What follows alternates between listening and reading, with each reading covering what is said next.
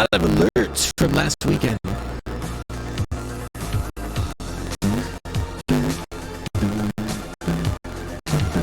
Last weekend was wild. We're going to talk about it. Audio was weird.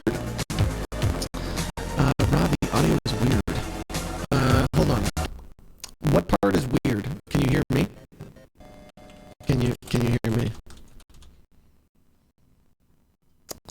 Audio is crackling. It's all robot-y. I mean, right now I have it all muted. Because you guys, I don't know.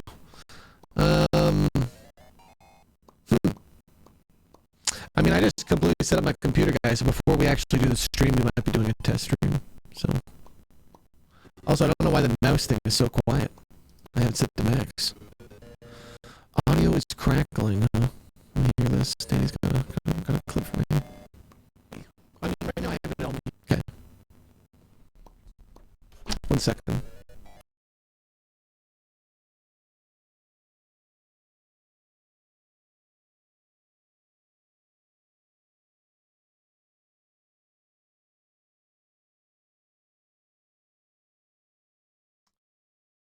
How's this? Oh, I feel very quiet.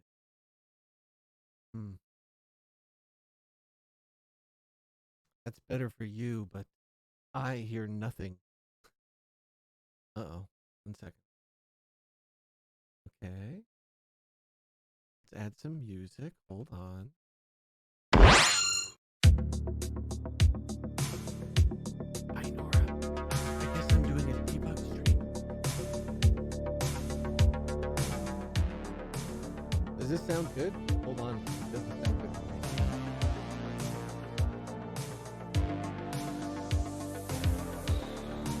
No, that's... I'm here.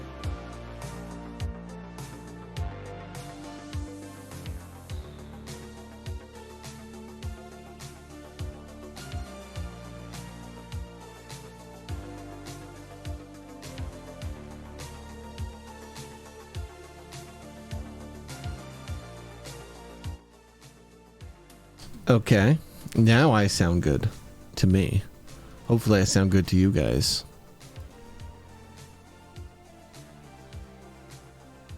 I just need to figure out, is this an audio problem? Is it a Twitch problem? I'm gonna guess it's audio. This sounds perfect now? Okay. Okay, hold on. We have to figure out one last thing, okay?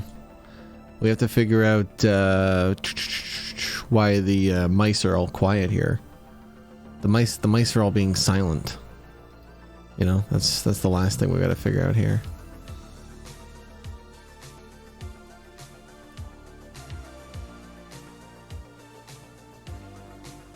The mice aren't making any sounds. These poor mice. I'm just gonna interrupt them. Slickster. Sorry, I just hit the Thanos you. Hey, welcome in, guys.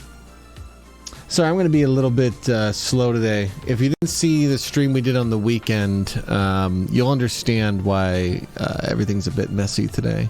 I basically took apart my entire office to put on this wild show on the weekend. So... we got some clips though. Olivia actually gave me an awesome link of everything chopped up, so I have some fun things to share with you. But hold on just a second. I need to pull some stuff up. I'm sure we're going to have a lot of technical difficulties today, but there is no plan today. There's no Tilly show. As far as shows go, we don't have any more shows to do on Wednesday. So I believe this part of every year is free stream time, which will probably end up being mostly your guys' favorite time of the year. Basically, the people who like enjoy the community aspect of streaming rather than the content aspect. This is always the best time of year. And let me explain. Wait, hold on. Do I have everything working now? Let's see. Nora, she's gone, but Nora, thank you for the 20 months. Mana with the 42, thanks for clicking the button. King and Pip, thank you for the gifted sub. But let me explain, okay? our community does a Christmas show every year. Okay. And this started out just as me just streaming on Christmas Day. And then after that, it became me creating content for Christmas Day. And then after that, it became me community memeing on Christmas Day. And then after that, it became we as the community make stuff for Christmas Day. And this year, why are the mice still quiet? Well, hold on. It's okay, here's what I need you to do. I need you to write out this year in all caps so we can get back to it in a second. But only after we figure out why the mice are quiet. They're being extra sneaky today. I don't know why this is. Why would the mice be so sneaky? What do they have to hide?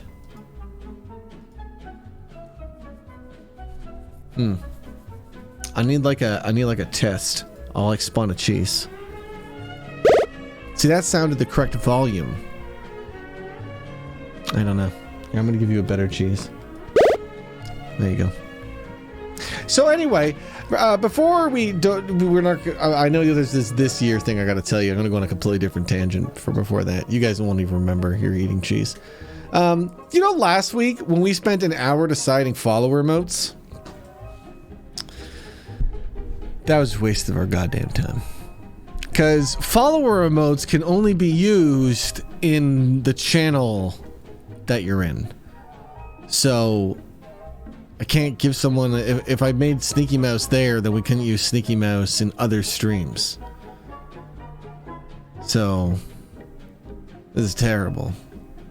I think what I'm going to do is make copycat emotes. You gamer girl, people were telling me that.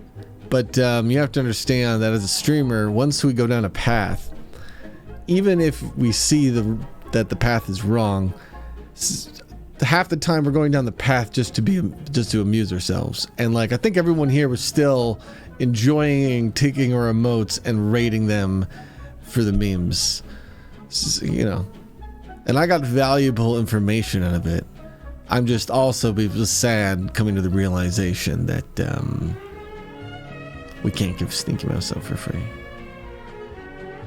So what I'm thinking of doing is just taking 5 emotes and making them the same emote, but just like free added to it. So it'll be like Rob's Sneaky Mouse free, and it'll just be Sneaky Mouse. You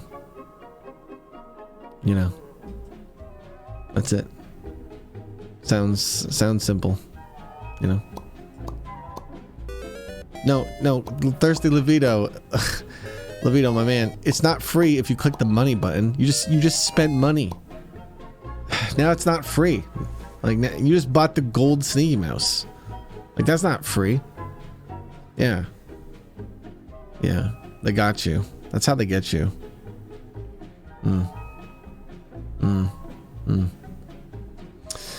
Anyway, there is no more roleplay shows for the rest of the year. I'm sorry if you're here for the roleplay content. Thankfully, you can just watch Olivia's YouTube because she's told me she has like 50 episodes edited. So I did the math. That sounds like content every day for the rest of the year. So we don't have to do any more roleplay content. Instead, we're going to be laser focused on the Christmas show. So let me explain. The Christmas show has gotten a little bit out of control because this year we as a community are also doing Christmas shows supporting Grum's Christmas show that I want to say is on the 13th. I don't think that's right though. And then Boom's, which is on the 18th, and I'm pretty sure that's right. You know? And so they're going to be using the Meme Street technology that we made in the community, and that's made with Megan's art. They've both had Megan commissioned Megan for some of their characters in Meme Street, so they're going to be all set up for there. I know Boom's already recorded stuff for his Christmas special. We're going to be using Tilly to make some Christmas content. Lady Outlier has already started like 12 projects and completed like 2, I think. Like one is like completely done, and like even Nora has done like voice acting for it, so that's kind of fun. So we have a lot of little community projects that are up and running. But it is now November 11th, so the ball has to get rolling really quick. So my next planning is basically all this week is scheduling, and talking to people to get a bunch of stuff ready.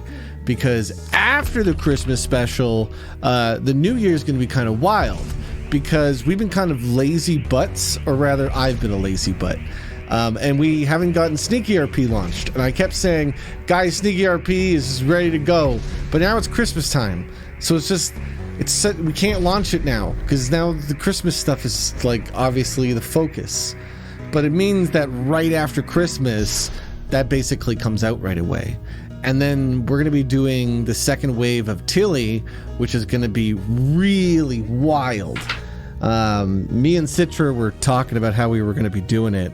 Because like, if you've ever been interested in doing this type of role play, we're going to be doing some great streams before we even get to like streaming all our new role play stuff in the new year, that are basically our community days. And this year we think there's a great benefit in streaming our community days. We didn't do that this year on Tilly.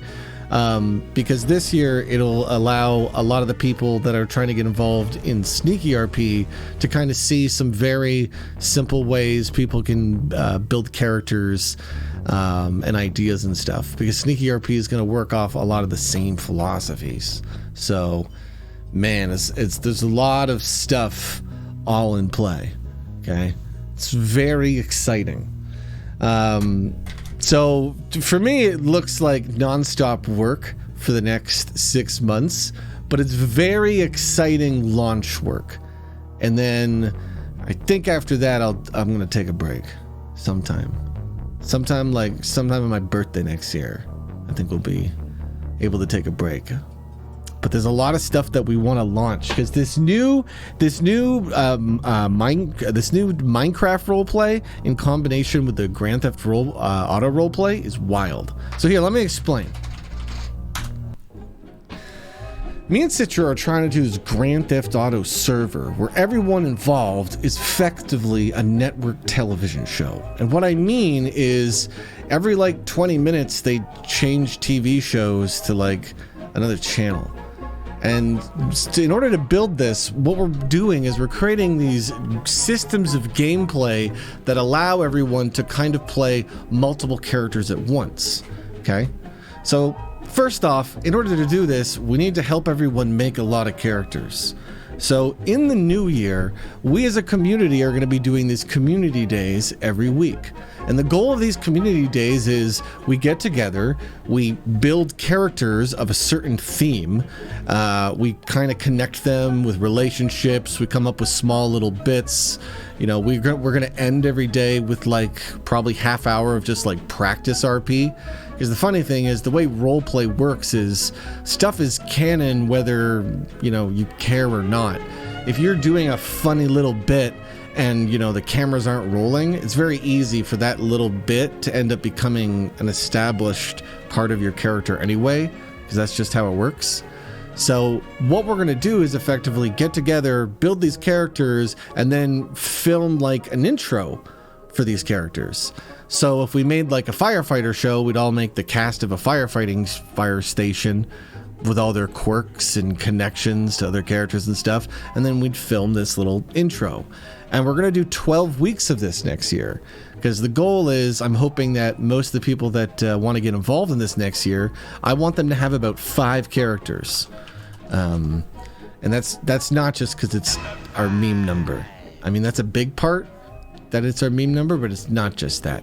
That is a very big part, but that's not the most important part. The most important part is that I want the players to have a lot of opportunities for roleplay, because the way our system is going to work is basically we're going to be constantly giving the role players opportunities to roleplay. The idea is if you have a character that works at all the gas stations, and you have a character that works at all the bars, and you have a character who's a taxi driver, and you have a character who's a doctor, and you have a character who's sells illicit drugs and other illegal things, then you now have like the ability to be anywhere in the city, you know, at any different type of you know, what would you call it, alignment. You could be a good character, a bad character, in between. You have so many different dimensions you can go. And so what we want to do is make it so it's very easy for one person to be like, you know, I want to go to Burger Shot, and then we send invitations to basically everyone in the server who has a Burger Shot character. Hey, people want to go to Burger Shot, you know? And this is going to make it so that it's very... Whoa, phone, why are you playing Dragon Ball and yelling at me? Shh. Sorry. Sometimes when I'm talking, Google just starts doing stuff. She started playing a good Dragon Ball song, though. Anyway, I want to make it so there's a lot of different opportunities. So you're just getting invited to, you know, hey, your so-and-so's character is wanted for a news conference. Hey, your so-and-so's character is wanted for a delivery job. Hey, your so-and-so character is just interested in this one thing, right? So that our players are constantly able to jump from character to character. Because if they're able to jump from character to character, when they go from character to character, they can effectively play the intro, you know? So they don't need to watch it over and over again. We'll probably only make you watch the intro once per night, and if they really wanted to, they could skip it. But there's a really big benefit in having this kind of cool format where you can just jump around from character to character, you know? It's very interesting. I was thinking about this the other night. I was watching this Netflix movie about Christmas, and a guy catfished a girl, and then the end of the movie is that the girl decides to stay with the catfished guy. I don't know what Netflix thinks a good Christmas movie is, but this wasn't it. But I was telling Megan that it's a shame this isn't GTA, because 20 minutes into the movie, when I realized it was kind of garbage, I was like, I want to watch that character. Can we watch that character's story? That's what's kind of fun about a role play show, is that you can exist in this universe where there is 12 different stories overlapping. So if you're like watching a story and you're going, oh God, they're going to murder people. No, it's Monday. I don't want to watch them murder somebody. Oh, hey, Taxi Driver. It's kind of funny. I'm going to stay with a taxi driver the rest of the night rather than this other story. There's something really amusing about that, you know, especially with community-based content. I love that, you know. That's why I've wanted to explore it more and more and more. And so next year is looking very exciting because we're going to be doing all these big Christmas specials. And then in the new year, we're just launching all this new roleplay stuff, you know. I think next year, Wednesday streams will probably be more just chatting. And then when I run out of things to say, jumping into Sneaky RP. Because I think what we're going to be doing with Tilly here is eventually moving it to a weekend. And I'm not sure which day, if it's Saturday or Sunday or what day it is. But I know that we have a lot of Europeans that are involved in Sneaky or in Tilly. So it's going to be much better if we can move it to a weekend. And I think just in general, for people being able to watch the show and get more involved in the community, it's just probably about time to move it to the weekend. So I also don't think we're going to be doing 2 shows a week. I think we're going to be doing 1 show a week because I think a lot of us are going to be focused on other projects and other role play. And truthfully, if somebody wanted more role play, we could just schedule some bonus role play days. You know, the more I do role play, the more I cherish my role play being condensed into like sessions with friends. You know, it's very advantageous to make it so that your roleplay environment isn't 24/7. If your roleplay environment is 24/7, it does sometimes feel like the stories can go on without you, and so you can feel pressured to play more than is probably healthy, usually. You know, so that's why like even Sneaky RP is not going to be 24/7. The community, the server will be on, but the role play will only be on 4 days a week. And 4 days a week is still a lot, in my opinion, but it's probably a good middle ground to make it so people cannot roleplay 24/7, but it does create enough time so that a wide group of people can all experience the roleplay, right? With Tilly, it's very narrow. You know, it is a very select group of people, and that select group is basically people I just get to know that are interested in doing this type of roleplay. I don't even sell Tilly when I'm trying to get people involved in Tilly now.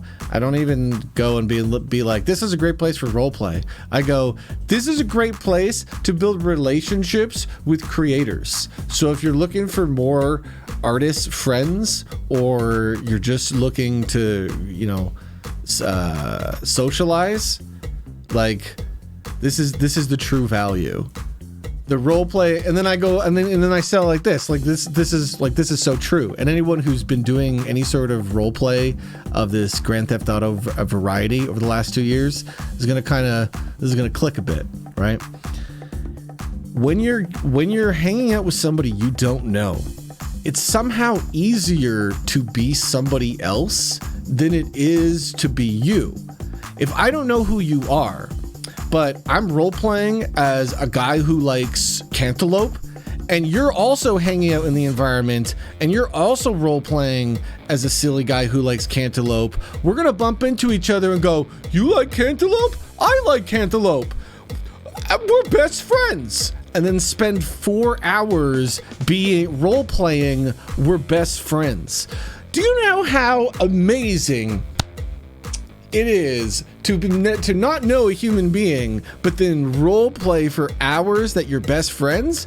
It is probably like that's like how you would power level in the game Sims. Okay, like if you're trying to like grow a relationship, you'd be like, nah, I'm gonna make them play role play games. That's got the best modifier for leveling up relationships fast.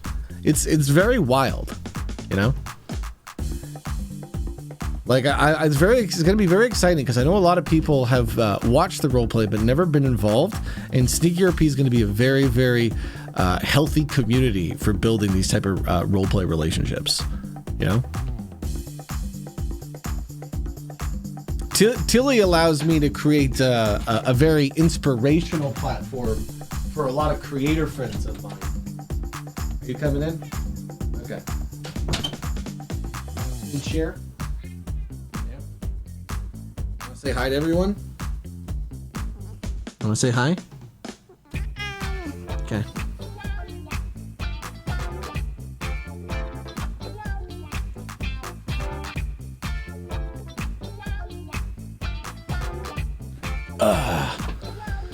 That guy. I think I have a new movie of him. I think I made a new movie the other day. What's it called?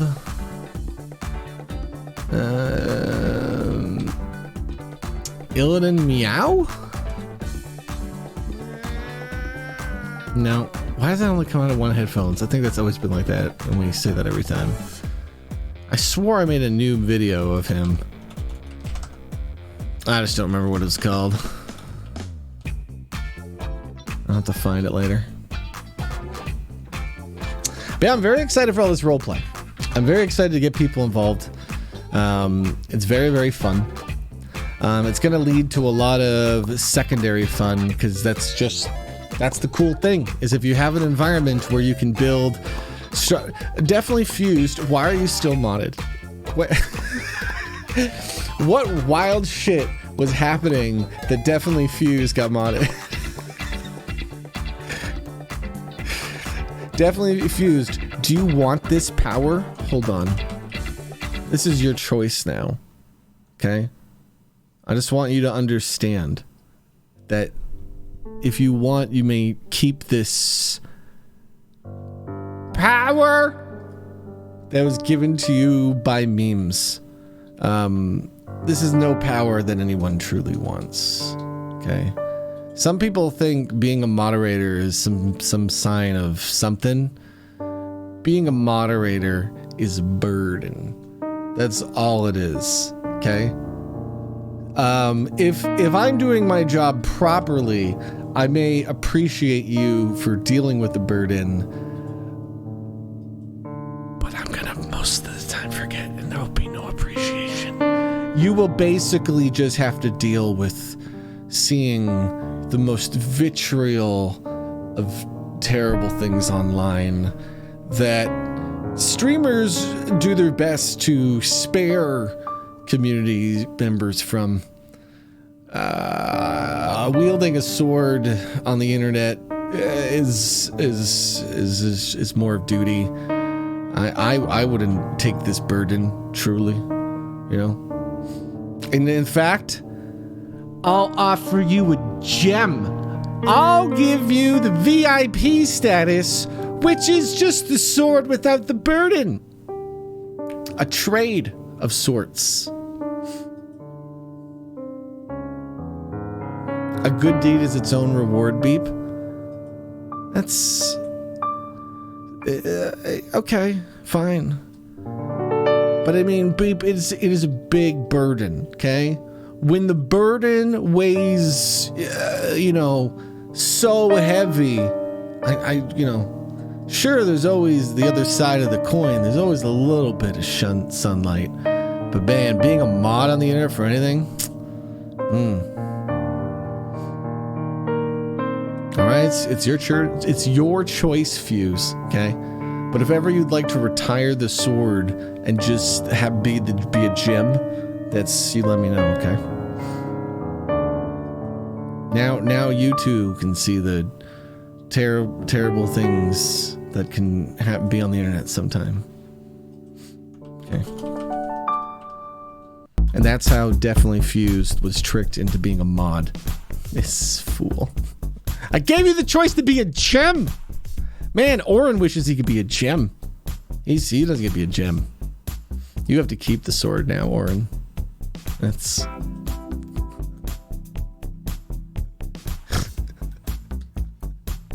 should give Nora a sword.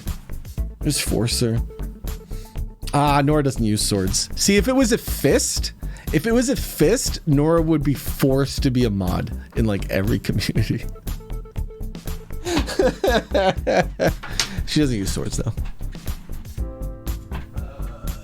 Find some tissues. I'll be right back. By the way, I was messing with these dumb transitions.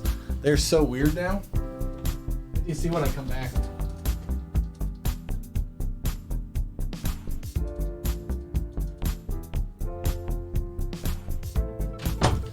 Man, there was a lot to do and talk about today, but I don't have any stress because there's no show.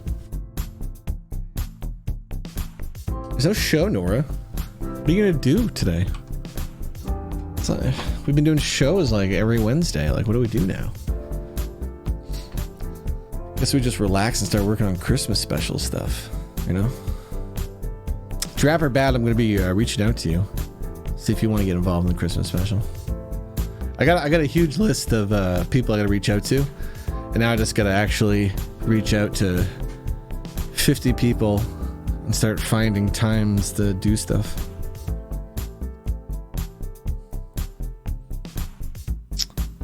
All right, Nora, since you're here, here's the 12. I think we only have 11 so far. Here's the 11 community weeks. Okay, that we're thinking of doing. You ready? Is your brain ready to absorb information, Nora? So you can process and go, oh, okay. Are you in a, oh, okay type of mood today? I gotta reach out to AFox too. I want to give AFox a tour. Your car is making noises. Wait, are you in your car right now? That's okay, gamer girl. It's fun being new here. We like new people. You have to understand that every time there's somebody new, it means we all get to share our dumb memes and stuff with you for the first time.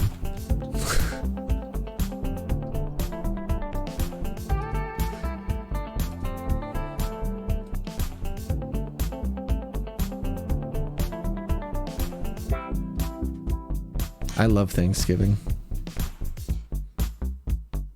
Oh, guys, I'm gonna be wanting Thanksgiving all day today. You can't just have random Thanksgivings.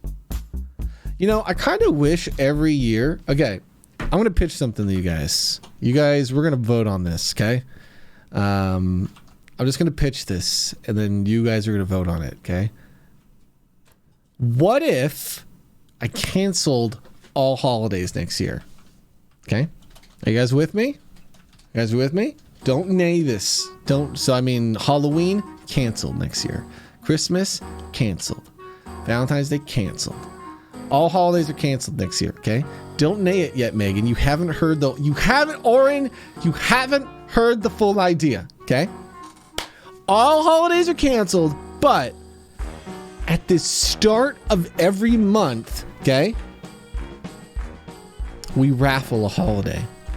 So we don't even know what holiday it's going to be, okay?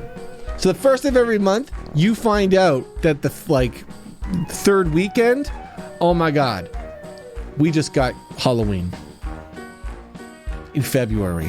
What? We never get this in February, okay? Now, here's the cool thing. Sometimes some holidays, you might get back to back. So that makes it easy for you because you don't even have to celebrate it. It's like a half break. Like, let's be honest. If you got Halloween and then it rolled into Halloween and then it rolled into Halloween, you'd be like, damn, man, let's get to be spooky for 3 months. You know? The holidays would just be extended a little bit, basically. That's it. Sometimes you get the remixes too. You get Halloween, okay, into Arbor Day. You got to put in some crappy, you know. I mean, it's not that Arbor Day is crappy. It's just, it's not really a holiday. It's just a day that comes up. Arbor Day. It's like a tree-based day, you know. But I mean, if Arbor Day really isn't on the same level as Christmas, okay? Like Halloween, it's Halloween and Christmas compete, okay? I would wager that Halloween is actually more popular than Christmas, only because a lot of people find Christmas annoying. I don't, but I can understand it. And truthfully, actually, I'm lying. Christmas can be annoying. I feel like Christmas for me, I'm into it and less into it every year. I think it's changed because now I just have this one thing that I love about Christmas because it's so important to my job and community.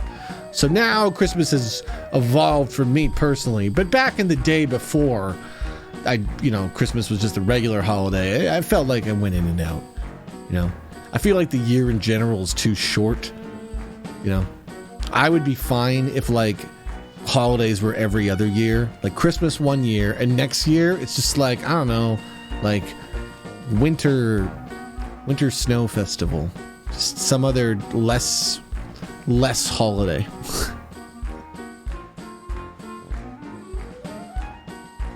There could be See, here's the other thing.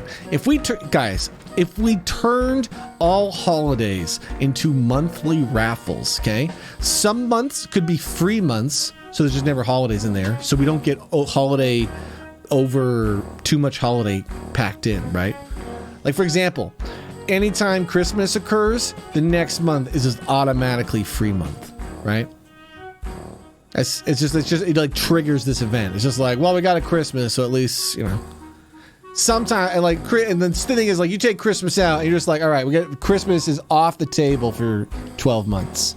That way you don't have the problem of back-to-back Christmases or anything, okay? But here's the thing is, once we've introduced this new holiday system to the world, creating new holidays and getting rid of holidays becomes infinitely easier, okay? Right? Because now the whole game has changed. Now you don't have just X amount of months. You can just throw in holidays. You know, if there's some sort of TikTok trend about pancakes and pirates, you know, we as society can be like, all right, pancake pirate holiday is a thing, and they just throw it into the raffle. Okay, it's just thrown into the raffle. Okay. There could be a system to establish which holidays get added in. It could be a lot like, Premier Sports Leagues. So Holidays are battling, you know. At the end of every holiday, there's a survey that goes out, and everyone gets to just be like, yo, do I like this holiday? Yes or no? We're seeing stats. People are like, damn, Christmas is down 14% this year. I hope they don't increase the delay per Christmas. It's already at 14 months, you know? I liked when Christmas was once a year, but society's been delaying Christmases because it's been happening too much. It's like the stock market for holidays, you know? It's suddenly your favorite holiday, you know, if society likes it more, can become more common, you know? If society hates it, it's more rare, but more treasured, you know? Can we get some cheese? Absolutely. Our new mouse friend Munchius might like some cheese. I type Rob Sneaky Mouse to collect some virtual cheese points. All right, now I need to get back to that other tangent that was 45 minutes ago. You guys have to type words in chat. Those words should activate my brain to remember what we have to talk about this year. That's all I gave myself as a clue, Danny? That's not helpful enough for my brain. It's this year. Nope. That tangent's gone. What was I talking about? Tilly? I don't know. I was going to tell Nora about Tilly. I guess we can talk about that. What's different about this Christmas special? We're doing 3 this year. I'm going to be helping produce Cancel Holidays. Ooh, it's a tied vote. Okay. I guess we learned nothing from that poll. I'm going to be helping produce Booms and Grums. So we're going to be making content on both Tilly and Meme Street for all these specials. And on my Christmas special specifically, I do know we're going to be doing some stuff in Sneaky RP.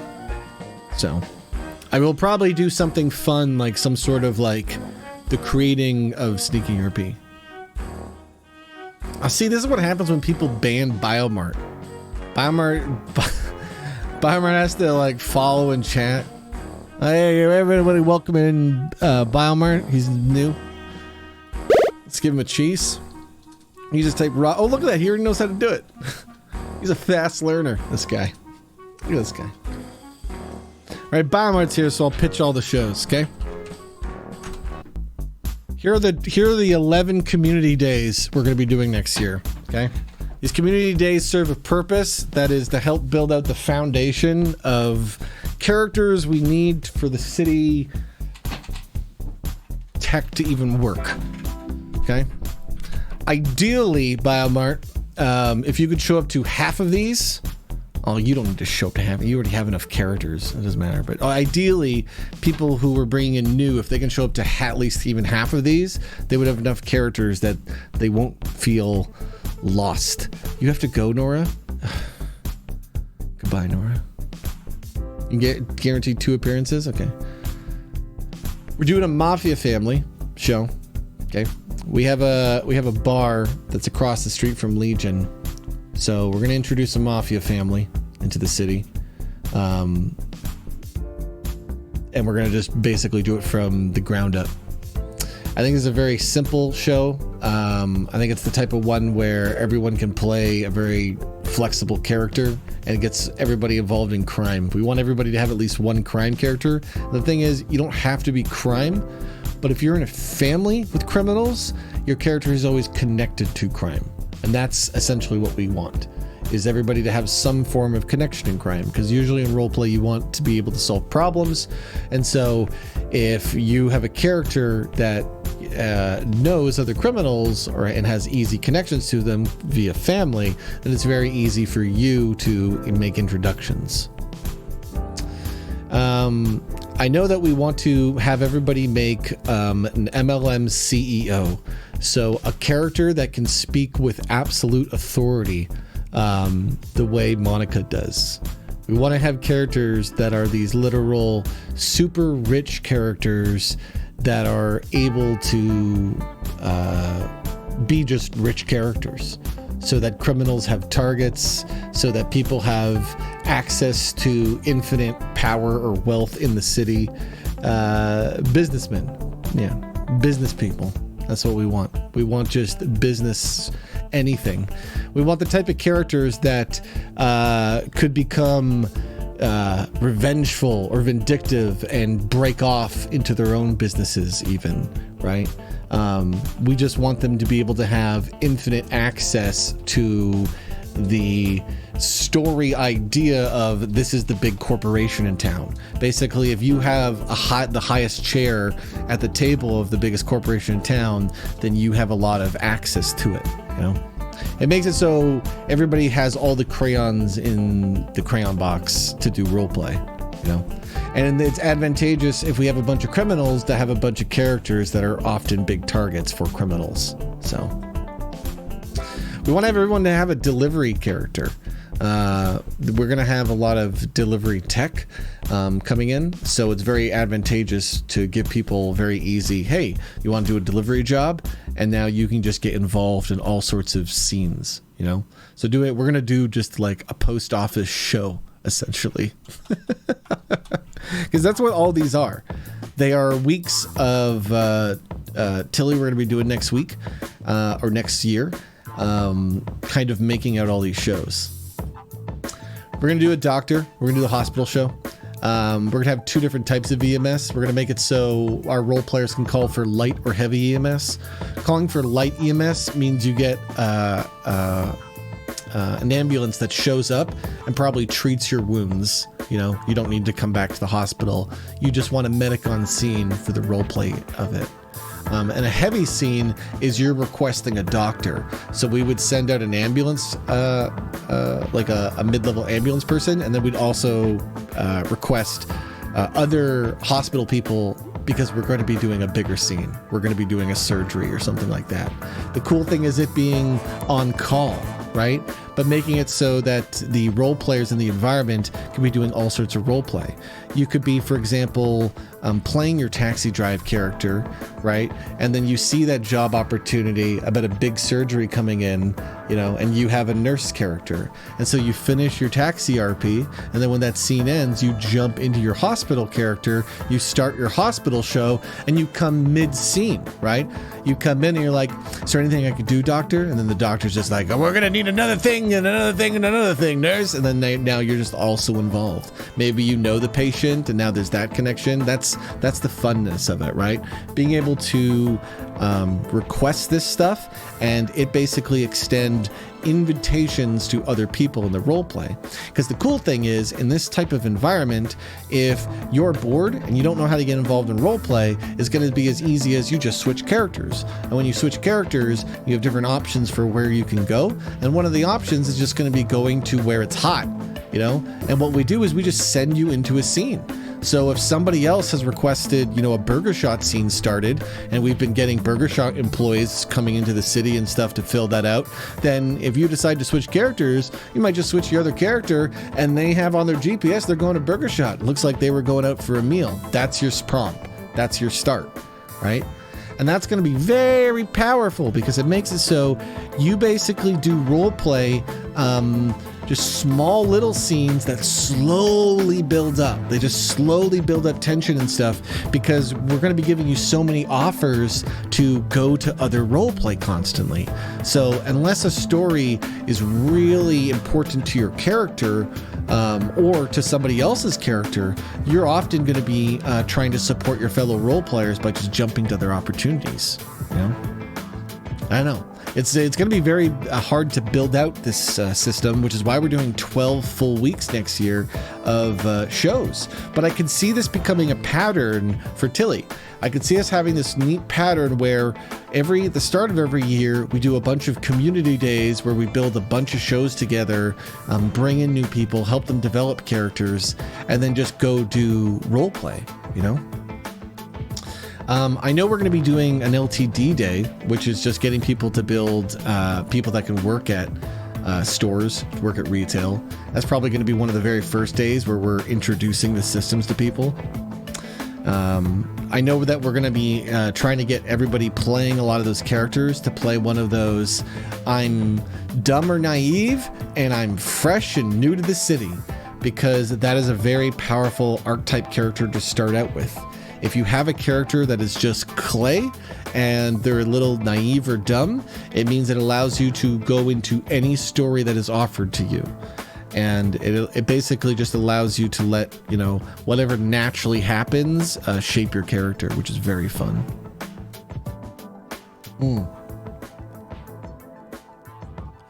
So we have a lot of things like that are like things we want to fill out in the system, so that if our players are trying to go somewhere, you know, we can offer roleplay opportunities to people. The idea is you don't have to roleplay somebody who works at the clothing store, you know?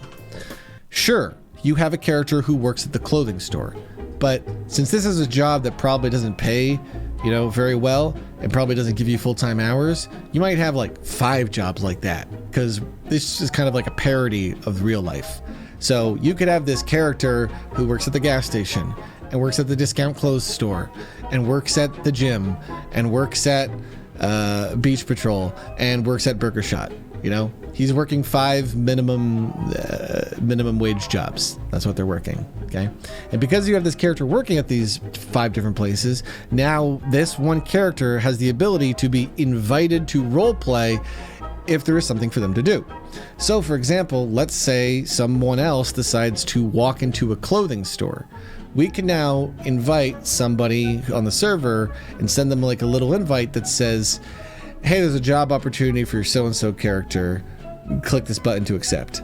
And then there's a bar that's going down, because if you don't accept it, we're going to give this opportunity to somebody else, so that we can quickly get somebody to come out from behind the curtain, essentially, and be like, can I help you with anything today, sir?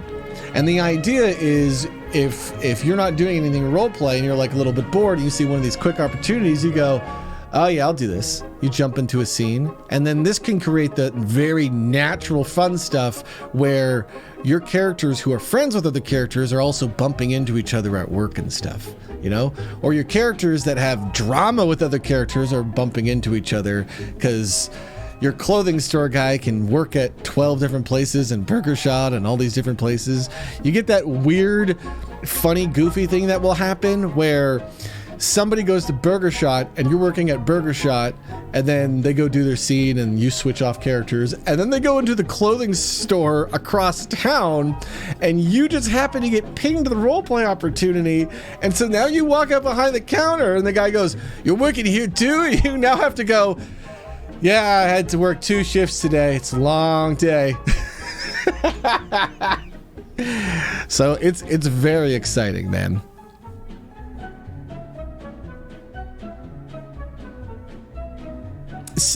Ghosty's saying they'd love to do RP, but they would feel they would clam up. In an environment like Tilly, it is going to be very intimidating for a lot of people, which is why I'm very self-aware of that. We're trying to build a very less intimidating environment that is sneaky RP in Minecraft, because fundamentally roleplay is roleplay, and the only difference between GTA and sneaky RP truly is just the aesthetic and the environment, right? And so that's the fun thing about roleplay, is that if you have the right people, the environment almost doesn't even matter. It just allows you to remix memes and bits differently, you know? Like, half the fun of GTA roleplay is just coming up with weird ways to use the mechanics to meme on each other, you know? Like, it is the fun discovery of realizing you can take the fire truck and spray water and it sends somebody flying, so that you can offer to clean somebody with the fire hose, knowing that the second you squirt them, they're gonna go, whoa! Because their character's gonna go flying, you know? You require a goof or a gaff? Okay. Let's see. I got one for you. Let me show you a goof or gaff from this weekend, Glory. Okay. Olivia cut up all of the fun things we did last weekend. So for those of you who, because I'm assuming it's most of you that didn't get to see, I did a special stream that I didn't hype up because you know me, I don't hype up things. That's why I need to get a news team started with Ghosty so that we can actually announce the things I do. A lot of the things I do can be very exciting and fun, but I just don't have a lot of time to always hype them up and do them just yet. But I'm making it so all the things I do get easier and easier. So I'm getting better. I'm getting better at this. But on the weekend, we did this show because we had Citra and Jill staying with us for a few days. And so Jill's going to be away from streaming for so long because she's traveling all month. And I was like, okay, we'll do a fun stream together. What can we do? And Danny Dip made us this amazing bot that combined all of our Streamlab donations and all the bits and subs so we could have one number. And I probably should have made something to like display that on stream, but it doesn't matter. It doesn't matter. But the way we did it is we had this hat. And hold on, let me go find this hat. I'm sure Megan's put it away.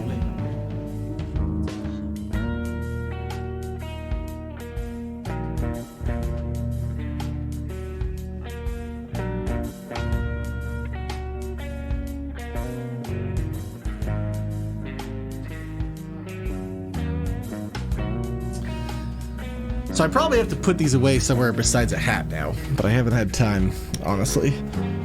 Basically, they left on Monday, and then I took yesterday just off because I was just exhausted. Even setting up that stream was wild because I basically had to take apart everything here and set it up in the other room. And we had a 2-mic setup, and I've never done a 2-mic setup. And so it was very slapped together, and I'm surprised it looked and sounded as good as it did for the amount of time we had to set it up. But what we did is we were doing this fun idea of we would perform scenes on a green screen. So let me pull this up. We would perform scenes on a green screen, and basically we were just taking anyone's idea in chat. Hey Link. Oh my goodness, I'm way behind in this stuff, sorry. Link, thank you for the 8 months. Madagascar for the 14. Were you talking about the Tilly thing? It is endless fun. It really is. And my goal with Tilly is to help other people be able to build these environments. But what's wild, and what I keep explaining to people, is Tilly fundamentally only works because it's an environment about building respect more than roleplay, So it's weird because I'm creating an environment that is becoming more and more attractive to be in. It's like, oh wow, this looks like such a fun, cool experience to try to be involved in. That it's going to become more and more intimidating over time. That in order to really engage with, you have to almost not care about the environment and care about the people in it. So my goal isn't to make it so that people want necessarily to be in Tilly, but to find a community of people that they could do role play like Tilly, right? And that's my hope with Sneaky RP and other things, is that as we are building this stuff up, other people, other community leaders can then literally build their own versions of it, A lot of our tech, or mostly all of it, honestly, is designed so that we can share it with other communities and help them build these roleplay environments. Because it's like roleplay is fun. It really is. Once you start doing roleplay, it's very hard to play games any other way, especially if you're with roleplay friends. Like on the weekend, like I was saying, we were doing scenes in a hat. So we would come up with ideas in chat, and we'd be like, what's this one? Everyone tells Jill how sweet she is. This was gonna be good. If this one came out, I was just gonna roast her for like 5 minutes in front of the green screen. And so we were just writing as many as we could. There was a lot. I don't know, like 50 plus. I think the plastic bags are the ones that were drawn. And my plan is to keep these because I've said this before, but like Meta is love, not Mark Zuckerberg's meta.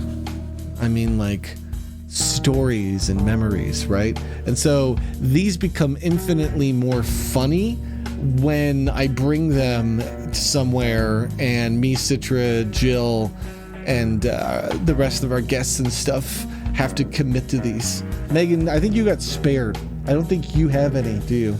Do you have anything that forces you to do anything? You're lucky. Yeah, there might be a few makeup things. Yeah, there was like put makeup on. Yeah. She's getting spared for now. In the future, though, we won't be as nice. So that was fun, and we did all these scenes. So I don't know, Glory. Did you get to see any of these? These are all so wild and dumb. Like this scene was Citra was my arms. Take one. And action. I gotta click enter. Wait. On where? Right here? His fucking little face here. Yeah. Hello, everyone, and welcome to my presidential acceptance. I like how he's As also many of you will being very know- animated with his face behind me. All right, well, hold on. There's a bunch of fun ones here. These are so I don't know what to do with this stuff.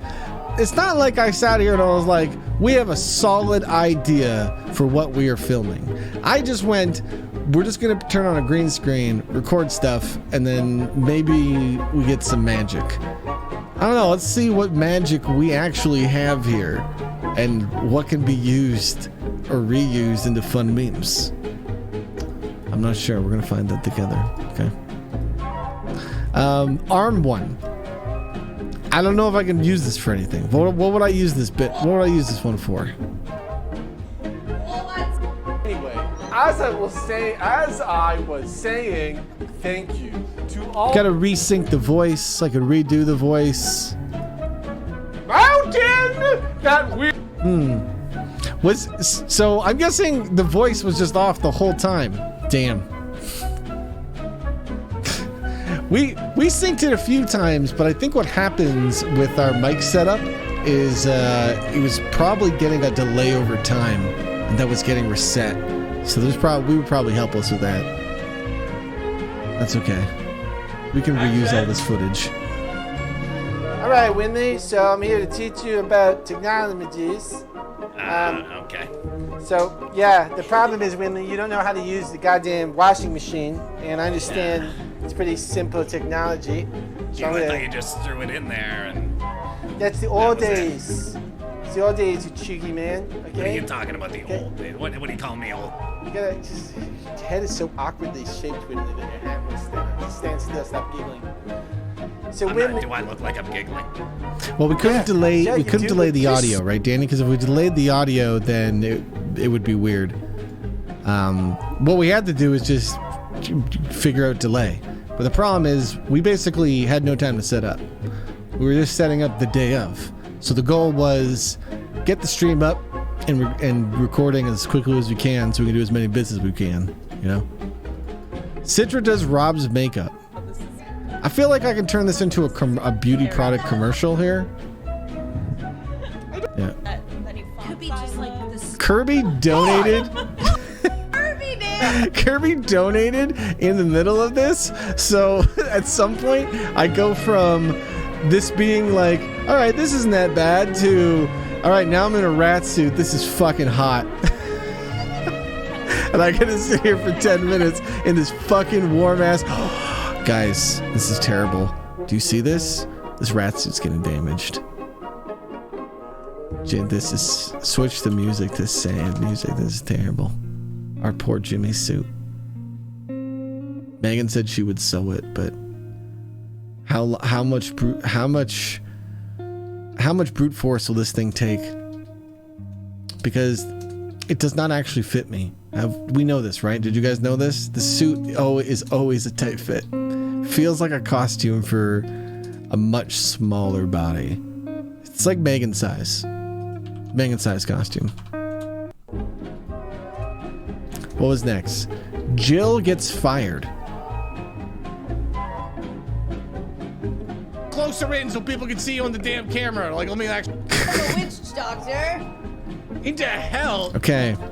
Once again, I hate these Logitech cameras because no matter how many times I disable autofocus, autofocus loves to re-enable. This whole clip feels blurry. This was funny. So we only had one mic pack. So whenever we were doing 2 character scenes, we realized that somebody had to sit on the couch and voice one of the other characters. It was the only way this bit would work. This one was funny. It's not opening up for some reason. It won't let me. There we go. Mine is Masquerade Party. So this is we're drawing a beard on Jill. Mine is. This unlocks Jill's roleplay ability for the rest of the night to roleplay as Joel because she now has a beard. Oh, this green screen scene is great. We have to use this for something. This one we have to reuse.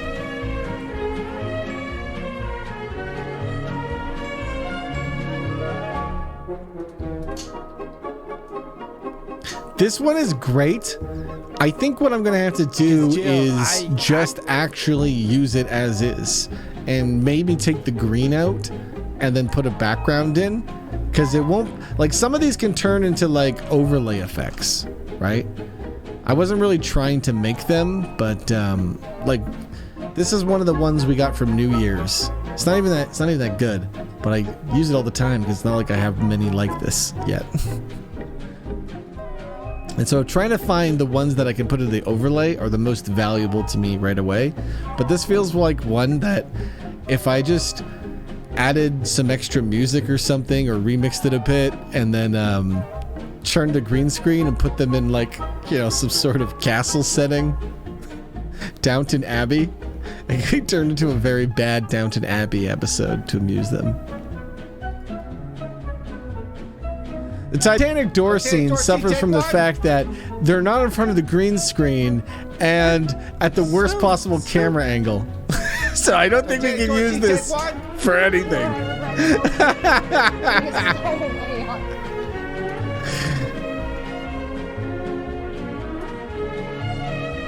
All right, which one's this one? This is Muscle Joe. You guys see the muscle. We're taking that kingdom this time. Actually, this one's good. No matter what. This one's good. Last time I spanked. This one was me and Citra doing the voices and other people doing the bits. Honestly, we should probably do this more. Like, me and Citra can endlessly roleplay and can play 12 characters. So when we're hanging out with our friends, this is probably the best way we can do dumb memes and stuff, is utilizing our roleplay ability to let them be able to be on camera and just us saying ridiculous things. Your little booty, to make sure you would never get my kingdom. Do I need to spank your bottom again, young Joel? Joke's on you, I brought booty armor this time. What you gonna do about that, princess? Okay. I might use that in the Christmas special. This one might just have to get reused in the Christmas special. All right, this one is just unfortunate this occurs. I'm ready for this meme. This one's just unfortunate that this occurs. I don't know what I'm reusing for this for, but this is just a movie of me dressed up as Monica, Citra being voiced by Jill, and then her spanking me over and over again. I just commit, guys. Who put this in the hat? I want to know who wrote this one still. I'm gonna go back in the VOD and find out who put this inside the hat. Because this is like, we're 8 scenes in, and I'm like, shit, I gotta commit to this. Bomber, don't even. Bomber, there's one of you. There's one where Citra role plays as you, I believe. I know, you weren't even there. It's rude. You know? Jimmy the Rat, A-Fox, kills Joel. Yeah, this is Jimmy the Rat, but as A-Fox? I forget why it was as A-Fox. It was audience request that it's actually Jimmy is pretending to be A-Fox. At some point, I can only mix in so many bits until it is impossible to add on to the equation. The exceptions. Thanks for the 25 months, my man. How you doing tonight? Nobody wrote this down. That's not appropriate. Biomart, most of what I do is not considered appropriate by mainstream. But I actually think it's very appropriate. I think it's appropriate, man. At that point, it was past midnight Biomart. You know, Wimley spanking Monica is perfectly appropriate at that time of night. Absolutely. Specifically for committing to the bit. Mm-hmm. Plus, Biomart, how many times do you think I got spanked? I mean, you can solve this meta. I don't even need to give you the opportunity to solve it because you'll just try to meme. It's very dumb bit. This Jimmy thing, I think Lady Outlier had best gifts, by the way. She posted all the gifts in the meta. But she had the best gift because there's this one nonsense thing that I have started to break part of this costume. And the helmet has started to break straps and all sorts of things. So it doesn't really, it's a rat costume literally falling apart. And there's this part. See his mama anymore.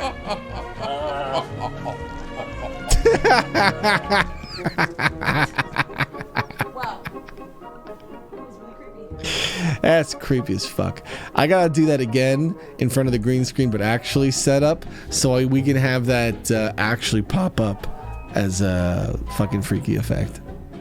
I need to make some Jimmy pop-ins that are creepier, you know? It just needs to happen now. But that was a really fun weekend.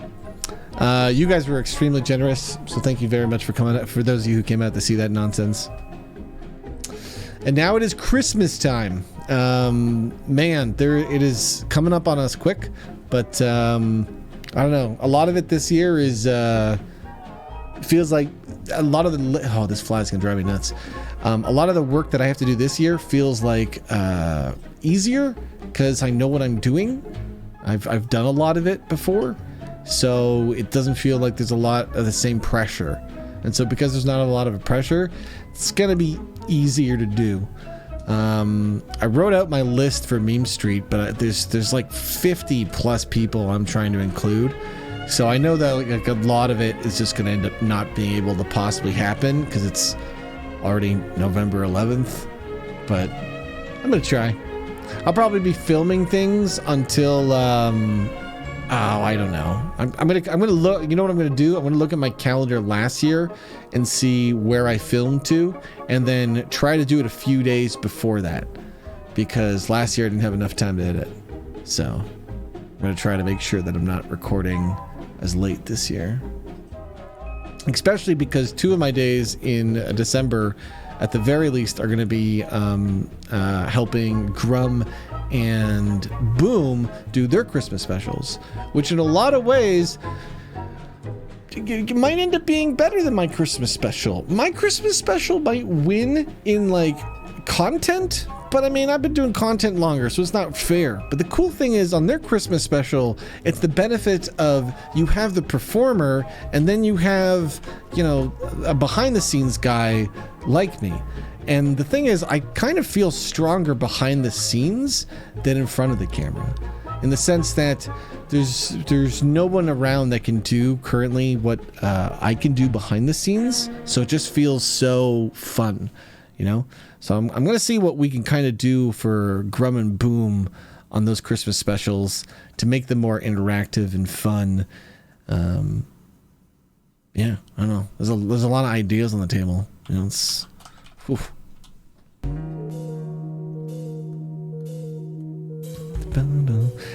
Please have yourself a piece of cheese. Thank you for hanging out tonight.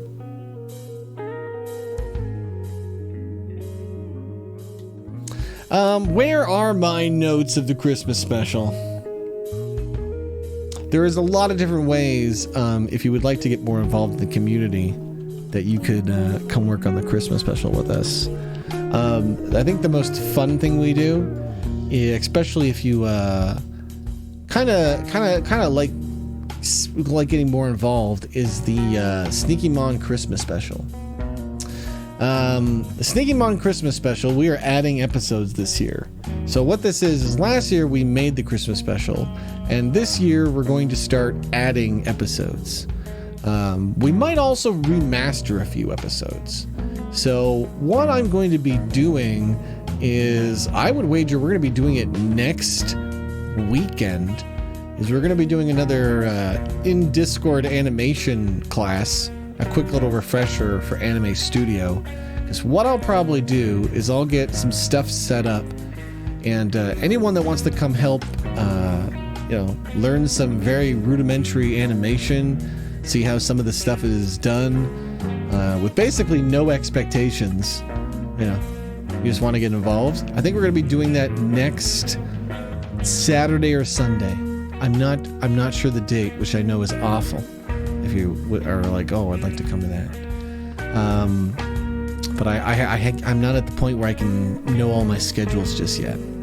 So I will say something on Twitter and in the Discord to tell you what day I'm able to do that.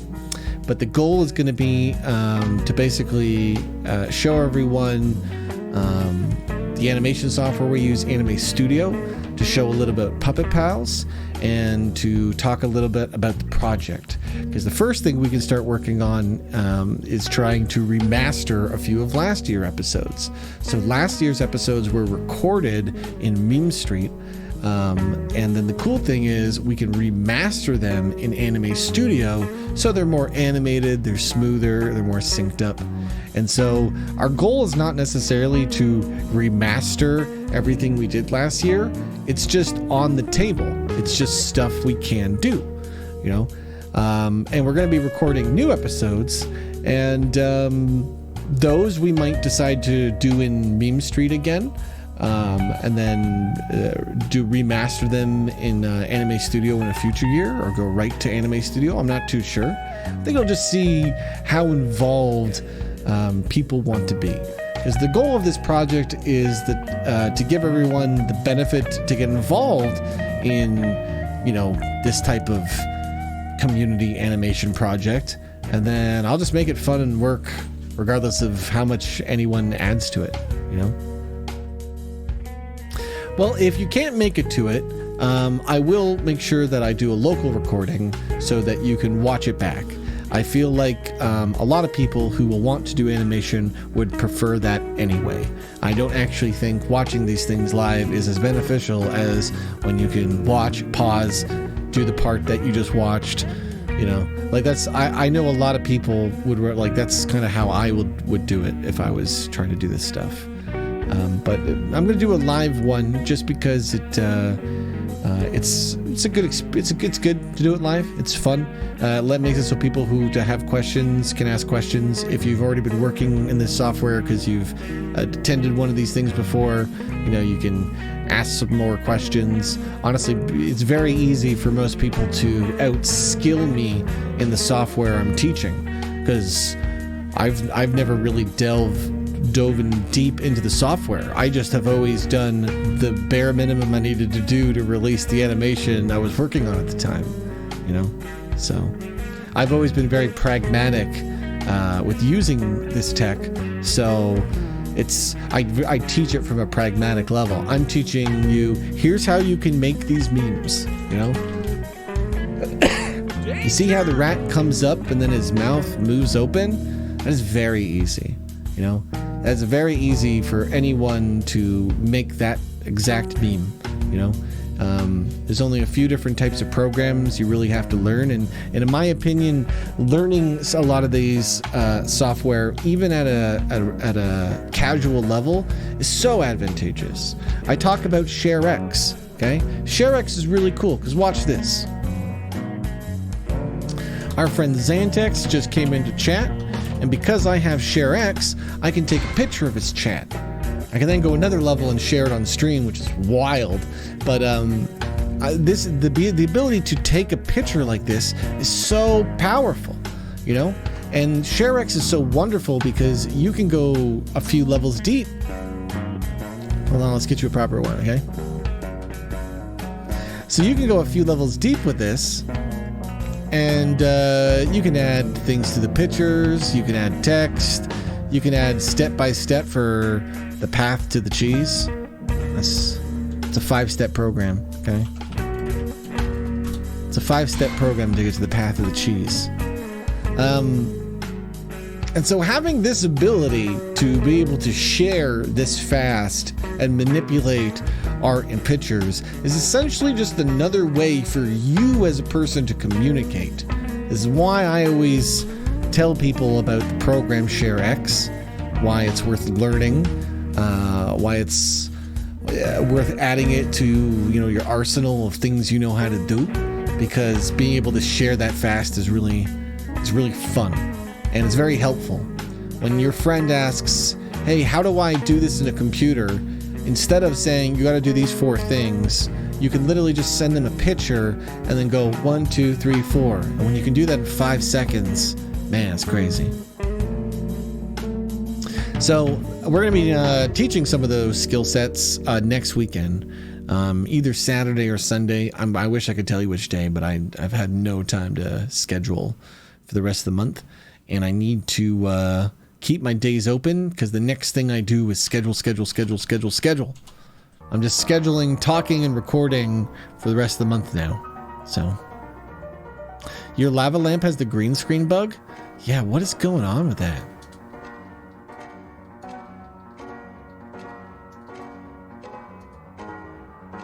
What about Jimmy then? Yeah, look at that. This is a completely fresh scene. Oh, wait. Wait.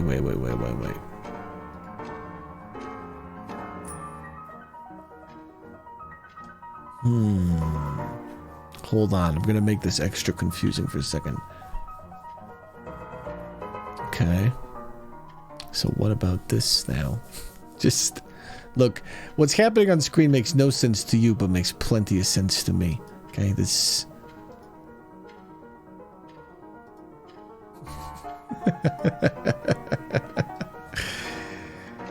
it's called Cam Full.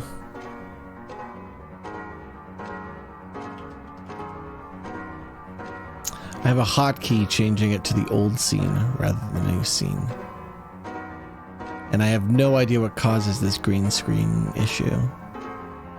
It's quite a funny one. It's just random things get affected.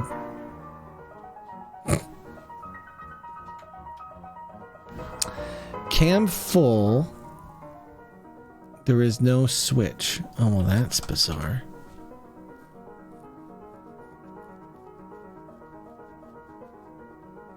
Boom, boom, boom. Here we go. Here we go. Okay, Rob fixed it. And now this should be better. That's not better.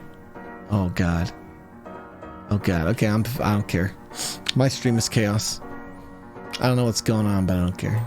I'll figure it out later. All my layers and stuff have been messed up in OBS for the last ever. Since I started using OBS. I used to stream on XSplit for years and years and years, and at one point I had to switch to OBS, and I never really learned to use OBS. I just started streaming in OBS and have been going since. Just piling on things and then going back and go. The biggest problem is I try to do things during streams to entertain you guys. And then what happens is I forget that I have done this thing.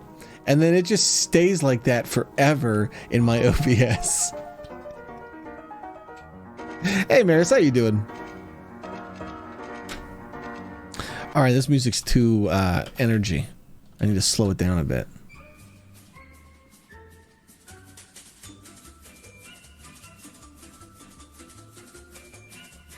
Yeah, the goal of my Christmas show every year is to make it so it's very possible to get involved if you would like to get involved in the community.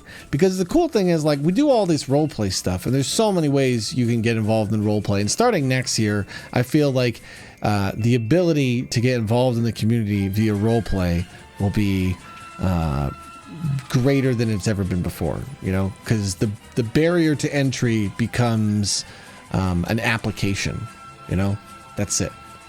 Now, that might sound like a lot, but it's not when we keep saying the application is just formalities, you know?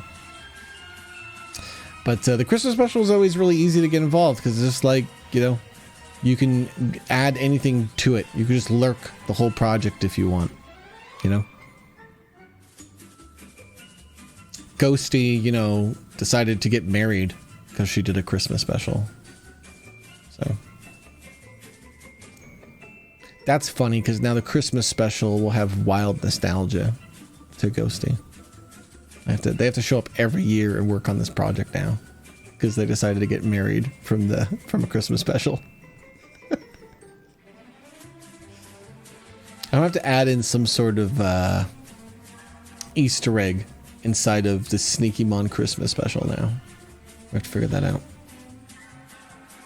The problem with the Sneaky Mon Christmas special is at some point we will have to go back to Digital Bards and actually start trying to form the Sneaky Mon idea again. Okay? And guys, Sneaky Mon was a very, very hard meme. That is a meme where we say things and then we try to commit to them, and I know as we're committing to them, it's not possible. Like, I think in Sneaky Mon we had 93 types. The goal was to have more than 151 types so that we can meme that we have more types than, you know, like Pokemon Gen 1 Pokemon. Sneaky Mon is amazing. And it will be something that we return to over time. Especially because there's the potential for this Sneaky Mon anime to just become this rolling ball of power that becomes so stupid over time that we just can't not revisit it. That's truly why we did it last year. Because I was just like, if we do it this year, Sneaky Mon is forever. You know? It's a forever meme. Adding the Sneaky Mon element to the Rob TV special. Because this year you get to pick the episodes, I think. Is that how it works? I don't remember. I discussed this with Danny and I went back and forth on this idea like 10 times. Let me load up my document. I need like some Pokemon like future music. Let's see. This isn't a spreadsheet, so I'm guessing it's a Sneaky Mon spreadsheet or something. Do we have a Christmas 2021 document yet? Dude, I don't know.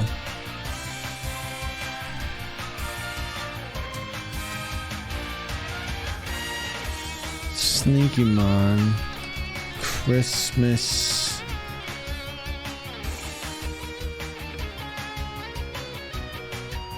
I swear me and Danny worked on this. I'm gonna have to dig through my files to find it.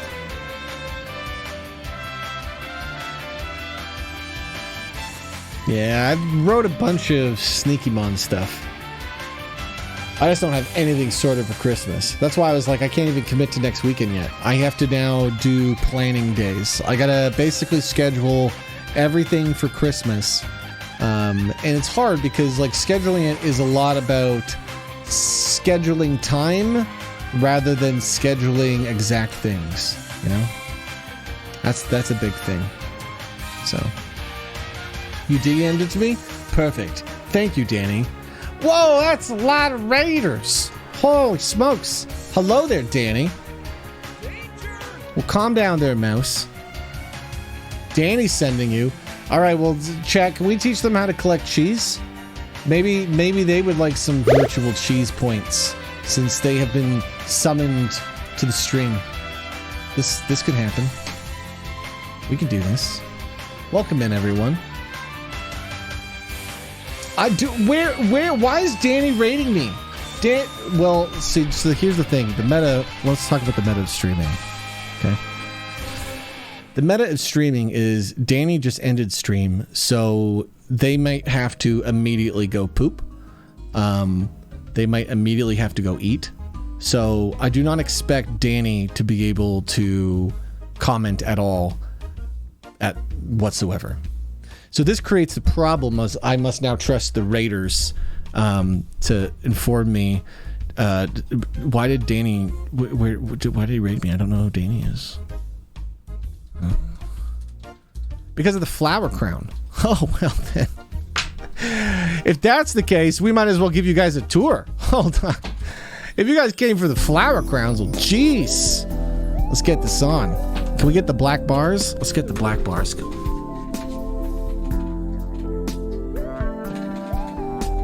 My partner Megan makes these for me. They are to keep back this hair. See this? How do you manage that in COVID? Flower crown. Nice. Nice. All right, black bars. I need you to. I need full view here. This is a Valentine's Day crown. It's beautiful.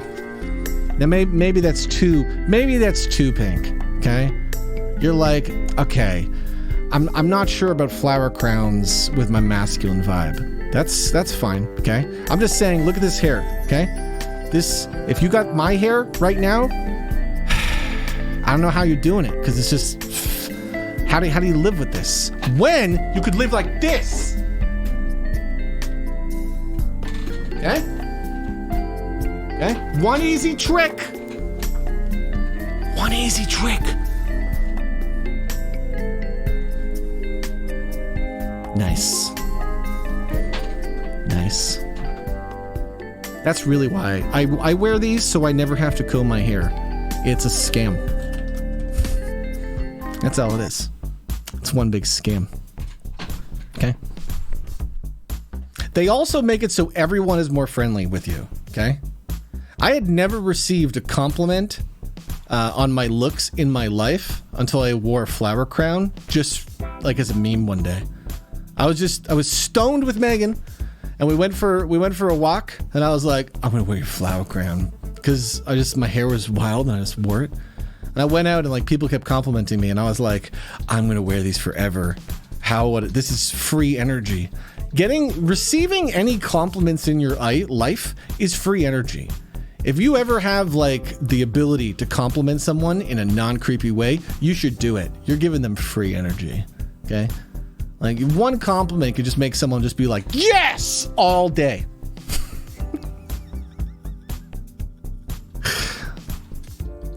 Danny said I train squirrels. Oh, you have no idea. You guys have no idea, okay? I have a TikTok. Now, I know. It sounds like I'm advertising to you. It's because I am. But it is actually just filled with niche squirrel videos, okay? This shit doesn't go viral. We don't want it to go viral. If this goes viral, people would show up to the park and ruin it. So, like, I don't actually want you to follow this TikTok unless you're invested in niche squirrel content, okay? Invested. I'll show you what I mean. This is a new one I took of Brutus the squirrel. As you can see here, Brutus is guarding his hordes of nuts. Okay. Now, you will be intrigued to know that Brutus didn't actually have any other squirrel able to take his nuts that day. At all. Just you wait. Hold on. See, this guy's getting close, but watch as Brutus defends his territory. See, I was telling you. Me and my friends, we just sat here watching Brutus for a while until I got fed up that Brutus was literally hoarding all the nuts, and I shoot him away and started giving nuts to other squirrels. Okay.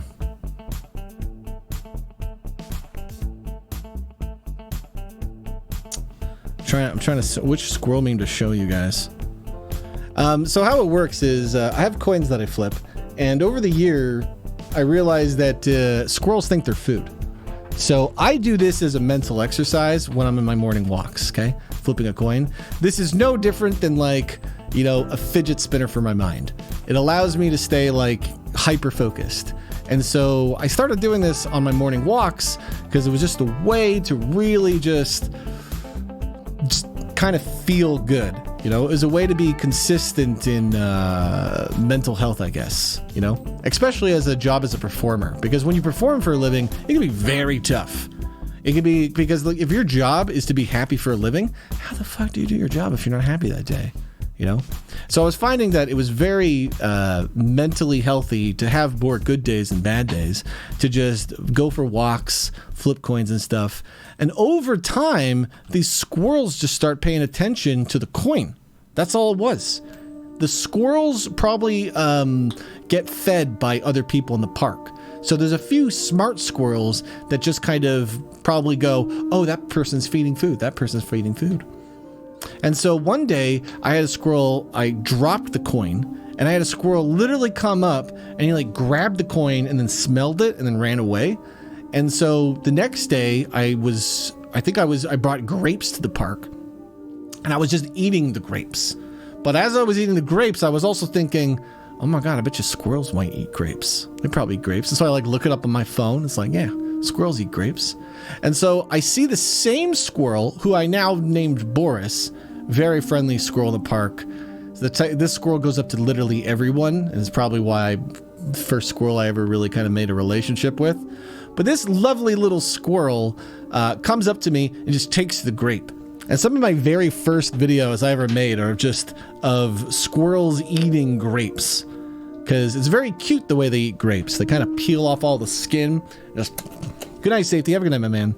And they kind of get right into the juices. I don't know if you really did. If you were really curious, you can dig for a video of squirrels eating grapes. Because nowadays I give them peanuts. Peanuts waste more of their time, and the problem I have now is not actually getting squirrels to come visit me. It's running out of nuts in my nut sack. I will go with a good 5 handfuls of unsalted peanuts and see probably 100+ squirrels on my morning walk. I'm not even exaggerating, because it's at a point where the baby squirrels now trust me, the ones that were just born in September. So there's 3 separate parks I walk through, and I'm at a point where I'm putting a few nuts in my pocket because there's specific squirrels. I'm like, I saved one for you.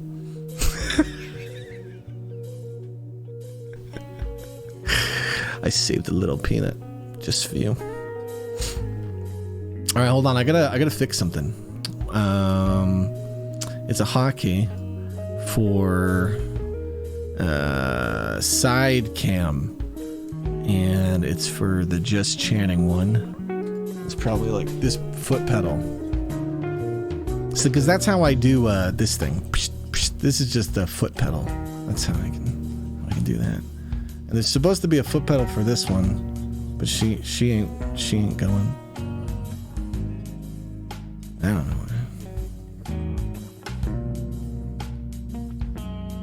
I am like a squirrel mom. Yes. You know what's fun? They know me so well that they will visit me, or I can visit them at any time of night. So I'm like the mean mom. I could show up when it is nighttime, and I will go up to their house. Okay, look, there it is. It's right there. And if they see me and I'm flipping a coin, making the same sound I always do, they will come out of that tree for nuts. They will just pile out. So I play this game now whenever I go on late walks called How Many Squirrels Are in That Hole? I got 10 videos that I haven't posted because I don't know.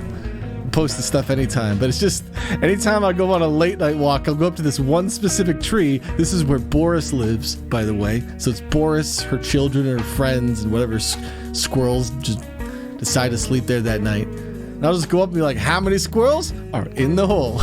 And that's the game. Yo, Colliner, thank you for gifting a sub to the Supreme Squirrel. Now, before I forget, let me go take a look at Danny here, okay? Because as a streamer, you will forget real fast. So if I don't quickly go over here, I'm not even gonna be able to see. I'm gonna forget. So click the follow. That's funny. So Danny did an RNG raid, huh? Those are my favorite. Most of my friends I have met in life. I guess this is true for everyone, but I've met a lot of really big streamer friends through randomly rating them and having no idea who they are. Just kind of like following them around. It's just like this is like I was going through it. I'm like, they got a good cam, or they got some cool overlay. Just something random. So yeah, like our streamer friend Jill. Wait, I can pull her up here. Jill, will you come on screen for a second for everyone? Our streamer friend Jill. This is her. We met her through random rates.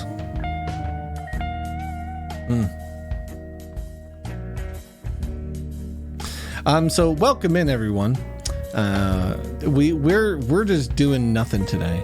Normally I would do roleplay stuff, but today is kind of a nothing day because I basically got to plan a bunch of stuff.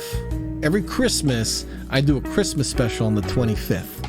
And it's kind of what we're gearing up towards now, is our big Christmas special.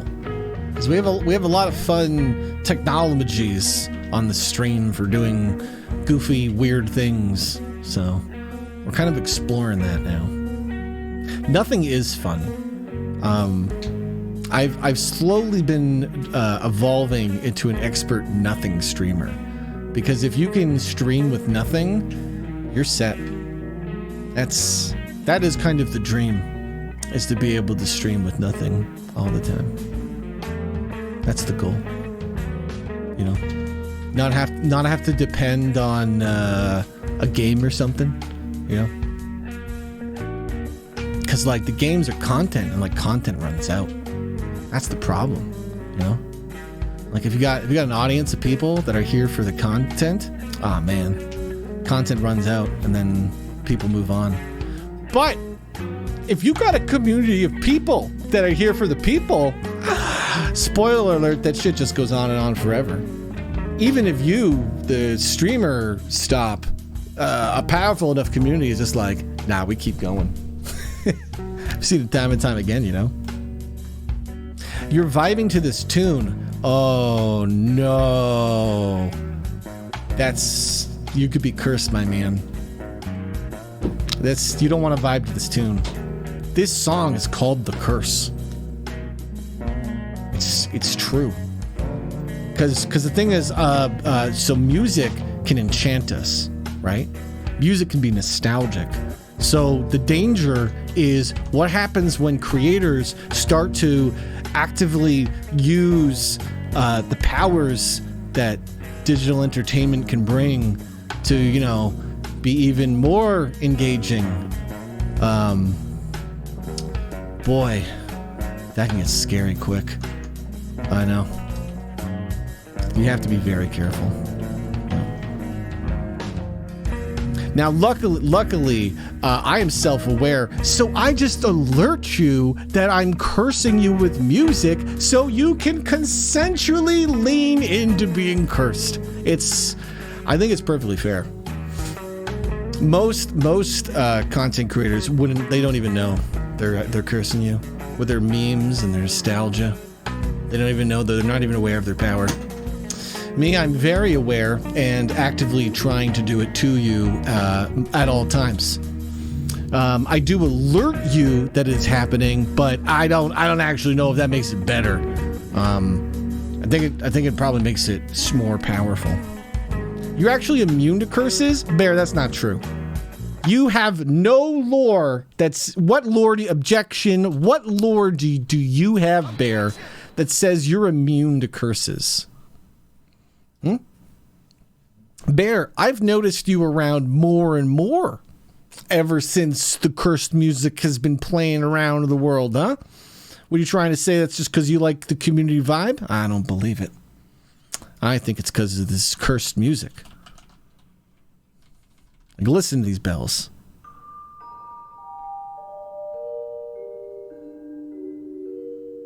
That's some spooky ass shit, Bear.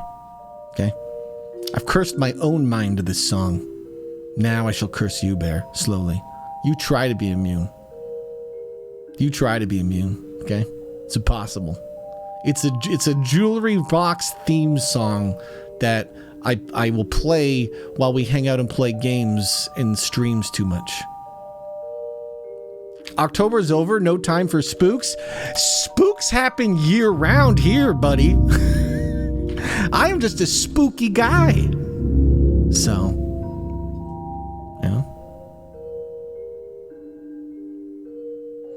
This reminds me of the toy level in Donkey Kong 64. So this is the base melody. This is the base melody of the curse. And this song is a song that I've used in my creative works for over a decade. Not used very much, but used a lot behind the scenes. I've used it a lot as what I would call like working music. You know, here's a good working song. If you need to do work,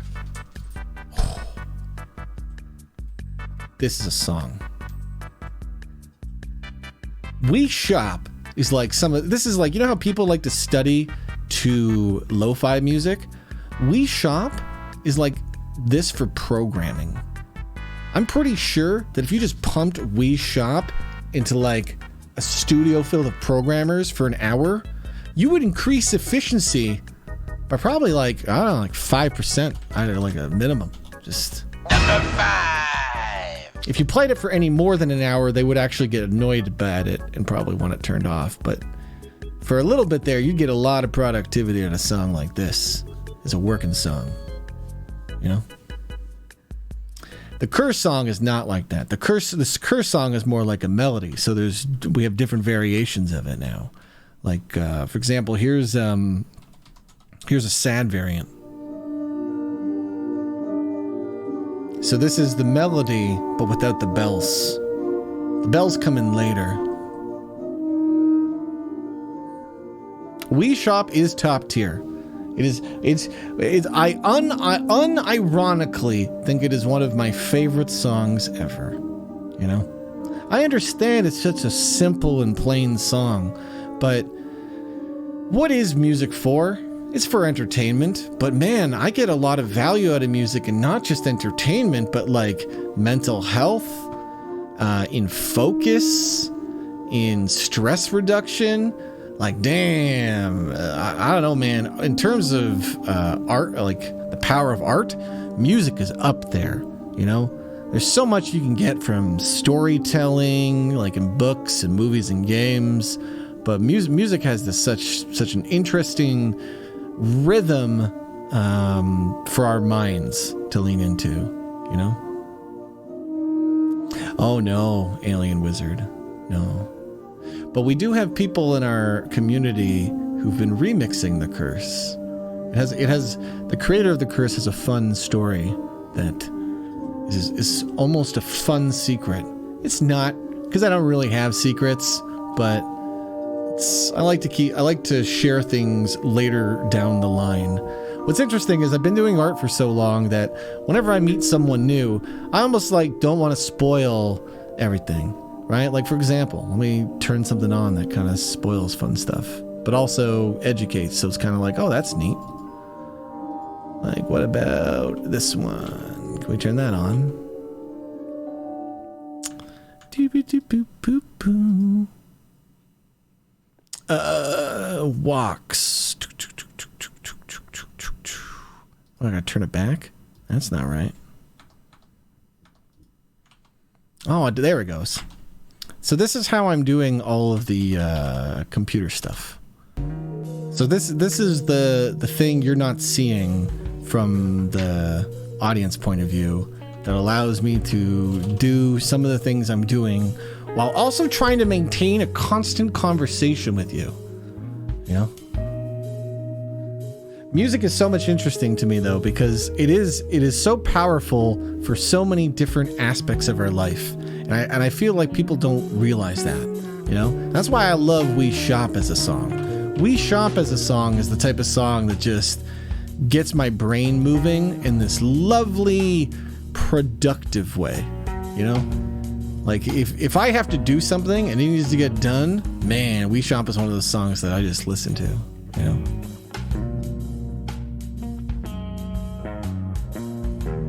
Oh, that's kind of funny, Aaron. I know what that would already sound like, so that would be amusing. So again, this is another Curse song. I mean, you could have probably told when I pulled it up with this technology. That is done by Danny Dip, if he's sitting there listening in chat. This technology is fun. It's not for, it really isn't for producing my own streams. It's actually for producing other people's streams, because a lot of what we do with this type of stuff is just overlay tech. And so since it's just overlay tech, it makes it so you can do it for other streamers, which is really fun. You know, I'm looking forward to helping produce other shows for other streamers in the future, because like I do these big holiday shows, and I want to make it possible, or I want to make it easier for my other streamer friends to basically have production level quality on the flow. Yes, I do it for Uncle Joe. I'm actually going to be sitting down with Uncle Joe this week, because I would like to include him in my Christmas special, and I'd like to be able to reach out and get him involved in some stuff. You know? See, I can take your screenshot, pull it up, boom, boom.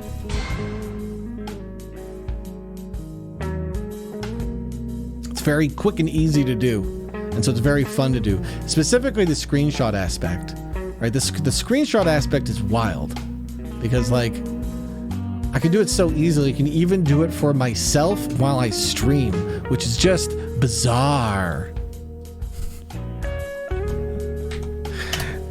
I have to wait for the GIF to load longer than anything else. Oh, I think my ShareX sounds changed.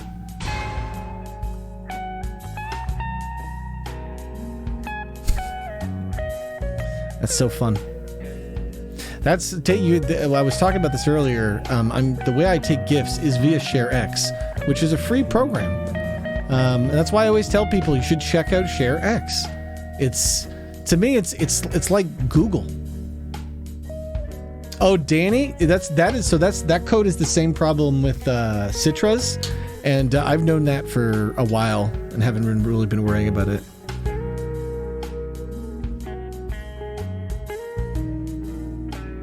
Alien, what's fun about the tech skills on this stream is not to be too ego-y about it, is boy do we know how far ahead we are. It's like we're working on the stuff that goes beyond this, you know? Hey, Yam, thank you for stopping by. Hope you have a lovely day. Appreciate randomly bumping into you. That's always fun. Have a good one.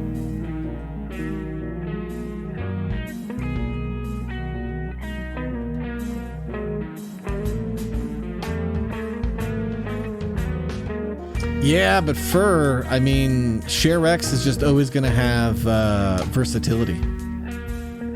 I mean, speed is the greatest meme, but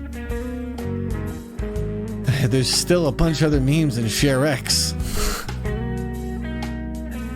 It's still definitely worth learning, you know? Basic, like, it is almost a required tool for Tilly. Like, if you want to participate in our roleplay environment, you really want ShareX. It's too good, because like the picture thing that I'm doing, anybody can do the exact same code in our GTA roleplay to cause the same effect for people who are nearby around them. So being able to do that, you want to be able to like take a screenshot in game of someone's face and then go up to someone and be like, the picture looked like this guy, and then show them the picture. It's so powerful in roleplay, you know? We can automate some things, but I mean, being able to take screenshots of GIFs of stuff on the fly is wild, you know? Like, how fast does it take, let's start, go. How fast does it take to take Alien Wizard's comment and put it into chat? It's that fast. That's me, the streamer, doing it. That's what's so cool, you know? I always talk about this tech, and it's like, you know, if me and Danny built it out to a product point, you could allow moderators and stuff. But what's interesting is this tech requires such a level of trust to use appropriately that I don't think most streamers even necessarily have like a lot of people that could use it appropriately, you know, because it's so easy to go too far with this technology. My whole thing is learning what the streamer wants and learning what they like and don't like about it very quickly. And a lot of that is a lot of being able to ask them questions. You have to have that type of relationship with them, and, you know, watching them, seeing how they react to everything, you know. Especially when I'm performing this for people, it's very easy for chat to ask for things, you know. Because, like, chat learns, hey, if you ask for Donkey Kong, well, that's the wrong one. If you ask for Donkey Kong, you know, I'll spawn a Donkey Kong, right? And so the more chat learns it's a thing, the more they start to request things, which isn't always great, because sometimes the reason I'm not doing the thing isn't because you're wrong. It is the appropriate meme, right? If the streamer's saying something about bananas, you're right. Sending out a Donkey Kong might be the right thing to do, but there's so many other factors to it. Like, you don't want to interrupt streamers. You don't want to interrupt conversations they're having with other people. I always operate on a delay, and that delay is the time it takes for me to watch the stream plus the time it takes to them to download the asset I'm sending them. So sometimes there can be a delay of, you know, 15 plus seconds. And at that point, you know, it's too long a delay to ever send something to someone. You know, you do, Danny, but in general, I would never want a producer. I wouldn't want this support. Funny enough, you know, I can appreciate it, but I would never really want it. You know, and I think I've encountered a lot of streamers where when I show this tech to them, they also don't want it, because the problem is once this technology is in your stream, you lose control. You basically make it so you go from you control the entire environment to now you have given me the ability to control the environment as much as I like, because at any point I could just do this on your stream. Jimmy the Rat. Vote for me in your local election, because at least then you're voting for substance. I'm Jimmy the Rat, and I'm running for government. Government! Rats for governor! Vote for a rat! You know? That's scary that I can do that. And the funny thing is, the greater our relationship gets, the more I'm going to do that to you. So you lose a lot of control of your stream. Your stream does become kind of like a community stream in a certain way, you know? Like, I've talked to Ledden about it. When I visit Ledden on stream, we're both aware that if he's doing just chatting and I start doing something, I will stay essentially as long as he's engaged and having fun with it. And that's about it. You know, because for me, it's very fun if the streamer has the ability to bring chaos to their viewers, right? Because here's the fun thing: the streamer doesn't have to acknowledge I'm there. I'm an expert role player. I've done role play for 15 years. Okay, I know bits. I know when people are goofing. If I start doing something and you go, "What was that?" then I know you're doing a bit too. I know you're being funny, right? So if I come into your stream and spawn like a little effect like that, and you just go, "Did you see something?" and you want to lean in that you don't know what's going on, then it's very fun, you know? And that's why it's like I'm trying to train a community of role players, because the streamers I would want to give this tech to and perform it for would be other fellow roleplay streamers, you know? I want people to understand bits. I want them to know that if they say TOS police... This is the police. Stop whatever you're doing. It's against the law or something. TOS police show up, you know? If they say, "Hey, can we get a round of applause?" then I'll spawn a round of applause. It's a cool thing where it creates a surreal level of entertainment for the stream, right? Because if stuff can happen and the streamer's just calling it off, you, the audience, start to go, how are they doing that? You know? And the funny thing is, it's pretty much exactly the way you would imagine it to be solved, but it just seems so impractical that could be the way it's happening, you know? Do you wish I would produce your life? Top 10 numbers. Maris, I don't want to produce my own life. I like producing shows. Trying to figure out what I should do, that's such a conflict of interests, you know?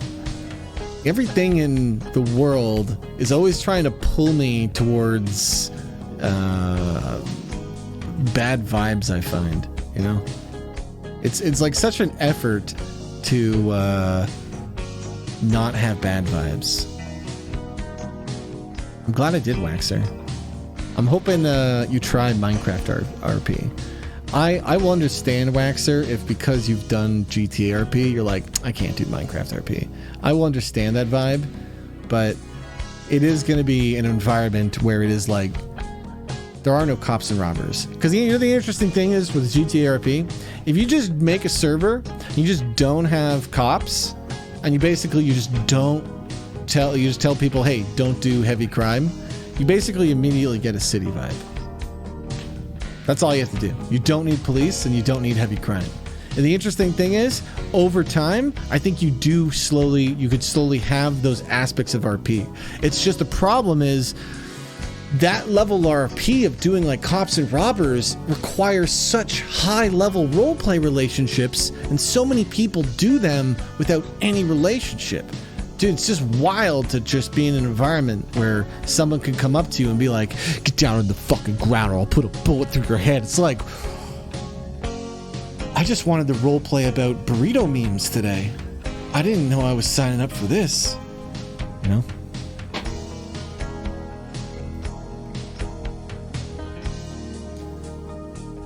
So, I like to call the style of roleplay we've been doing a few things. I've called it selfless roleplay. It's not as catchy. I like calling it power play. Because here's the thing with calling it power play. In most roleplay environments, they inform you that you can't metagame and you can't power game. Okay? I need an appropriate song. I'm gonna need a deep curse. You're not allowed to metagame and you're not allowed to power game. So what is metagaming?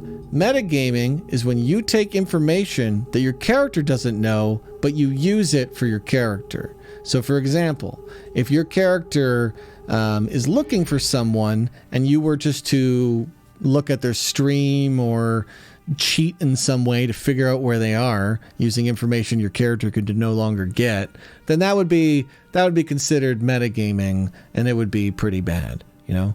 Power gaming is also somewhat similar. Power gaming is when you force someone to do something. So it's when I say, bang, I shot you, and then you gotta go, no you didn't, and you force somebody to take a loss, okay? In most roleplay environments, they push you away from these two style of roleplays. They basically say, you don't want to do these style of roleplays because they're bad. This is what has been told. I am of the opinion that these two forms of roleplay, which are called power play when you combine them, is one of the best forms of roleplay and just requires high-level roleplay relationships. But if you create a roleplay environment where everyone is aware of this meta, and they're aware that if they build relationships with people, they'll be able to power game them more and meta game them more, then the game becomes, okay, just build relationships with people. Because if you want to be better at roleplay, then you need to have strong relationships with everyone in the roleplay environment.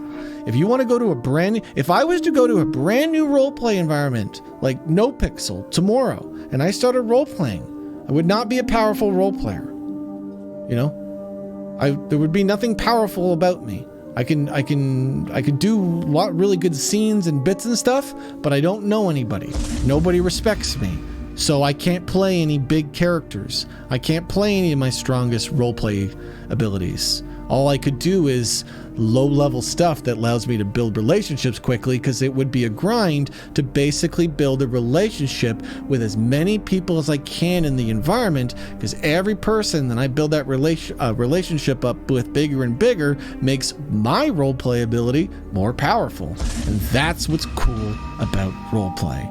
Most roleplay environments haven't solved this meta of understanding how to like keep elevating the roleplay, but it is truly about creating an environment where you get everyone educated that the goal is not tell your best story or make a strong character. Your goal is to try to stay in character and build relationships with people. That's it. Just try to stay in character. The illusion breaks if we all break out of character. That would, go to the lobby if you want to have an out of conversation thing, but try your best, and that's it.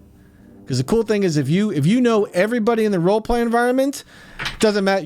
It's like a multiplier, dude.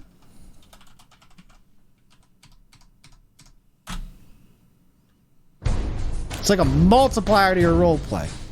If you have no ability to do voices, if you have no creative or imagination skills, if you have none of the characteristics you would associate with being a good role player, but you spend the time to just build relationships with everyone in the environment, well, the interesting thing is you now kind of have their role play as your role play. Allow me to explain. If you have everyone in your roleplay environment's respect, then they will go out of their way to include you, especially if you have characters that you are building up that are supposed to fit, the mold. Well, that's the goal. They want to include you. They want to keep building a relationship with you. So it is so much easier for your roleplay to be better than it ever possibly could, because now all the talents of all these wonderful people you're building a relationship with just kind of flow through your characters and stories. It's wild. Because it just means that no matter how good a role player you think you are, just the second you're in an environment with people that will creatively support you, you're just 10 times more powerful, 15, 100 times more powerful. It's crazy, man. And the cool thing is, you didn't even build up roleplay necessarily. Sure, you might have built up characters and stories, but you just built up all these relationships with these people that are so high level that they end up being like your best friends. They're just you love hanging out with these people. And now you can do anything. Now you can do anything with this group of people, because they're a big part of your community. Oh, roleplay is so fun. Roleplay is something they should probably teach in every school. It's probably as important as gym to human development. It allows you to build relationships with people faster, and it allows you to grow yourself more. Because that's all roleplay is. It's just going into your imagination and taking ideas and weird parts about you and spinning them up in different ways. Like maybe you got a weird hobby. You collect something that's weird. So you make a character that just hyper fixates on this one hobby, but it's so fun now because now this character can just let loose in a way you don't, because I don't know, you're worried about how you would be judged about this hobby. But in roleplay, you just accept, this character loves this hobby and also is good at it. So you just get to roleplay as this more, elevated version of a part of your personality. That's great, because the more you do that, the more you feel confident to bring the different parts of your role play that you actually vibe with into what you already identify with as yourself. So every role play character you make, every experience you have is just another piece of a puzzle of discovering yourself, which is so powerful. It's such a useful activity, man. And what I love about these new style roleplay environments is that is they're different than like tabletop roleplay. Because in tabletop roleplay, as I've explained it a few times... Wait, you want out now? Are you done? Hold on. King Illidan wants to leave. You want to go?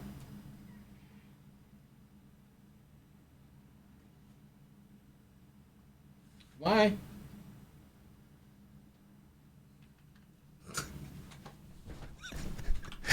He's a goofy boy. The cat made me lose my train of thought. Something about roleplay? The music ended too. If the music's gone, I'm out of the vibe. You guys get it. Roleplay's really good. It's helpful for growing yourself in relationships. That's why I've spent the last year plus of my life focused on building environments for roleplay for this community. You know? Oh, roleplay versus tabletop roleplay. So in tabletop roleplay, you have a game master and you have players. In these roleplay environments, you have everybody as a game master. That's wild. This is wild, man.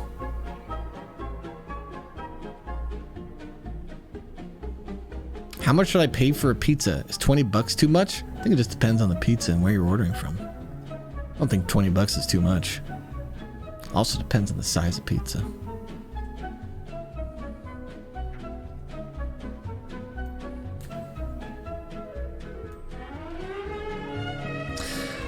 Okay, so Christmas special. Maris has a new Christmas project. Maris wanted me to sing a Christmas song, so I did. And I made that. So Maris must now come up with some form of animation for this Mr. Ink Christmas special. Maris, if you're still listening, good luck. And if you get stressed out, remember it's an optional nonsense meme project that we could just finish for future Christmas specials. The best part about the Christmas special is there's always other Christmas specials to use your Christmas memes. This is why Christmas memes are some of the most powerful of memes we can make. Because basically every year, they become relevant every single time. How much should I pay for a pizza cheese? $5.55.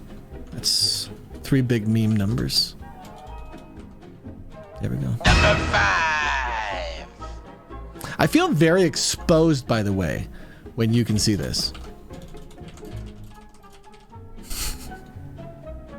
It does feel like I'm basically just like, hey, you want to see what's underneath my pants? Like, this is what goes on behind the scenes you can't see. Take a look at the inside of my computer program. I love Mariah Carey's Last Christmas. I did sing a Billy remix in one take. I did do that. I'm trying to figure out when I should do a Christmas song show. I'm thinking I'm just going to do a Christmas concert on Christmas. But I'm worried that much voice work is so exhausting that maybe I shouldn't do it at Christmas. But I don't have time to do 2 Christmas shows this year, so I'm just going to do all my Christmas singing at Christmas. So, Slobby, thank you for the 22 months, my man. How you doing tonight, Slobby? I did find out that it's very easy for me to sing in character compared to my voice. Apparently, $5.55 also spawns this meme right now. Hi, Monica. A pizza cheese, huh? All right, Danny. Force my hand, why don't you?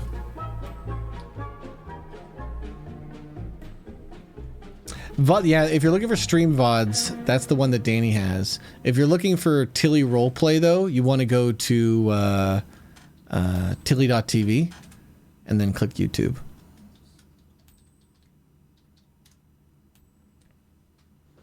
Or youtube.tilly.tv also works, yeah. Hey, Tupperwave. How you doing, my man? Tupperwave's another friend I met vibing with Uncle Joe. Tupper is a very creative fellow. Makes so many amazing like lo-fi beats. I haven't gone through all your music yet, but I gave you the follow on SoundCloud. So what I'm gonna do, Tupper, is what I like to do when I find a new artist is when I have like a nice break day, I just go on like a nice walk and just kind of like go through it all, kind of like vibing with it.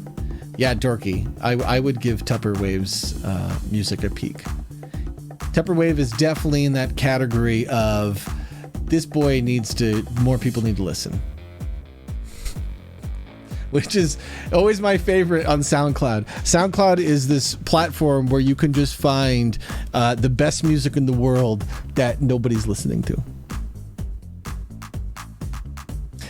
Dude, anything with vaporwave or lo-fi, and I'm sorry that I'm technically ignorant on all my musical stuff. Anything with sampling is an interesting form of art that society doesn't really appreciate enough.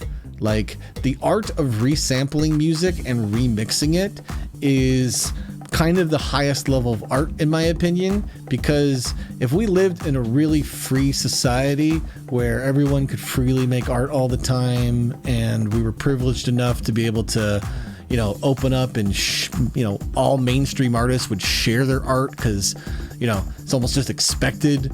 Like, if you're going to be that big in art, you got to share it because it doesn't even get popular if you can't share it, Like, sampling is like the future.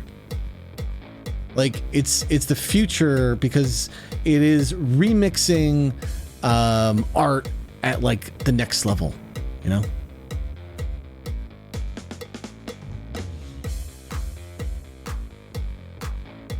Fuck it, King. Be lazy. I don't care. Lazy art is... I'm a lazy performer. If I don't look like a lazy performer, that's just how good I am. That's the fun, is when people don't realize that I am being lazy. Because in my opinion, as an artist, there are periods of growth where you're learning. And when you're in those periods of your growth and you're learning, you really want to just let all the dominoes fall. You just want to like dive into it, right? But most artists get into a period where they're not growing and learning, and they're grinding because they kind of grew their art to a point, and now they're at this point, they're just doing same old, and there's no growth in their art. There's no growth in their character, And the thing is, I always say, if you're gonna be at a stage where you're not growing, when I say growing, I don't mean like numbers, popularity. I mean just like you as an artist feeling like you're getting more out of something than numbers.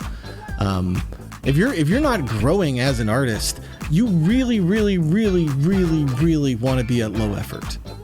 You don't want to do your 100%, because if you're doing your 100% all the time, there's no way to one up yourself. There is no way to go to 110%. You just end up burning out. You want to find a way to vibe and make art simple and easy, and then when opportunities come up where you can perform and you want to show off a bit, then you're ready for it constantly, Will there be a Thanksgiving special with Krendor this year? Myth, I want to say yes. And I think we're just not going to do it in World of Warcraft, which might piss people off, but I don't know, people over content.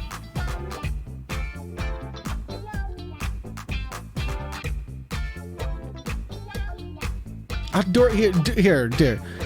Dorky needs to go, and I need a minute to have a smoke and relax. We're gonna take a commercial break so we can watch memes, and so I can allow Dorky to escape my curse of content.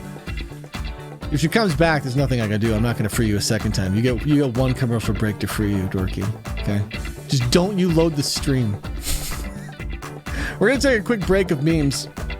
I'll sell you some hats. I'll stretch my legs, get some water. And then when we come back, I don't know what we're really doing tonight. We might end up playing Monopoly. I know, right? We might end up playing goddamn Monopoly.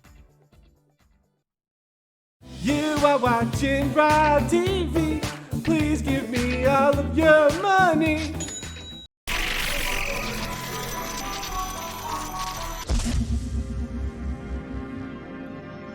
Old man. Yeah, that's all I ever was. Just an old man. Yeah, we don't need to do anything now, lads. For no amount of time will change our fate, and no amount of planning will control our destiny. I told you, there will be no stories told of us. There will be no songs of our victory. No one will know our names, and no one will remember our faces. So if ye be looking for a way out, if ye be looking for an escape, a way to see another sunrise, yar a path to live just one more day. But I told ye, lad, you shall not find one here. For the only thing left here for you now, yar, is death. Because we are not the same. For we can never die. And every time we fall in battle, our power begins to rise. My goodness. For victory teaches ye nothing. You see, it is failure that is key. So why would you keep on winning, lad? Yar, when it's losing that sets ye free. I have trained me body. Yar, I have focused me mind. I have always mastered the light. Yar, and I have learned to be kind. So now is the time, yar, that I find me crew. The paladins that I will train. Yar, perhaps one of them. Might it be you? For when my strength runs out, lads, and I can no longer fight. Yar, deep down I'll know that death did not choose me. Nar, I chose the night.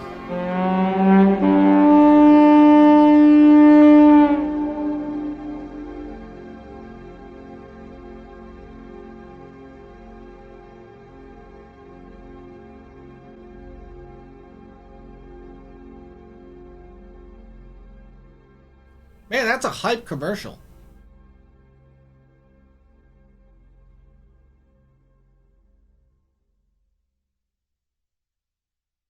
With a lot of dead air. Hype commercial with a lot of dead air.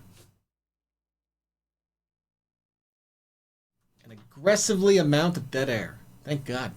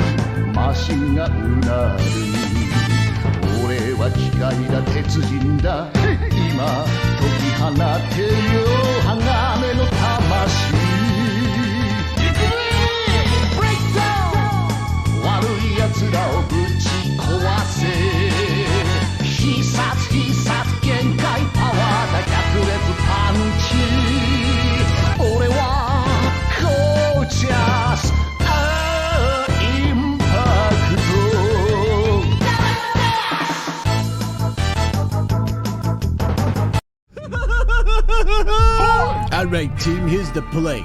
We follow Nagisuro-sama down middle to secure the multi-ball. Focus on your teamwork and passes, because once we get the high ground, we're going for the win. You ready to do this, Biomart? I was born ready to do this. Oh man, these guys are good! Quick, Biomart, pass! No!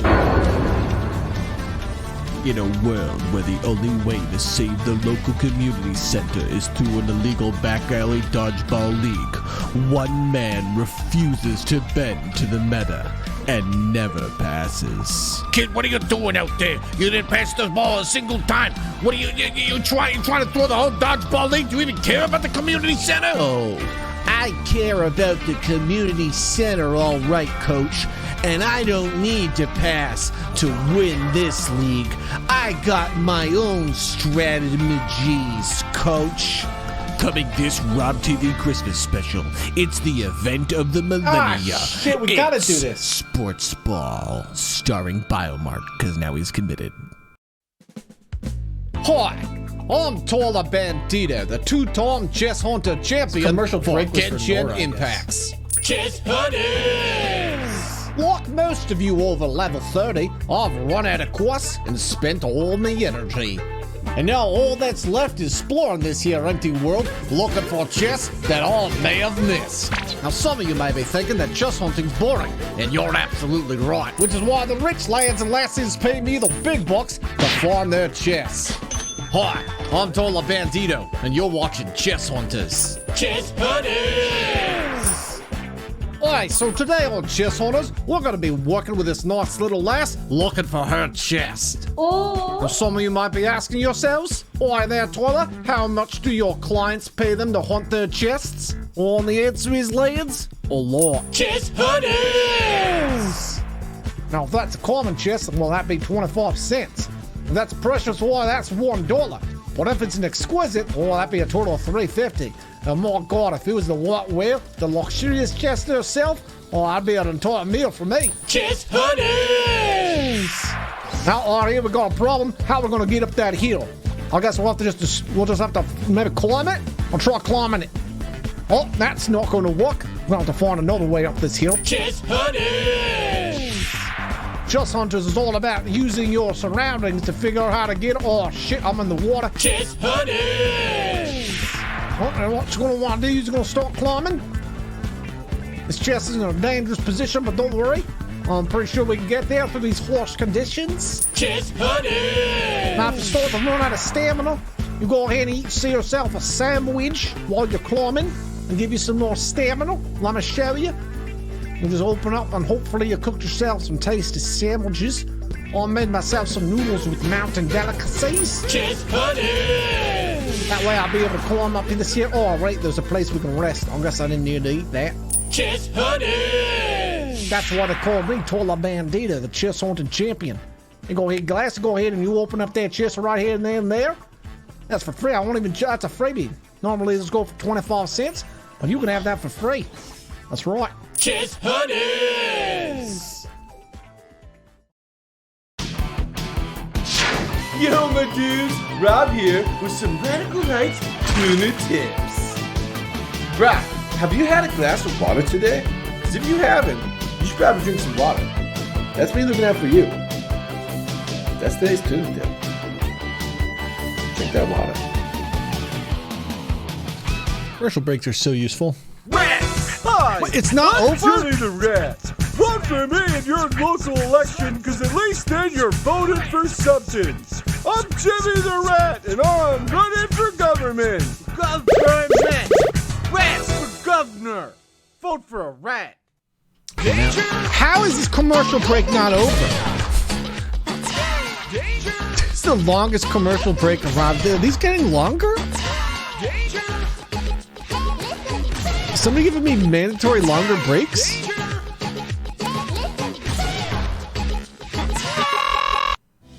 Yeah, That's an aggressive sales tactic. Oh, geez, Salazar. It's an aggressive sales tactic, but it works, so you really can't hate it. You know? Statistics show every time we play that commercial, 4 posters are sold.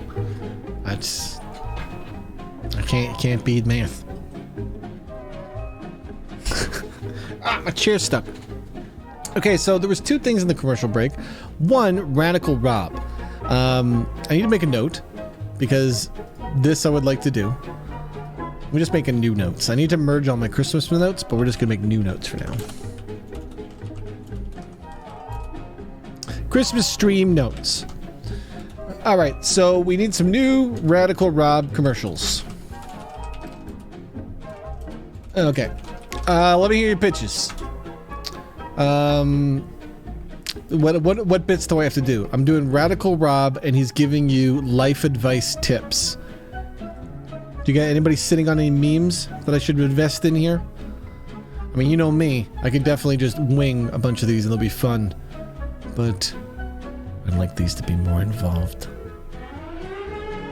Always carry 2 combs. What do you want, to upgrade of the always carry 2 combs meme?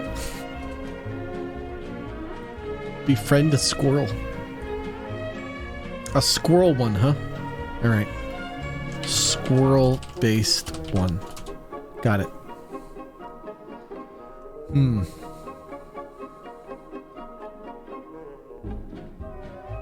Speed is the best meme?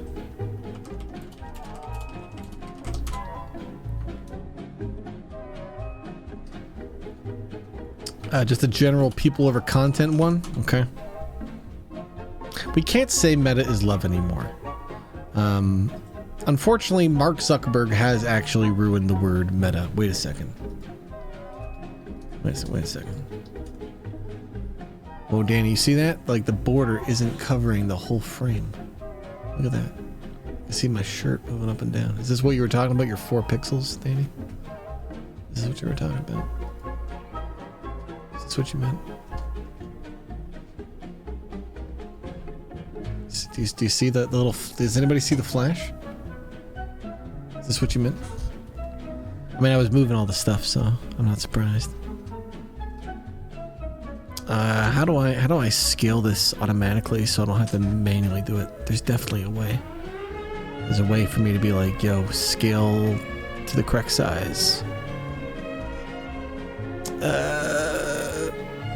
Man, I better fix it, because if I don't, you guys are gonna be upset all day that there is this small little area in the stream. Oh, here, I figured it out. Fit to screen. Okay. Now is it gone? Nope. It's still there. It's 1 pixel too high. Oh, that's awful. I would hate that if I were you guys. That would drive me nuts. Let's see. Can I fix it like this? I'm gonna fix it in a bad way. Okay. This is bad, but better. I will think this is acceptable.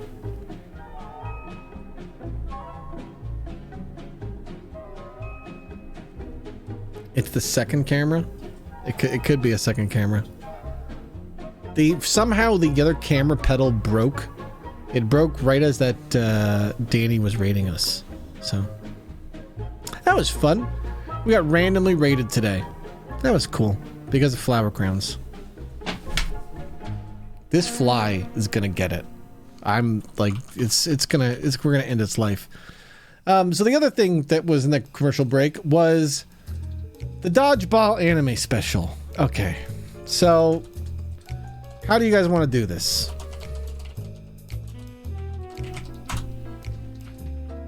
Everybody is expecting a Dodgeball anime special. We have to figure this out. How are we doing this? And Monica, Danny, how do you know me? Uncle Joe? Where are you seeing me from? You knew too much for it to be a random. How did you know me, Danny? Uncle Joe. That's cool. You know, I've been talking to streamers about that, Danny, about what is actually more valuable as growth as a streamer. Is able to be in 5 separate communities, engaging with people, you know? It's partly why I've been building this tech out, you know? Wait, where's it? Where's computer? Are we still seeing it? Why aren't we seeing computer? Computer can get so shy. Here we go. This. Because building this stuff out allows me to basically help produce streamers on the fly as kind of just like a super moderator, but for content, you know? Like, well, what can we add as quickly as you need it, you know? what's wild is Danny has actually made it so that I already have music syncing. So like the music I'm listening to right now, if we wanted to, we could just change it to something else. And Danny already has it set up so that this can be sent to the overlay.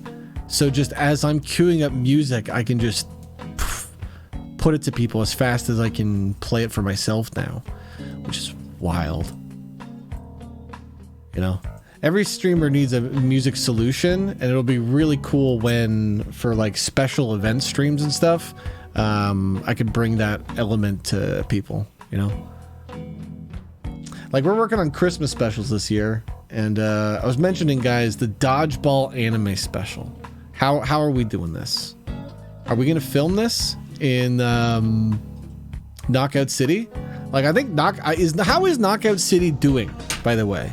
Is it still alive, this game?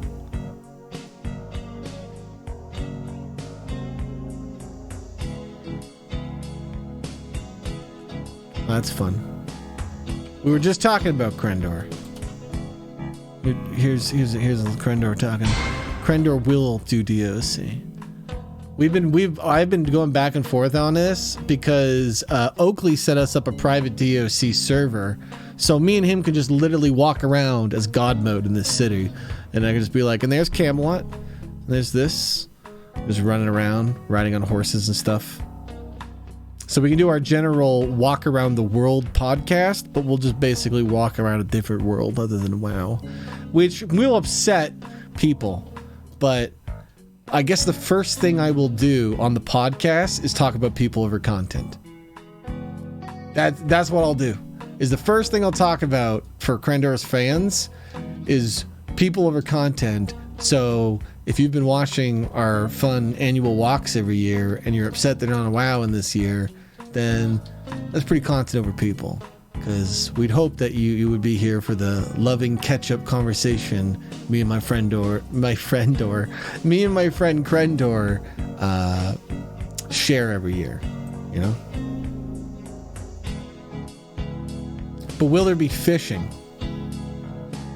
There's no fishing in DOC, so I would doubt it. No. There'll probably be meme fishing if Krendor brings it up. Because you know me, if Krendor says something like, is there fishing in this game? I'll be like, yeah. And then I'll just take him to like the PvP zone where you can build a trebuchet on a boat and, you know, spawn fish for him to shoot with a trebuchet. And that will be acceptable. Is that fishing? No. But if in a podcast somebody said they were going to take you fishing and they brought you out somewhere, spawned a boat, you got on the boat, built the trebuchet on the boat, then started shooting the trebuchet at some giant lizard in the water, yeah, that's fishing. I went fishing. That's the power of memes and make-believe and pretend and just roleplay, man. Is with the right people and the right vibe, basically the sky's the limit, you know? I can be a very competitive person. I say that, however, I have done no competition of any kind in so long because I'm always like doing like a meme competition, right? If the rules of the game are the person with the most points wins, I might find it funny to do something completely irrelevant the whole time. And it's very clear that I'm not trying to collect points, you know? Or I might try to like half compete, but only enough that, you know, it makes it so you feel like, you know, you had a sparring partner.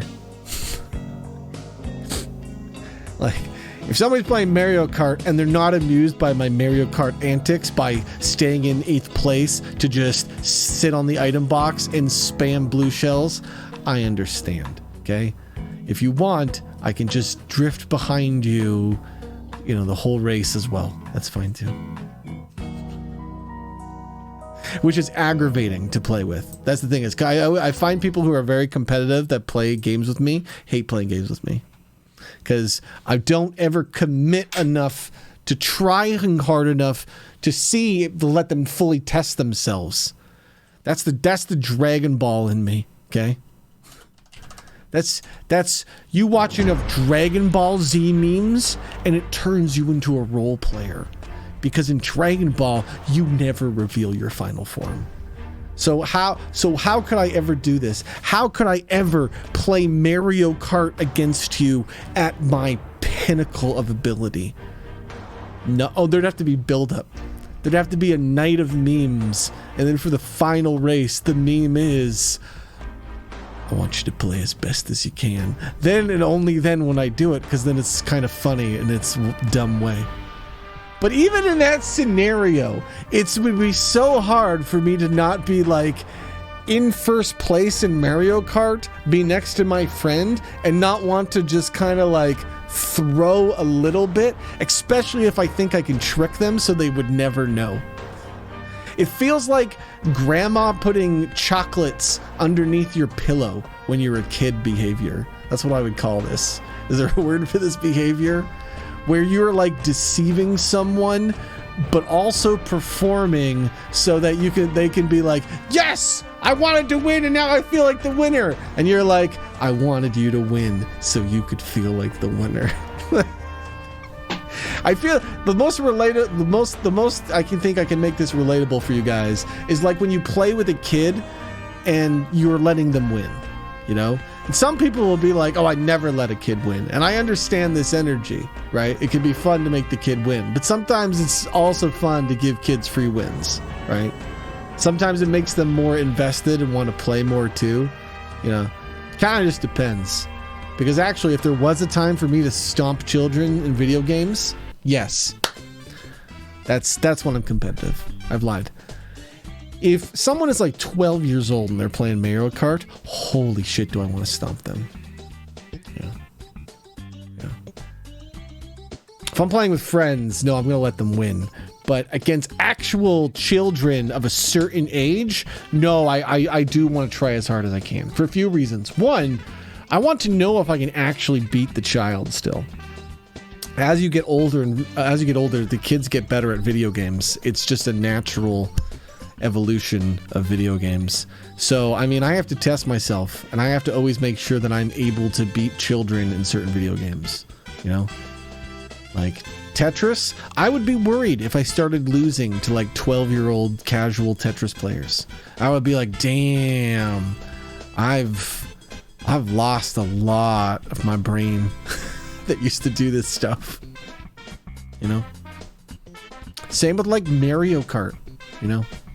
Or any like shooter. I haven't gotten to see my cousin since COVID, and he's now getting to that age where he'll probably start being good at video games. And that's when I'll have to be very competitive, you know? I'll have to test them. This doesn't mean I won't give them free wins. I just mean there will be some rounds where I will have to just, you know, I want to test them. Because I would imagine there will be a certain time when I will get to an age and the children will just be so good at video games. See, for me, I've always felt like I've been like, nah, I can beat these kids until goddamn Fortnite. Dude, I can't build in Fortnite. It actually makes me feel old. I think that was the first game that just made me feel old, as like I wouldn't be able to play that type of game, was Fortnite. I can't do the building thing, man. I don't know if it's just a skill that's incompatible with my brain, but goddamn, is that one hard.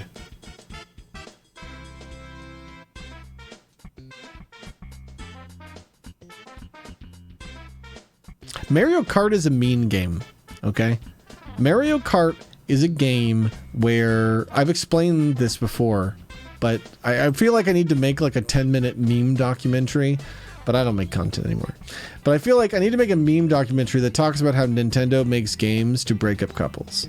Because in Mario Kart, if I'm playing with Megan and I'm playing like as fast as I can, so I'm drifting around corners and stuff, the NPCs are like automatically programmed to keep up, okay? So the NPCs... Wait, give me an actual Mario Kart song. Where is the course? Royal. Here we go. Okay. So I'm in Mario Kart here, and I decide I'm just gonna I'm just gonna drift the whole thing. Like, I'm just gonna go for best lap. If I do this, every single NPC just scales in how well they drive, and Megan gets crushed, and she's in 12th place. Now, here's the weird thing. If I decide to just always race directly behind Megan, Megan can get first every time, and I will get second every time. So Nintendo has created this weird flex system of AI where if you have one person in the game that is way better in skill, the NPCs just proceed to beat the shit out of every other player in the game. That is terrible for every relationship ever. I can't believe they've done this at Nintendo. I don't think they intentionally did this. I think this is just ignorance of game design or something. Because it's wild to me. Like, if you're an adult and you're playing with a child, this will come into play. If you're two different skill levels, this will come into play. Basically, unless you're playing Mario Kart with people who are at the exact same skill level with you, this will always inevitably happen in Mario Kart. Why? I feel like just in general testing, most people would figure this out. I feel like if you've played Mario Kart for like 100 hours with people, with friends, you'd be like, yeah, that is how those NPCs act. This, what the fuck? Why is this like this?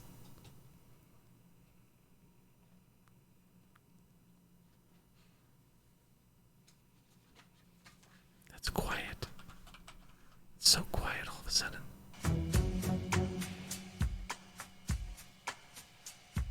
I used to do all sorts of little roleplay things in games. Oh, actually, this song will get me DMCA'd. Give me an N64 one. I used to play a lot of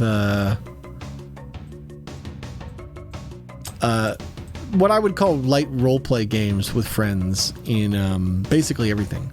I call them light roleplay games because usually there's always some form of rules, but the rules are there to make things fun.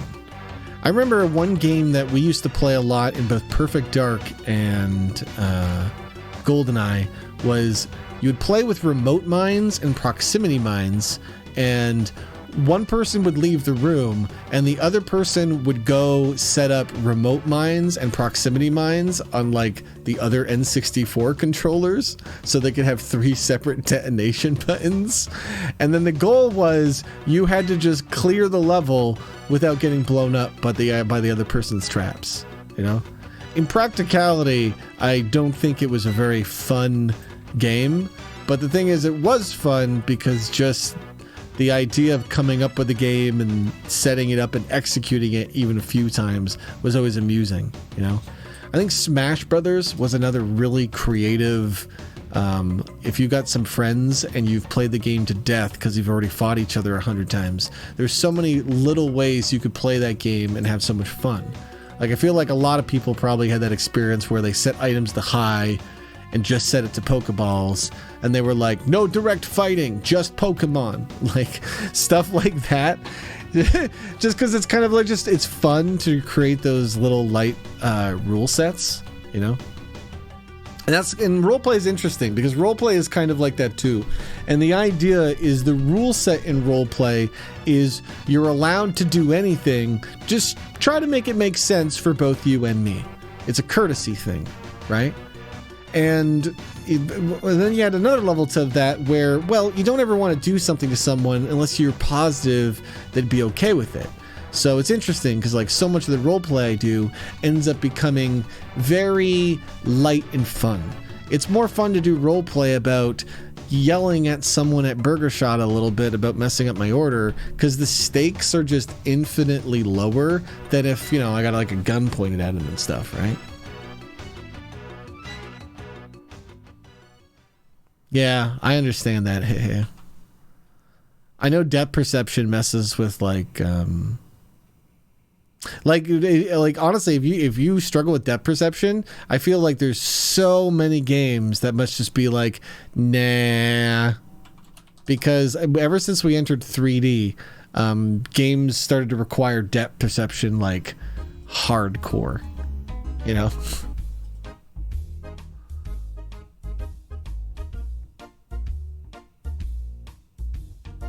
My notes for Radical Rob are a squirrel-based one, speed is the best meme, and people over content so far. We have to figure out the dodgeball anime special. I guess we're going to film that in Knockout City. I was going to look that up. How popular is Knockout City still, guys? I was watching, there was 2 streamers I was watching that were both streamers who streamed Knockout City, and they both burned out and recently quit streaming. I was just like, wow, both from Knockout City.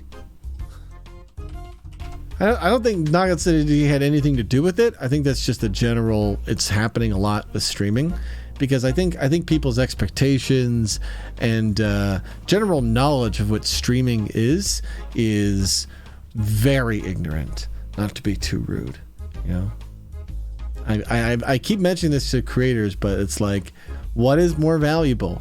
Streaming 5 days a week or streaming 1 day a week and 4 days of community time, you know? I don't know. I am a streamer that is evolving more to that 1 or 2 day a week vibe. I have been for a long time, because I think it's just, it makes it so I value your time more. You know, like when there's less time for me to come and hang out with you guys, I do value the time more, right?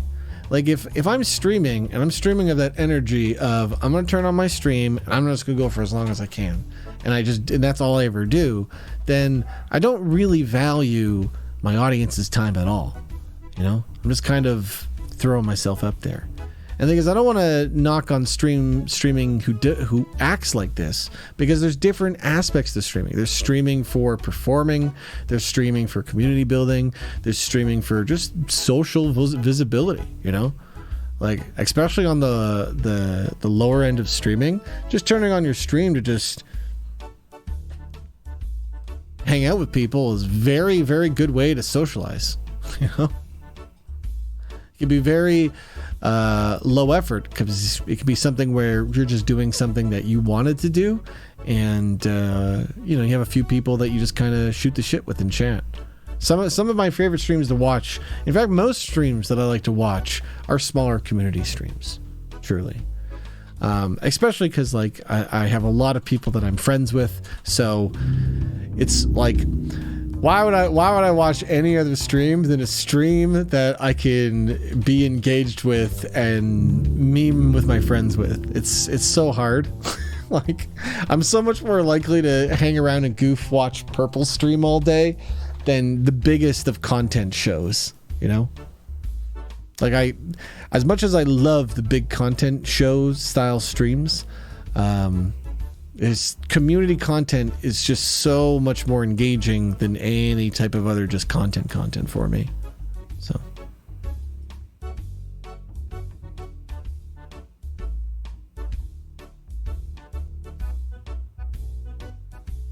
in GoldenEye, I would do 1 harmless civilian, 2 bodyguards, and an assassin. GoldenEye actually had a really fun game mode, I think, during like the 360 era. I don't know which GoldenEye game it was. I want to say Quantum of Solace. But they had a mode where one person was James Bond and everyone else was security guards. And the way the game mode worked is James Bond had full radar and a lot of different ways to instant kill, take down people. And so it was a game of try not to die, because while you can kill James Bond if you see him and start shooting first, he will basically always get the jump on you. So you always wanted to try to be like with other guards, so that if you get shot at, somebody probably shoots back. And the James Bond would just go around trying to break people up. It was a very fun game mode, mostly because it created the environment of James Bond in multiplayer very well, right? Like the fantasy of this character is your secret soldier, your secret spy. And you take all these people out stealthy. So, although I gotta say, I don't think the James Bond franchise is one that I care about at all. I grew up watching like every single video. Like, I remember my granddad and my dad were like huge fans of James Bond, and honestly, I was a big kid of James Bond as a kid. But boy, just the entire character archetype and everything the movies are about, just this is something I really vibe with. This is a guy who goes around to, third world countries and doesn't give a shit about anyone, murdering people to, I know, save the world, but not a fan of James Bond anymore. He got stale for me. Oh, funny story, Reth. Funny story. The character can be reinvented for sure, but they just haven't done it justice. Rethkel, so I had been missing this one pirate coin, the one with a dragon serpent you gave me, for over a year, okay? And I found this coin the day when I was moving my desk and everything, and I got all excited. It was just like underneath a monitor stand or something. And I got all excited. I was like, oh, it's great, because it's a great coin to just flip. It feels very good to flick that coin. In fact, it's probably the most comfortable coin to flick I've ever flicked. And so if you look at the stream, if there's ever any time I'm flicking a coin, it probably is that coin. And then at some point, there's a scene where Jill takes that coin and puts it into a pocket, and I never saw that coin again. And it's not that Jill stole it, it's that it literally just got lost in costume land. So I have no idea where this poor coin has gone.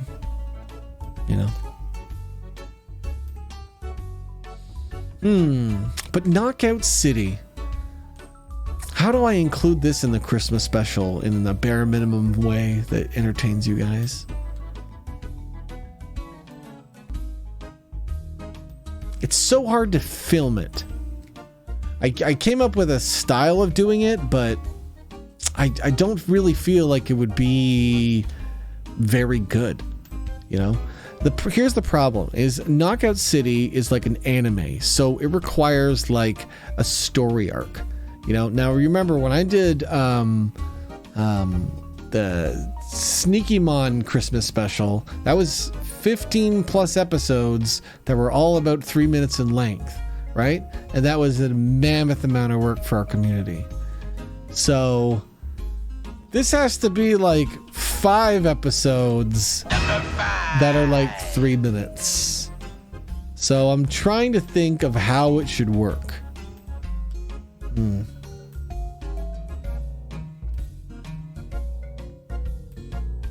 Because even trying to film something could be astronomically complicated. Like, think about it, if we're doing 3-minute episodes, they'll probably be really fast. They'll be montagey. So it means it's going to be like you might need a different clip every other second of the video. So that's it's almost like 200 seconds, and you might need 100 plus clips to make one video.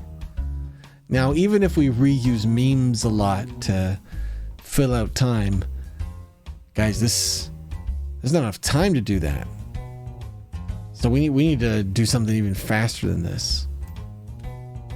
Also, Biomart is like a diva to work with. Like, let's be fair. To get Biomart to actually commit to this, I'm gonna have to like schedule him, and he's gonna need a dressing room and an entire like entourage, and his contract's gonna be really thick because he's a lawyer. So how can we do this faster? Speed is the best meme, chat. So how can we do the anime special faster? We need to think outside the box.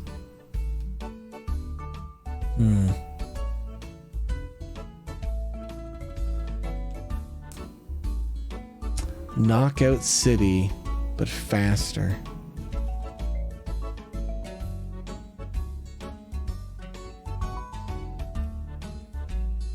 Do it in Minecraft?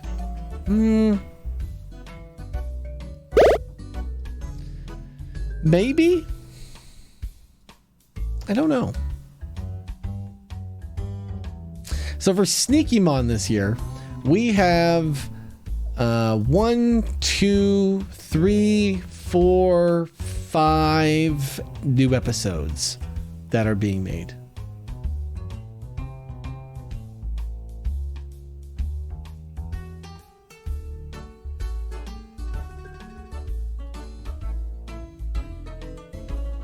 And those are going to be a lot of work, honestly.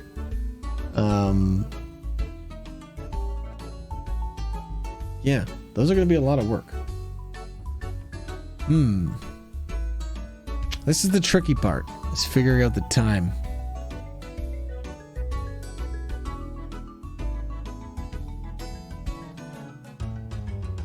So how do we do the dodgeball anime?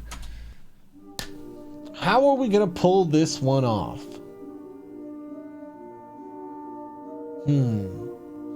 I feel like it has to be. So here, let's think about why we're doing it. We're doing the dodgeball anime because ever since we started playing the dodgeball game as a community, which we don't really do that much anymore, we really just kind of want to capture what it was to play that game as a community for, you know, the 12 weeks that we were kind of playing it a little bit. That's how games don't really last that long, you know. They come and go in their memories. And so what we're really trying to do is capture the memory. So I think we have to do it in Knockout City, if for only one reason, and that's just to, you know, remember Knockout City. Because I don't imagine it's going to be a game that we see forever, you know. Games that are multiplayer games can require a strong community, and unfortunately, if your game is created by like a giant corporation, and they might be expecting a certain amount of return, and if they don't get that return, then they just stop investing in the project, so the art just fades away. You know, and so there's so many games these days that we see that happen to, and then the only reason they survive is if people love it so much they like hack the game to create a private server or something. And then sometimes we have seen games have a second resurgence because of that, which is wild, you know. Sometimes shows more power of the community rather than the game itself, truly.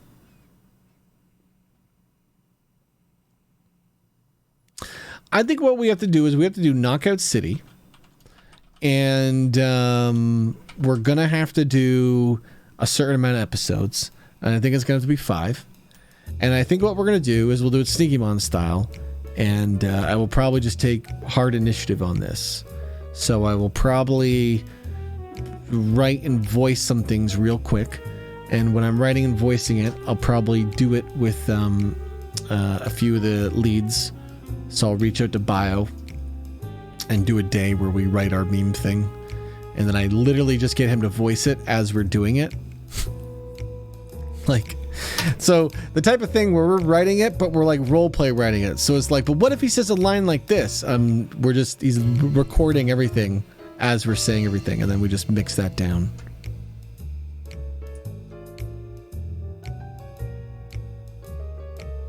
Yeah, TF2 is very much a community game. It's crazy. You know, back in the day, Valve was constantly reinventing TF2. Not in a way the community wanted, but hey, they were at least still doing something with the IP. And then they really just kind of put it on just like a nothing mode. Now it is just purely a community game.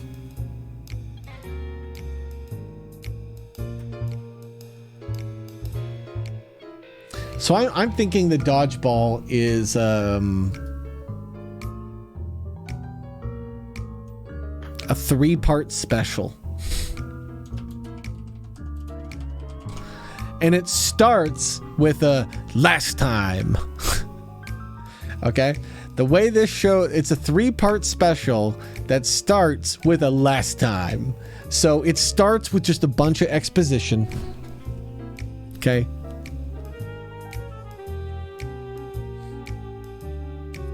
Basically, it starts you in the middle of a tournament arc, I would think.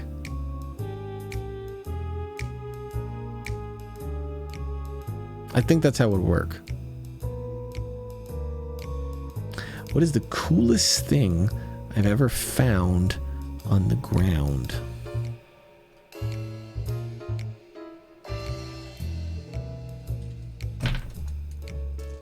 I got it for you. 1 sec. It's in my bag. 1 second.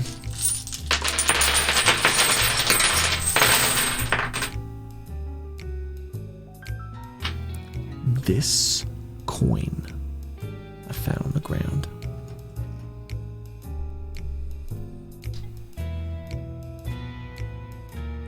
Megan, I made a mess on the desk that you cleaned up today.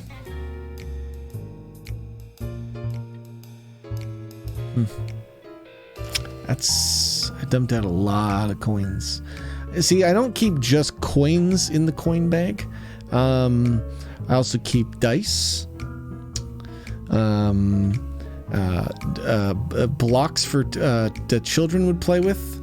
I always find that the reason why this is in the bag is because it is hilarious. Anytime I dump out this bag, this fucking children's block with the number 3 and 7 is just on it. It's just so silly. I need to get one with 5. You know. There's no way I found that coin. All right, Peppercore, I'm gonna reveal part of the meta. It's not a very good coin. It's just plastic. Like it's like, look. See? You hear that sound? See the weight? It's just a boring piece of plastic. But that is the coolest thing I found on the ground. It's a little plasticky coin. It's not like a real golden coin though. Not that this is either. A golden coin would be like $500. I don't know if I don't think I would want that much wealth tied up into something that I lose weekly. Because actually I haven't lost a coin in a very good time.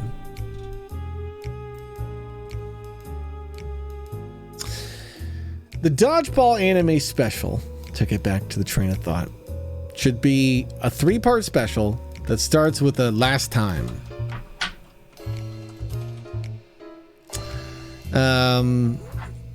What are the characters in this show? We have Biomart's character, which is gonna be the lead. I don't know. I think his name is gonna be Biomart. You know.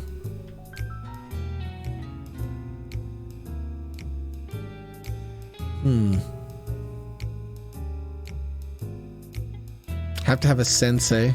Okay.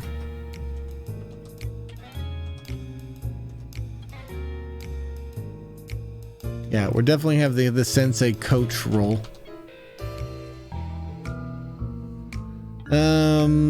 He's got to have a rival. Who is Biomart's rival? That's a big question. Who is it Dorky? Yeah, I guess it's Dorky. It's probably Dorky, Zombrew. I think Zombrew we'll just get him to do his Adam voice and he'll just be sidekick. Well, Bob Martin, I don't think that's a good idea. I feel like that's so Zombrew should be sidekick, and then we can just have him betray Biomart in the 3rd episode or something, you know?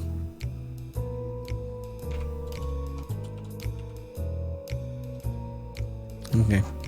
So in a 3-part special, what pivotal story arcs are we trying to meme? He's gonna win the tournament, right?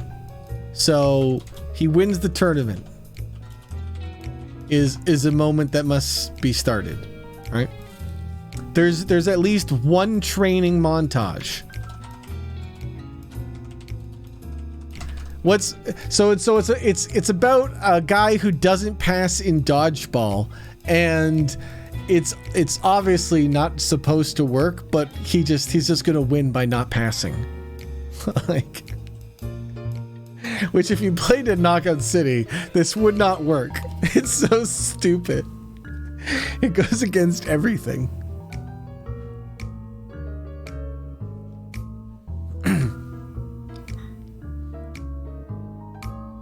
Should we do the bit where there are people in Tilly and they gotta jack into the game?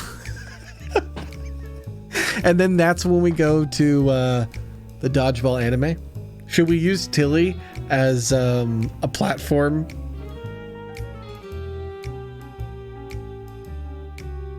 Because that would be funny, because then Biomart would look like Biomart. Oh, God.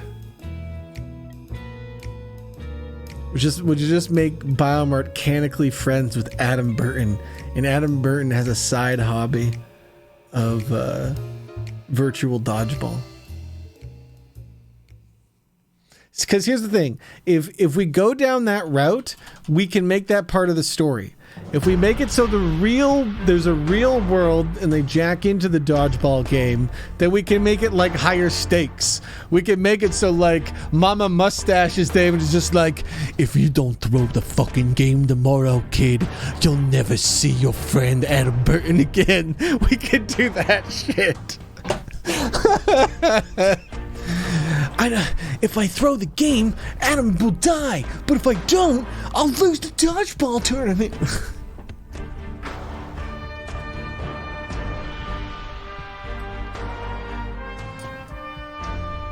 It depends what our story arcs are for this. We don't need to commit to anything. I just want to get a bunch of stuff on the table, because probably we'll do it all live a little bit, do it improv a little bit, and then mix it together with some narration. Why is he in the league in the first place? We might have to ask Biomart. Why is your character in the dodgeball league in the first place? What's their motivation? I think they have that typical anime protagonist. I want to be the best dodgeballer there ever was. I think it's just that.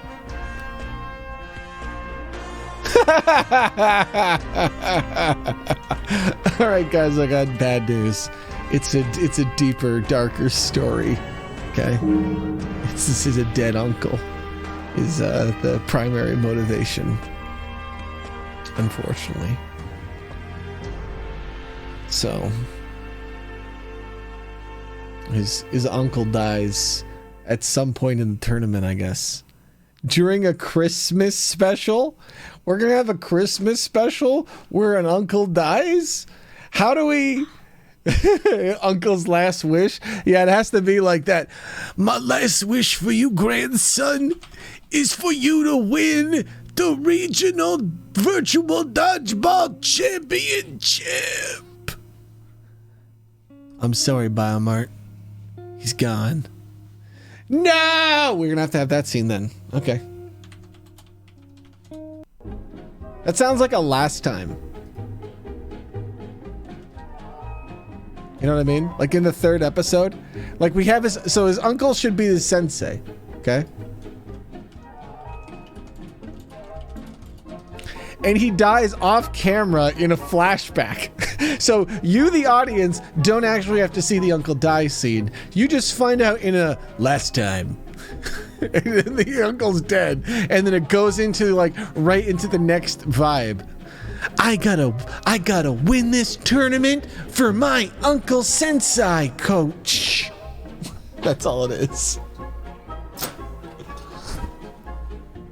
And the uncle definitely dies from a dodgeball related accident. Yeah. Like the gang, like he doesn't throw his second match, and so his uncle gets hit by like a baseball drive-by in GTA. And he's like, oh, and it's just so over dramatic he falls. And that's all it is. It's something so, asinine that kills him. But yes, he dies between episodes. It's a Christmas special. Okay? In a Christmas special, we don't want to have to do the episode where he dies. Not unless we have to show this specific Christmas special every year. But it doesn't look like this is actually a Christmas-related special in any way. So I don't know how much we have to really... I think this is going to be a one-off project. I don't think we have to commit to long-term Dodgeball City memes. Unless it's really, really good, then maybe. I don't know. You know how this works, guys. If we meme it too good, we might have to do more Dodgeball memes. Training montage, wins tournament, dying uncle flashback scene.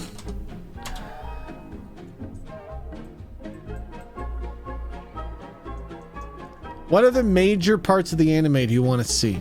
What are anime tropes that we need to like hit on? We're not doing a love story at all.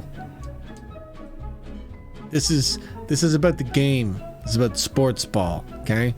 We're not throwing no fucking love story on top of it because they always do that shit, okay? All the love in this is for the game.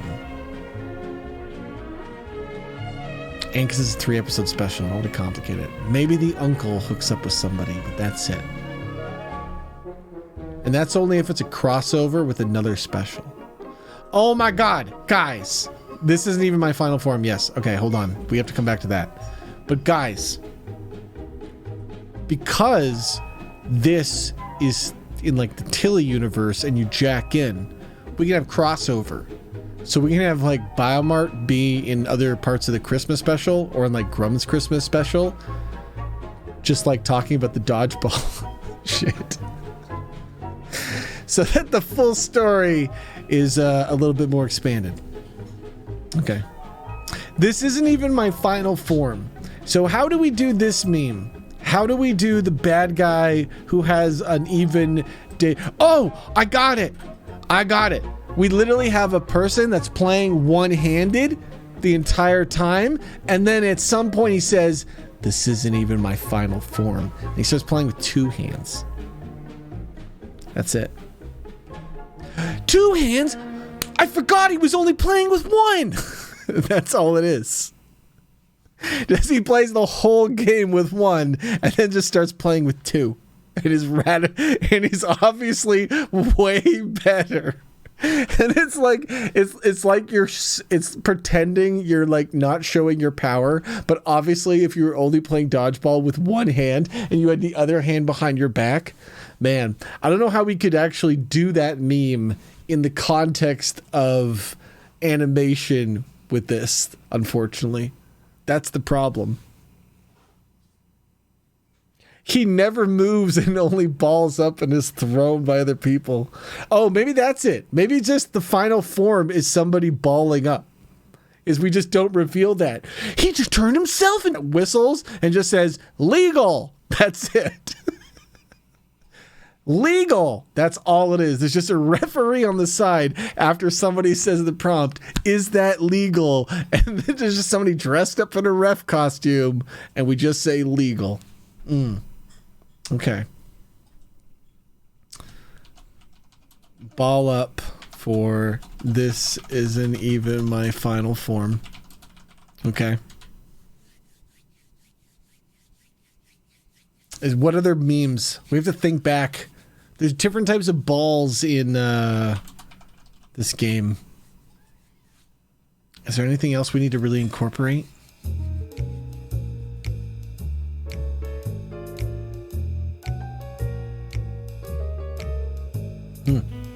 That might be good then.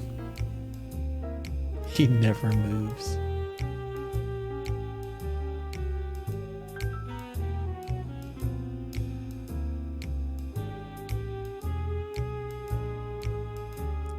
I guess there could be a love story if it's between Biomart and his dodgeball. Specifically, the virtual dodgeball. Wait, should we have a dodgeball be a character?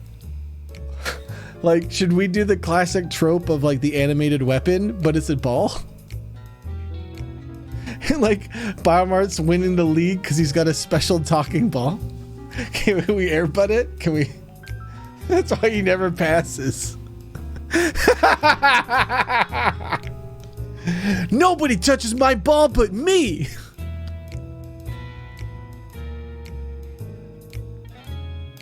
It's a virtual ball though. It's so dumb.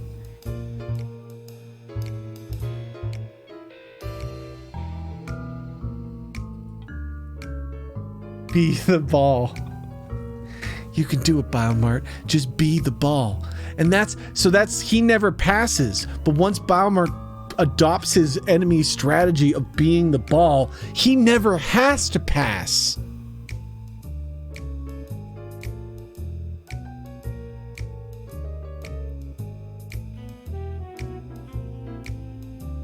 Dodgeball is Karibo. Ball's an NFT. Be the ball. I'm just gonna write that down. Be the ball. It's just a great line that needs to be said. Just be the ball.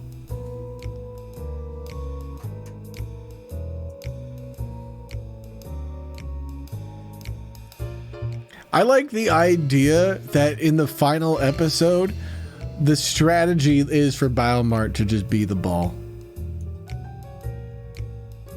His uncle could be saying that the whole time. Be the ball. Be the ball. And then the last thing he does is he literally bees the ball. Because if we don't reveal this at all, anyone who's never played this wouldn't know this is a possibility, right? In normal dodgeball, people don't curl up into balls and are thrown at each other. This is specific to Knockout City. So if we save that fact to somebody who's just a casual watcher watching this 3-part special, the line of be the ball, and you're just thinking like, as he's doing like a training montage, throwing curves and stuff is pretty funny. And then after his grandpa dies, he's just like, I'll just do what grandpa always told me. I'll be the ball. And then he just curls up. And it's like it's in that like scenario where it's like, it looks like all the Biomart's teams are ballless. All the balls are on the blue team. They're cornered. And it's just like 3 of them in a corner with no ball. And then he just does it. It's so dumb. The ball he uses was given to him by his grandfather. Should he use a specific ball? Like, should it be he's like using the galaxy ball? Like, because here's the thing is, in a dodgeball anime special, you don't need to assume that people have played Knockout City. You're actually assuming that they have no fucking idea what Knockout City is, especially because Knockout City is becoming a more and more niche game. You want to make something where it's like they have no logic or idea of it. So because of that, you can kind of use all of the game mechanics as story devices that the audience would not assume, right? The audience has no concept of, wait, there's a dodgeball that if you're holding, you can fly? No. This doesn't make sense to an audience unless they have seen Knockout City, right? So we probably don't even play with special balls a lot of the time. The special balls are just used for specific parts of the special, right? Watch out! That team's got Sniper! He uses a special kind of ball! Because that's what it is. You should treat the balls like how Sailor Moon treats characters. Introduce one like every episode. A moon ball? Are those even legal in the league? Like, it's just... You introduce the rules into the universe early on. Like a character says, all right, 3v3 balls, bring your own ball. Is it a deal? First 1 to 10. Like you state the rules of the universe in the first episode. Bring your own ball. That kid's using an illegal multi-ball. It's 3 balls in 1. That's all it is.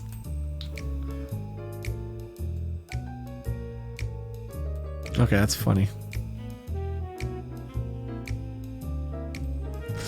Okay, that's enough Christmas special.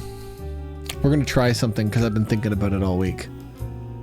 I don't know how well this is gonna go, but luckily I don't have anything to lose today because this is a non-show day. So I was like, I want to just do this to see what this experience would be like. So for everyone in chat right now, we're gonna play a game. We're gonna play Monopoly, and everyone in chat is allowed to play. And how it will work is we're gonna roll a D100, and then you go around the board the same way we play Monopoly, and we're gonna play with everyone with a spreadsheet.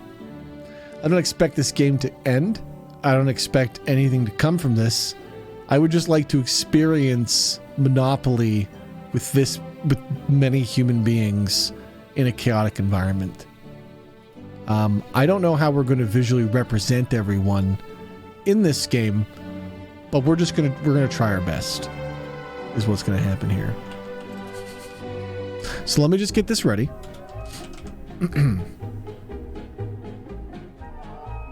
Oh man, that's right. What version of Monopoly? I guess I'll just get a standard Monopoly one. I have like all the meme ones downloaded, but this is like the first time I want just a regular boring Monopoly. Yes, this is for the belt. So the belt has been discovered.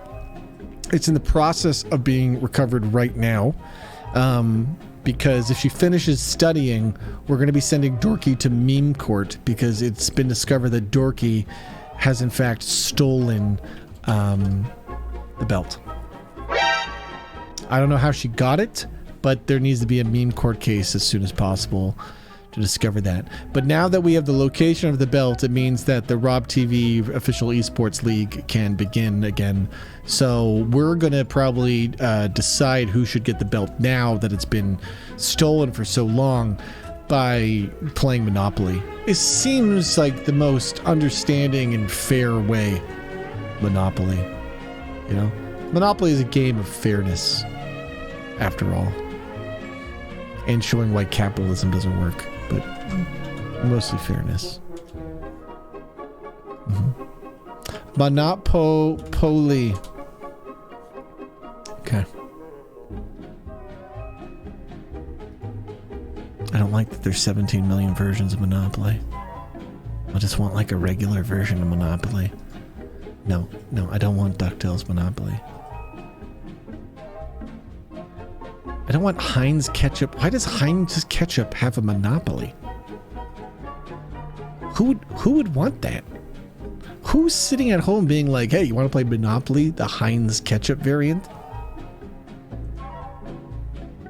That doesn't make sense to me. Not one bit. Okay. What version of Monopoly is this? This one looks newer, but mostly standard. Okay.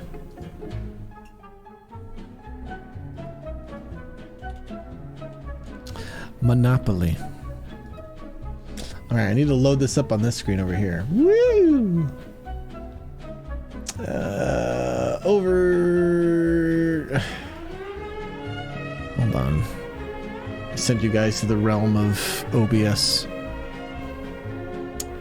Let's take New World, set that to tabletop. All right, and poof. Nope, didn't work. And poof. Nice. Okay. So now we will need a spreadsheet. We don't need this. We need a D100. Is what we actually need. Do they have that by default, or do I have to find this? What do you think? They got a D100? How do they not have a D100? Do I have a D100 on my desk? I do, but you guys are going to want to visually see it in game. You know? I understand. 2 D10s? Nah. That's too much math. I'm going to go on the workshop, okay? And I'm just going to find a D100. Somebody has made it. Somebody has made this dice. It's not a very useful dice, the D100. A 100-sided die is pretty ridiculous. I think I might have one in real life just because it came in a set or something.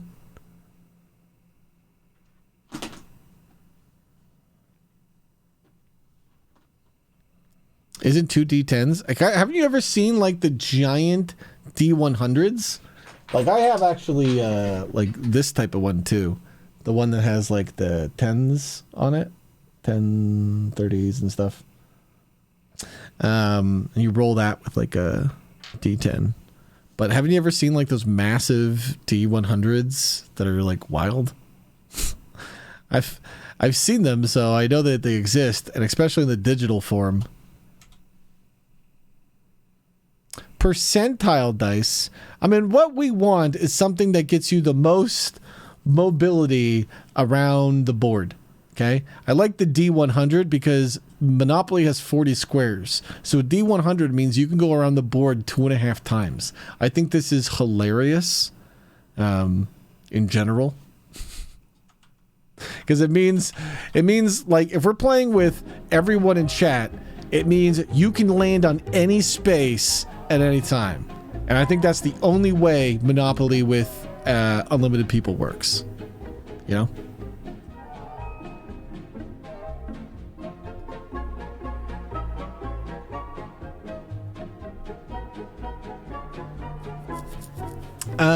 I mean, I guess we'll just use, I'm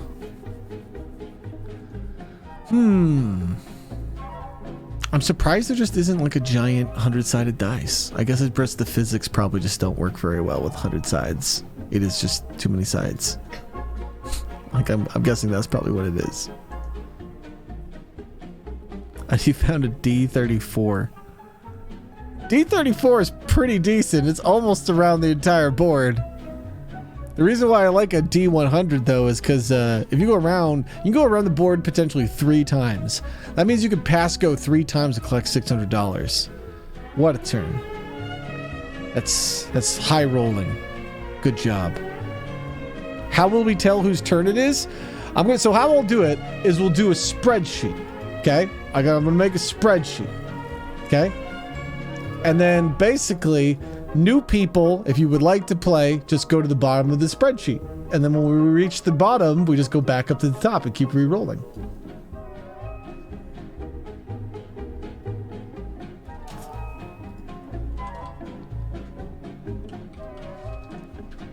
Okay, I am making the spreadsheet as we speak. It should take but a mere second, chat, and then we will be in business.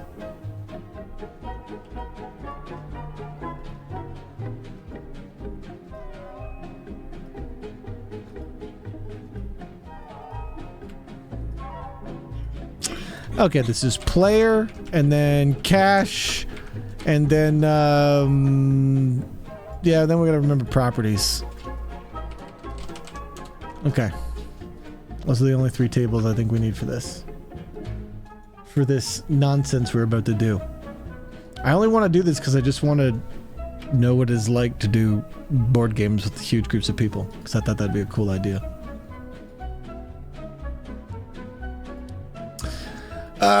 Let me think.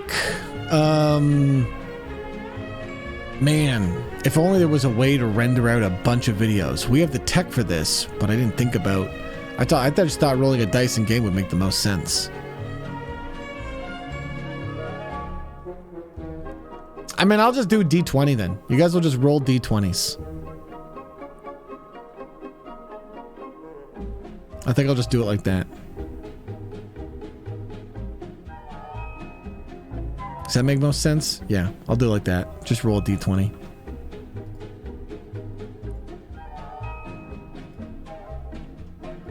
Bum, bum, bum, bum, bum, bum. 2 D20s? But then I gotta do math. I guess 2 D20s does mean you can go around the board.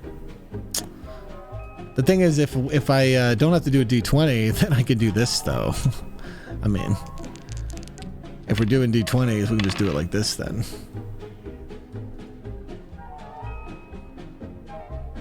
You know? Role-playing is entirely legal, okay? On your turn, you may forfeit your turn to role-play. That is perfectly legal. Every player starts the game with no money. You start with no money. How do you guys want to start with money? How should I do this? I would like it to be fairly poor. They normally give you $500. Should I give you your default 500 Monopoly dollars? I think this is fair. All right. I think we're which foot pedal? Here we go. I think we can let the games begin then.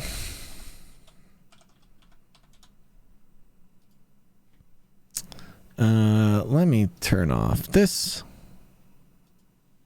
Let me do that. Okay. I have to change that hotkey then. Take your yearly stat. Okay. Bear's going first. Bear, you have $500. All right, Bear, you ready to... we have to figure out what piece Bear wants to be. Shit. We're going to need so many figurines.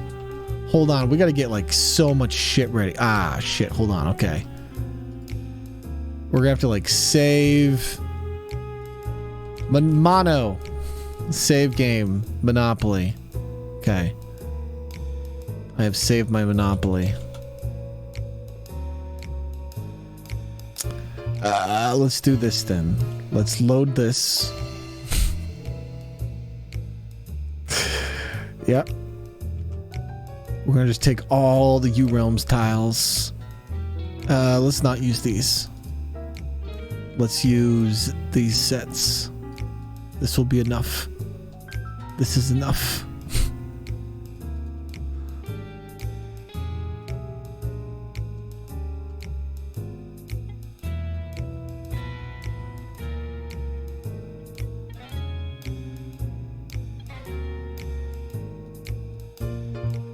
Okay, this will be enough.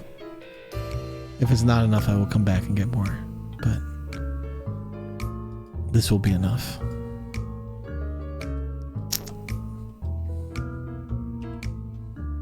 I'm gonna use these tiles because they're stackable. All right, Bear, you must select which of these characters you'd like to be.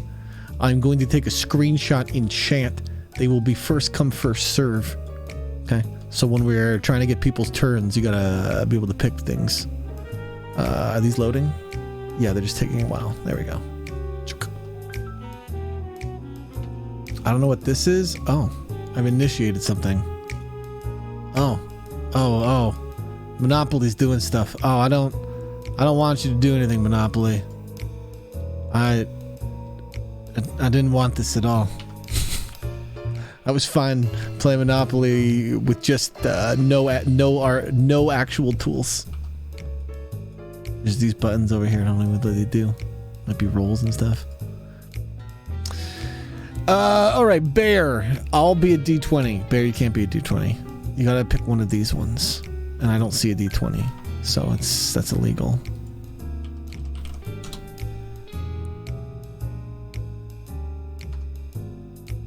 Okay, I'm going to take a screenshot for chat.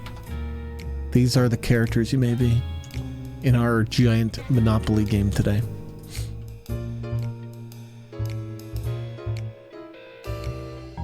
I feel like the Monopoly board is not in English. I think that'll be fine. I think we'll be able to play Monopoly in a non-English Monopoly game. I think that's going to work.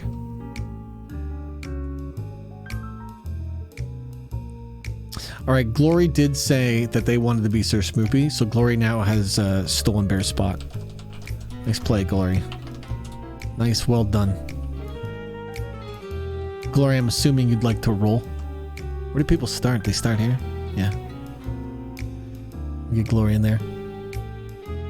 Coffee Days would like to be Nook. Okay.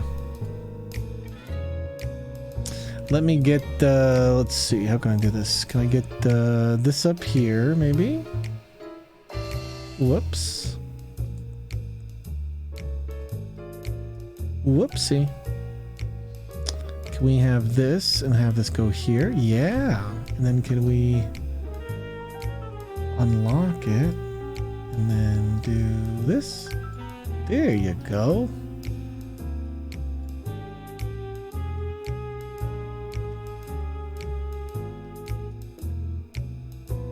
Oh man, this board is all sorts of off. Oh well, that's the best I can do. My stream is wild chaos. All right, Coffee Days wants to be Nook. I should probably write that down. I'm gonna write this to the next over here. You don't need to see it. This is not that important.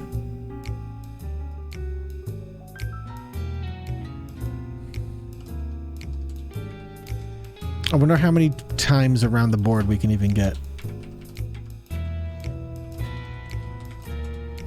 Danny would like to be Lonald. I don't see Lonald McDonald. So King would like to be the dinosaur. I don't see no dinosaur. I see Lonald first column. Oh, see, Danny, you should have said you'd like to be the clown. You want me to solve 7 levels of meta? I'm already game mastering a complicated Monopoly game. Okay.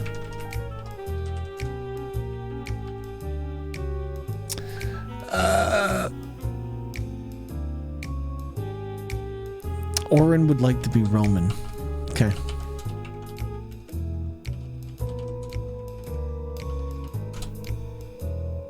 Dino is on row 2. I see it.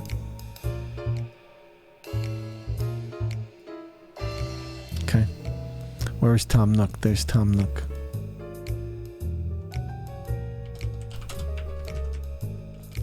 Dinosaur. Okay. Put this over here because they might not have property. Alright, if you would like to play Monopoly, please look at these tiles and just pick one. That's all you really have to do. Monopoly is such an automated game that after this, I'm going to ask you questions, and if you're not around, I'm going to assume the answer is usually no. Do you want to buy this? Well, you didn't say anything, so now it's on the auction. Because that's the thing, if somebody doesn't buy something in Monopoly, it goes to auction with this many people in chat. This is why we're playing Monopoly with 12,000 people. Because someone here is going to become some sort of kingpin and consume and kill every other player. This is inevitable. Mammy wants to be Nalo. If you don't need to know the names and characters of stuff, you can literally just give me your row number. Alex would like to be the net. The net.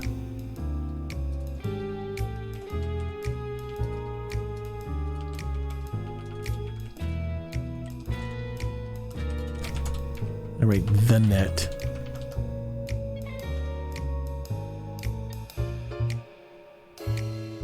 I want to be juggling Citra.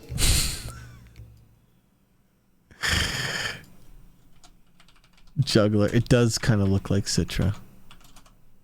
Okay, looks like this guy. You're my honey bun, sugar plum, pumpy umby umpkin. You're my sweetie. It was great hanging out with that guy this weekend. Him and Jill. It was a great weekend. That's why I'm in such a delightful mood today. I just had a very relaxing weekend. I mean, it was very busy and I was exhausted, but you know, you want to be the shovel? The shovel. If you say your thing and I miss it, don't feel bad repeating it. I can be slow. But Kara wants to be Gary.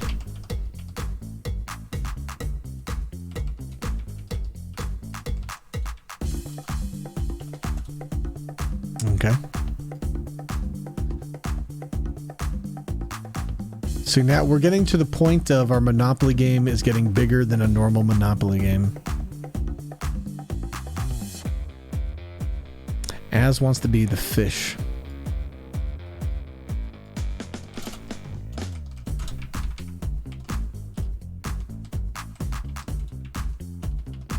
Okay. The corn dog. There's a corn dog? Where's the corn dog?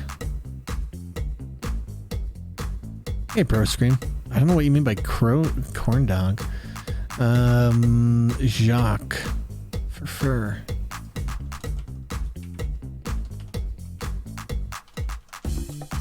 Okay.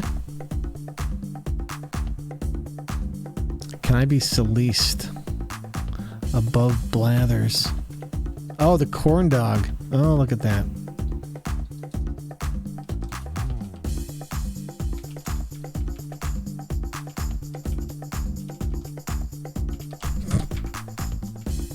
Okay.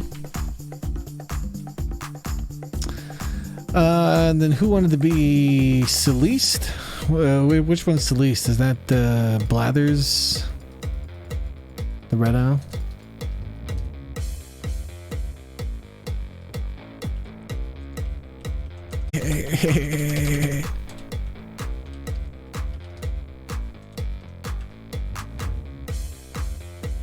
Yeah, you don't have to stay. You can just, this is like an idle game. You can literally be like, yeah, okay, I'll play. I'll be that thing. And walk the fuck away. And you might come back in 4 hours and be like, nice. Although pretty much unlikely. I guess we will assume you want to buy. If you can afford, we should sell to you. We'll be generous. We'll auto sell. Unless you say no, we're going to sell. We auto sell properties here. Okay. We just assume that if you land on something and you can buy it, you want to buy it because it's Monopoly. That's what we're just assuming. The Grim Reaper. Which one is that? Which one are you calling the Grim Reaper? Santex wants to be the little surprised frog, bottom left of red. Little surprised frog. Bottom, here's red, bottom left.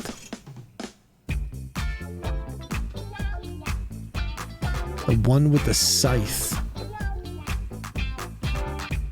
The one with the scythe.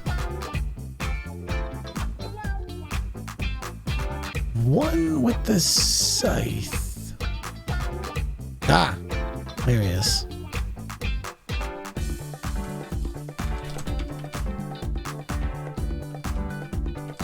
It'll be easier for me to find these. Trust me, I have a manic brain.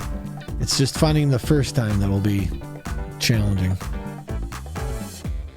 Beep, what are you playing? Which one, Beep?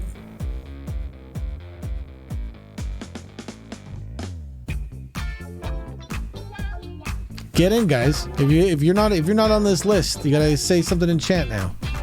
You gotta get in here. What do you want to be? I mean, if not, I mean, you could join in at any time, but Megan wants pink octopus.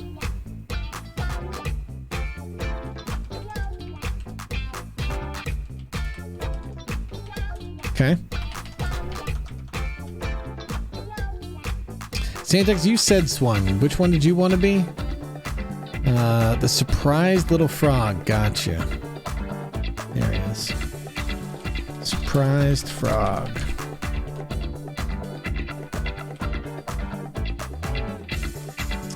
Press B to jump.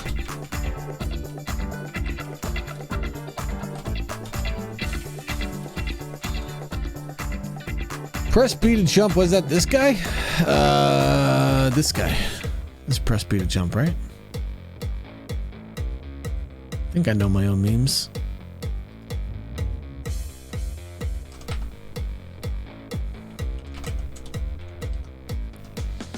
All right. Does everybody watching have a token in the Grand Monopoly game that is about to begin? If not, you can join in. Okay? Let everybody know they can join in, but I'm going to just start going down the list. I guess the next time that we have to really check to join in is when we get to the bottom of this first round. Hello, Chain. You're just in time. Does somebody still have a link to that picture? We're going to have to keep linking this picture to people. Actually, let me take an updated one for you guys, I guess. Let's get an updated one. Hey,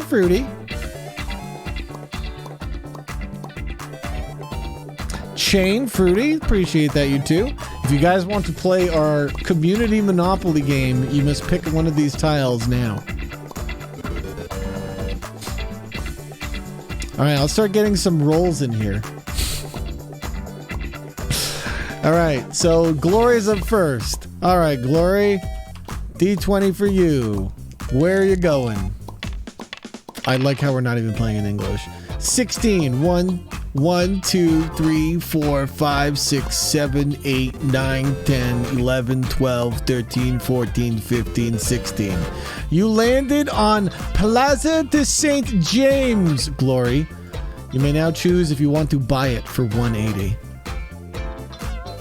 Yeah, okay. I assume you wanted St. James. How much was St. James there? I'm gonna do the math. 180. Okay. All right. Bears up. All right.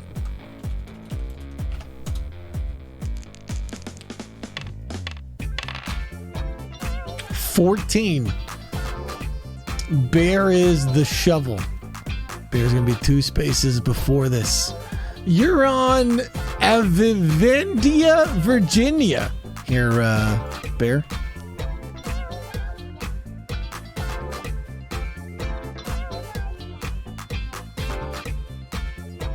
Those sirens are loud tonight. I'm going to assume Bear's going to want to buy, but we'll find out in a second. All right, coffee. This is Tom Nook. A 19. So this was 16, 17, 18, 19. Coffee, you're landing on Avivendia, New York. Why did we get a non-English Monopoly for it? I can't wait till we get community chess cards. That's gonna be something special. You're gonna buy that too? Okay. I'm just gonna write this. Bear has not said he's gonna buy, so we're gonna assume he's buying. It's Danny Dip's roll. Danny Dip is this clown. Let's see where Danny Dip goes. 15. Man, everybody who goes second down the list, it just gets worse and worse. It's like a Squid Game thing. Right? This is just, it gets worse and worse as we go on. It's just every player that comes in is at a greater and greater disadvantage. 1. Who is this for? This is for Oren, who's on Roman.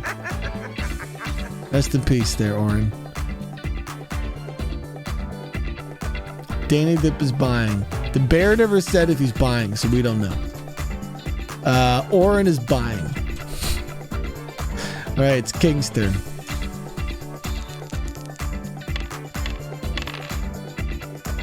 10. So, by the way, you just trade at any point, and you guys just let me know if you want to trade.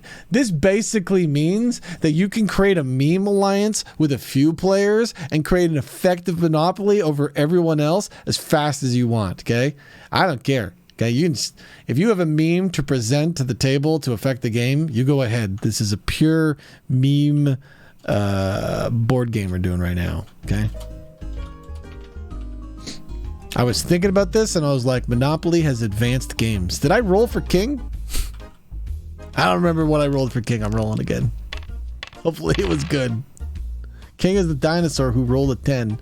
1, 2, 3, 4, 5, 6, 7, 8, 9, 10. Okay, you're just visiting jail, King. Don't worry. That's not a good first roll. You want to buy a property first turn right now. It's 6. Who is this for? This is for Mammy. Mammy as Nalo is getting a 6. 1, 2, 3, 4, 5, 6. Okay. Alex as the net.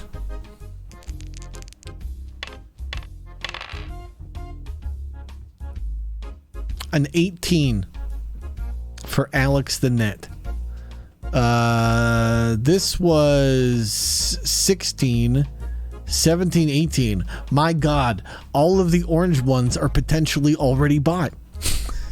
You guys could collectively combine your properties and start building hotels. You just need to meme together, and you three could do it.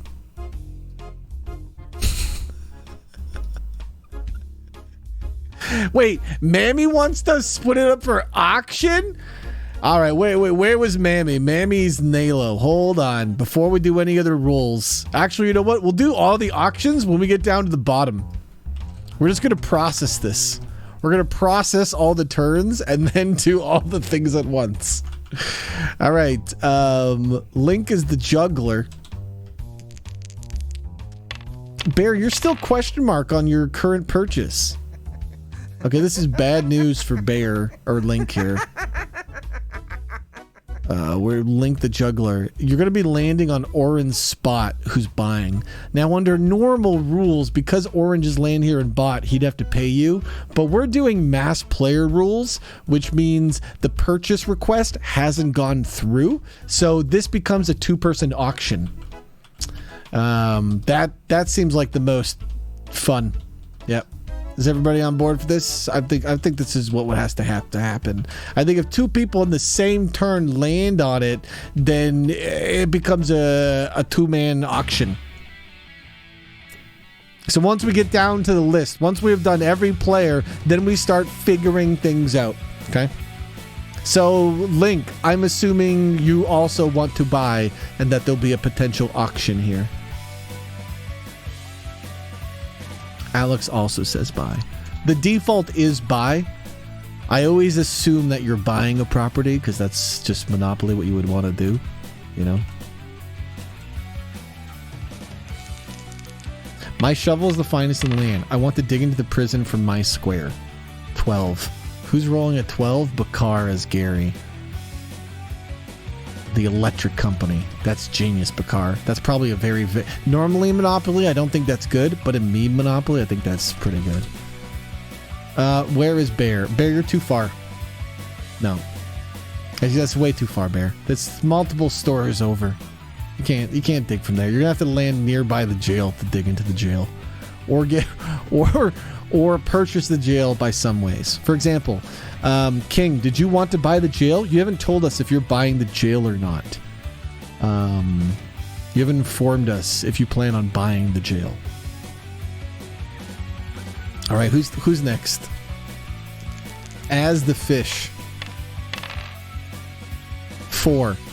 1, 2, 3, 4. Okay, as I don't speak Spanish, but I'm pretty sure Impuesto sobre ingreso plegici el 10% is not good. I'm pretty sure that's not going to be good for you. This is bad news. That's very bad news. I think you're going to lose 10% of your money. Or $200, but I'm pretty sure you're going to lose $50. Here it is. You got to pay taxes. Gloria, I'm going to refund your money. That purchase has not gone through yet. That's a potential purchase. I'll pull up a translator.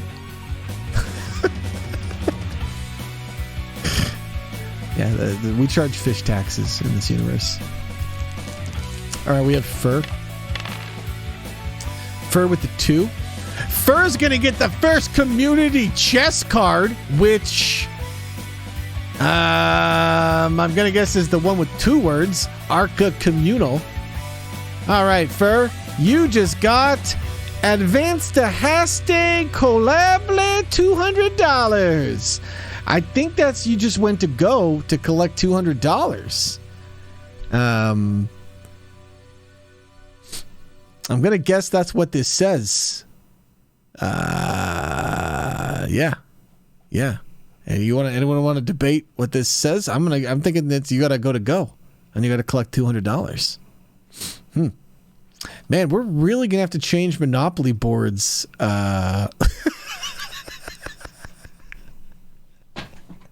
Okay, hold on. We need to fix this Monopoly card issue. Look, everything else is fine, but the community chest cards I actually can't read. So we have a small timeout. Okay, we were making progress in turn 1 of the Monopoly game, but we're gonna have to load a different Monopoly game here, real quick. All right, I'm gonna overwrite our Monopoly. All right, hold on. We're just gonna go to Monopoly, and we'll just get some, Ultimate Monopoly cards. Oh god. Oh god. What the hell is Ultimate Monopoly, by the way? This looks like a very complicated version of Monopoly. But they got chest and community cards, and that's all I really want. I don't know what these... Oh my god. This... We're not ready for this yet, okay? We're just gonna go back to our Spanish Monopoly that we found in Grandma's basement, okay? We're just stealing, you know, the Big Brother's cards because we couldn't read the Spanish cards. So we're just like, nah, we don't want the Spanish cards. We can't, I don't know how to read Spanish. So we're gonna use the Big Brother's cards and hope that these just work. we're just gonna hope they work. How do I...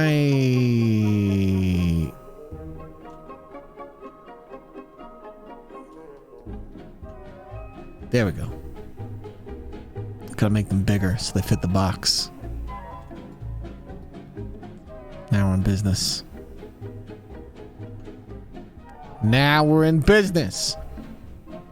All right, so unfortunately, because we don't speak Spanish, you have to draw a new card. We cannot confirm or deny. Also, there's a chance that something bad happens to you here, so we're gonna do it for the memes. Fur, you got advanced to Andrew Young. Okay, this doesn't exist.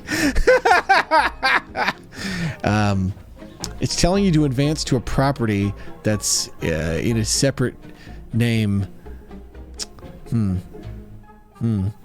This is tough. We're gonna veto this community chest card there, Fur. Let's see what you get second on your third community chest draw. All right. Assessed for street repairs. $25 per cab stand and transit station. $40 per house and hotel. $100 per skyscraper. Pay this immediately. All right. Well, good news. There are no cab stands, transit stations, houses, or skyscrapers, so you don't got to pay shit. I like our new advanced cards that will not function with our game. That's exciting. All right, Union Hawk, the corn dog.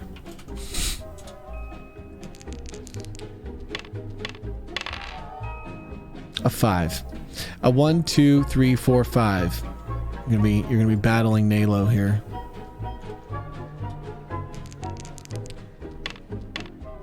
You're getting your auction, mammy. All right, hey. The Celeste is also at jail with King. We might have 2 potential buyers for the jail. I didn't know you could buy the jail, but it's potential.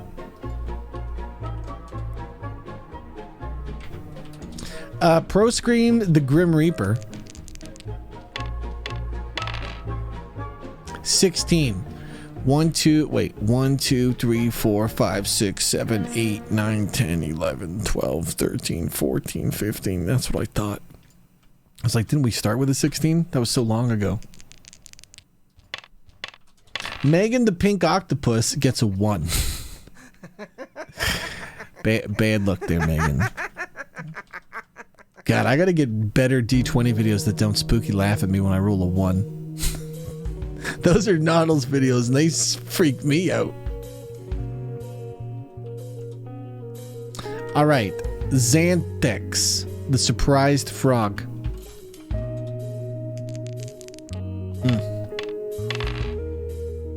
A 4.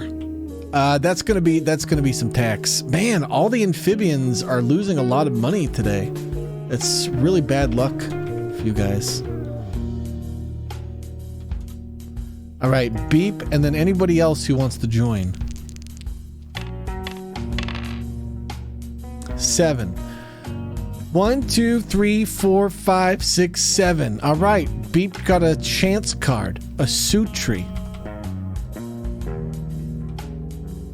Advance to Randolph Street. If unknown, you may buy it from the bank or put it up for auction. Okay, well, Randolph Street doesn't exist, Beep. So unfortunately, you're gonna have to draw another card. See you in court. Sue any player for unfair business practices and take $250 from any player of your choice. Keep until needed. Play at any time. What? What the fuck?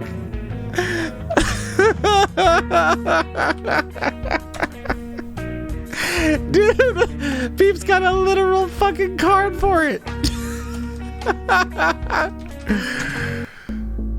All right. Digital justice system. Let me get a screenshot. Represented by two yet equally important groups: the lawyers. Okay, Beep, make sure you keep this screenshot until you're ready to use it, okay?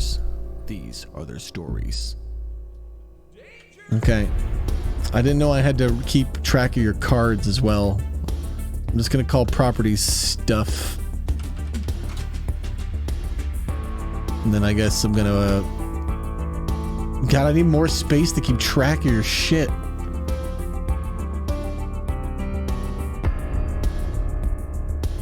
This is more like action.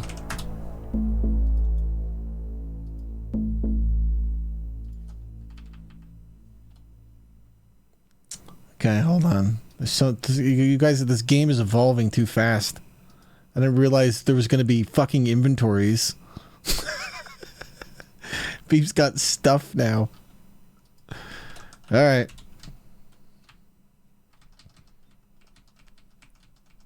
He's got a Sue card.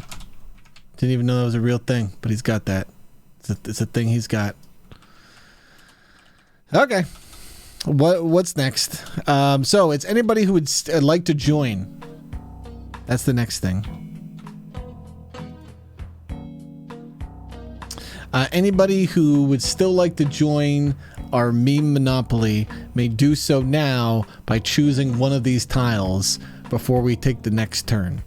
Can you be a tornado? Yes. Fruity onion.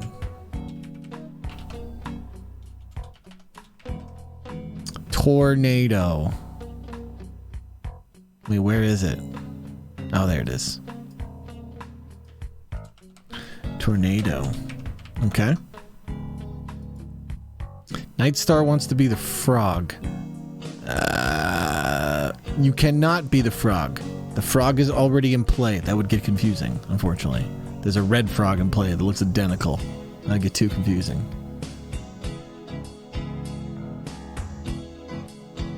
Alright, Fur. Fur, I will warn you that, I could just end up taking all your stuff for the memes. Can a court card activate meme court? I would imagine so, yeah. Depends how the Beep has the most powerful turn one so far. Is getting a card that allows him to sue any player. Everyone should be scared of Beep. like if you were to mess with Beep right now, he sues you. Like,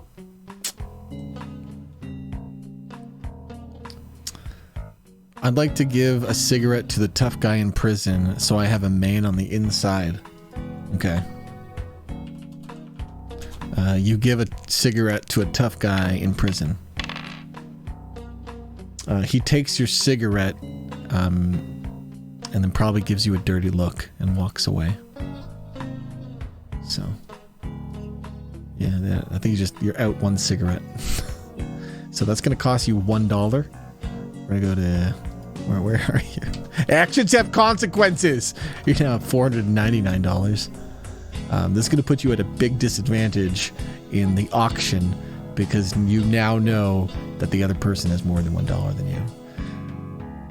Photon would like to join in, and he would like to be a butterfly. Okay.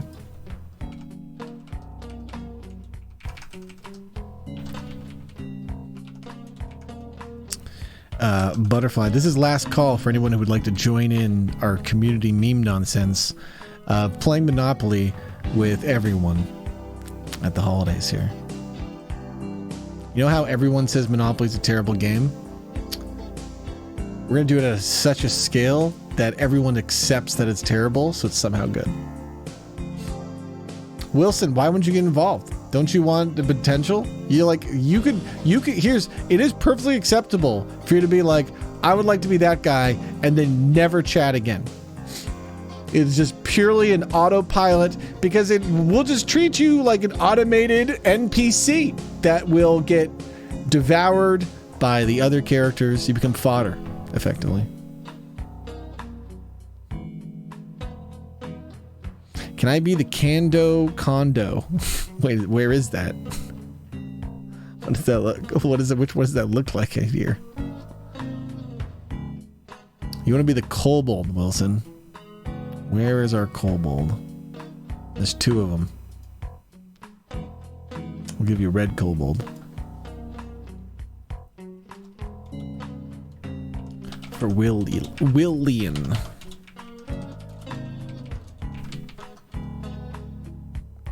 Nightstar would like to be the sheep. The sheep. Where is the sheep? There's a lot of animals here, and I'm not seeing the sheep. Two sheeps? There you go. Two sheeps. All right, last calls. Was there anybody else? Wizard Jenkins wants to be first row, fourth from the left. 1, 2, 3, 4. Yeah, that's Mr. Rogue.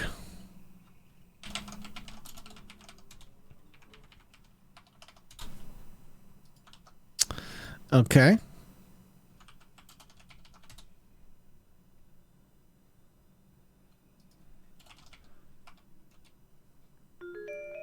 Did I miss anybody, or is that everyone?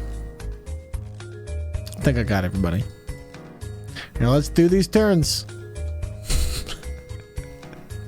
I imagine people who join in an hour from now and they just walk into hotels and die. It's gonna happen.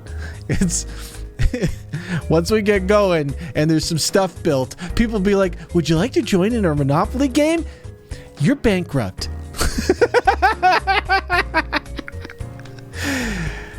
Okay, Fruity Onion. Fruity Onion is the tornado. And it's going 6. 1, 2, 3, 4, 5, 6. Holy crap, Fruity Onion's on a space on their own. Photo of the Butterfly is going 10. They're also hanging out watching Jail. Might be selling the Jail though, so stand by for that. William the Kobold. William the Kobold is going to go for a stroll and go nowhere. And 4 people in that first space. Nightstar 7.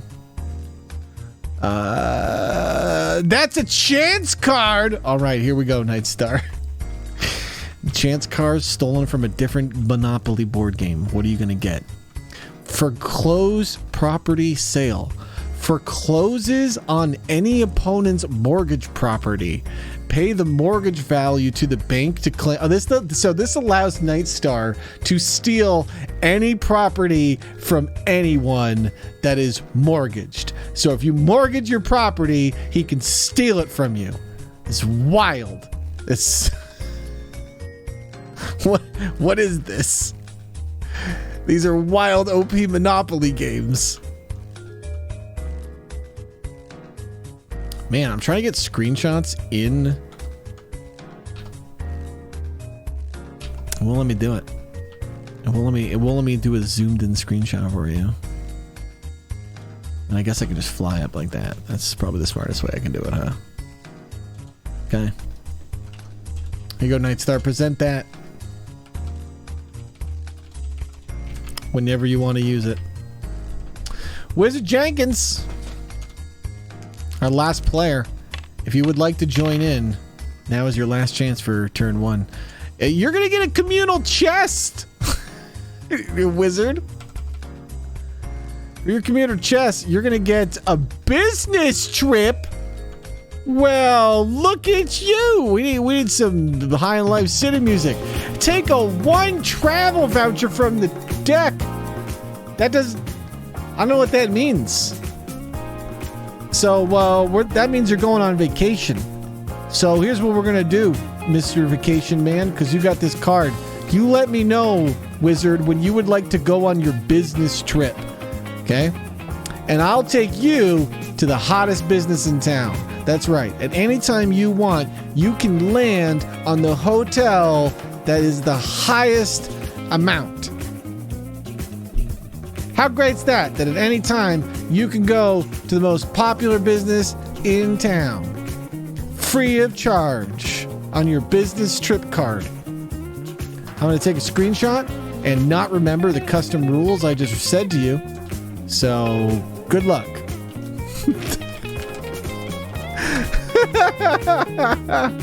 You might want to include a clip just in case Rob tries to bullshit you in the future. All right. Yeah, you have to choose a token, Shora. Here are your choices. If anyone would like to join in, now's the time. We're finishing round 1, and then we're going to process a bunch of auctions and just get into rolls. Raymond? I don't know my Animal Crossing characters. You guys expect a lot out of me to know Animal Crossing characters. Cat with glasses. Glasses cat.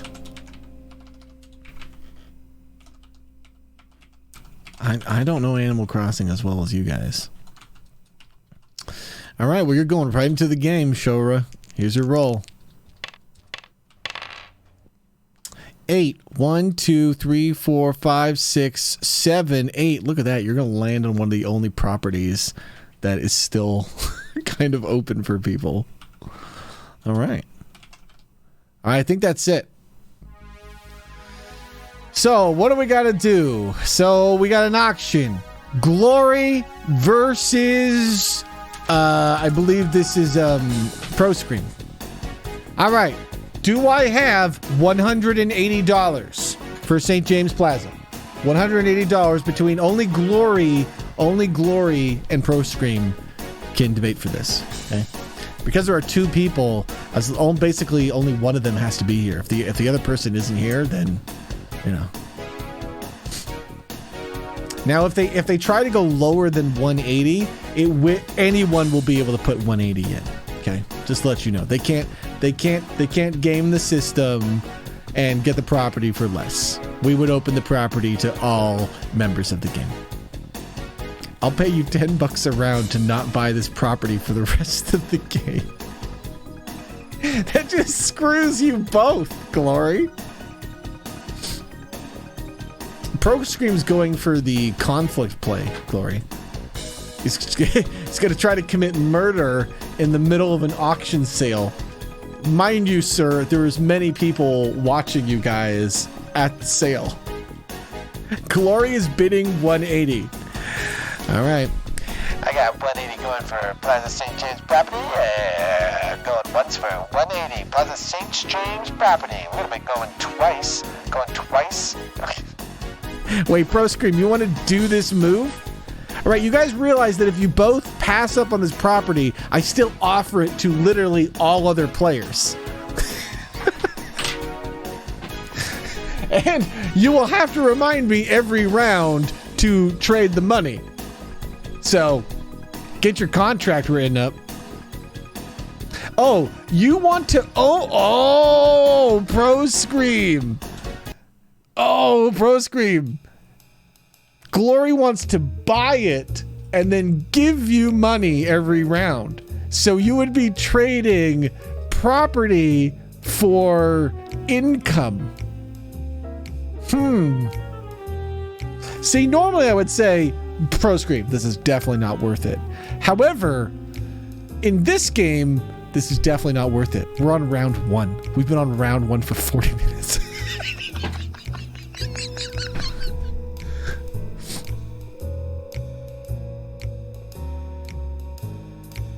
All right. Going once for 180 to glory. Going twice for 180 to glory. Going 3 times for 180. 181. You thought you had it in the bag, Glory, but the auction is on. At the end of this song, whoever has the highest bid in chat will be declared the winner of Plaza St. James Place. Currently, it's going to Glory for 182. It's a 2-person auction, King. There may be auctions you get involved in, because if the people decide to not buy, then it goes up to auction. But this is just a 2-person auction because 2 people landed on the space. And we've changed up the rules of our Monopoly to support this many people. Glory is going to pay $500. All of their money. Now, Pro Scream, you are allowed to go into debt.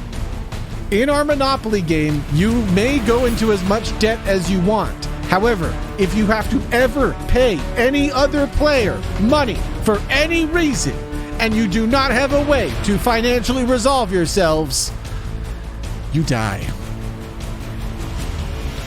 It's like game over, but there is a public execution in this world. I don't know why. Monopoly is a scary and dangerous place. So, if you want, you could bet 501, but you would be at -$1 and vulnerable to death until you became solvable again. It's your choice there, Pro Scream. You have a little bit of time to decide. We will be selling the dead bodies for players who would like to purchase them for meme reasons, I would imagine. All right, Pro Scream is waving out. All right, well, it's sold to Glory for $500. Congratulations, Glory. You have no money. And St. James. So if anybody lands on St. James, they're going to own Glory a total of $14.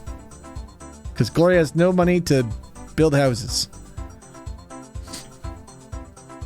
Now you might say you need a Monopoly to build houses. No. That's normal Monopoly. No. If you own a property, you can start building houses right away. I don't give a shit. I've changed the building codes of this game. So once you own one property, you may start building a fortress on it to screw over every other player. Owning a Monopoly just doubles the value, is all it does. Can we build houses in jail if you owned the jail? Yeah, if you owned the jail. What's going up next? Shovel. Now, Bear never said if he wanted to or not purchase it, so we're going to assume that Bear did want to purchase it, because Bear never committed to not committing. So Bear is just going to auto purchase this property, this Virginia. Bear, do you not want to buy this? Because we're putting in the purchase request right now. So if you don't want to buy, you got to tell us, like right now. Because we're spending 160. Wait, yes, you will own Virginia. Yeah, the entire state. It's yours. That's what this says. You own Virginia. The only thing I need to know now is, would you like to buy houses? Because housing prices is $100, I believe. So if you would like to buy houses, please let me know. Nook. Where's Nook? Nook's buying New York. So Nook's here. This is Coffee Days. Buying New York. You gotta let me know if you're not buying, usually. That's what I need to know. Okay. Can I get this wider? There we go. Danny Dip is the clown. What's Danny Dip buying?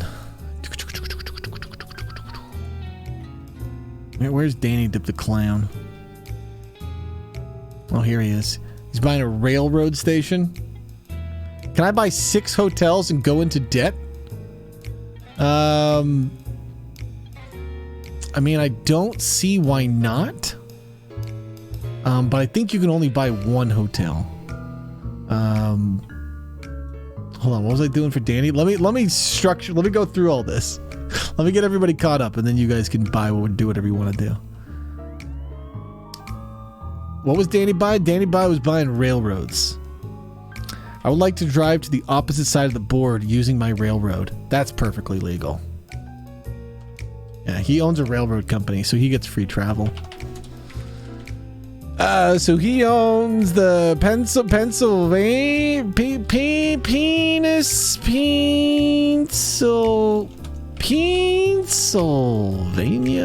Railroad. Okay. Orin landed on something with a lot of people, I think. All right, so we have this property with Orin, Megan, I think that's Link, and William. Okay. So this property is going to start at $60, you four. You are the four people who are allowed to vote in this or bid in this auction. Do I have $60? $60. Megan's going to immediately bid $420. Megan, this is not a valuable property. That's a lot to bid on the cheapest property right away. Sorry, Orin, the bid is already $420. William, I'm sorry, the bid is already $420.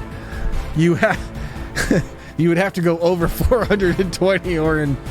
$468 by Orin. $469 by Orin. He's outbidding himself for a property that sells for $60. Man, when you add competition to these monopoly properties, they just sell for wild amounts. Like, this thing normally goes for $60 in most games. $469. William, you want to spend all your money? you want to spend all your money on the cheapest property? Hey, you know, you get to be a property owner. That's, you know, if you could go all in, build some houses on it, then you just need one sucker to land on it and you're back in business. It's all a gamble. If you sit on your money, it's only inevitable before you spend it all. But if you risk all your money, you could die sooner or you could screw over everyone else. There's no good way to win. Orin is going to bid $500 plus a golden coin he found. This golden coin is being appraised at $100. So Orin just bet $600. Do I hear 601? Does anybody else want to go into significant amount of debt for this not very valuable property? Link is going to bet $690. It's going into significant debt. The song is ending. William's going to bet $9,000. Do I hear 9,001? Do I hear 9,002?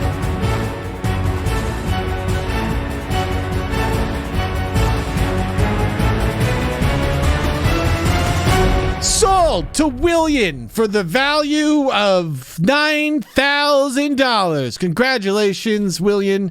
You now own the Mediterranean, which has a sell price. William, I think you may regret this decision in the end because you are now negative 8,500 in the bank. Which means if you have to pay $1 to anyone, you're going to go bankrupt. So basically, if William lands on any of these houses that people are just now building, he will probably go bankrupt. Well, I guess he can mortgage his property. You'll be able to mortgage your property and get some value out of that. But if that's not enough value, you will go bankrupt. Can you choose to not move? No, in a capitalist economy, you have to move or you die. So, nope. Inaction, that's not allowed. Unless you're in jail. So, you can end up in jail. I got a roll. Somebody was trying to pickpocket during that whole event, by the way.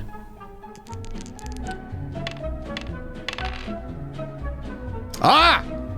Orin did not notice, but he lost $5. Because someone, and I won't say who, may have pickpocketed $5 from Orin. And that person really needs money. So it's a good thing they pickpocketed those $5. All right. That is Mediterranean. King. So the prison. So the prison has a starting price of $2,000. Is there anybody here that actually wants to bid $2,000? Because it might have to go to open auction unless one of you three is interested in bidding on the prison. Now, mind you, you do not have the capital at the start of the game to buy the prison. So you would go into negative income. And you can't mortgage the prison. So it does mean you could lose the prison almost immediately if you land on a space that you owe money to. So building hotels and stuff on the prison does not make you more money, but it does make the government more money. The government will pay you based on the number of inmates. You make $100 a turn per inmate.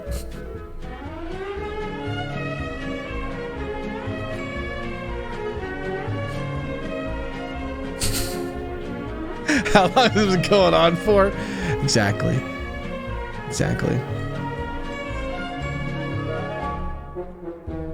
Anyone want to start a venture capital firm so we can prop a startup to buy the prison? Yeah. Sorry, Rob, by the way. Thanks for the 6 months.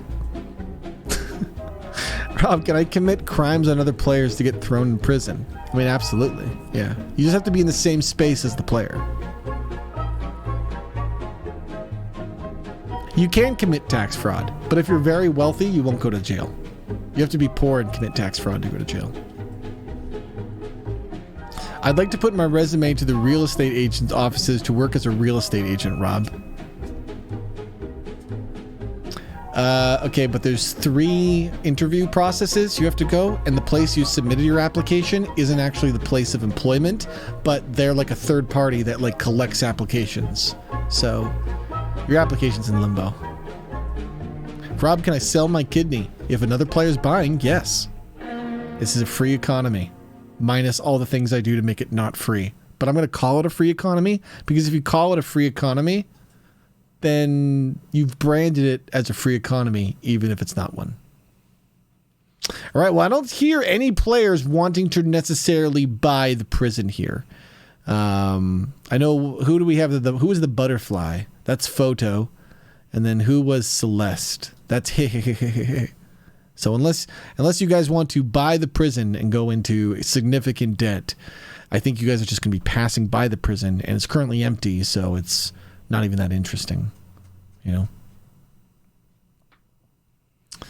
All right. Who do we have? We have Nalo and Mammy.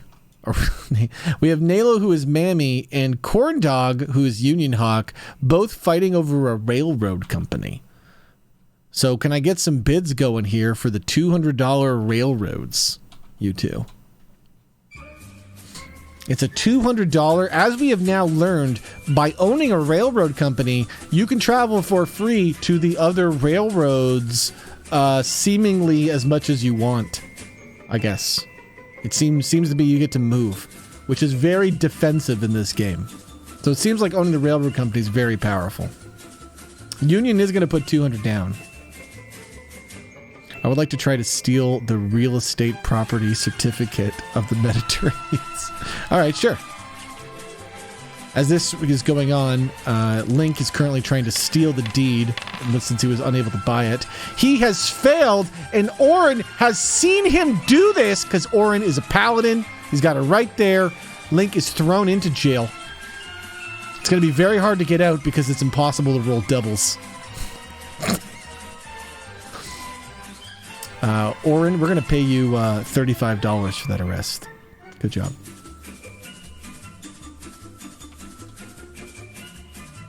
Anyway, back to this auction for the railroads. Mammy is betting 200.42, but Union is having none of it. He's going right to 250. Union's playing for the he wants this property, Mammy. You're gonna either have to put big money in because this is heavy bidding. I should have $5.95 since I have a gold coin. That's legal logic. Yeah. Okay. Trains are cold.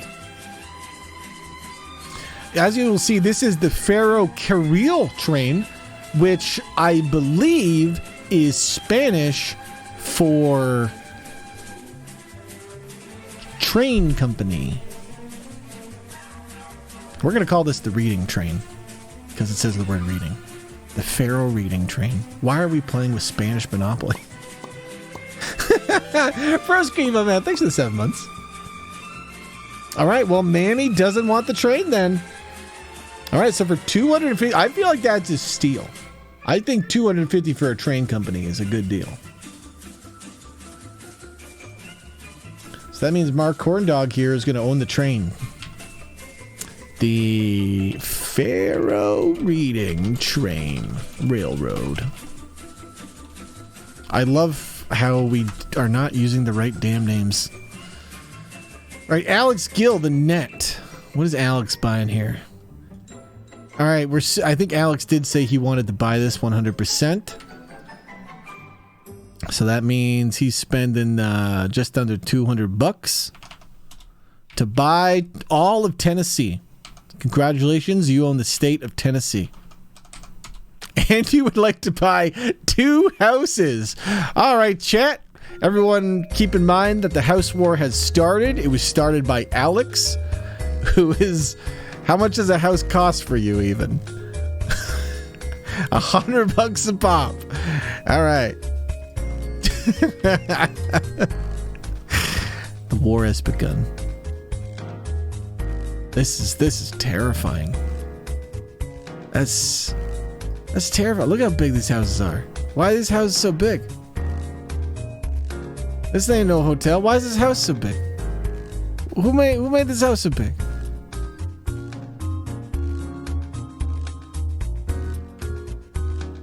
Okay.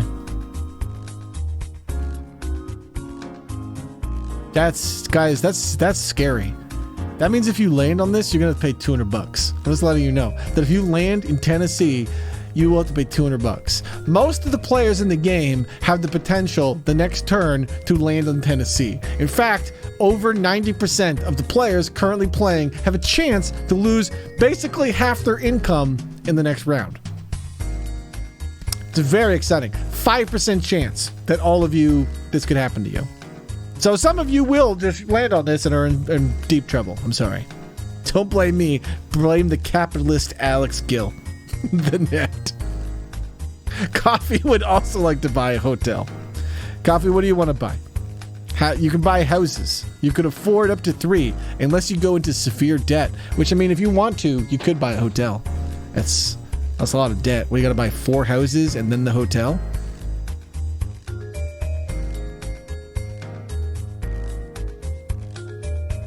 I don't know how math works in this game.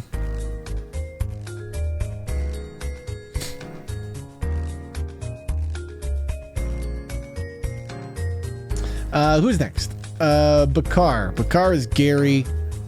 We're assuming Bakar is buying electricity. So keep this in mind that Bakar now owns all electricity.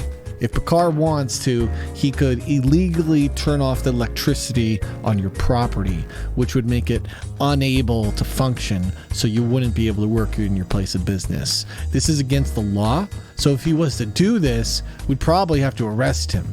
but he could do it. So,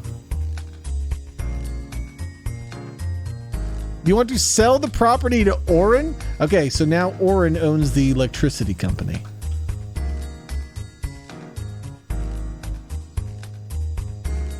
How much did you sell the property to? Just for like $150? Just the base price you bought it?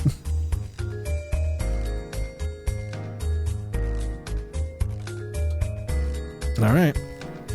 For free? You're just gonna take the hit? All right. Az had bad news. Is Celeste, and we did that. We've done Grim Reaper. We've done Pink Octopus. We haven't done Tornado. This is Fruity Onion. Unless Fruity Onion doesn't want to, we can assume that Fruity Onion is obviously buying.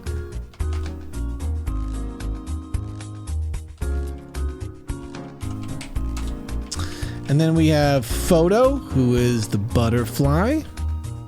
Wait, not this jail. Okay. Then we did William. Okay. I have done everything to complete the first round of turns. I would like to take advantage of my spot. All right. I mean, if there's anything I need to do before I start the next round, now is when you would tell me. I pay no taxes due to religious reasons. Like, if you want to buy houses for your properties or anything before we have people start re-rolling. Glory wants a hotel on St. James. Glory, you're going to go into debt for a hotel? That would cost you $500, Glory. Wait, so you have to have... Wait, hold on. What are we charging for house prices? It's so cheap to buy a house, and then you land on a hotel once, and then you kill a man. Feels like a great price to just go into significant debt.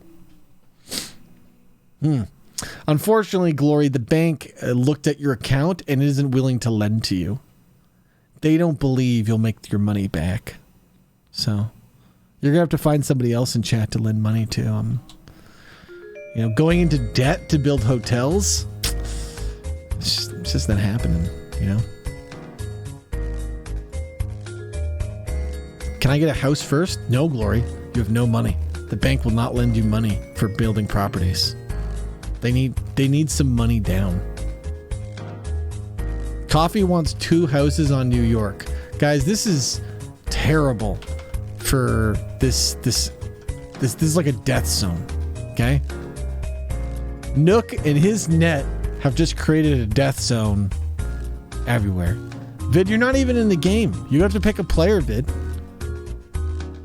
If you'd like to pick a player, Vid, now's the time.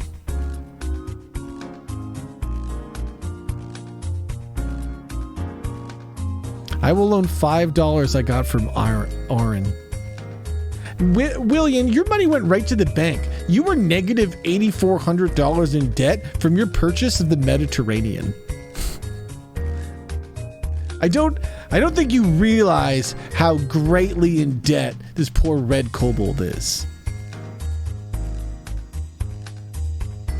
Alex would like to build a glorious house. Don't you already have 2? What are you going to build another one, Alex? Alex is going to spend more money to go down to $20 to buy another house. This feels risky, Alex. You lose any money, you're gonna be in trouble.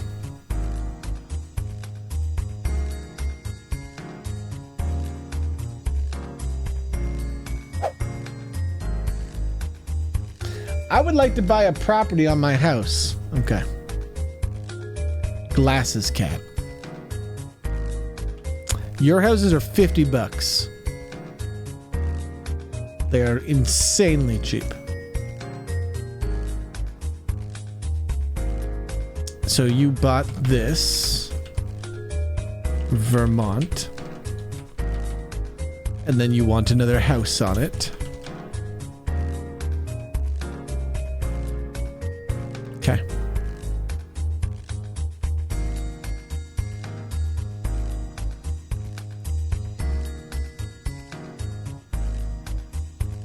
I mean, at a certain point right now, it makes sense to have maybe a few houses, but you will bankrupt people if they land on you.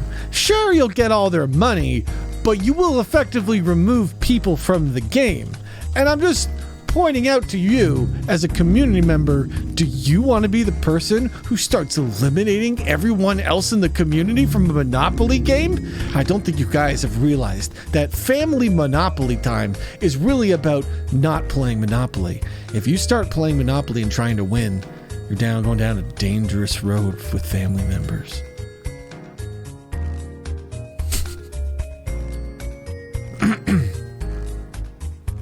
Fid would like to be the tuna.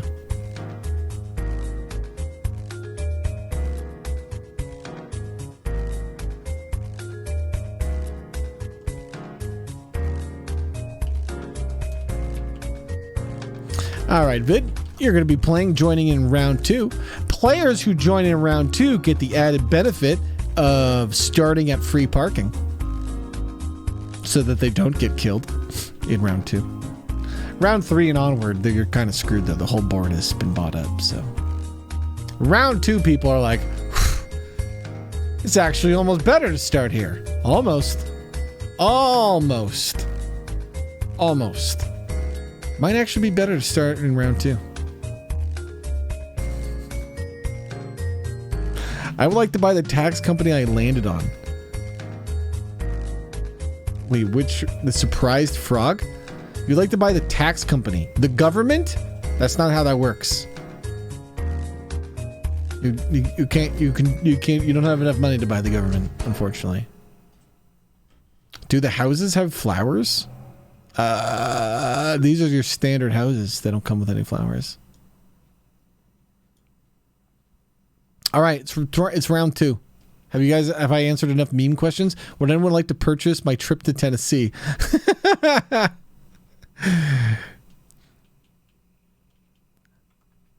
Okay, it's roll time.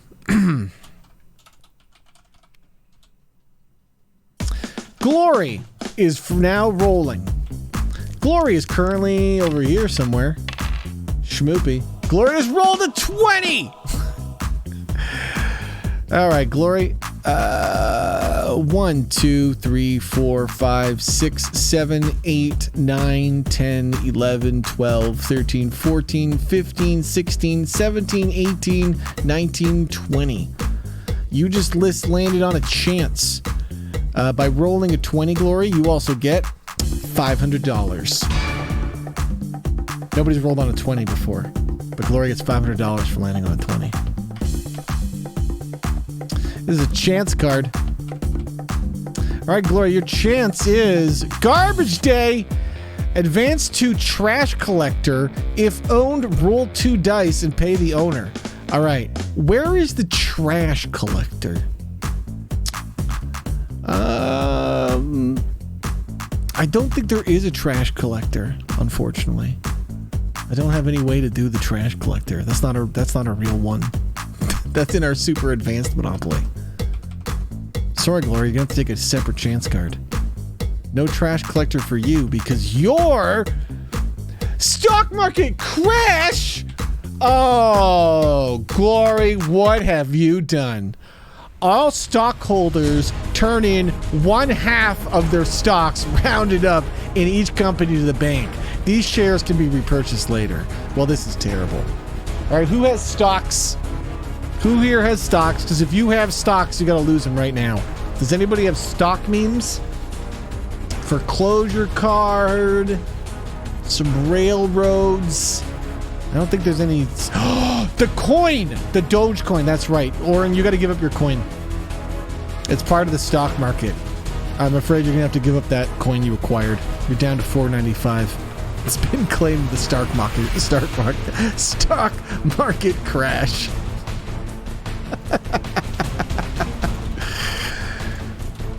The real trick of the Monopoly is to try not to get bullied out of your stuff by the streamer.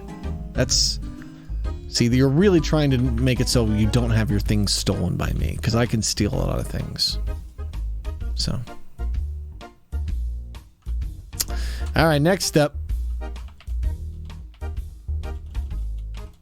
God, those chance cards and community cards are wild because we have no idea what they're going to be. Bear's got a 12. Where's Bear? Bear was a shovel. 1, 2, 3, 4, 5, 6, 7, 8, 9, 10, 11, 12.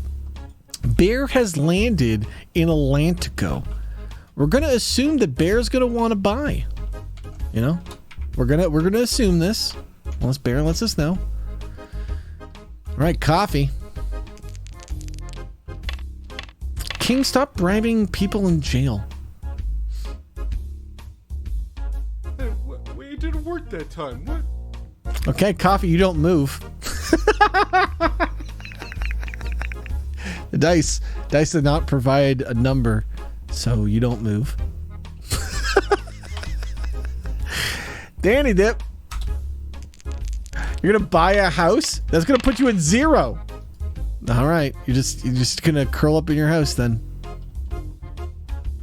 Oh, what was that number? I missed it. What did you roll, Danny? I looked away. Guys, what did Danny roll? Was anyone watching? Am I gonna have to re-roll this? All right. I'm re-rolling because nobody was paying attention. It was a 10, according to Xanthex. Oh, now we're gonna know what Danny could have been on because now he's got a 7. All right, Danny's the clown. Where's this clown at? Oh, right over here. 1, 2, 3, 4, 5, 6, 7. All right, Danny gets $200 for pass and go. Guys, these railroad companies are overpowered for passive income. And now he's getting a community chest card. Discount travel. Advance to the nearest unowned transit property and buy it at half price. Wow. That's... You gotta give it up for RNG. The man already owns 1 railroad. He's about to own 2. All right, well, that means Danny is all the way over here, and he gets to buy the B&O Railroad for $200 for $100. That means you're gonna be down at 200.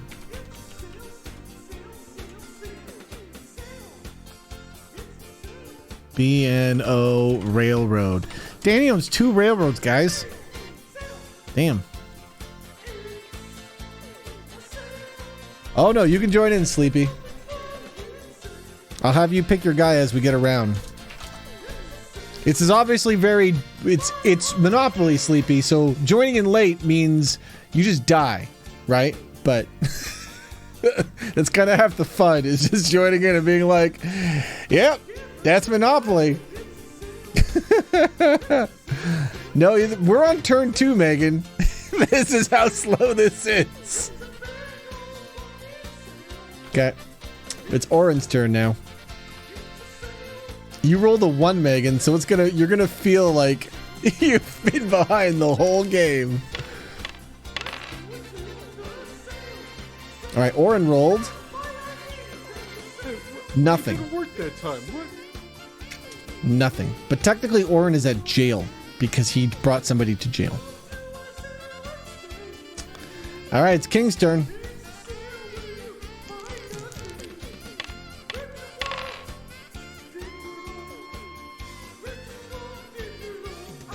All right, King also rolled a nothing. What the? This is very rare for this to happen. Mammy, the dice didn't come up with a number. 7. What do you want from me? You saw it. 7.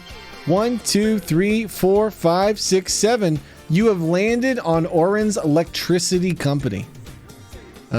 This is going to charge you 4 times the number you rolled. You owe Oren $28, Mammy. You owe Oren $28. Or I'm going to need somebody to do the math. Because I'm just going to give Danny access to my spreadsheet. Danny can help me with some maths. Here you go, Danny. And anybody else who wants to just look at it. Send Danny some invite access. Hold on. Share. So we can focus more on rolling.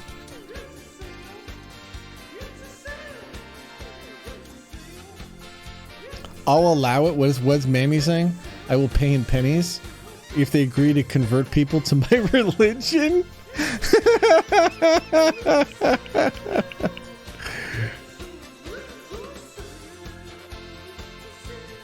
Now you can join Maris. Okay. Next is so I gotta put next to Mammy. Pay. Alex. Alex is the net currently on Tennessee. 14. 1, 2, 3, 4, 5, 6, 7, 8, 9, 10, 11, 12, 13, 14. Alex, you cannot afford the Carolina del Norte, unfortunately, which means there's going to be a wide auction on this.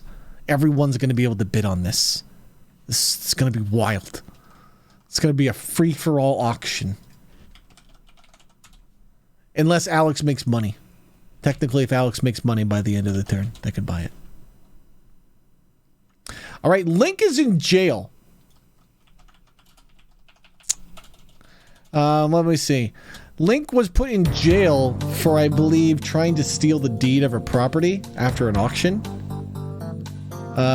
This sentence is 5 to 6 turns of jail time. You know, but you can roll your way out of jail. You know, you just got to roll really well, I would imagine, Link. Well, King, you actually gave a cigarette to Link earlier, you know? Here's that roll on that, how that went. Here's the roll. Earlier today, you gave a cigarette to Link as in his jail, and he was very thankful for it. So, and I can't speak on behalf of Link, but a 19, you know, seemed to he appreciated that smoke. Okay. So let's see if Link can roll his way out of a jail. I'm gonna need a big 20. A 6. You can't roll out of jail on a 6. Sorry, Link. You're gonna need a better attorney. See if you can find an attorney before next turn. Jail. Bakar bought a property for someone else last round. Pretty wild maneuver. 1, 2, 3, 4, 5, 6, 7, 8, 9, 10, 11. Might be able to do it again. Just seems to be doing some sort of investment strategy with Orin, trying to help build up the Grand Paladin Order or something. I don't know. Might be able to buy another property for Orin, though. So now we have a fish. I don't know why we allowed a fish to play, but the fish pays taxes. So let's see what it can do. 1, 2, 3, 4, 5. Connecticut. All right. There might be a fish that owns Connecticut coming up. Fur. Where's Fur at?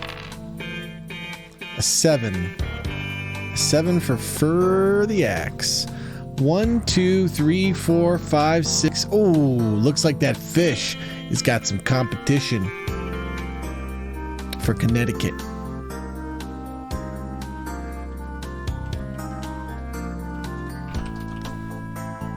All right, we got the corn dog. I bet you this doesn't last long, guys. I bet you guys kill each other really fast. 1, 2, 3, 4, 5, 6, 7, 8, 9, 10, 11, 12, 13, 14, 15, 16. That's a good roll for the corn dog. Putting the corn dog in another buy position. Was that over there on, what do you call it? Kentucky?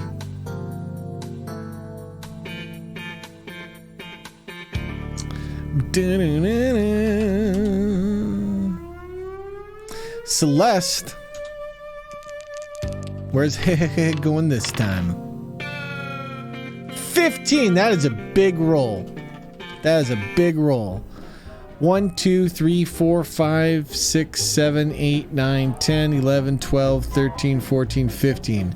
You're gonna be landing on Danny's train company, which he bought with a card. So you owe Danny $50, but he can take you across town if you want. Okay? But you're gonna be paying Danny $50 for a train ride to one of his stations. Danny, the ticket is forced. It's not would you like to buy a ticket, it's where would you like to go. Ticket has been forced upon you. Alright, I got Pro Scream. The Grim Reaper. 8. 1, 2, 3, 4, 5, 6, 7, 8. Ooh, that's another property. Ooh, these properties are going fast. We have Megan the Pink Octopus. Currently on the first space of the board.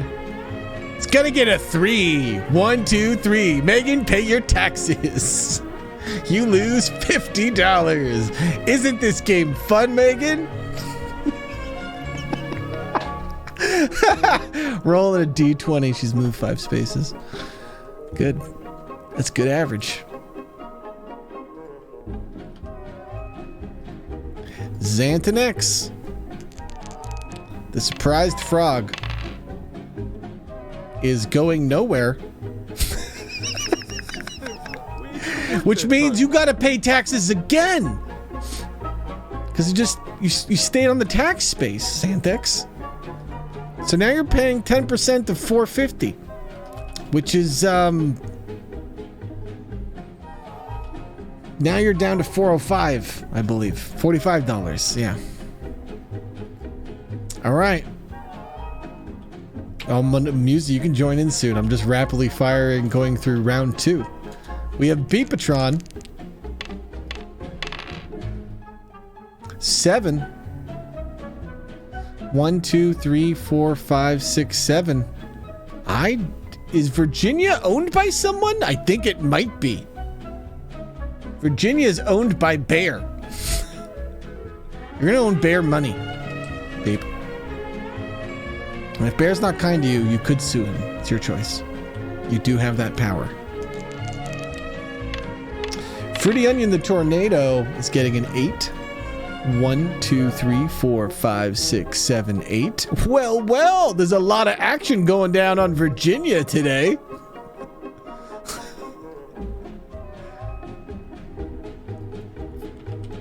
Thank God Virginia doesn't have a house, or this would be bad. Photo the Butterfly gets an 11, which means we got ourselves an auction potentially.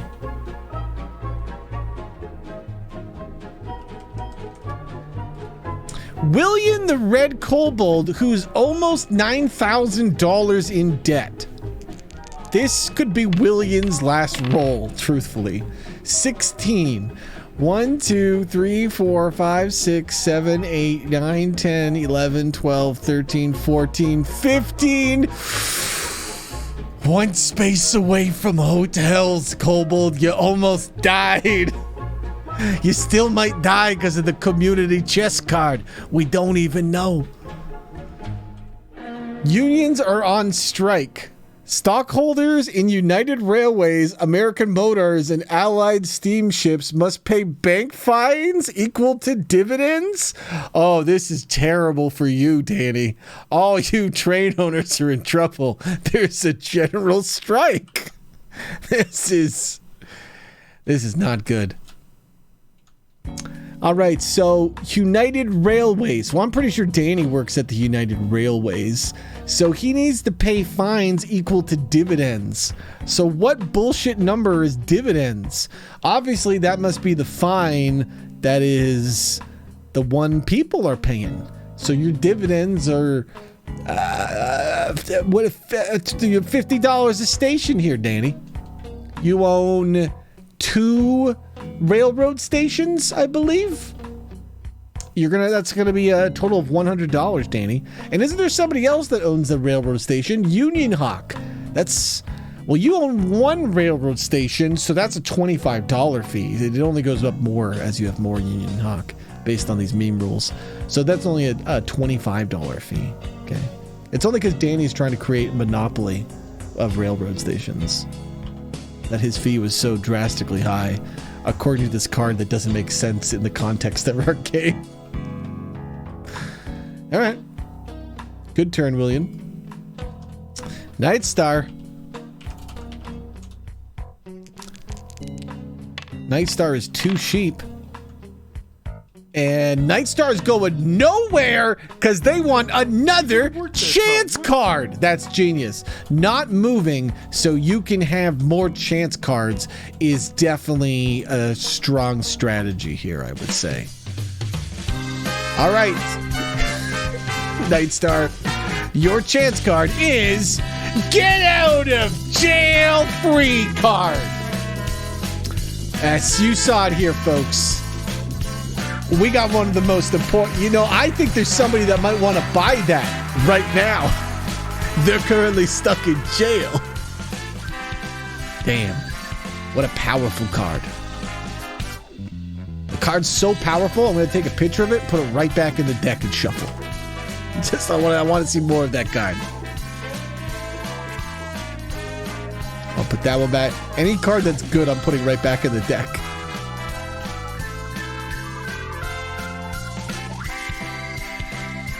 That's one's gone. Here is your card, sir.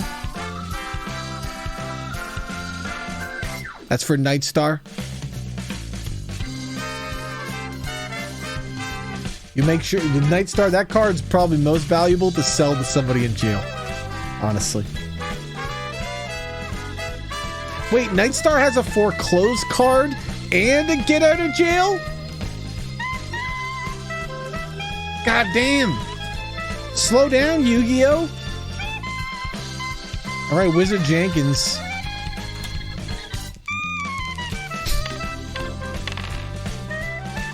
A 9. Where's the U-Realms Rogue? Here he is. 1, 2, 3, 4, 5, 6, 7, 8, 9. I don't think anyone owns that either.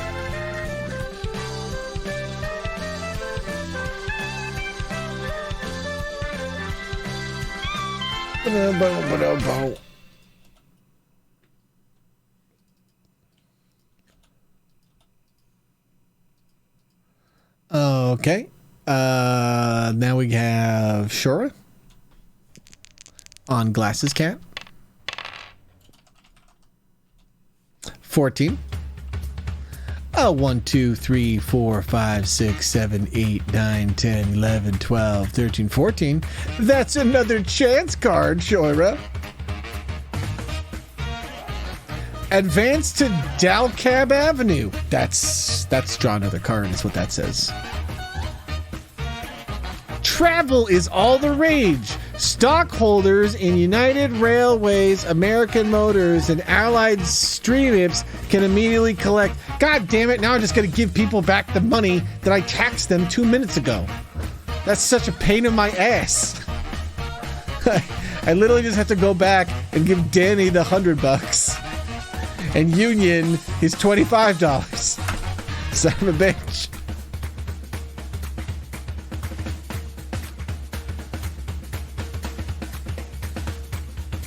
Wait, does Link agree? Oh, Link agrees. Okay. All right. A get out of jail free card is going into Link's possession then.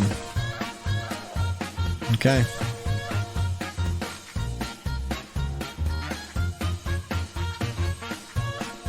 Look at that. Buying his way out of jail. Have you no shame?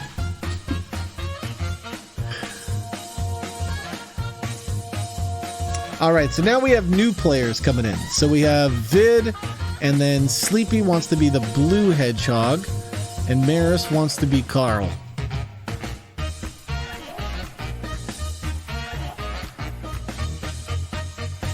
All right. T-Man, thank you for the 39 months. If anybody else would like to join in right now, all you have to do is just let us know which tile you want to be. We assume you automatically want to buy, but if you're not here, then you'll just autopilot walk around the board till you die Monopoly style, because it's Monopoly. You don't need to own the space to build up hotels. So this is as dangerous as one person lands on a property, builds a bunch of houses, and then people die. Maris would like to be Carl the Kobold. Yeah. This is Carl the Kobold. Yeah. Yeah. I got it. So I knew. Carl the Kobold. I want the Kobold sound song. This one.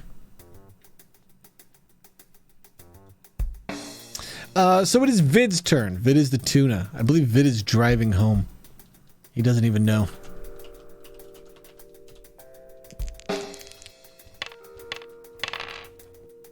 Vid's gonna get a 2, which is gonna get him a chance card. Big opening play for Vid. Vid's gonna get, hey, taxi! Advance to the Black and White Cab Co. Nah, one doesn't exist. Vid's gonna get Occupy Wall Street. If unknown, you may buy it from the bank or put it up for auction. If owned, pay the owner a normal rent due. Unfortunately, Wall Street isn't on the board either. I just like that the card's called Occupy Wall Street. Okay. Next try. Video killed the radio star. Dividends for general... Dude, half these cards don't even work. Dividends for general radio are halved to all players for the next 2 payout rounded to the... I'm glad we don't have to do this card. That was too many words. All right, Vid. Next up is changing lanes. Move directly to the space that is 1 track below this one. If you were on the outer track, do nothing. Let's see. You're on the chance space and there's no tracks near you. Can't use this card. Not even if I'd have to be like extreme memeing. Advance to Broad Street. Damn it, Vid, how many cards am I gonna have to draw? Next.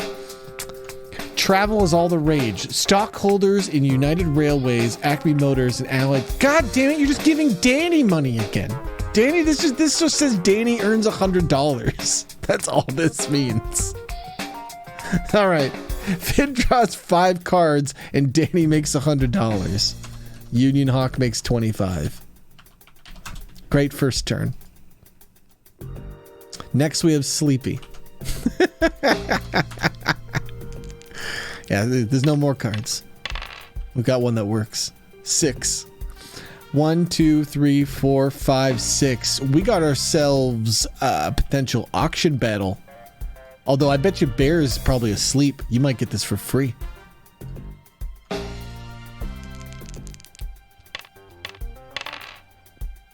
All right, we have Maris coming in with a big 19. That's going to put Maris right here, right? This is 19. Isn't it Boardwalk? Currently called El Mule. That's 19, right? 1, 2, 3, 4, 5, 6, 7, 8, 9, 10, 11, 12, 13, 14, 15, 16, 17, 18, 19. All right. Looks like Maris is going to own Boardwalk. All right, is there anyone else watching that would like to join? We're about to finish round 2, so if you would like to enter the game as round 2, all you must do is let us know and pick one of these tile-y guys. It's Boldwalk? Is that what it is now? Yeah. Welcome to Boldwalk. Yeah. Musi wants to join. She's going to be a skeleton. Okay. T-Man would like to be a pink kobold. Wait, is there a pink kobold?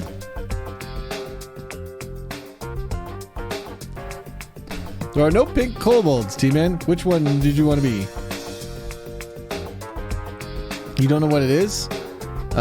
This thing? Ah. Animal Crossing character. Not sure of the name, though.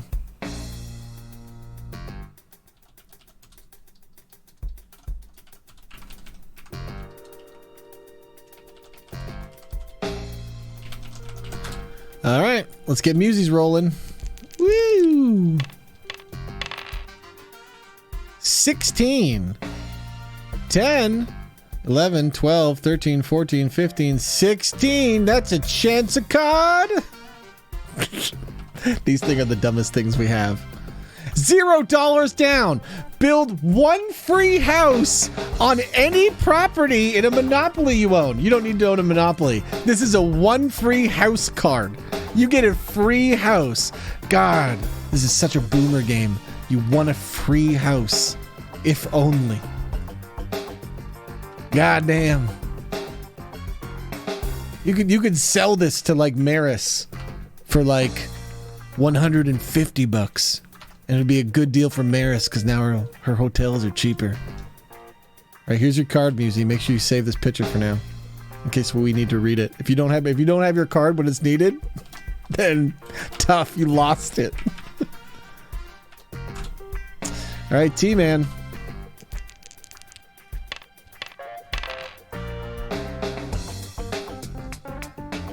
$19. Maris, it's gonna be an auction battle for El Cobalt. We got 2 buyers.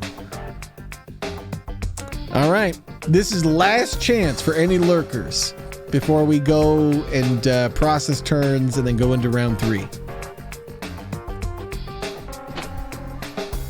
All right. If you would like to play, you just have to pick one of these tiles.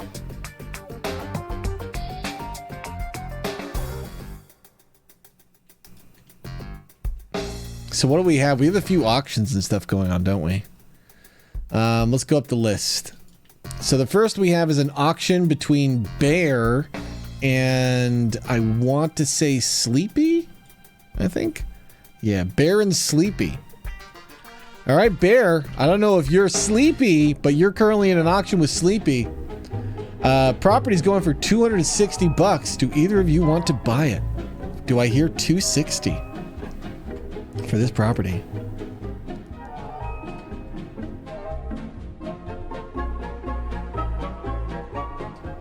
What else do we have going while we're doing this? Mammy is landed on something.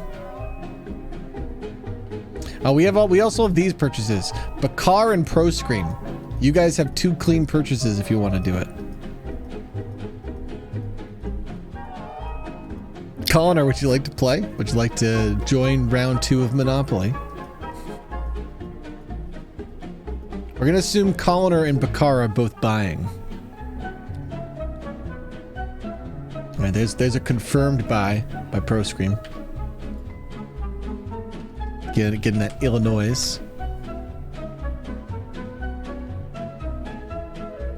For $240, which means you got $260.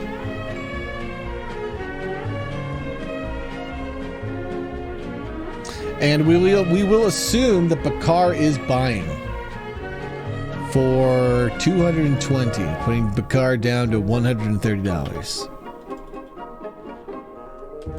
Indiana.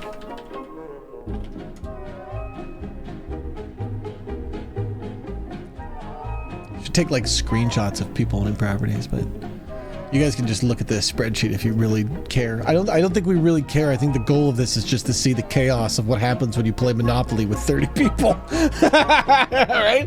At this point, it's not really about winning the game. It's just like, Monopoly with 30 people doesn't work, but it kind of does, but not in the way that you would actually want in terms of gameplay.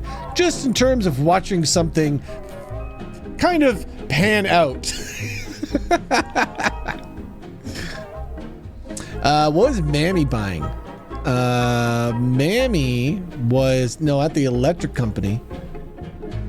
And Mammy had to pay Orin, what was it? Like $35, I think? Then Orin said something about not paying? I don't know what your meme was. I'm going to assume you paid it unless you reached an agreement. In which case, I don't know, you can hand your money back. Only if they decide to agree to religion, pay with pennies. And I think they paid you in pennies. Bum, bum, bum, bum, bum, bum, bum, bum, bum, bum, bum, bum.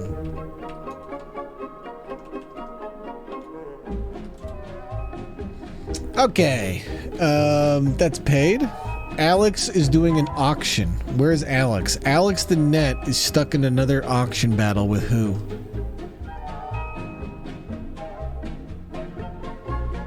Where's Alex?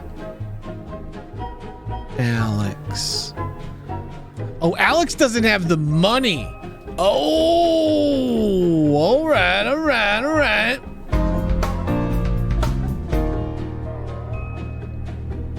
Thank you, Colliner, for the gifted sub. All right, so we have not heard anything from Sleepy or Bear. So because there's two people that want these properties and none of them can commit to buying it, I cannot sell this property. This property will have to remain open because there is no clear person to sell. Oh, Sleepy will purchase it.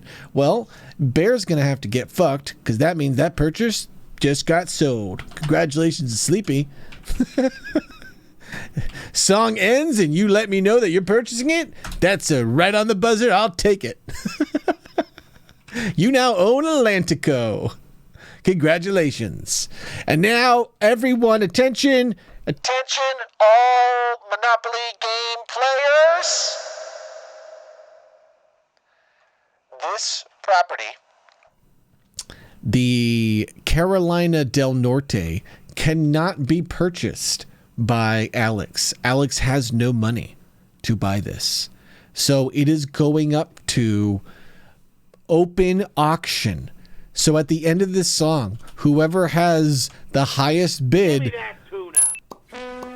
Colliner gets it.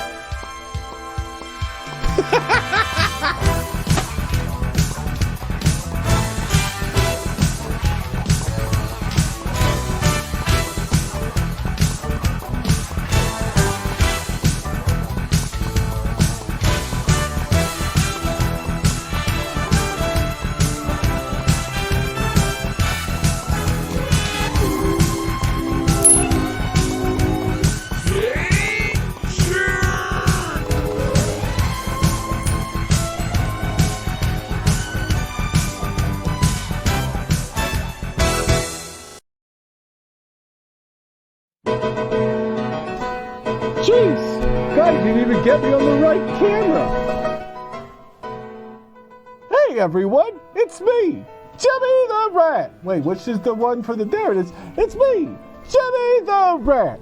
Thanks, Connor, for your generous donation to this amazing cause that is this stupid Monopoly game today. Because you have done this, I am going to add a significant amount of chaos into this next auction. In addition to getting this property, you will also get another completely random property. So I'm just going to do a 2D20s and it's going to land on a random space and you get that property. Even if it belongs to someone else, it's called eminent domain. The government can do whatever it wants. So thanks, Colliner, because this next auction will completely destroy any integrity we had in today's Monopoly game.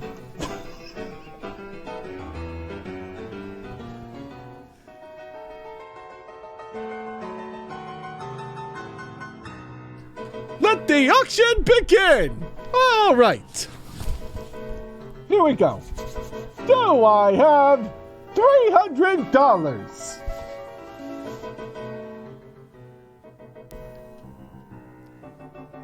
$300 for Carolina del Norte. Do I have three? I have $350 by Link. $400 by $569 by ProScream. Boy, that's a lot of money, ProScream. You're going to be in significant debt.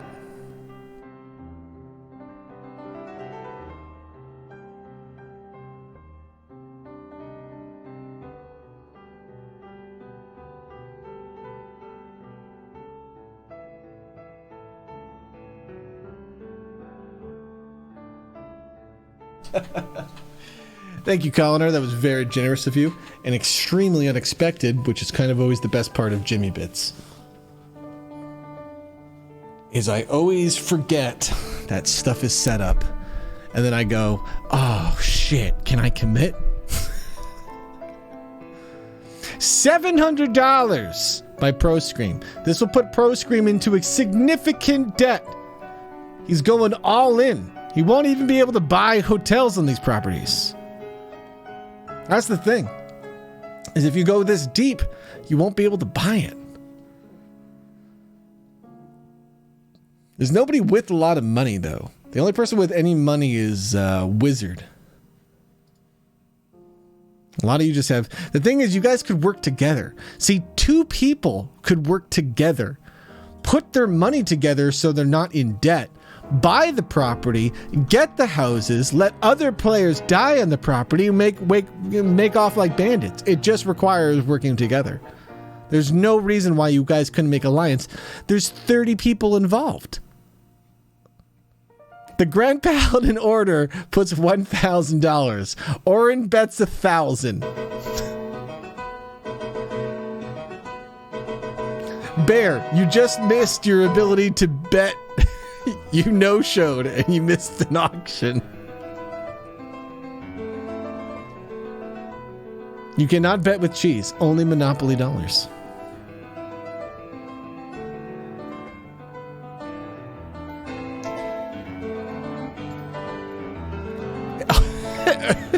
King, why are you increasing the bet? ProScream is betting $1,100. This is such an extreme. This is like Willian. Like, guys, Willian is going to lose the game.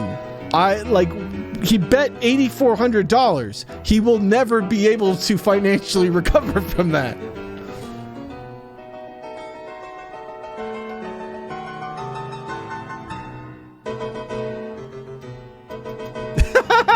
Wait, whoa. You can't go down in bets. That's not how betting works. No. Orin's already bet $1,100. Yeah.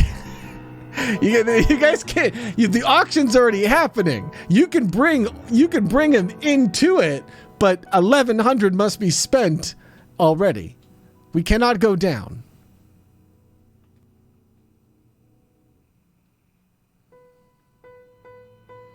Well, I need to know, though, guys. I need to know whose name am I putting the deed under? Because you guys could just backstab each other. Well, Orin, it's under Link's bet, so Link has to tell me that himself. Okay? Oh, and Sleepy's got an interesting deal for Bear.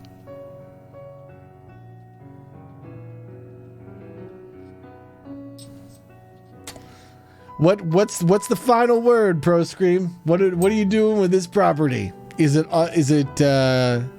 yours, or do you want to buy it in Orin's name, which is a dangerous trust? Give me the tuna. I said I'll give it to you for $5. Sold to that fish for $5. Here you go, Vid. Let me just add that $5 to your total. And for the memes, then we'll start calling her off with 600. This feels fair. Now my game's pay to win. This lowers its integrity even more, thus adding to its meme potential. $1 buy-in.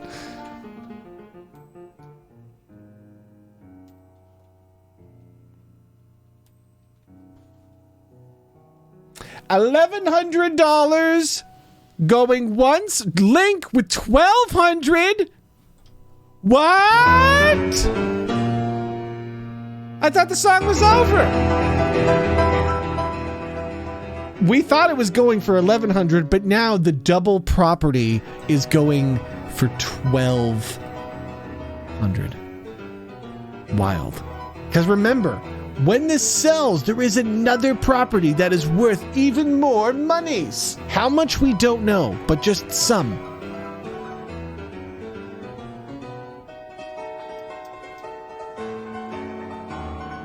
All right, this is it. Going once for $1,200?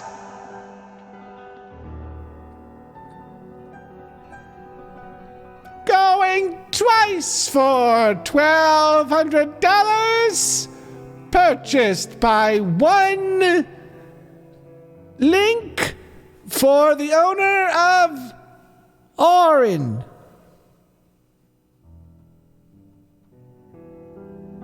Going once. Going twice.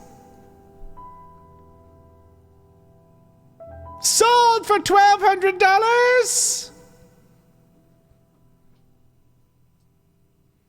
Okay. $1,200 for Del Norte seems very overpriced. Purchased by Link, so we're going to take that $1,200 away from Link there. To be credited to Orin. Oh, you can still get involved there, Dorky. Don't you worry. Players get to keep joining us in this nonsense. So this means now there is a secret property that you're getting access to. So how this will work is we're going to have to roll 2 separate d20s. Can I get a d20 over here? All right. So we're going to add a -1 to this roll so that it's possible to land on every space. Besides go. 15, okay, plus whatever this other number is. 15 plus. That's a cock dice. We got to roll it again. 15 plus 9. That's going to equal a total of 24, guys. So let's see what space they're getting at 24. Ready? Here we go. 1, 2, 3, 4, 5, 6, 7, 8, 9, 10, 11. No, the math is right. Shut up. 12, 13, 14, 15, 16, 17, 18, 19, 20, 21. Trust me, the math is right. I already explained this to you. You weren't listening. 22, 23, 24. Bakar's Indiana that he bought for probably giving to Orin is now the property that Orin will be collecting. So let me go and charge Bakar, who's now, yeah, he bought that Indiana. So we're going to take Indiana and just give it right to Orin. So this felt very pointless, as Bakar most likely was going to do this anyway, as that's what he did in the first round, was buy a property and give it to Orin. So Orin effectively spent $900 of company funds to get something he already owned. Well, that's quite the story of utter nonsense. What is the next thing we have to do now? Link is in jail. All right, Link. You have a get out of free jail card. How the hell were you bidding on things while in jail? What type of connections do you have? This is wild.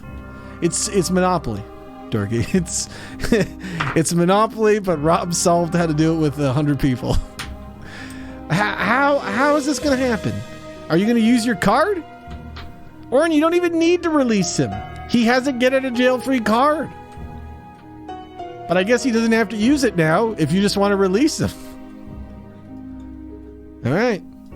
Since you are being released from jail, you gain your turn back and you get to roll now. 2. You've landed on Orin's electric company. You now owe Orin $8. Because it's 2 times 4. So Orin is not going to charge you because you're part of the Grand Paladin Order. So you save $8 fucking. Nice. That's nice.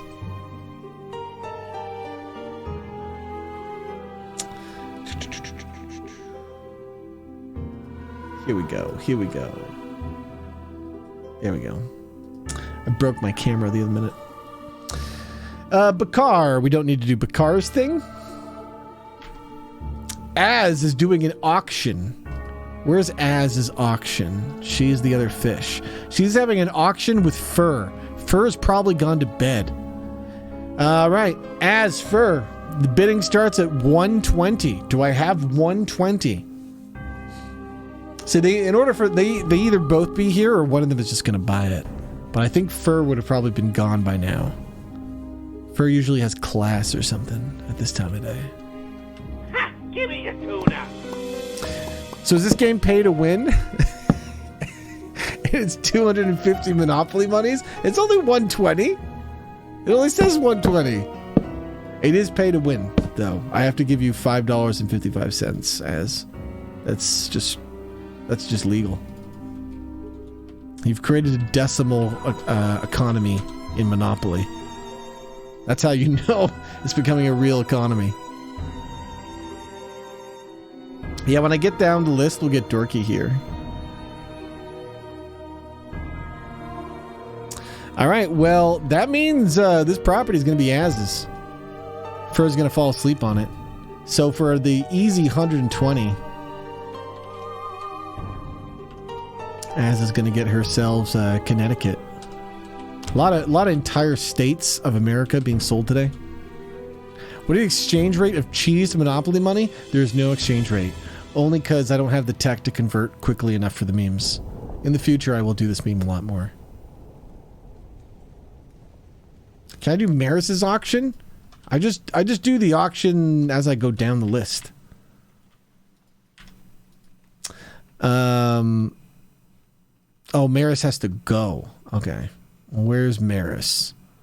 Maris is the Carl Kobold. Oh, okay.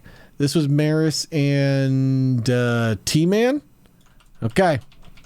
So this is starting at $400. Now, interesting, in order to buy a house, you need $200. So if neither of you who even buys this at $400 could be able to build anything on it without financial support from another backer, you know? Do I have $400? Now here's the thing, chat. If neither of them buys it, we could open it up to public auction. There already is a public auction. Maris is going to go to 420. T-Man's going to go to 428. See, you guys could easily end up dying because of this choice.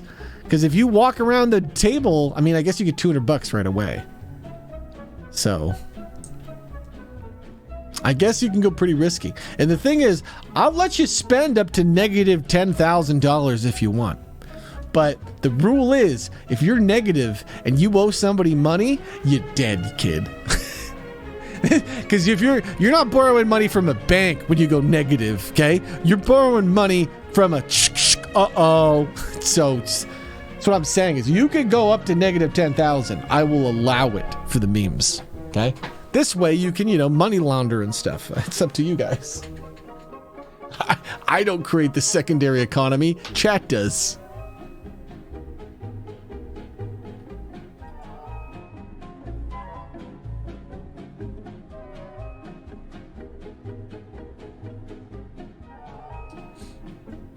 What do we got? We got T-Man at 488. Maris, is this going for 488? That's what I need to know. Is how willing are you to go in for this property? Are you willing to put it all on the line? You won't even be able to buy it. See, the thing is, we're getting into dangerous levels. If you guys go past 600, it means you won't be able to buy a house. A $5.99, in my opinion, is the most meta possible bit. because at $599, or rather I guess 600, at exactly 600, you can buy the property, next turn, pass go, get the house, slap it on there, somebody lands there, you're back in Moneyville, now you're a boardwalk empire. That's the best possible play. But that's 600, and that means you put every dollar on the line for this.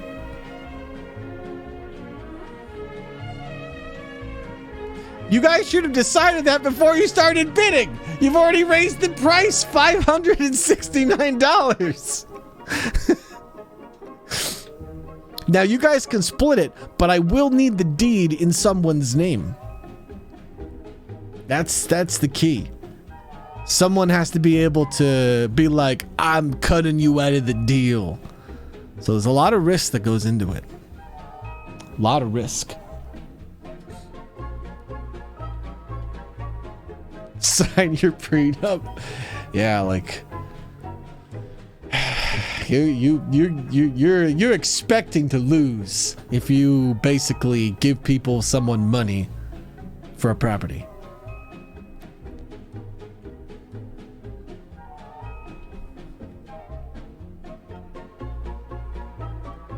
Well, it's going for $569 to T-Man here. I don't know how you guys want to split the property, but going once here for $569. Going twice. Yeah, that's sold for $569. T-Man's going to be the holder of this card. If you want to move money around, please contact Associate Bank Manager Danny. He handles all currency exchanges and small trades in between rounds here. Is how this dumb meme's going to work.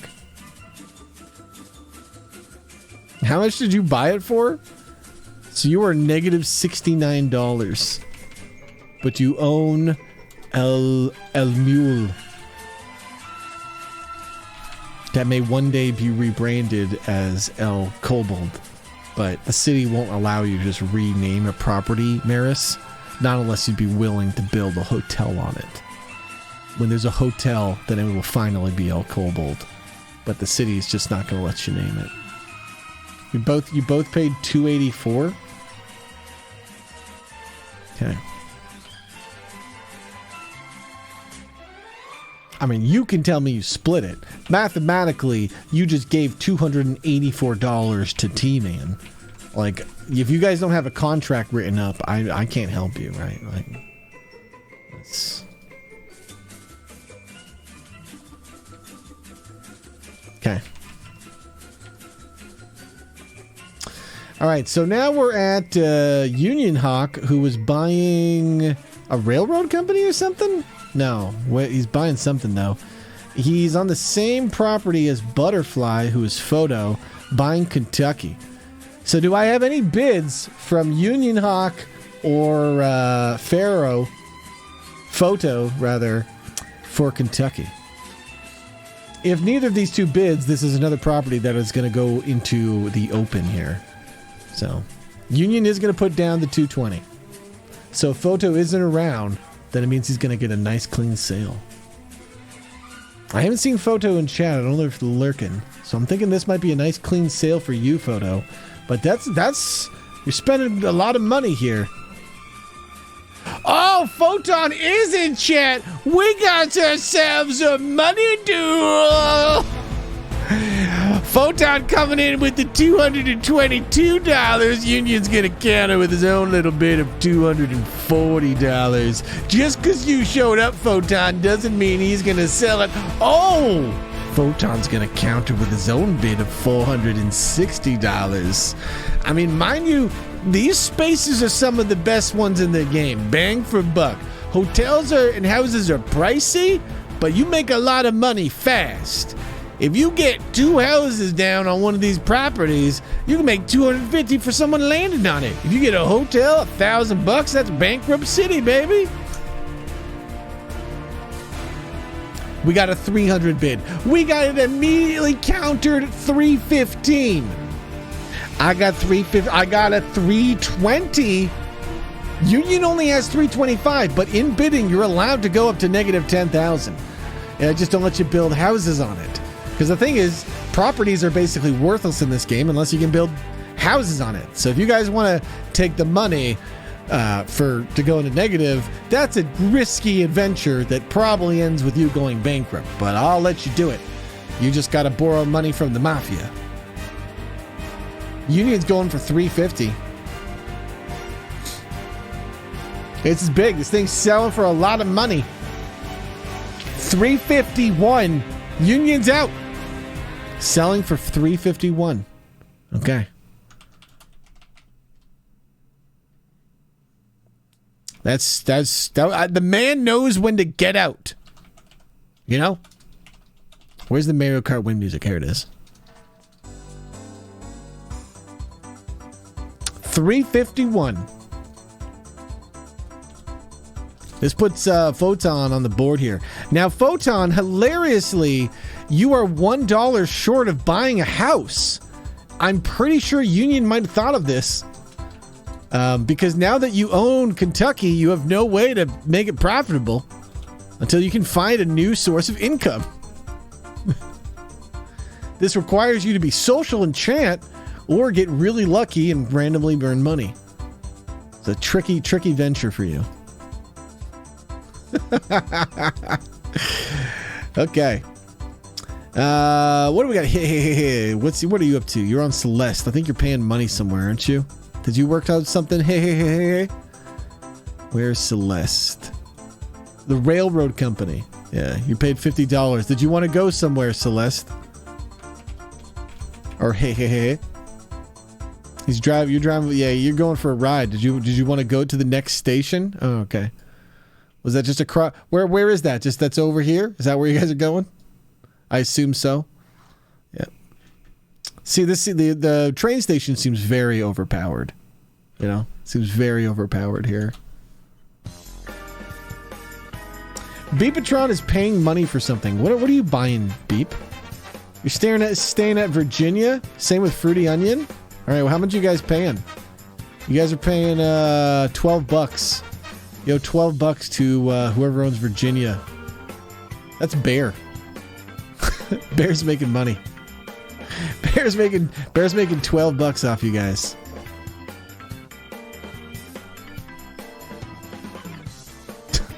So if it's not a good, if you don't enjoy the night, Beep, consider suing. You know, if you don't think the accommodations are very good, you let me know. You can play your suing card. Wizard Jenkins is buying something. He is the Euros Rogue. He's buying San Carlos here. I'm assuming you want to buy this, Wizard Jenkins. You can tell me now if you don't want to buy it, but I mean, like, it seems like in this game, you want to buy a property. You know, you gotta own some land. Get your name out there. Can I lay down a trap card before I go? Yes, Beep. Is there a specific trap card you're rolling? Or you're putting down? Because you got a 12 on this. Glory would like to buy houses. Yeah. How do you have $500, Glory? That doesn't make sense. Can you just buy St. James for, like, money?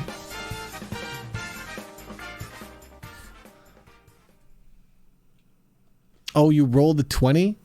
And so you got money? Oh, right. That's right. You want to buy as many houses as you can? Shit, Glory, you sure? If you spend all your money, that means you can buy a hotel. I believe. You will have the first hotel in the game. All right, guys, beware of St. James Plaza. It is now, you're fucked if you land on this. Okay? This is you just probably die and you're out of the game. $950. You have to be able to have $950 of assets or beg Glory for free admission.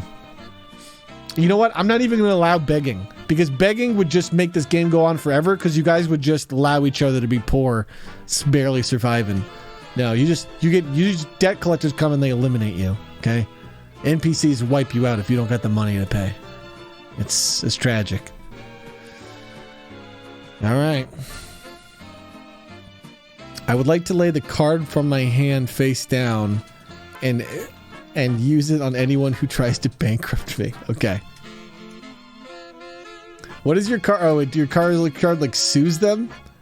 Beep, do you have the picture? I'm going to need the picture, Beep, when it happens, though. I can add Dorky once I get down the list here for new players here. I'm basically, I go down the list, and once I've gone down the list, then I add new people, and then we cycle around. Is how it works. So we have Sleepy the Blue Hedgehog, who's buying something. Wait, oh, Bear is here. So, oh, no. We did this. Bear wasn't here when this got purchased. That right. This already happened. Okay. So now we're at the Dorky. We're at the Dorky and Colliner. Did Colliner pick a piece?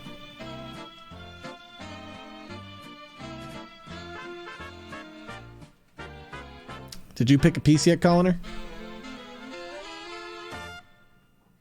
And then Beanu Lady was Dorky's. Where's Beanu Lady? This one? This is definitely not a Beanu Lady. This looks like a harpy. Is this the Beanu Lady? This might be a Beanu Lady. Kinda. This looks like a Beanu Lady, I guess. Bird Lady.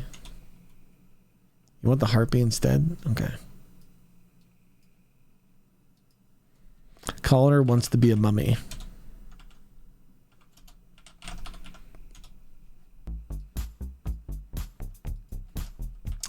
Okay.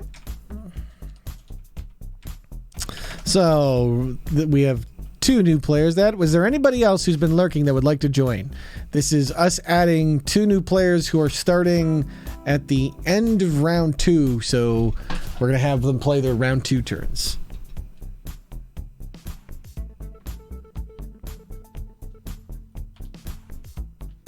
But if you'd like to join, all we need to know is what tile there you'd want to be. All right, round 2 turns. Here we go. You guys are just entering a minefield. You get to start here at free parking, so you don't have to die to hotels. But it's gonna be tough, Colliner. Here you go.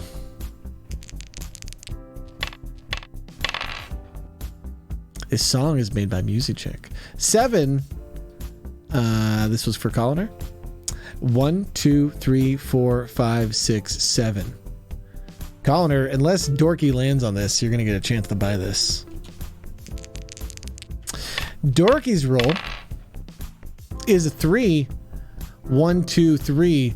This property is owned by the Grand Paladin Order, but because it is turn 2, theoretically, you can stay on it. There is no reason why you'd want to buy it, though, because even if we had opted to allow you to buy it, Orin won this in the mega election, which had the rights to steal this land. So you just want to save your money, Dorky, and just you don't even want to try to buy that property. It's not worth it. You'd have to fight like 5 people. Let's see. Actually, we have a church. All right, I think we are finally on round 3. All right, here we go. Round 3, Glory. Glory is Sir Schmoopy. Where is Sir Schmoopy on the board? Glory rolled another 20? What? You gotta be fucking kidding me.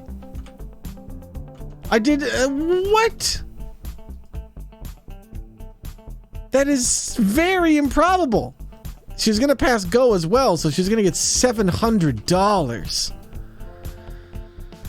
1, 2, 3, 4, 5, 6, 7, 8, 9, 10, 11, 12, 13, 14, 15, 16, 17, 18, 19, 20. She just landed on her fucking house, too. It's so stupid. That makes sense. She just did a full loop. Dorky, or Glory, be careful. If you roll a 20 again, that will be triples, and under Monopoly rules, you'd go to jail. That does feel pretty rigged. If I was you guys, I would think that's rigged. but Danny can confirm in the logs that was a real roll. So 12. This is for Bear. Where's that shovel? 1, 2, 3, 4, 5, 6, 7, 8, 9, 10, 11, 12. Okay, Bear unfortunately has landed on Impuesta sobre peso de lujo, which means he loses $75. Unfortunately. So that's bad news for Bear.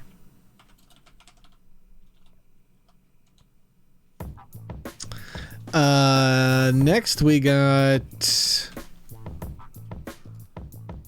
Coffee. Coffee is Tom Nook, and Coffee does not have a lot of money, so this could be bad. Coffee has $0. 12.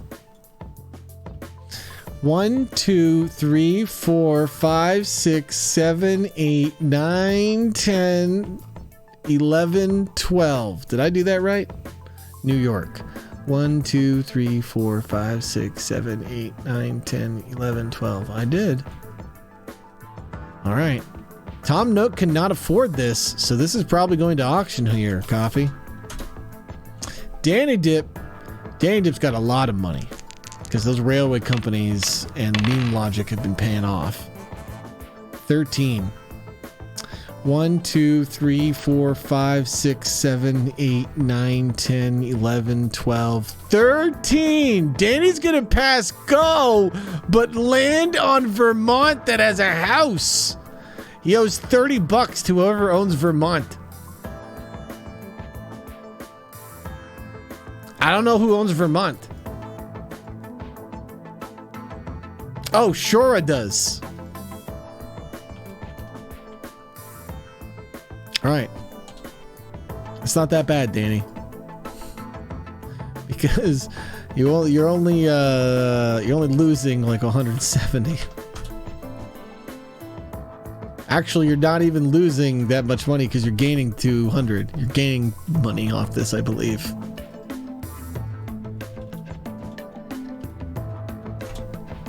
There you go.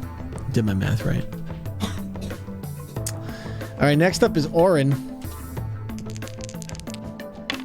I know, right, Deckard?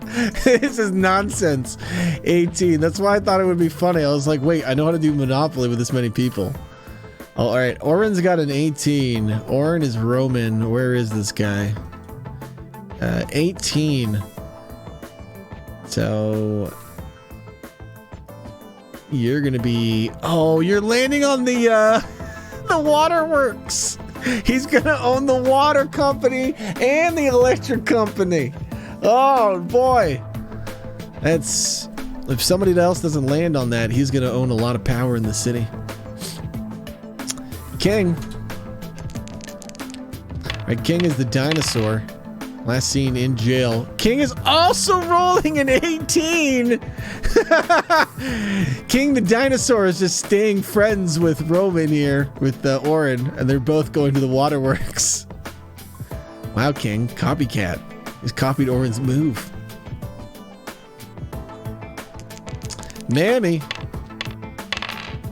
Mammy, who is at one of Oren's companies, getting a 14. 1, 2, 3, 4, 5, 6, 7, 8, 9, 10, 11, 12, 13, 14. You're going to land on Atlantico, and you're going to owe $22 to Sleepy. I hope you enjoy that great sleep at Atlantico, Mammy, because it's going to cost you another $22.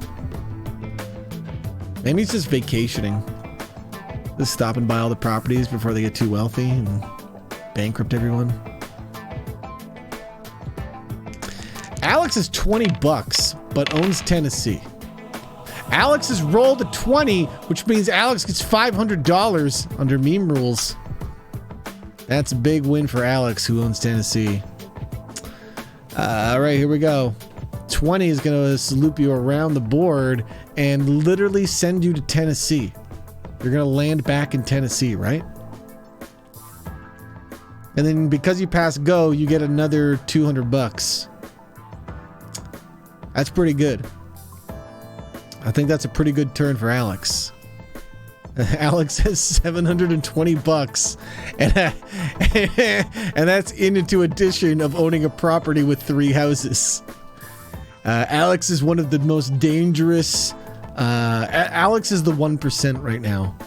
Alex and Danny Dip specifically. And Oren, because people keep giving Oren money. Oren has been given thousands of dollars in money effectively. All right, next we have Link. So Link is in debt, which could be a problem for Link. Link is also rolling a 20. Danny, did I do that right? Was that real? Was that a real 20? Another one? That feels like I made a typo. The thing is, it's very easy for me to do VD20 instead of VVD20, and the command for a random D20 is VVD20. I need to actually kind of get rid of the other ones because I don't want to be able to control dice, truly. Controlling dice is never beneficial. In terms of storytelling, while there are times I want 20s, it is the unexpected that is always makes the experience. I've never been interested in controlling dice rolls. But we're going to assume that's a real one. Where is Link, who is the juggler? It's going to go all around the board. He's going to get $200, and then he's going to have to pay $75. Actually, he's not even going to make it around the board. Oh, no! Link owes $75 to the government, and he can't pay. Wait, no, he rolled a 20. So that gives him $500. But that still means he's minus $400. Link, you owe... That's not how 20s work on this board? Wait, really? Isn't it just on the other side? Am I not am I crazy? Am I counting this wrong? That's 30? Oh, shit. Okay. Then 30, 29, 28, 27, 26, 25, 24, 23, 22, 21, 20. He lands on the utility company. Okay. Then it's a decent turn for Link. Dorky, I don't know. People are telling me things. So, does that look right, Danny? You have to mirror it at the corners? I'm just going to stop trying to guess and just actually count for everyone. I think that's just preferable.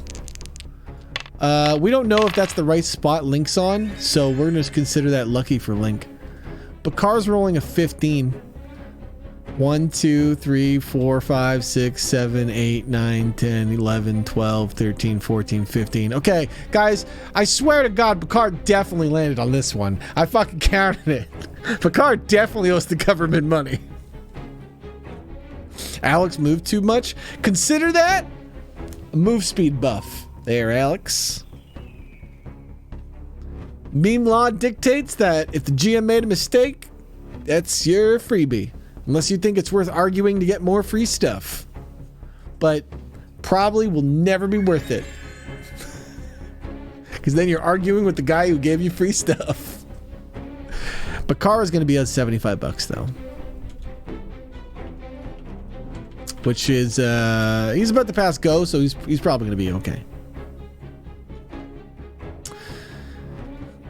Next we got Az.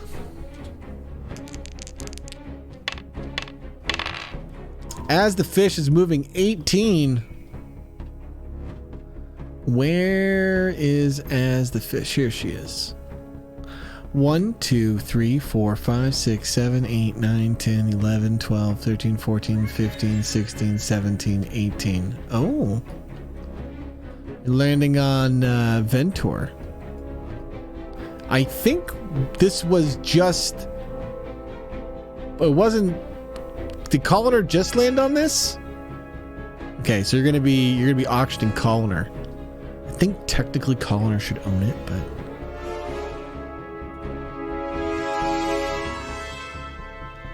have a good night, Oren. Az would like to buy a house on her previous property. Your houses cost $50. You now have a house on your property. Fur still has all his money. Just walking around with all his cash in his pocket. 1, 2, 3, 4. Fur might accidentally buy property. It's gonna happen this round. Union Hawk, the corn dog. Uh-oh. Union Hawk isn't moving and staying in Kentucky, which is owned by Photo, who they just lost the bid war, so they owe $18 to Photo. That's just like a kick in the teeth. That's just a kick in the teeth, Union.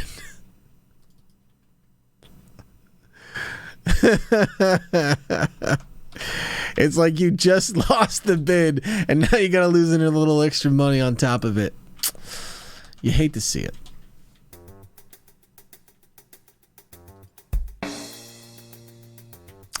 Okay. He.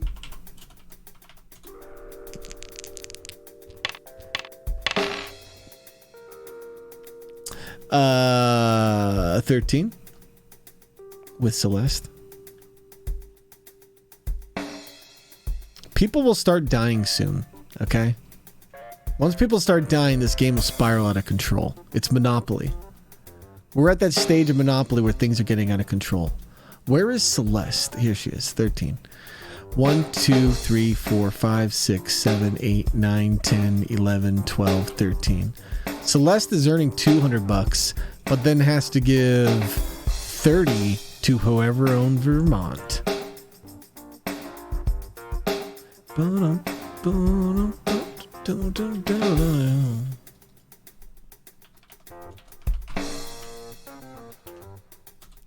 And who owns Vermont? Why, that'd be Shoira, who's getting another $30. Man, Shoira should have bought more houses.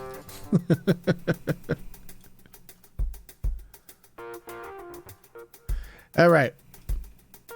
What's next?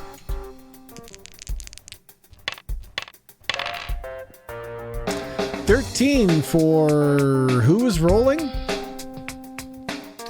Union Hawk just went. Celeste just went. So it's Pro Scream. 1, 2, 3, 4, 5, 6, 7, 8, 9, 10. It's Park Plaza. Pro Scream will not have enough money to buy it though. So it's gonna go up to a wide scale auction. It's Megan's turn. So far, Megan has moved 5 spaces this entire game. 13. 1, 2, 3, 4, 5, 6, 7, 8, 9, 10, 11, 12, 13. She dodges the hotels and houses and lands on Community Chest. You're so lucky. Advance to a place that doesn't exist. April 15, taxes are due. Move directly to income tax.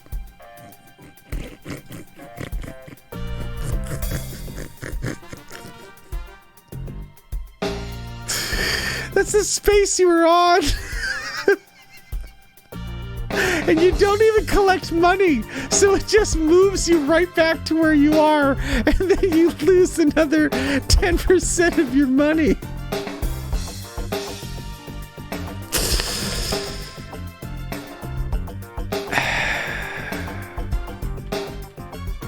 All right, let me see. You were already at 405. So now you're at 364. 365. That's tragic, Megan. You're just getting screwed by the tax man. All right. It's Xanthex, the surprised frog, also in tax hell with Megan. 4. 1, 2, 3, 4. You owe $30 to Shoira. My God, Shoira should have bought more houses. Shoira should have gone all in on houses and people be dying. Beepatron.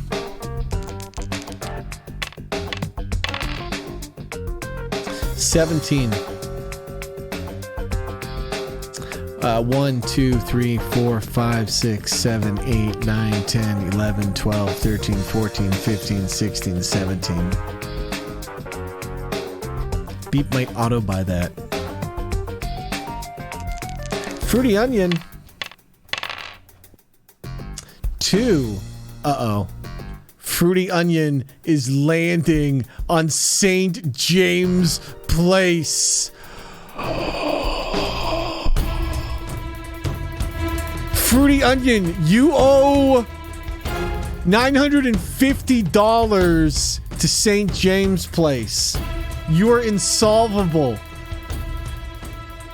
Rob, I'm a tornado. I'd like to destroy this property. Holy shit. That's a great point. They're a tornado. This is a hotel. Okay. We can roll for it.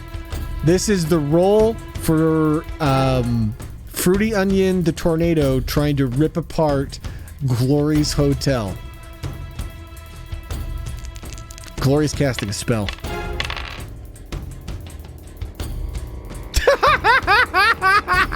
It didn't work that time. All right, Glory's hotel is been designed for tornadoes, okay? This is a hotel built in 2021, okay? We know about tornadoes. We know how to build buildings. You had no effect. You now owe $950, which is insolvable. So unfortunately, you are the first player eliminated in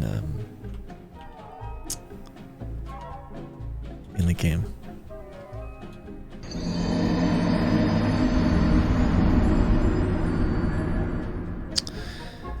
Sorry, Fruity Onion can't pay the debts, Glory, so you get $388.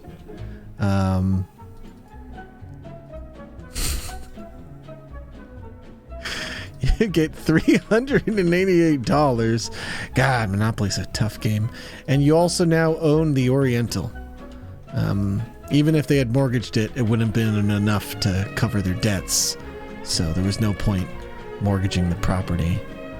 It was over for Fruity Onion because this is how Monopoly works. Somebody builds a hotel and then people die. If I were you guys, I would build more hotels sooner because it's gonna get scary. Okay, here comes Photon. Photo, the butterfly. 4. 1, 2, 3, 4. It's the railroad company. You owe Danny $50. But the good news is you're gonna get a great trip. You get to go down. You get to ride the railroad trip over here because we've been doing that since turn 1 for some reason. Railroad companies get you around town, right to go, so you can get your $200. William has negative $8,400. So when William lands on something, it's gonna kill William. Red Kobold, where are you, William? Was that an 18? Was that 1, 2, 3, 4, 5, 6, 7, 8, 9, 10, 11, 12, 13, 14, 15, 16, 17, 18. All right, William, you've landed on the train company. You don't have money to pay for this train station that I believe... Wait, does anybody own this one yet? Wait, nobody owns this, do they? William survives. Somehow. William survives and is not dead. Nightstar. The meta has changed. 17. Nobody wins in this game. That's the interesting thing. There's only losers. 17 for 2 sheeps. 1, 2, 3, 4, 5, 6, 7, 8, 9, 10, 11, 12, 13, 14, 15, 16, 17. That's a property nobody owns. Illinois. So that's a... There you go. Sounds like there's going to be a buy opportunity coming up here. right, so we got Wizard Jenkins. You got a 19? Oh, I messed up then. Is he here to care? What did I just roll? Did I roll a 9? What did I just roll? So there's too many things. I'm trying to go too fast, so people have to care in order for me to care, or else, you know, the game just happens and we just accept it, that there's monumental mistakes. But we're playing Spanish Monopoly with the wrong community chess cards with 30 people. It didn't matter. It was a 9. Okay. So 9 is Wizard Jenkins here then, who is the U-Realms Rogue. Where's that character? 9. 1, 2, 3, 4, 5, 6, 7, 8, 9. That's free parking. Nobody's landed on free parking, Wizard Jenkins. So I don't actually know what that means. It's just free parking. Shoira's been doing really well for someone who doesn't know they're doing very well. I don't think their luck's gonna last forever though here, because I believe they're walking into a danger zone or something. 9. Oh, maybe not. 1, 2, 3, 4, 5, 6, 7, 8, 9. Actually, they're in a good spot. Shoira keeps walking into good spots too. I love how, like, the people who... Oh, Shoira, you need to buy houses. Have you not seen what's happened? 3 people have landed on your property. You need to invest. I just assumed you were AFK, Shoira, but you're actively here? You could be capitalisting. You could be a capitalist man today. For houses. Nice. I just sold 2 houses for $100.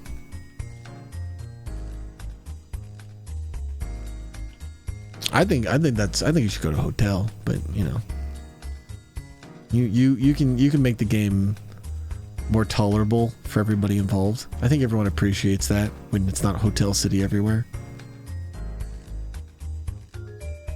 Next up is Vidku. Vidku is this tuna. 3. 1, 2, 3. Well, that means Danny gets $50. These railroad companies are just nickel and diming everyone, but you get to ride the train, then. So you enjoy that train ride.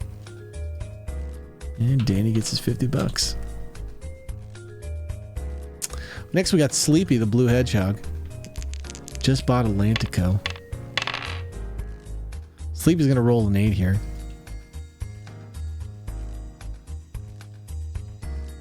One, 2, 3, 4, 5, 6, 7, 8. I don't think anybody owns that. That's good for Sleepy.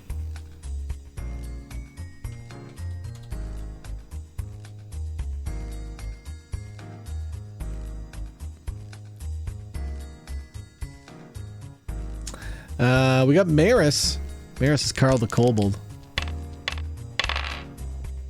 Maris is getting a 10. Maris is going to pass go. 1, 2, 3, 4, 5, 6, 7, 8, 9, 10. Maris is going to get $200, but then have to pay $40 to whoever owns Kentucky.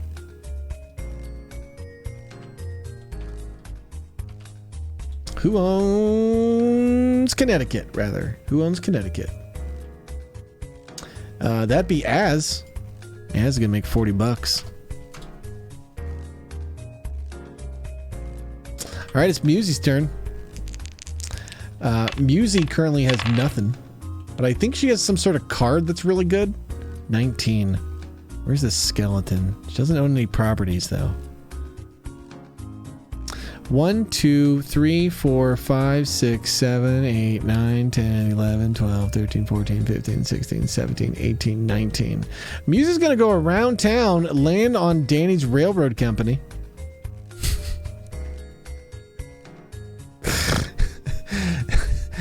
This railroad meme is dumb. It's also going to take a trip all the way over here.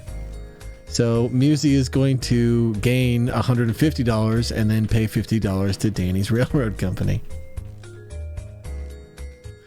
It's cleaning up this turn.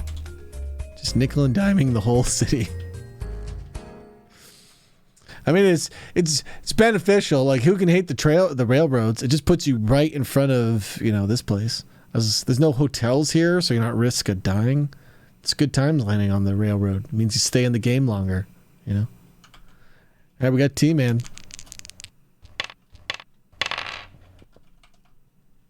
T-Man's going to get a 3. T-Man... 1, 2, 3. Community chest for T-Man. Woo! Opening night tickets. You won tickets to the hottest show in town. Sell them to each other player for $50. Collect $50 from every player! T-Man just put on a fucking show for the whole fucking city. You all lose $50. T-Man gains $50. This is a 30-person game.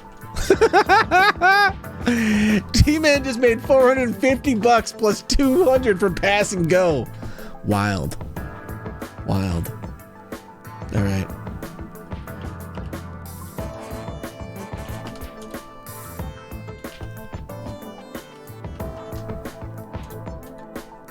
This man's doing so much damage to the economy. There's like gonna be a few players that are actually going negative because of this.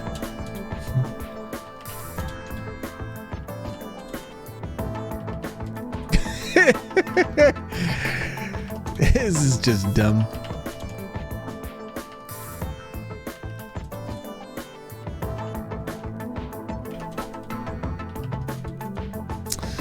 Okay. Whoa! Wait! Willian is going negative! Like other people that are going negative the first time, that's fine, but this kills Willian! Willian, are you here? This kills you! Right? Like, I think this kills Link too! We can let Coffee Days go by because it's just like his first 50 going into negative. That's whatever. But Link and Willian are basically dead from this. This man's show killed 2 people. Man, you're doing a content over person show.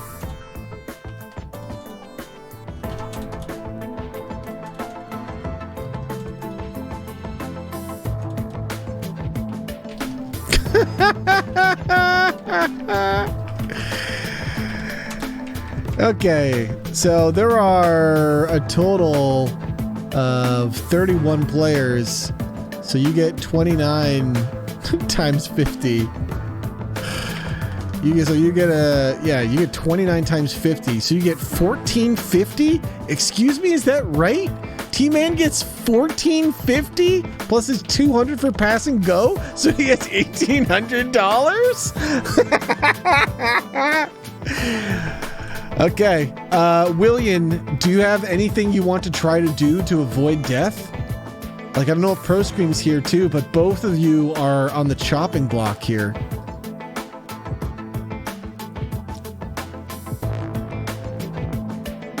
Yeah, Dorky, Willian had negative $8,000, so this destroys them. They're done.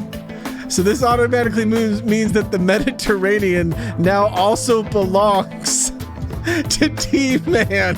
This is a game-changing turn. And then Pro Scream is also gonna die.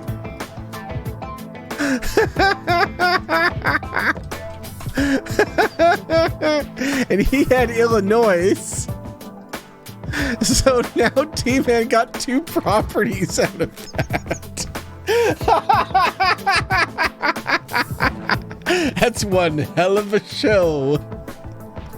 So you now own the Mediterranean and El Mule, and you own Illinois, and you have $1,800. You just Jeff Bezos your way into a Monopoly game.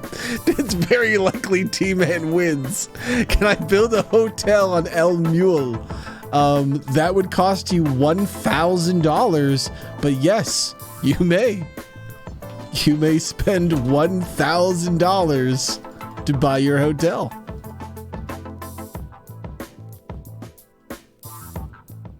It's actually probably $1,200 because isn't it like 5 houses? I don't know. I always just treat 5 houses upgrade to a hotel. I don't remember how it actually works. Isn't it 2,000? Isn't it you got to buy 4 houses and then you buy your 5th house and your 5th house turns into a hotel?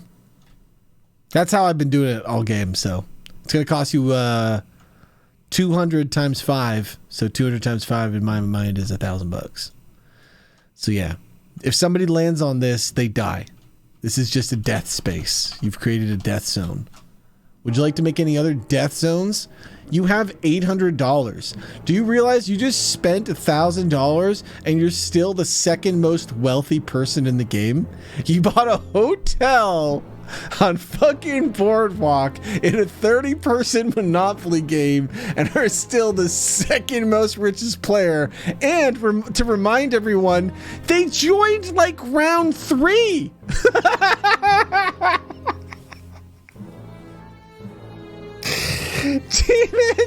T-Man was the 30th player into the game.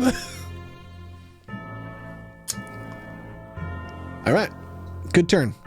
You want to buy 3 houses on Illinois. All right, that's $150 each for a total of $450. All right. Well, chat, that's what happens when power is consolidated in a market. See, all your purchasing power just went into this one giant property.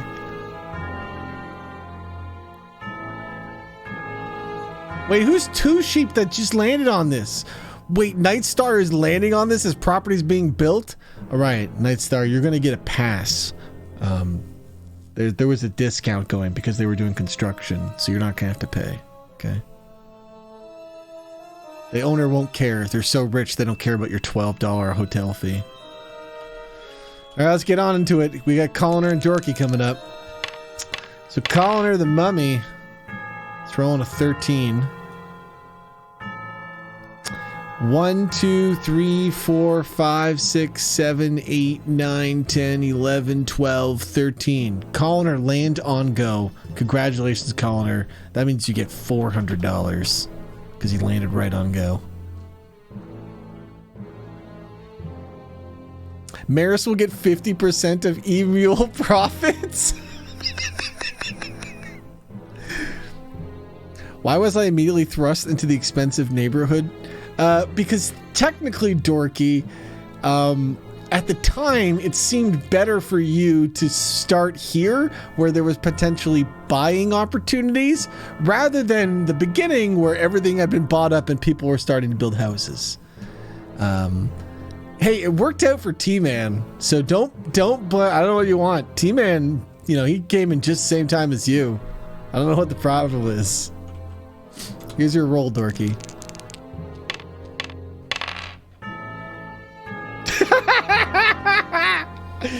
All right, Dorky's not gonna move. Work that time. What? Dorky's just gonna stay in Indiana. Does anyone own Indiana? No. Well then, Dorky, you can buy Indiana. Congratulations. I'm assuming you want to buy it, because... Wait, no, Oren owns it. Never mind. No, you're fucked. No, Oren owns it. No, never mind. You gotta pay Oren his tax again. That's right. So you owe Oren another $18. So this is a fun game. You like this game, Dorky? That was your turn.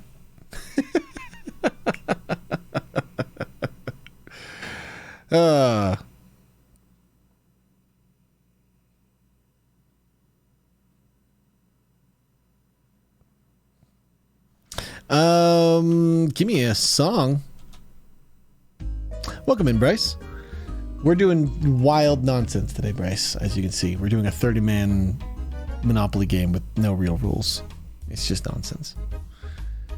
That is round 3. Let us roll this next round. You want to buy the rights to the sky? Well, you can't buy the rights to the sky. You gotta land on that space, Torky. Glory's rolling. Glory has rolled an 11. Where is Glory? 1, 2, 3, 4, 5, 6, 7, 8, 9, 10, 11. Glory is landing on... Oh, wait, there was shit I had to do. What are we doing? Glory, go back to your house. We have shit to do. Coffee Days has an auction. Where's Coffee Days? Coffee Days is Nook. Okay, so we have Pacifico between Beep, who's no longer here, Shoira, and Coffee. So Coffee and Shoira, do either of you want to buy Pacifico? Coffee cannot. So it's up to Shoira. If Shoira cannot buy it. Shoira's short. So does Beep have the money? Beep does have the money. So I guess Beep will automatically spend the money. Nah, Beep's AFK. Fuck it. We're putting it up to auction. Here we go.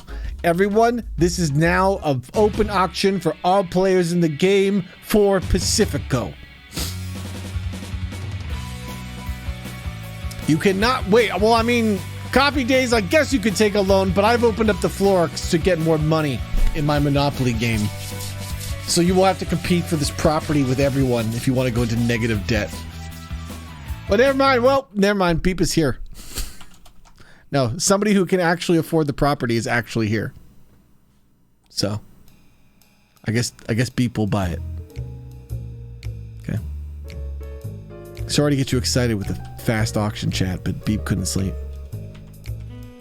So Beep is now the proud owner of Pacifico.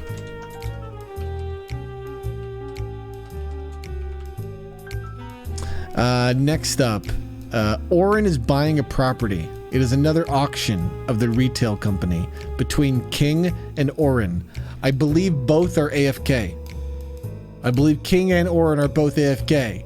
Because of this, and the fact that our third person here is broke, this one can be opened up for a large scale anyone in the game auction.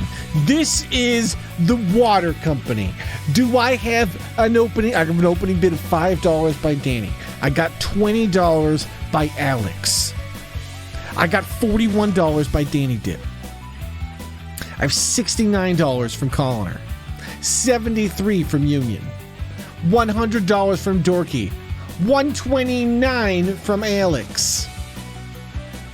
$169 from Colliner.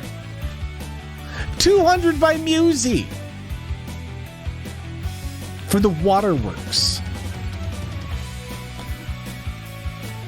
William, you're dead.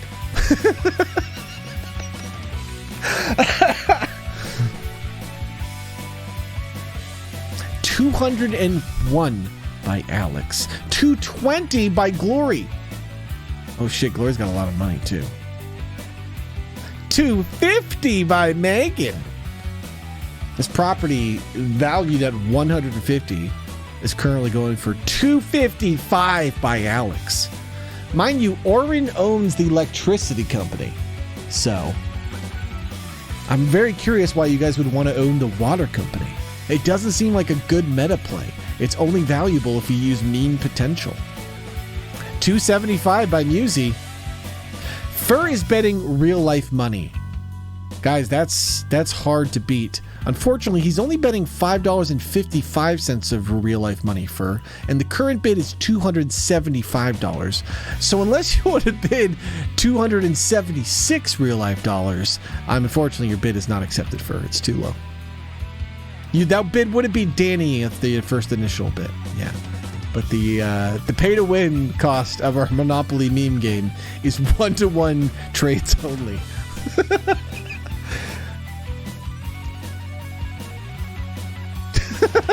Because then if somebody does it, I will find it funny that they bought a property for an absorbent amount. We will basically meme about that forever. You know? Whoa, you can't use Orin's funds. Orin's funds cannot be used. I got $275 by Musey. Going once. Orin gave permission I didn't see anything. I can't trust you guys. I didn't read that or remember it. 276. His funds are locked away. 276 to Alex is going to be our final selling price here. Sold to 276 to Alex, who now owns the waterworks. I'm sorry, Musey. The song ended, and meme law is that the bidding obviously ends. This is bullshit. Yeah. Welcome to the last few hours of our stream today. That's what we've been doing. You know what? Calm down, okay? Epic cheese. You guys are just hungry. You're hangry. You've been playing Internet Monopoly with me all day. Eat this delicious piece of cheese that's hidden under all the other UI elements. And calm Epic down. Cheese. Okay? Epic cheese. There you go. Epic cheese. All right.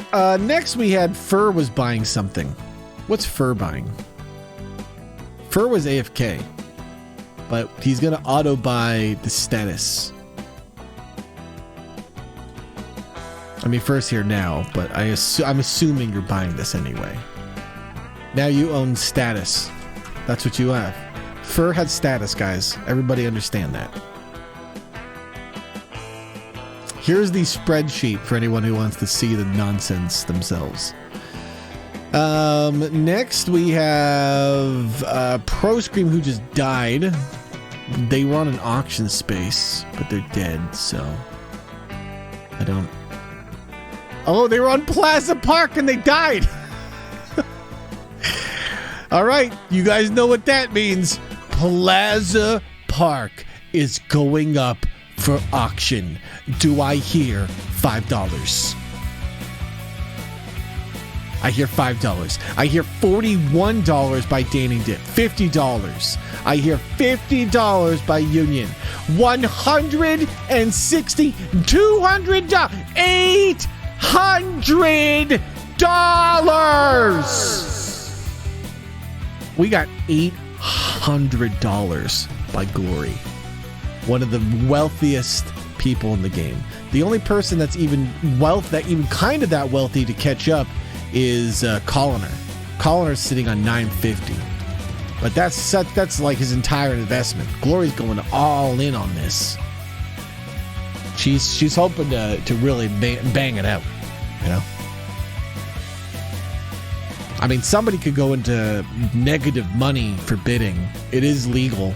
I try to dissuade people, and sometimes I tell them they can't do it, but I mean, if you want to take money out with the Mafia, you can.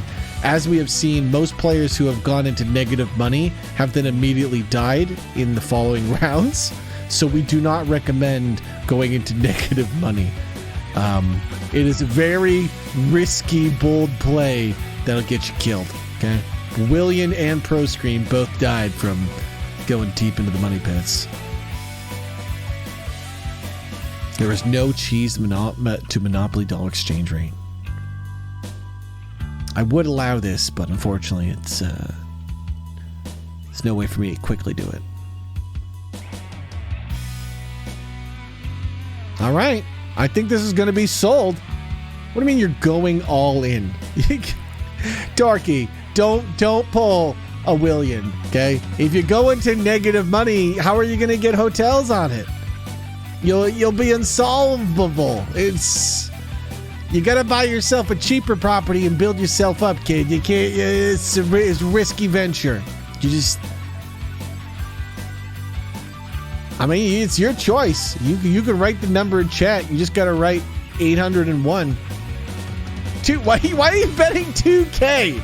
We're not even gonna accept that as a real bid because it's ridiculously higher than you'd even need to go. You'd just be going into very insolvable debt.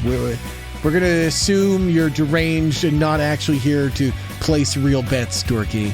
That's not a real bet. It's...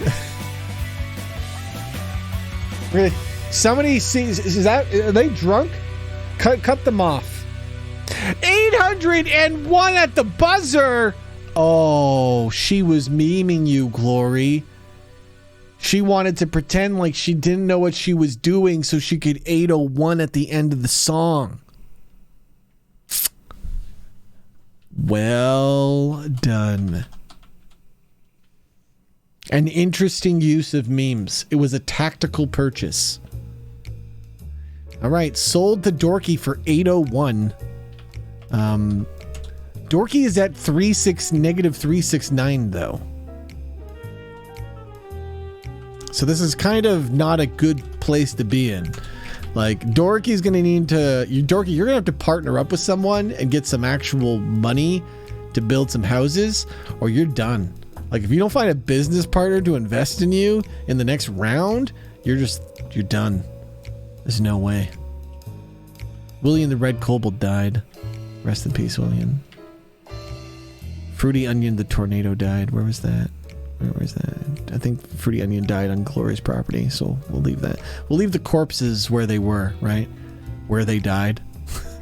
Somebody died on Danny's railroad tracks. It wasn't because of Danny's railroad tracks. It's because they watched a show, and the show caused them to die from the mafia while riding the train, right? The mafia actually took out poor William. You know, mafia usually takes out most people because they run out of money. So... All right, we have Nightstar, 2 sheeps, that's supposed to be buying a property, but he got a free pass since some hotels were being bought. So Nightstar gets out lucky. We have Sleepy, who's buying a property. Sleepy has the option to buy Pennsylvania, but can't afford it. So that means we have another property, a big one for an investor. If you've been sitting in the back holding on to your money, this is the property to get into, okay? This one is Pennsylvania, which it's not owned, is it? We're not selling something we own? No, I don't think so. Yeah, nobody owns this. Nobody owns Pennsylvania. For $300, and we got $100 by music. First bid is, we have 200 by Colliner. We have 5, Dorky, you are in debt. Get out of here. We have 257 by Union Hawk. Dorky's just gonna buy up all the land. Nobody can make me lose money if I own everything. We have 300 by Musi. We have 319 by Colliner.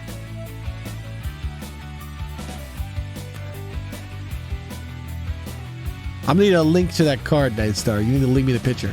350 by Musi.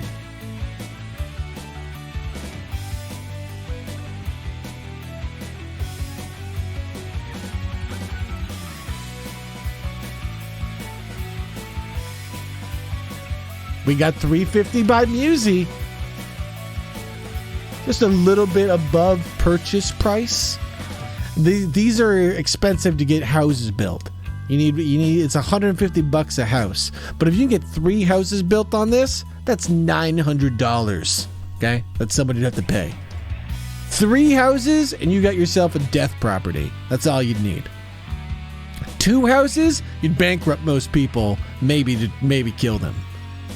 So, if you could basically afford 2 houses plus purchase, you're in business. Now, Musi can't do that. Musi's only got $600. And at 350, if one more bet would put it so you can't even get a house, Musi. That's like the highest you can go. Well, I guess you have 600. You can go a little bit higher. Just a little bit. Musi has a free house card. Musi just needs any property and shit's gonna get scary. That's dangerous. Well, no wonder you want these big properties, Musi. That's a lot of value. All right. 350 going once. Going twice. Sold to Musi. 350 sold to Union Hawk for 351. I'm gonna give it to Union Hawk. Music faded out at that. That was a dirty steal. A dirty steal. Dirty steal by Union Hawk. for 351. Union Hawk doesn't even have money. Union Hawk is going into the negative for this. Oh, Union is at negative 94 now. This is dangerous.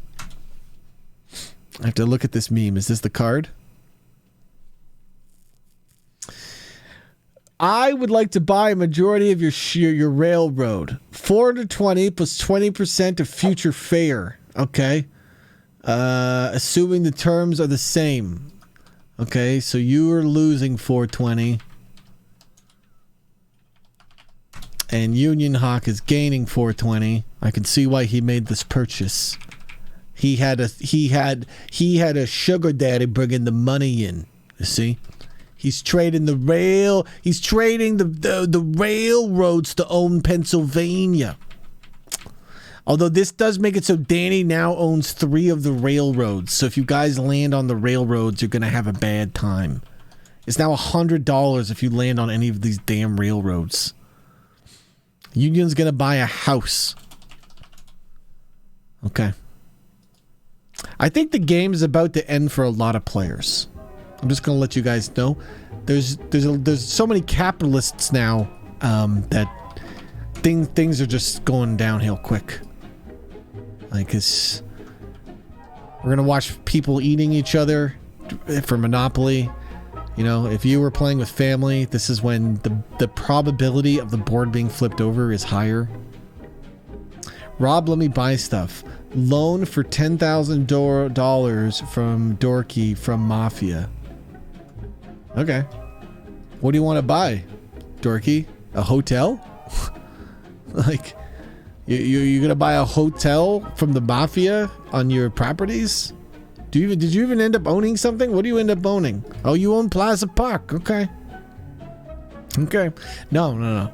There's no way you can get a land ownership. You can buy properties. They're not gonna let you build hotels. Because if they did, everyone in the game would do that, Dorky. You're going to need to find someone in chat to lend you money and cut them in at a deal, okay? There's enough money here that I think you could find somebody else to go into business with, okay?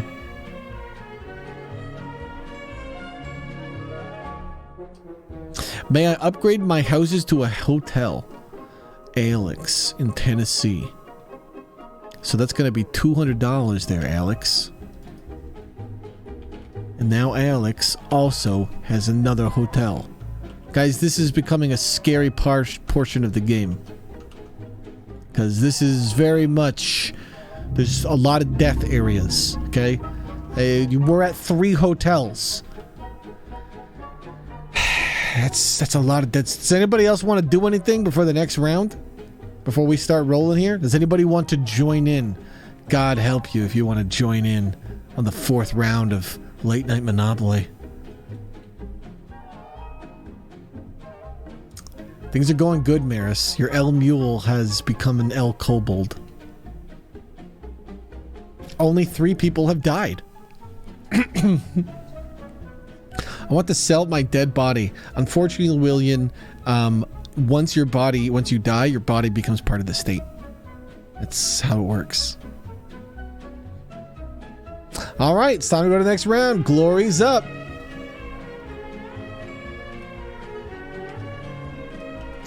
We got a D20 going for Glory. Wait, didn't Glory just buy something huge?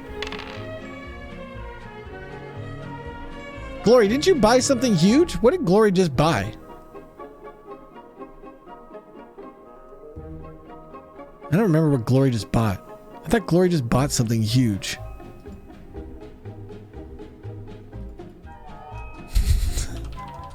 I don't remember what Glory bought, but I'm pretty sure she bought something huge. Did anybody see what I just rolled for her? I wasn't looking. I must roll again. Glory killed the Vander with something. 17. Where is Glory? Glory is Sir Schmoopy. She's getting re-rolls and all sorts of stuff. 1, 2, 3, 4, 5, 6, 7, 8, 9, 10, 11, 12, 13, 14, 15, 16, 17. Communal. All right, Glory.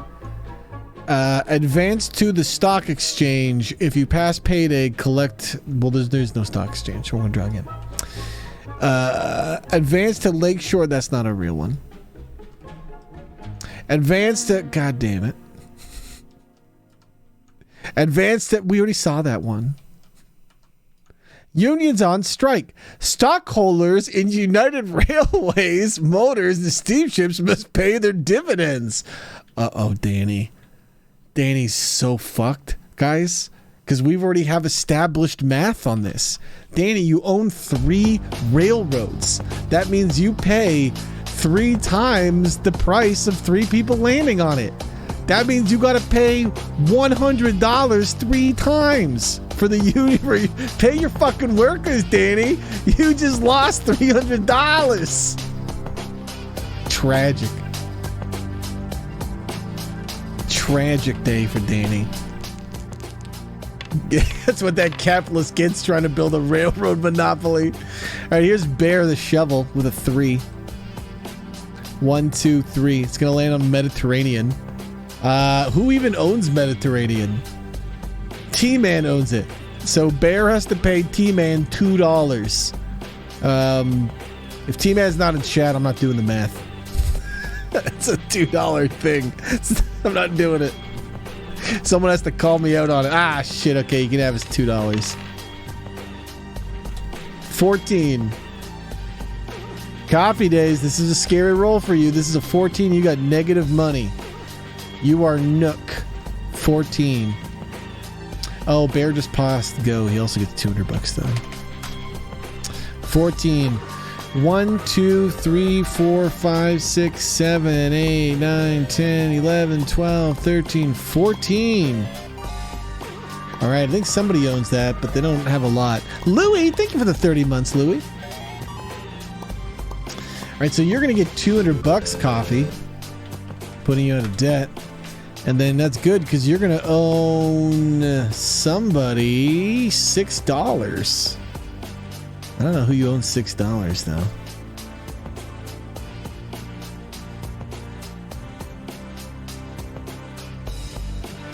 Yo, Glory $6. Glory gets $6.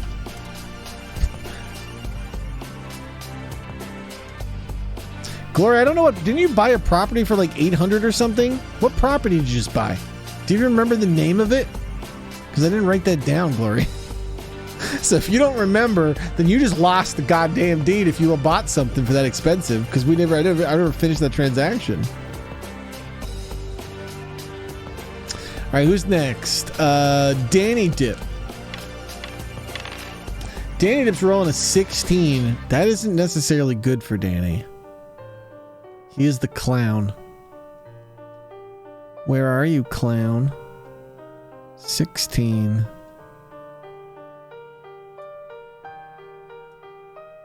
Where here he is. 1, 2, 3, 4, 5, 6, 7, 8, 9, 10, 11, 12, 13, 14, 15, 16. Uh-oh. He just landed on 3 House, Illinois.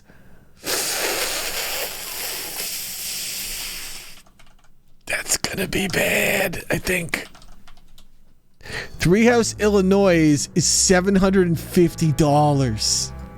You owe $750 to T-Man. Danny, you have $250. Wait, no, you didn't even pass go. Yeah, you only have $50. You have 3 railroad companies that you can mortgage for $100. Danny, I think you're fucked. I think your entire railroad empire just fell apart. It's just gone. Now T-Man owns the railroads.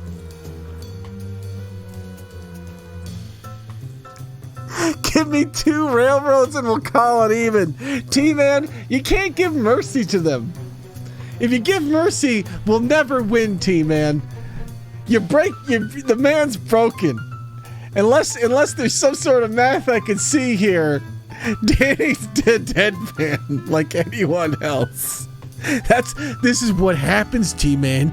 You were the capitalist. You took $50 out of everyone's pockets and then built death traps on the board. What did you think was gonna happen?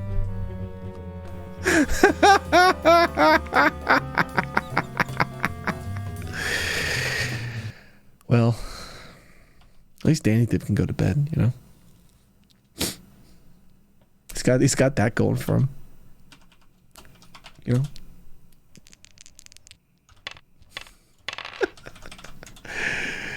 Here's Orin. Orin rolled a 1. Orin is Roman. Orin's gonna land on Marvin Garden, and nobody owns this, I think. So I think he's gonna be set. Here comes King. King the dinosaur gets a 19. 1, 2, 3, 4, 5, 6, 7, 8, 9, 10, 11, 12, 13, 14, 15, 16, 17, 18, 19. $200 for King and Chance. Okay, King's chance is go back 3 spaces. Oh, that doesn't sound good. 1, 2, 3. King's got to pay taxes. 649. Okay. King's got to pay $64. Mammy's turn. This is more fun with more players because you just get to watch more people get screwed. It's less about you getting screwed. Do you still get screwed? Yes. But 20 other people also get screwed, so you get screwed in solidarity. That's the benefit of large-scale monopoly, is there's going to be 1 or 2 capitalists that kill everyone. One of them's T-Man. T-Man owns 2 properties that are going to wipe people out, and so unless T-Man lands on another capitalist property and has to demolish his properties, this is just what's going to happen. Ivan Orr, my man, thank you for the 40 months, Ivan. What is the question? I don't know what property that is. I thought you bought something for 800, Glory. Isn't that? Didn't you buy something? That's all you have? Okay. I remember you trying to spend 800, so I thought you bought something. You know? Mammy. Mammy's getting a 19. Big rolls here. 1, 2, 3, 4, 5, 6, 7, 8, 9, 10, 11, 12, 13, 14, 15, 16, 17, 18, 19. Landing on the railroads. I believe those railroads are owned by T-Man. So, Mammy, you're going to get $100 for pass and go. And then you're going to lose $100 to give to T-Man. Because he now owns the railroad companies. Because Danny died. And that's how this game works. Is you just acquire all the assets of dead players.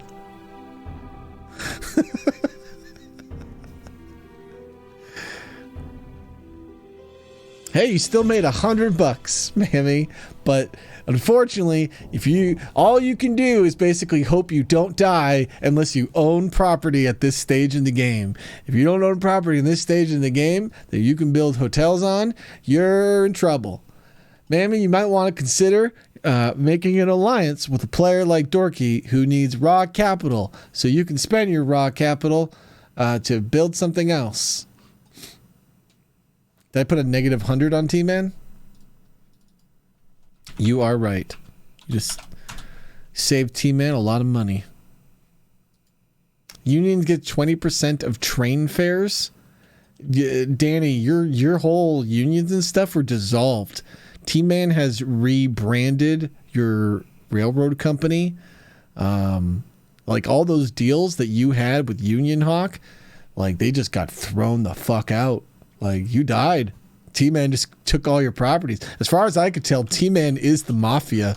I mean, he put on a show and then everyone in city had to give him $50. That was very sus, right? Just showed up in the city in round 2 saying, yeah, I'm also just a capitalist like everyone else, and then takes everyone's money. I'm pretty sure he's the mafia. It's either that or Maris is the mafia. Like, this is very mafia-esque, you know? All right, we have to go through turns. Alex.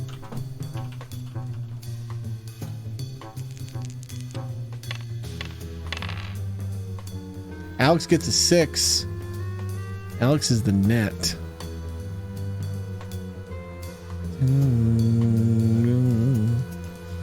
But where is Alex the net? Okay. 1, 2, 3, 4, 5, 6. And Alex is dead. Alex, you owe $750 to T-Man. Now, Alex owns a hotel on Tennessee, which could be demolished for $250. And then you could mortgage it for not enough money.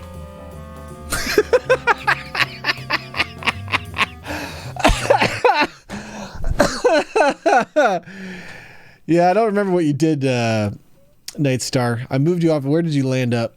You're 2 sheeps, right? Where did you land up?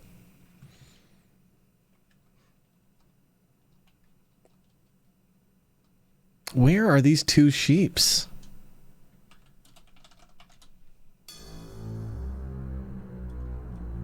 Where the hell did Nightstar end up? I think you must be under someone. Ah, you're here. You know what, Nightstar? I think we... Oh, we haven't gotten to you yet. That's why. I've barely gone down the list. I'm at number 9 on the list. So, Alex, I don't think you have enough money to consolidate your debt. I'm pretty sure that if we demolish everything, you come out short.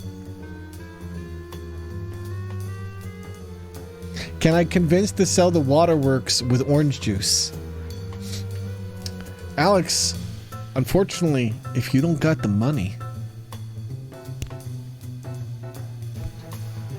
My alliance can help. Wait, I'm helping out Alex. Okay. How much are you lending, Glory? $750 is the tab. They can destroy property to get some money, but Alex only has $194. So unless you'd be willing to give up a large portion, like almost $550, Alex is gonna have to destroy things or mortgage things or all sorts of things. You know? You're gonna pay the tab? Okay. All right, T-Man gets another $750. This makes T-Man the wealthiest person in the game at $1267, keeping Alex in game. Okay, Orange Alliance stands strong. You guys are gonna need some big hits soon, though. All right, who's next? Link. No, wait, Link's dead. Bakar. Bakar's at -5. Bakar's not moving. Uh-oh. Where's Bakar? It didn't work that time. Bakar is Gary. If Gary's on a space, Gary just died to the government. That's Bakar dead. He owes $75 to the government. Can't pay. He's out of money. Government kills Bakar. All right. Man, there's a lot of dead bodies near the El Kobold. I don't know if I should stay there. Here comes As the Fish. 16. All right, As the Fish. Where are you going? There's tuna. Here's fish. Here's fish. What was it? 16? What number did I just say? 1, 2, 3, 4, 5, 6, 7, 8, 9, 10, 11, 12, 13, 14, 15, 16. Az is going to get $200 and a chance to buy a property. Nobody owns the Baltics. Well, look at that.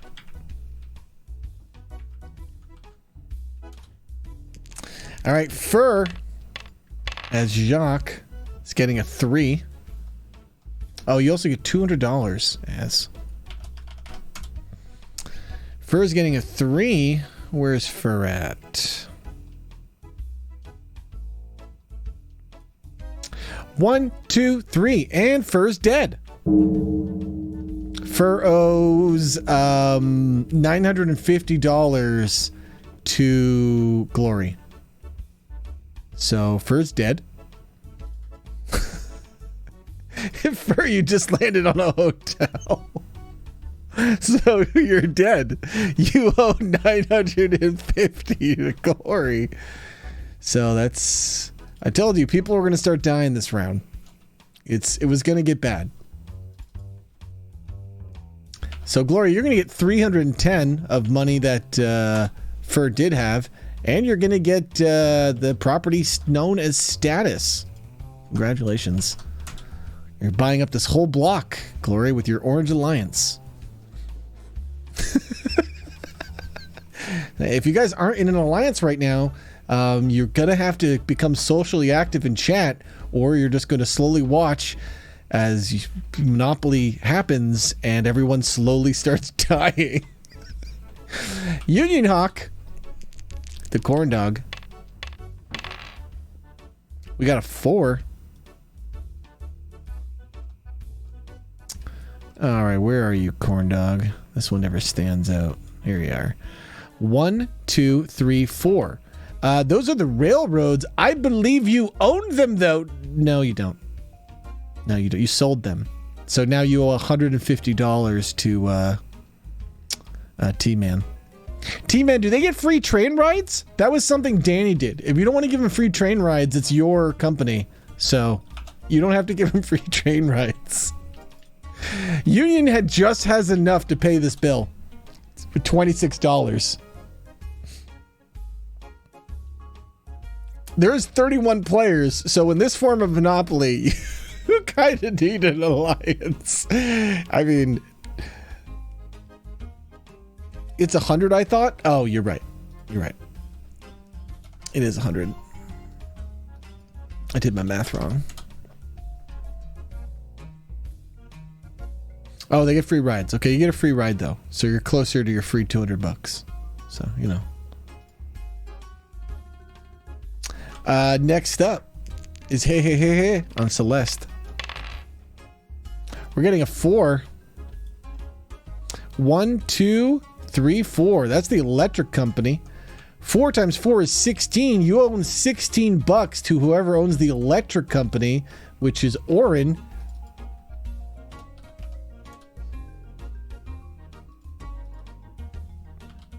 At least you're not dead, though. Hey, hey. Speaking of people about to die, here comes Megan. Rolling. Megan has gone literally 4 spaces and rolls a 3. 1, 2, 3. I shit you not. She has not made it to jail, even jail. She's the only player that has not been able to move 10 spaces. Here we go. Here's your chance card, Megan. This could change the whole game. Nah, Jitspo, you can join in. Don't worry. For closed property sale, foreclose on any opponent's mortgage property. Pay the mortgage value to the bank to claim the property. All right, Megan, if somebody decides to mortgage their house, you may pay this card to steal their property. You keep this card, Megan. This could come invaluable to you. Here's a picture. You have a foreclosed card. You'll have to present this image to me because I will not remember this nonsense. All right, next up is Xanthex, the surprised frog. It's rolling a 15.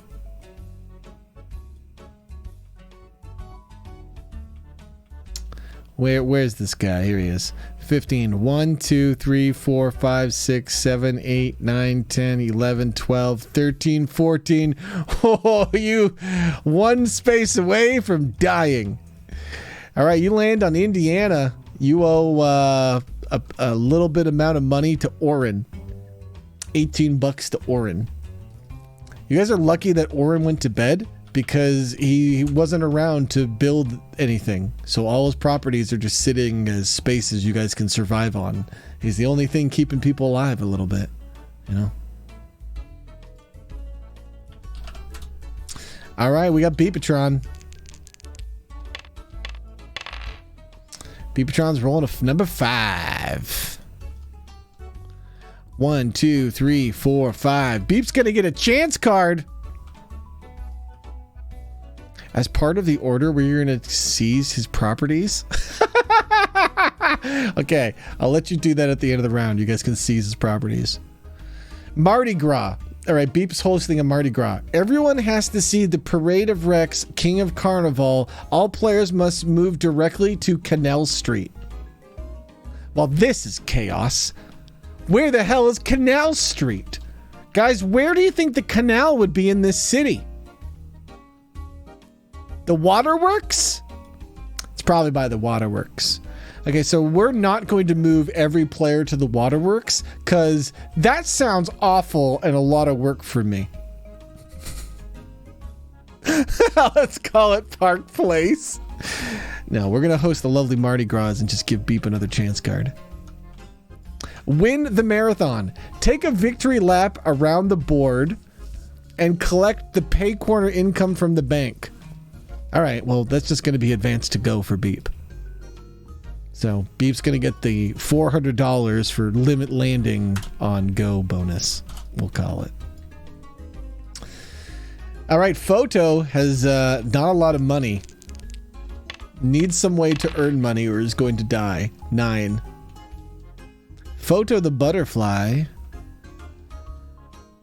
1, 2, 3, 4, 5, 6, 7, 8, 9. Okay, bad news is you gain $200 and then you're going to get taxed on it. So you're going to get taxed $29.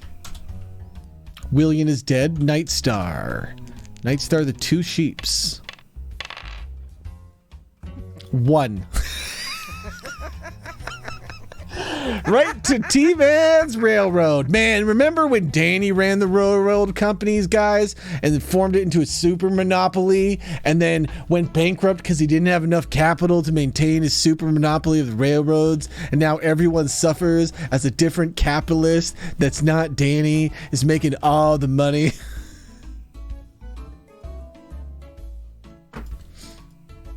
Nightstar can at least take the hit. But God, does Nightstar want a property?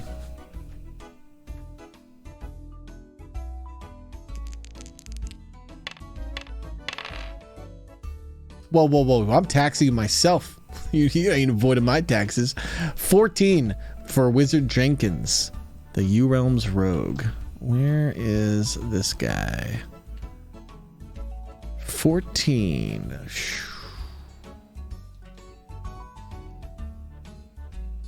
Where are you hiding?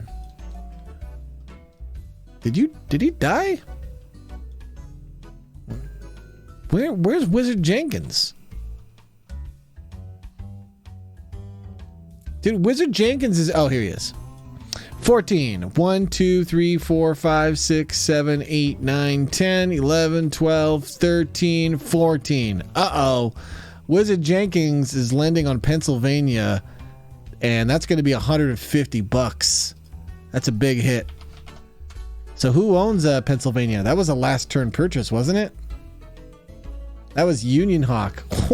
Union Hawk desperately needed that money too. All right, we got Shoira. Shoira is not moving. Wait, so who owns Pacifico? Beepatron. So Shoira, you owe Beepatron $26 because you decided to not move. I love how that's an option, by the way, is that our D20 just breaks. Man, Beep is doing so well while AFK. He's up $426. All right, here comes Vid the tuna. Hold on, I'll look at this meme here in a second. What did that? I missed that number. You guys are making me look at stuff. I missed what Vid rolled. Shoira, unfortunately must go, but I have one final action. Sensing the impending doom, I shall burn down my property so that none shall claim it. That's immediate domain. Shoira was taken over, and now we have somebody in place that looks like Shoira. I'm not allowing the burning down of property. Shoira's going to jail. Where is Shoira? The glasses cat. Where is this? You're under arrest. Go directly to jail. Trying to burn down arson? Here, I'll roll for it. You better roll a 20 or else the police are putting you in jail. 11. You're not getting away with arson on an 11. That's straight to jail. What properties did Shoira own? Shoira owns Vermont. Where's Vermont? Okay. Vermont. Here it is. Okay. So you may now purchase this property for $100 with 3 hotels. The government's trying to sell it. Next person who lands on it gets a 3-house property. Okay. I didn't see what Vid rolled, so let's roll for him again. You guys said it was 11? 10. Let's hope 10's just as good. Where's our tuna fish boy? Where's Tuna Boy? 1, 2, 3, 4, 5, 6, 7, 8, 9, 10. He originally had an 11, so I guess I'll push him over so he doesn't have to pay T-Man money.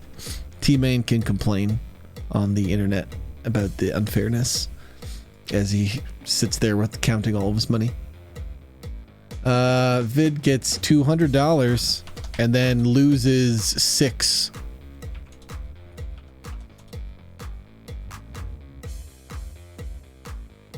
I forget who owns this one. Ah, Glory. Okay. After Vid, we got Sleepy. Sleepy was over here last time, I think. 6. Sleepy. You are a blue hedgehog. Where'd you go, Sleepy? I could have sworn you were right here. Here you are. 1, 2, 3, 4, 5. Just dodges El Kobold, Sleepy. You're lucky. You get $400 because you land directly on go. All right, here comes Maris. Let me get appropriate Maris music. 11. Where's Carl, who's clearly part of the mob?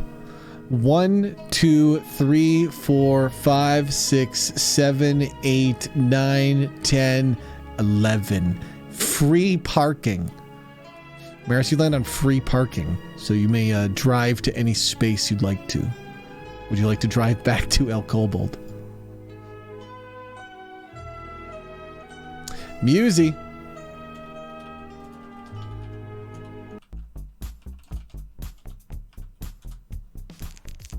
Free bowling. That's what free parking does. You get to drive anywhere you want. 10. Music got a 10 as Skeleton. Where is Skeleton? 1, 2, 3, 4, 5, 6, 7, 8, 9, 10. You landed right back on the railroad. Good news, you get a fresh ride right back here. Because that's how this meme works. So you make $200. Then you lose $100. And you end up exactly where you were. And T-Man makes another $100. T-Man is at $15.67. This is just getting wildly out of control. Here's T-Man's turn.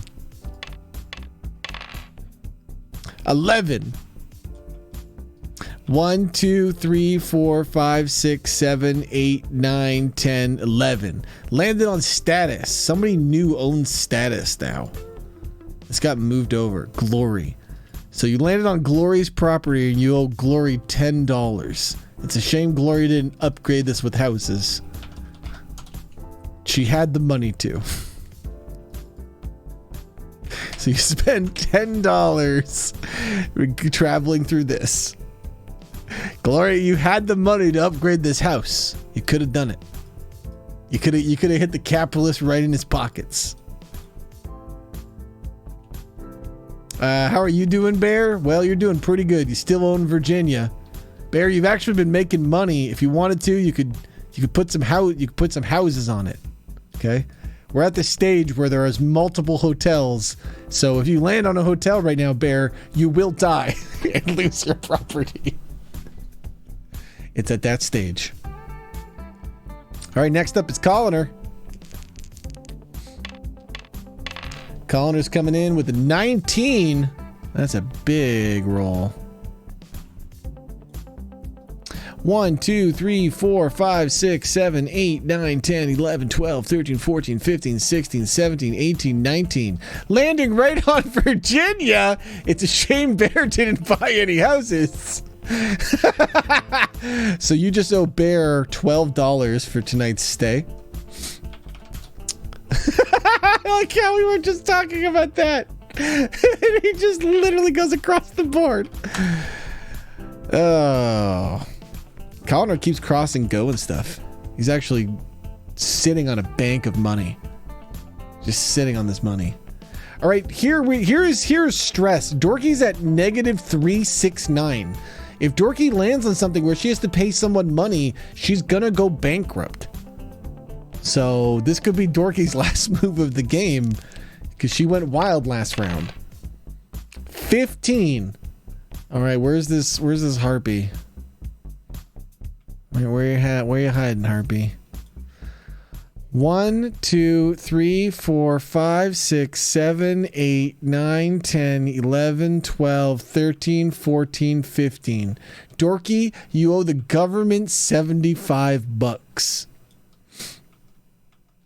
Bear is giving Dorky $300. Okay, well, I mean, you can do that. It's your money. This means Dorky is at -69 and owes the government $69. Dorky, you must now put Plaza Park into mortgage or you will go bankrupt. That or you must find some way by the end of Stress 2 to make $6. Or else, unfortunately, you'll have to mortgage Plaza Park. Now there are 2 people with foreclosed cards, which means the second you mortgage Plaza Park, either of these players could play the foreclosed card and take Plaza Park, and to be honest, I don't know why they wouldn't. Nightstar is willing to just buy your property at a shitty price. I would like to flee. You can't. You owe the government $75. You've landed on the -75 space. Do you not understand what impuesto sobre poesnes de lujo means? Because I believe it means you owe the government $75. I will accept no savings. You're fleeing? All right. Dorky attempts to run from the government. 10. Dorky has failed to run away from the government. The government is going to foreclose on Plaza Park.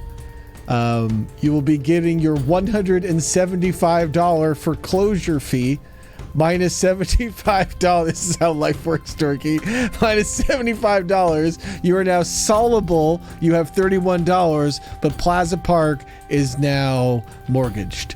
So it means somebody could steal your property from you because I'm sorry. Hey, is there anybody that would like to join our game? Now is the time. If you are interested in joining, you may. We have just finished round 4. At this stage in the game, though, joining would just mean you would walk into death. so I would not recommend it.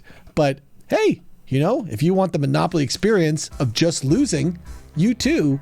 See, Draco's coming in. What would you like to play as, Draco? Dash would like to play. Sylvia's coming in. You guys are just walking into a mid-level Monopoly game, and all you have to do is just watch yourself lose. All you need to do is tell me which of these tokens you want to be.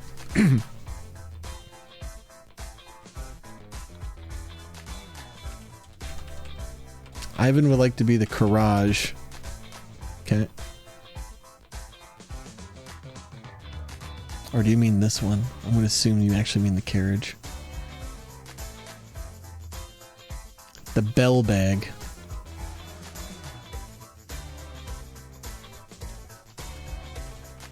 Draco wants to be the Fossil.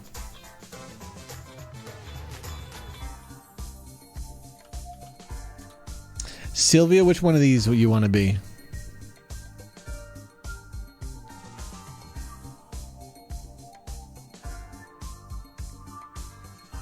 Blathers. All right, here's $500. Good luck. There's already hotels in play and most properties are sold. You probably are just walking into death. Your best bet, land on a chance card. We saw somebody join in round 3, I think, and they got a chance card that took $50 from every player. And that seems to be very valuable in this. In my will, I'm putting a clause that says my 31s will save a person. I give permission for my body to take up the bullet. All right, let's do some new turns for new players. All right, so here goes Draco. 14. 1, 2, 3, 4, 5, 6, 7, 8, 9, 10, 11, 12, 13, 14. Virginia. You're so lucky that Bear is not building hotels on here. Bear, here's a second time people could have landed on your property since you came back. This new player, you could have just stole all of Draco's money, Bear. 16. Taj. Taj is the Bell Bag. 1, 2, 3, 4, 5, 6, 7, 8, 9, 10, 11, 12, 13, 14, 15, 16. Taj, you are dead. You owe $750 to Glory.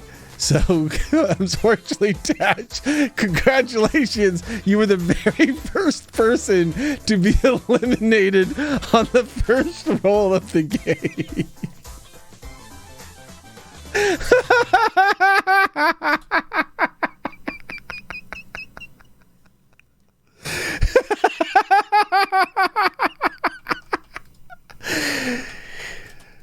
All right. Well, have no fear, Sylvia. Your turn's up.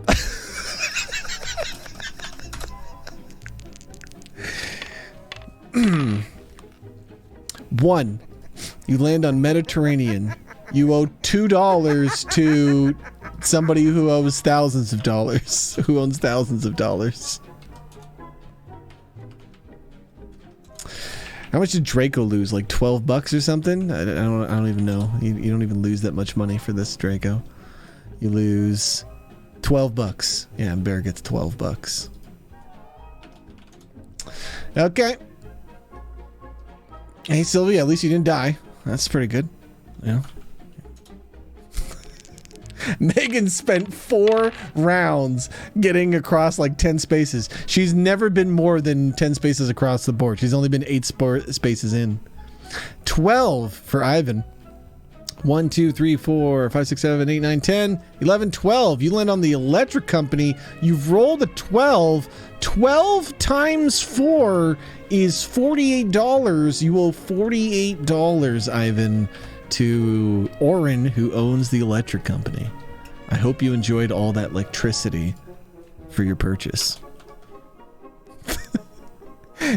The fact that we let people join in mid-Monopoly is hilarious. Because let's be honest, most of the Monopoly experience is rolling and getting fucked. So being able to join halfway in when you're like, well, nothing really matters, and just watching yourself get fucked in Monopoly is basically like the entire experience of Monopoly, only you didn't have to invest anything. I would like to build a second house on Pennsylvania. Okay, where's Pennsylvania? Is that like over here? All right, well that's a death trap now.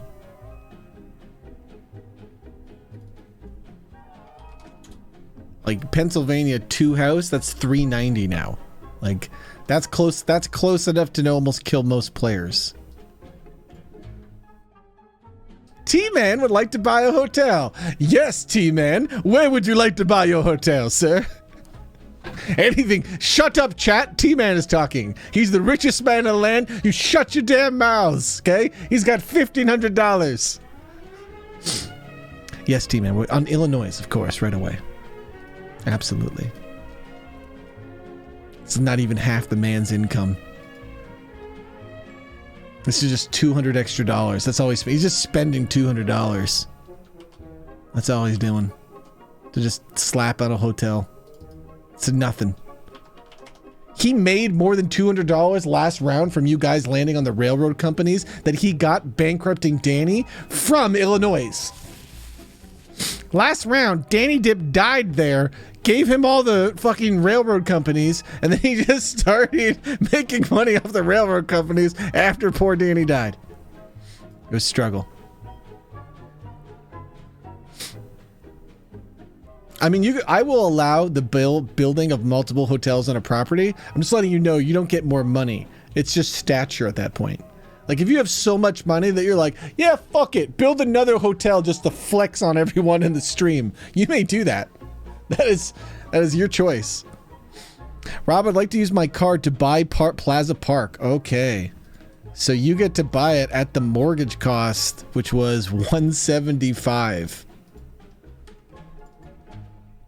$175. All right. So that was Maris's. Or not Maris's, Dorky's. That means Dorky just got sniped. So Dorky basically went all in for that property, spent all of their money, and now has nothing but $31 through their name. Dorky just came in and blasted through all that money over buying Plaza Park and then having to mortgage it. Gloria is loaning me $125 for a hotel. Okay.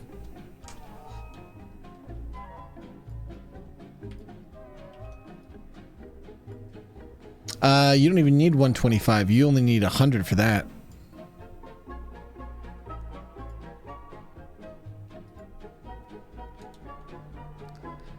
But they're giving you $125. I'm gonna add that, and then I'm gonna take away $100 from you, and then I'll take $125 away from Glory. Okay, Rob, I'd like to purchase 2 houses on Atlantic. Atlantic. Where is Atlantic? Is that the yellow one? Right? That's this one over here, right? Atlantico? This is you, right, Sleepy? Atlantico? Yeah. So you're buying them for 2 for, what are they, $150 a pop? All right.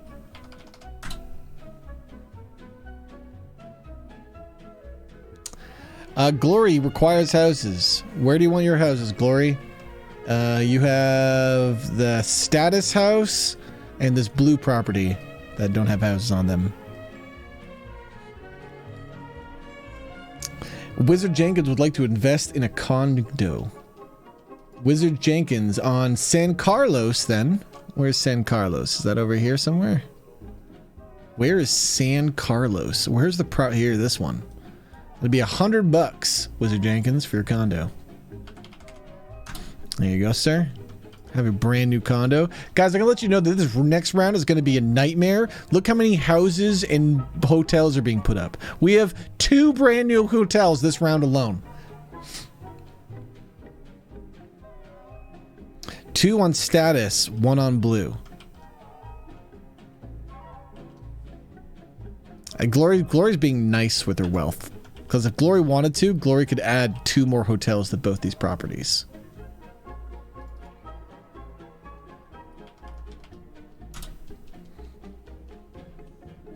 Can I put a butt? Yeah, T-Man. On Mediterranean? How much is it even going to cost? It's like nothing. It's like $250 for a hotel. You might as well do it just to make El Colbo look cool. And to make this corner look more deadly. Alright, that's $250 to T-Man. Rob, I'd like to use my next roll to attempt to arson the first house I hit. Alright, I will try to remember, Draco. Let me really try to write that down. You'll probably end up in jail doing that. Photo would like to buy a house on... Yep. That's going to be 150 on Kentucky.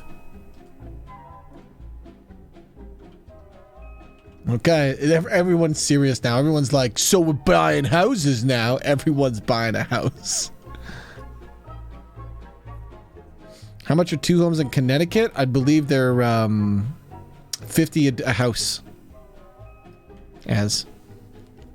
So it would be $200 for you to go to a hotel. Because you need 4 more houses. Hey, you are still alive. You have $500, no properties. Okay. Az is going to a hotel too. This is just a battle of capitalism now. Everyone's just taking all their money and just like slapping hotels down. Because normally in Monopoly, you require an actual Monopoly to build hotels. But I've actually played Monopoly games more recently with family and friends where you can just build right away. Because when you can build right away, it fucks up the game right away, but it also just prevents the whole dry spell of nobody getting 3 properties. Because the thing is, actually owning 3 properties is so impossibly challenging or lucky, you know?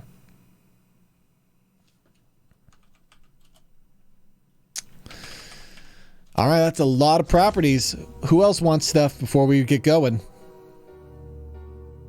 You're going to try to rob a bank. You guys are all going to end up in jail. Like, you got to roll extremely high, or else you'll just end up jail and the government will just take everything you own. Nightstar would like to buy a house.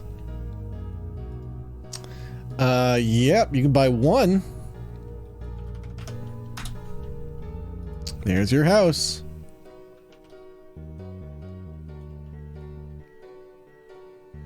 Panda, if you'd like to play, we can add you in. People join in mid-round.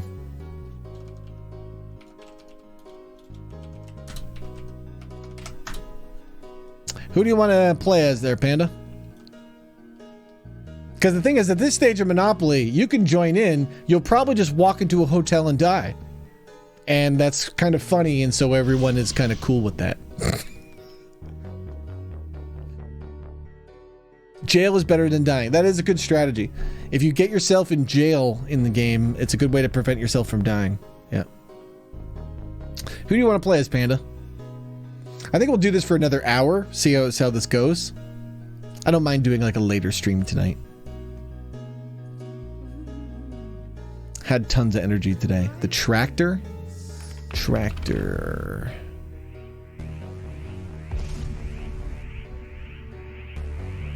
All right. Let's get you right in the game with a roll. Here's your roll, Panda. Because we're at the end of this round, so you can just have a roll. 1, 2, 3, 4. You got to pay $50 to the government. Welcome to the game. You're already down $50. All right. If that's all the purchases, then it is time for the next round. Here is Glory's roll. Now we're going to start seeing people die. Glory does not move. Where was Glory? Glory was on a community chest? That's so good for Glory. Advance the South Temple. That's not a real thing. Game night. Pick an opponent. Both roll. Highest roller gets $200 from the bank. Shit, Glory. Glory, you have to pick someone to duel. And you can just pick someone from your Orange Alliance.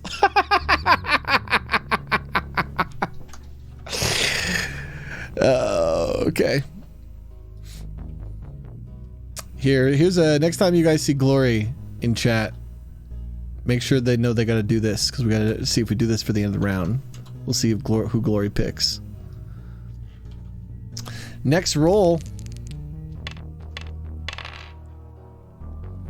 16 for Bear, the shovel. 1, 2, 3, 4, 5, 6, 7, 8, 9, 10, 11, 12, 13, 14, 15, 16 community chests for Bear. All right. The rent is too darn high. Only pay $50 rent to any owned property? This is so glorious. Bear got this card? This is a prevent yourself from death card. All right, well, there's Bear's card. Yeah, Bear might die not using this card. Like, that's so good.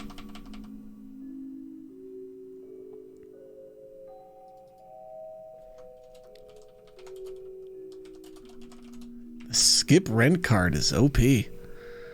All right. Glory's picking Coffee Days. All right. Here is Glory's roll. And here's Coffee's roll.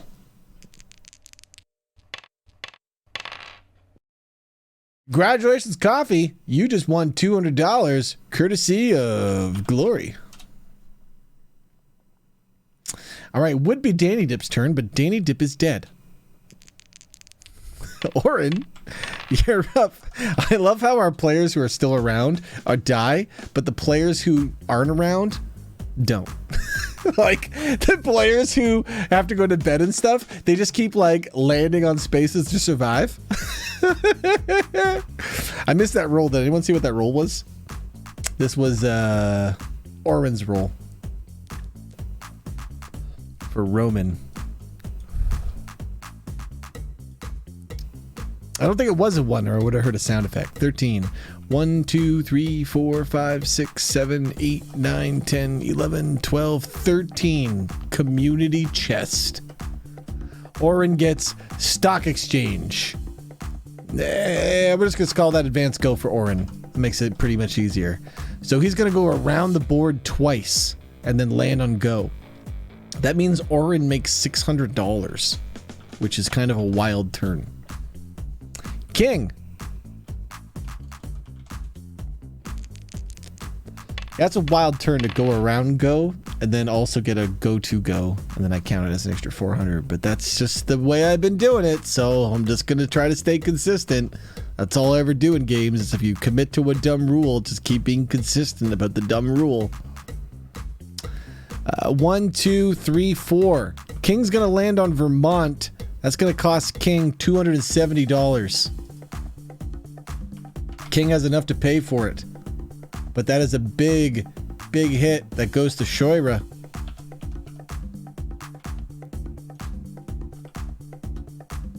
Mammy.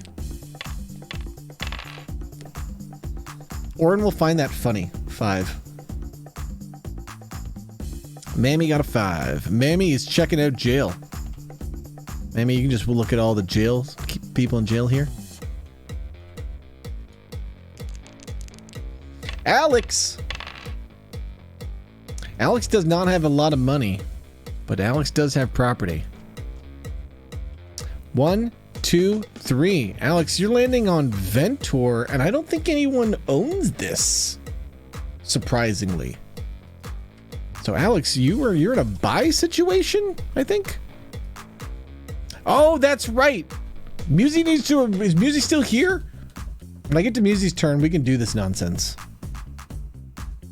I don't remember exactly what she said, but I know she was taking assets or something. Where is Az? Az is this fish. Az had just bought the Baltic for $60 here.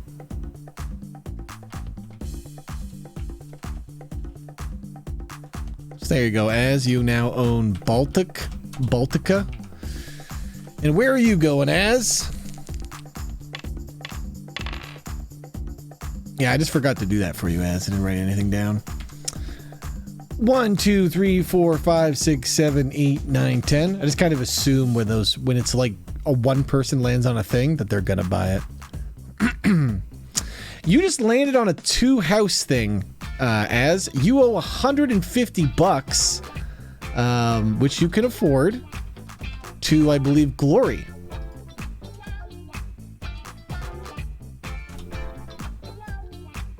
You're down to 65, but you're alive. It's Union Hawk's turn. Union Hawk is rolling a 9. 1, 2, 3, 4, 5, 6, 7, 8, 9. Union's gonna pay some money, but Union doesn't really have a lot of money. You're gonna get $200. Then you gotta pay 10% of that, so you're gonna pay 27. Pay your taxes. It's time for Vid would like to buy a hotel on Baltic Avenue. Vid, you don't own a hotel. Are you saying you're going to give the money and then Haz is doing it? Is that the bit? Vid is spending $250 to buy this. Okay. I understand the alliance. I understand what's happening. So that was Wait, no, didn't say wants to rob the bank? Where are you? You are Celeste. This is what you wanted to do on your turn, was rob the bank. All right. Let's see how well you do. You are now robbing the bank.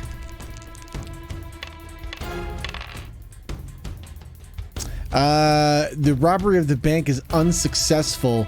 The criminals are hot on your tail. We're gonna roll to see how far you can get away from the police. 11. 1, 2, 3, 4, 5, 6, 7, 8, 9, 10, 11.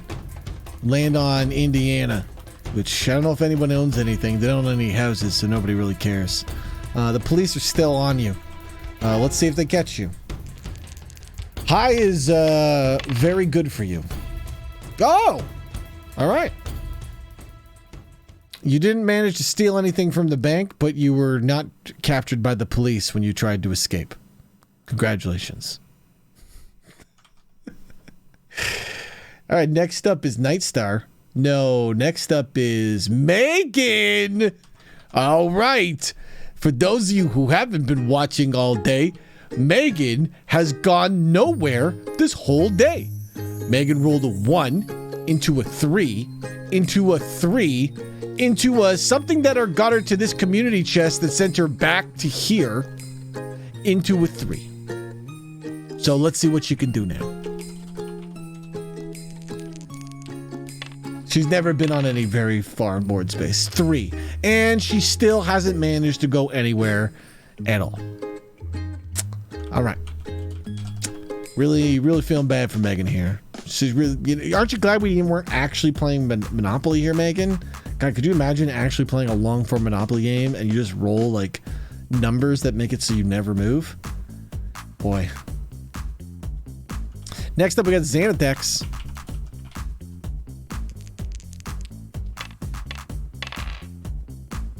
$10. Where is Frog? Where is little Frog that gets a 10? Froggy? Here's Frog. 1, 2, 3, 4, 5, 6, 7, 8, 9, 10. Communal chest. That's very, very good. Excuse me. Always tip your driver. Pay $50 to all other players who own a Cabco. You're lucky that there's no cab companies, because that sounded like death if it was $50 to all other players. Kickstart some fun. Your idea for a variant of a classic board game grows from a hobby to a crowdfunded success story. Collect $200 from the bank. Congratulations. You've gotten $200 from the bank, Xanathex. It's Beepatron's time. Beepatron is rolling at 11.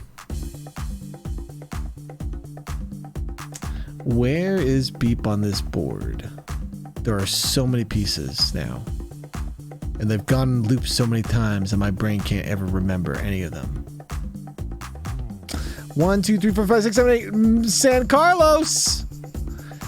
San Carlos is owned by someone, is owned by Wizard Jenkins. So Beep is going to be spending $50 to spend his night at San Carlos. There you go, Wizard Jenkins. You made $50. You're barely holding on. Here's Photo. Photo the butterfly with a 12.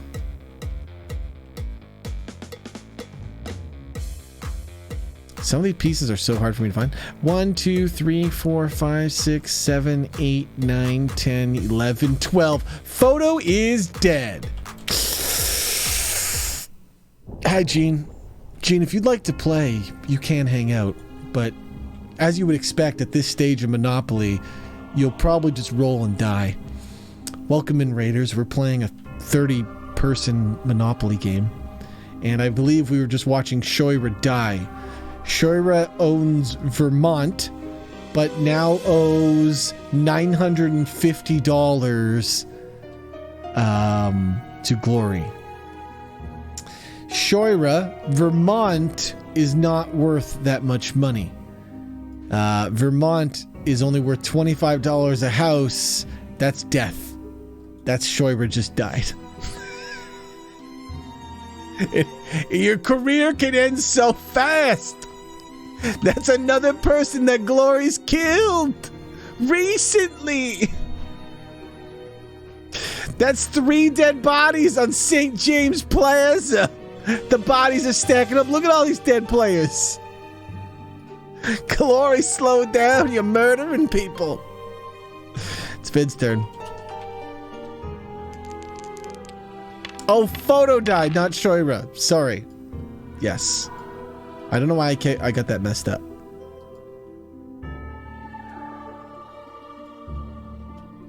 So this means Kentucky now belongs to Glory. So Glory, you now own Kentucky as well, which goes very well with this orange mega oh god, this is hell. This is a hell board. That's all this is. This is just players dying every round now. Okay, Night Star.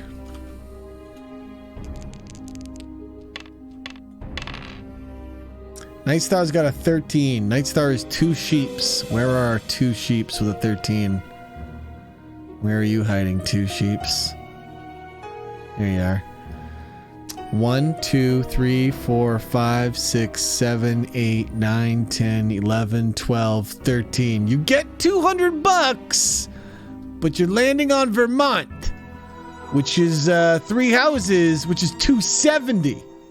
So you're losing $70, and $270 is going to the owner of Vermont, which is Shoira, who I almost thought was dead, but is actually very wealthy now. All right, now it's Wizard Jenkins. Wizard Jenkins doesn't have a lot of money. 5. Uh-oh. 1, 2, 3, 4, 5. Wizard Jenkins, you owe $950 to Glory.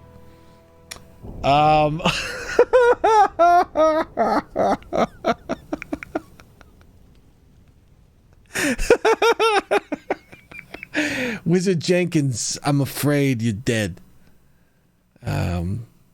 It's just St. James is a hellish place today. Okay, it's a hellish place. That's all I can say. Is people are dying left and right. Wait a second. Wait a second. This is Beepatron. This is Beepatron. This isn't Wizard Jenkins. He's still in the game. He's lucky. I got my U-Realms classic characters mixed up. Because the U-Realms rogue is this guy. See, they're very similar in... Look, you don't understand, but they're similar in my mind. Okay, so they're here. 1, 2, 3, 4. You gotta be kidding me!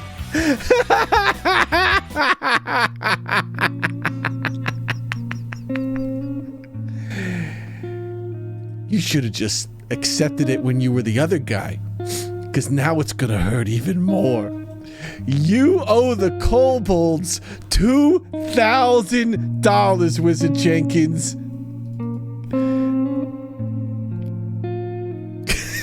There goes San Carlos. There goes your business trip card. There goes your $110. They got you. So who actually owns El Mule? Because they are the one who gets this. Who owns El Mule? Who's the actual owner of that? T-Man, of course, right? It's T-Man. It's T-Man. So T-Man gets $110. It's up to him to give the money to his partner to split. And shoot, I got rid of the other thing. Gotta get this back. Okay, T-Man owns so many properties, guys. It's gotten to that point.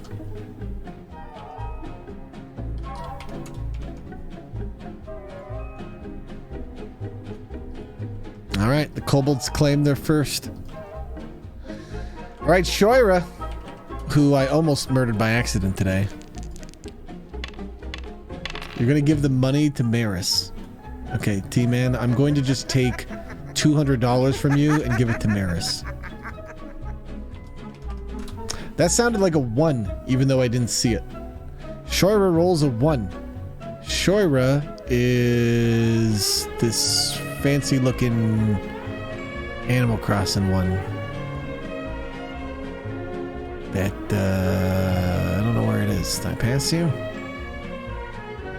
I must have passed you. That or I've killed you. You may have got murdered.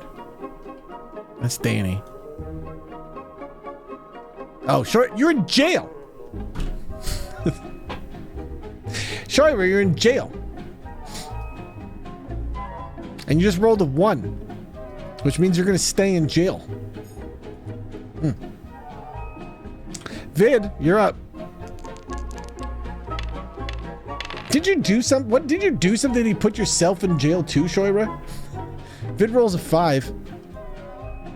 1, 2, 3, 4, 5. San Carlos, you now owe $50 to T-Man. You best be glad that T-Man has not renovated this place yet. He could have killed you, you poor little fish. T-Man's going to be doing some renovating at the end of the round, and it's going to get quite scary.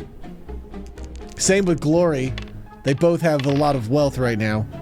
Colliner with the 15. Colliner owns no land, but is one of the richest players in the game right now. They're the mummy. So they're just sitting around with a ton of capital to just pour into somebody here. Where is the mummy? Here it is. 15. 1, 2, they were going to 10. 15. T-Man's Railworks. That's how this meme works. So T-Man makes $100. Colliner loses $100. Here comes Dorky. Dorky is about to die. It's very, very likely Dorky could die here. 5. 1, 2, 3, 4, 5. Dorky makes $200, but then owes $450 to Az. Dorky has been eliminated by the fish. Fish beat birds. You saw it here.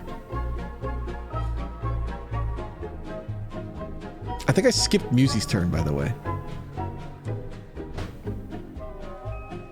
Az gets $31. That's it. No, Az gets $231 because she just passed go. You're lucky she had just passed go, so she had some capital to take from her.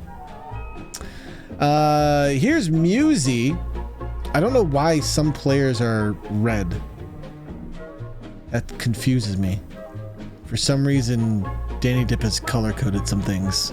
And I think that's why I keep skipping over players. What did you want to do, Musie? Blame Danny, man. He's color-coded you differently. I don't know why you're color-coded differently. My brain skips over you. To indicate GPO members? I'm the bank. I don't give a shit about their alliances. Danny, I don't need to know about their bullshit alliances. I'm the bank, okay? Their alliances don't concern me. They just shit they say in chat.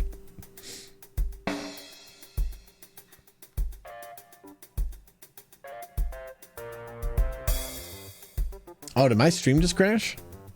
Looks like it crashed on Megan's screen. Looks good for me, though. I don't notice anything different. Still up for Musi? Oh, okay. I can see it crashed on Megan's thing and somebody else said it crashed. All right, so what am I doing here, Musi? I'm going to seize all assets from the GPO. Okay. I mean, that just makes sense. Oren's not here. So, all right. 1180.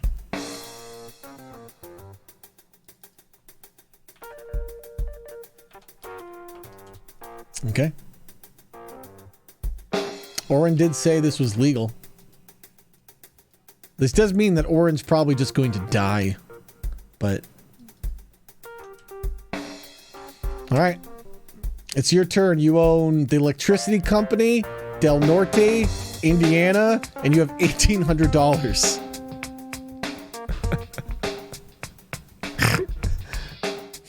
You'd also like to put a house on Indiana. Do you mean a house or a hotel? You have $1,800. They're $150 a pop. And you're just putting one house? Okay, it's a specific house. Got it. Okay. I think Maris and you got skipped? I think so too. So let's double back. Because I don't remember doing I don't remember doing you, Sleepy. At this point of the day, I'm getting tired, so I'm going to start making more and more mistakes. Sleepy the Blue Hedgehog just got a 1. That means, Sleepy, you're going to land on the Mediterranean and owe $250 to Az. You barely have enough. The Fish Alliance gets a little bit more capital. These fish are getting crafty. They're getting some hits here. And then we have Maris. Where's Carl the Kobold going today? Literally nowhere. Carl just lives at the El Kobold. That's like 3 turns in a row that Maris has basically ended up back at the El Kobold. And no, it's because Maris and T-Man are united. So unless T-Man says, no, Rob, I've broken my deal with Maris, I assume that Maris gets to stay heal for free. At any point, T-Man could just be like, well, I own the deed, so fuck kobolds, and then kick all the kobolds out, in which case Maris goes bankrupt and dies. It's a lot of power. It's a lot of power if you own the deed, you know?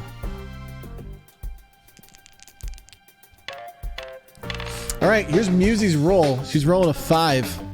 She's got all the capital in the world now.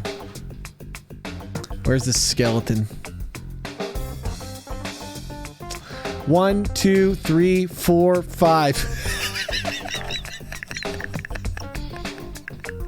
She seizes all the assets that lands on New York Hotel. All right, Musi, you're going to be spending $1,000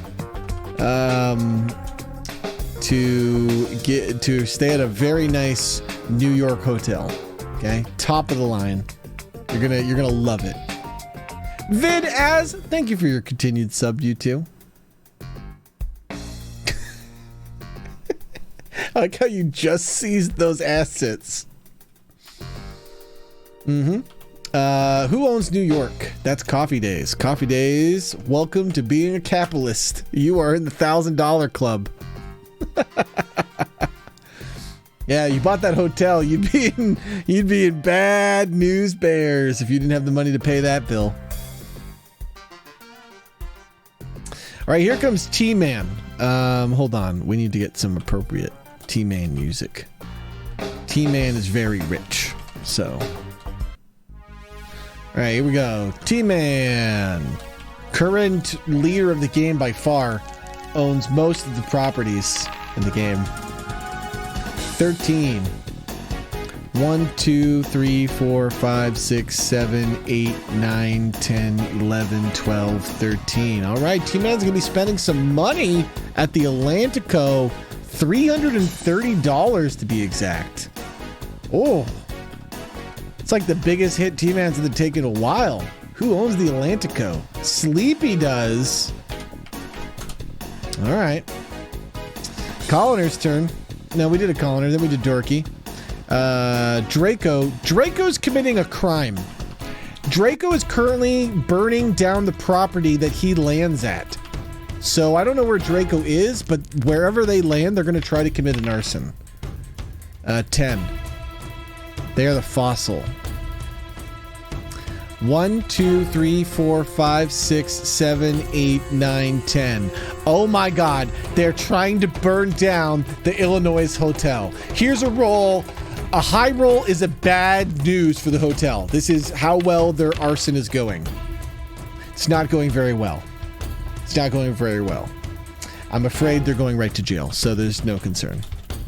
So, Draco is arrested. The arson fails, and they're sent to jail. When they get to jail, they're given the bill for landing on the hotel space, which is owned by, I believe, who owns Illinois? T-Man, and the bill is probably going to bankrupt them. So that's the end of Draco, who loses $488 to T-Man. T-Man had just lost some money, guys, but then gained even more back. All right, we have our new player, Sylvia. Sylvia's only chance is chess and chance cards. That's what you're hoping for, Sylvia. You're hoping for like a 1 or anything that gets you chance cards. 1, 2, 3. All right, you're going to pay 10% of all the stuff you own to the government instead. So you owe the government $49. All right, Ivan, you're up. Ivan had just also spent their turn paying the government. They're going to roll 11. 1, 2, 3, 4, 5, 6, 7, 8, 9, 10, 11. That's going to be $100, Ivan. But good news, we have train meme rules because T-Man owns the train company. So you're going to pay T-Man for a little trip around the board to get that sweet, sweet just past go money. All right, and then we got Sex Panda. Oh, wait, that was... Oh, shit. I've swapped them. Sex Panda was the tractor. Courage was Ivan. You guys have just body swapped. So I think... I'm too tired. So I'm going to screw you both. Is that fair? Can you live with that? That your roles were inverted? 1, 2, 3, 4, 5, 6, 7, 8, 9, 10, 11. It's only going to cost poor Ivan most of their money, is this fuck up, okay? But hey, neither of you landed on any hotels. So if you want, I can redo this turn. I'm just saying it's dangerous looking board. You're alive. That's the best you can hope for in Monopoly. Is you're alive. It's like life. Are you living? Okay. You're winning. Good job. You're doing the thing. It's only $90 too. Okay. It's only $90. And this goes to who owns Indiana? Musy. Musy gets 90. All right, is it the end of the round? Is there anything anyone wants to do with their money before I start the next round? What houses and nonsense do you want to build before we kill more players? At this point, if you're not building your houses, you're gonna die soon because there is 1, 2, 3, 4, 5, 6, 7, 8 hotels. Oh, Megan, make me some food. Would you let us buy a second hotel? Yes, but it is only for flexing. It will not actually make you more money. It depends on the property, Musy. It goes $50 a house, then $100 a house, then $150 a house, and then $200 a house, based on the area of the map. So Musi, you own the Del Nortes, which are 150 a house, and the Indianas, which are 100 a house. So for $400, you could turn Indiana into a hotel. I'd like to place all hotels on my properties, Rob. Yeah, okay. All right, St. James is a hotel. So this gets another hotel. This is going to cost Glory $200. Okay, then we have Status, which is going to cost her $300, but that's another hotel. Sweet Jesus. All right, and then we have Kentucky. Glory, you cannot afford a hotel in Kentucky. If you continue to spend money, you can get 2 more houses. Is that what you want to do? You got all those prices wrong by $50? It goes 50, 100, 150, 200. As far as I know. Oh, right. For the ones that I pitched to Musi, yes, they were 150. They were off. Yes, because that would be 150 per house.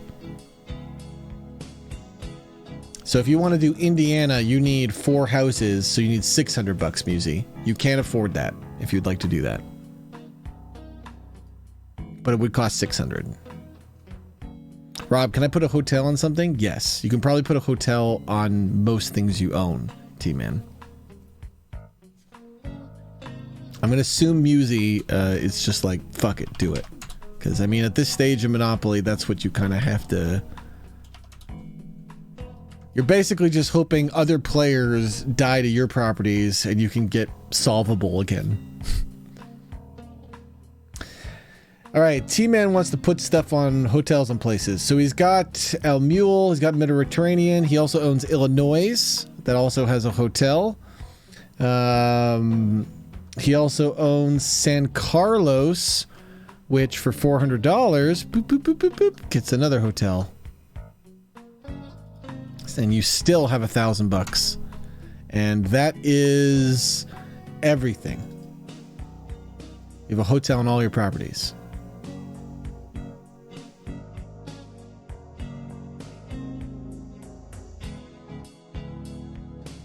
All right, hey is there's a lot of people in our economy that are switching to crime. Are you noticing it? It's like they have no other economic means in the game, so they just decide to do crime. Isn't that weird? Isn't it weird that when the game makes it so there's no winning play other than criminal activity, my players switch to crime? What is going on?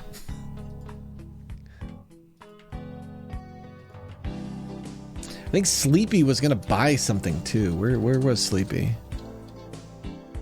Or is that just old news? That might be old. Yeah, it's old.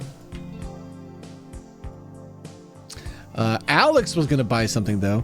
Alex cannot afford it, so this is now going up for auction. Wow. Late game auction. This is crazy. There is an auction going on for this mid-range property. I mean, where's Colliner? This is when Colliner or Coffee? Coffee has the money for this. Coffee has the money for this. T-Man has the money for this. There's a lot of big people.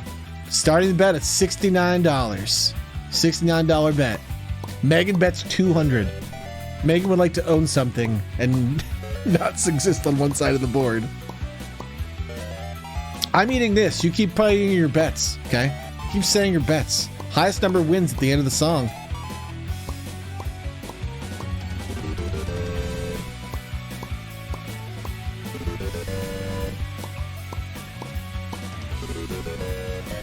$400.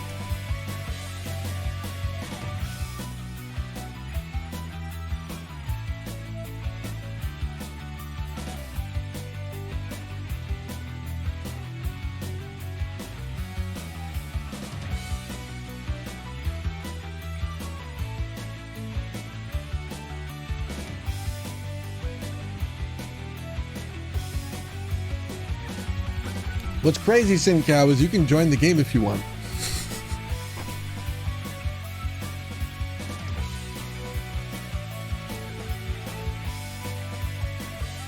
$450. Is that our highest bet?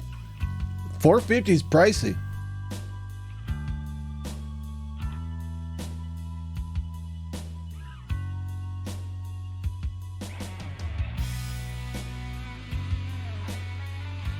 It's in kind of like the interest of all the players who own hotels to at this point buy you guys out of properties so that nobody else can possibly own anything.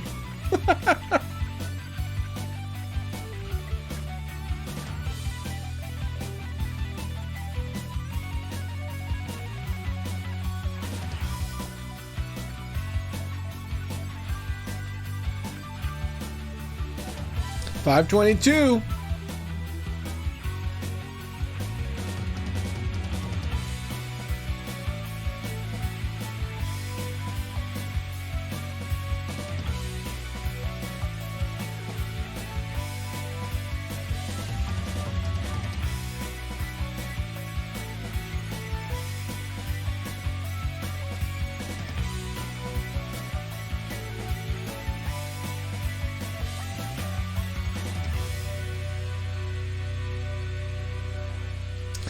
$550 by Coffee Day. $553 right at the buzzer. Dirty steal.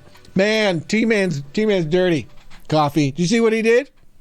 You see what this man did? He put another dirty last minute bid to steal that land from you.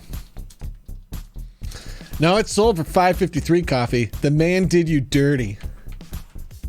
He did you dirty. He's become a villain of the game, T-Man has. Okay? He's become a wild villain of property owning. It's Look at this. Look at this. We're in a 37 player game, and look, you got Glory that has an alliance, and the reason why Glory has so many properties is because people keep fucking dying on her hotel. Meanwhile, you have T-Man, who's just like he lucked into all his money. He got a card that got him $50 from every other player in the game. And it has just snowballed it into this mammoth of a company. Oh man. All right. Is there anything we should do before we start playing this next turn? I think we just keep going. All right. Here we go then. Is this round 5? Are we on round 5? I think we're on round 5.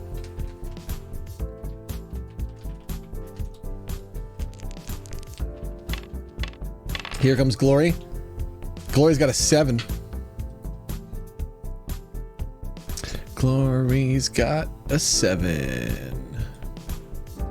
1, 2, 3, 4, 5, 6, 7. Glory lands on the go space and gets $400. Glory, why did you use all your luck in Meme Monopoly? This is so many lucky events. Bear gets a 6. Where's Shovel Bear? 1, 2, 3, 4, 5, 6, and Bear's dead. All right, who owns Indiana? Because they just murdered Bear.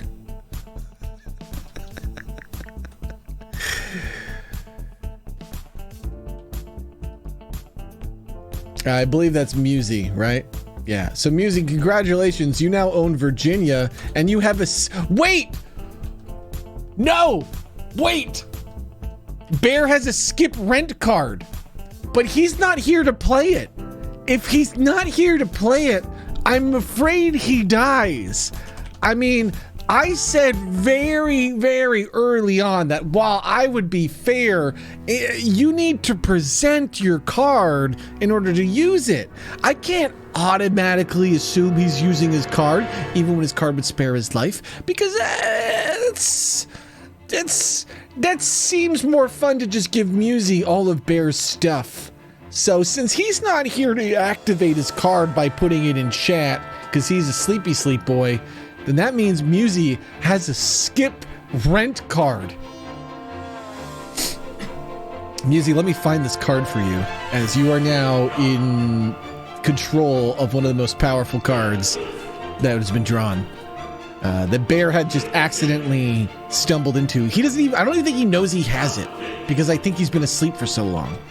He doesn't even know. This is just like something that comes up when you're taking all of his assets, you know? You're just like taking all of his things, and then we're like, wait, what's this? This is much more valuable than I thought. Because now Musi can dodge like a $1,000 or $2,000 bill. Basically, I'd save it for a big bill. Basically, the first time you can't pay a bill, that's when you play it. All right. Well, now it's up to Coffee. That's the first dead person this turn.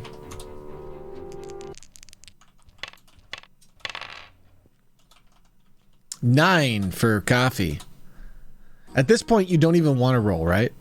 It's like ideal to not move. 1, 2, 3, 4, 5, 6, 7, 8, 9. You're landing on the train company, kid. And as we all know, the train company is owned by T-Man, so you're going to take a little train ride. Because that's how this dumb meme works. And then you're going to lose $100.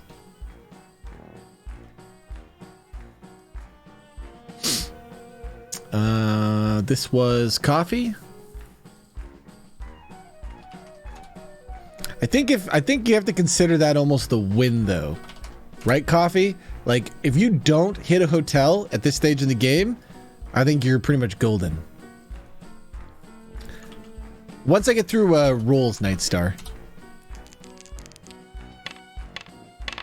because I don't think you have any money. You only got $100. 17. This is a 17 for Orin, who Musi just bankrupted, so it's a good chance he's about to walk to his death. 1, 2, 3, 4, 5, 6, 7, 8, 9, 10, 11, 12, 13, 14, 15, 16, 17. My God, he landed on a community chest. Advance to the stock exchange. All right, we're going to call that going to go because it's the same damn style of card. So Orin gets $400 for landing on go. All right. King, you're up. Because of luck, because landing on community chests and stuff seems to be very net positive. 10 for King. King is a dinosaur. Where's our dinosaur king? 1, 2, 3, 4, 5, 6, 7, 8, 9, 10. King is dead. King loses his $315 to whoever owns Tennessee. That would be Alex. Alright, it is Spammy's turn. This is just death rounds now. Everyone's just fodder. 18 for Mammy. 1, 2, 3, 4, 5, 6, 7, 8, 9, 10, 11, 12, 13, 14, 15, 16, 17, 18. The Waterworks! Who owns the Waterworks? Because you just landed an 18. 18 times 4 is $72. You own $72 to our boy Alex. And now it is Alex's turn to roll.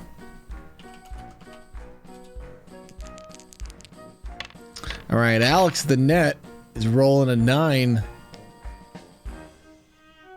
Is this your death, Alex? 1, 2, 3, 4, 5, 6, 7, 8, 9. No, that's a chance card. Changing lanes, move directly to the space that is one track above. That's too complicated. We can't do that in this Monopoly. Go to Lombardi. That doesn't exist. Advance to Boardwalk.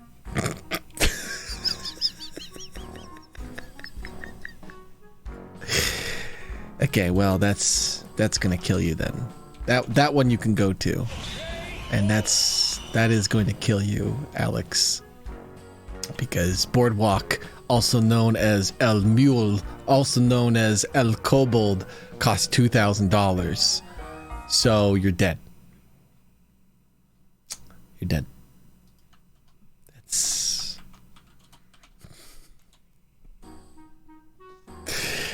So that means T-Man gets $581. Oh man, T-Man was... See, this is the first time we've seen him below 1,000, guys. And now he owns the Waterworks in Tennessee. And doesn't Tennessee have a hotel on it?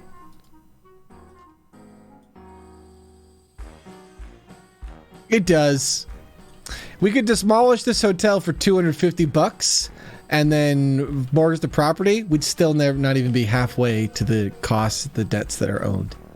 So that's the end of the news for Alex. Was having a great round there until he landed on a chance card that done murdered our boy.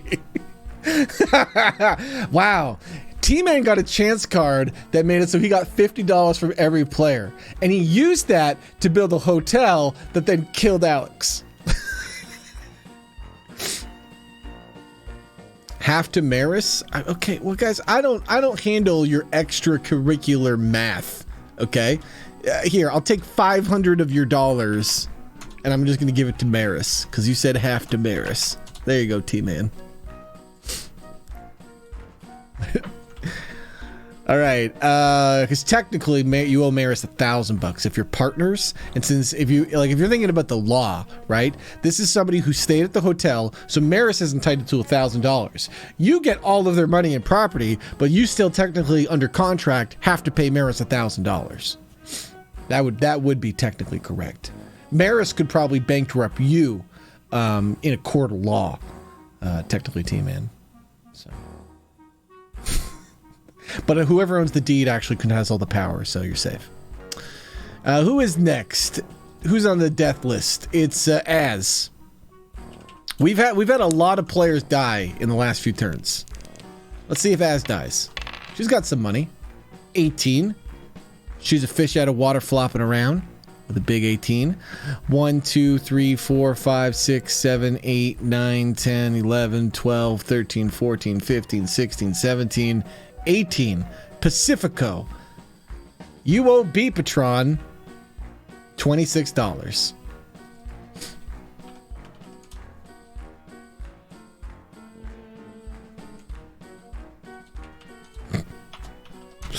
Next up.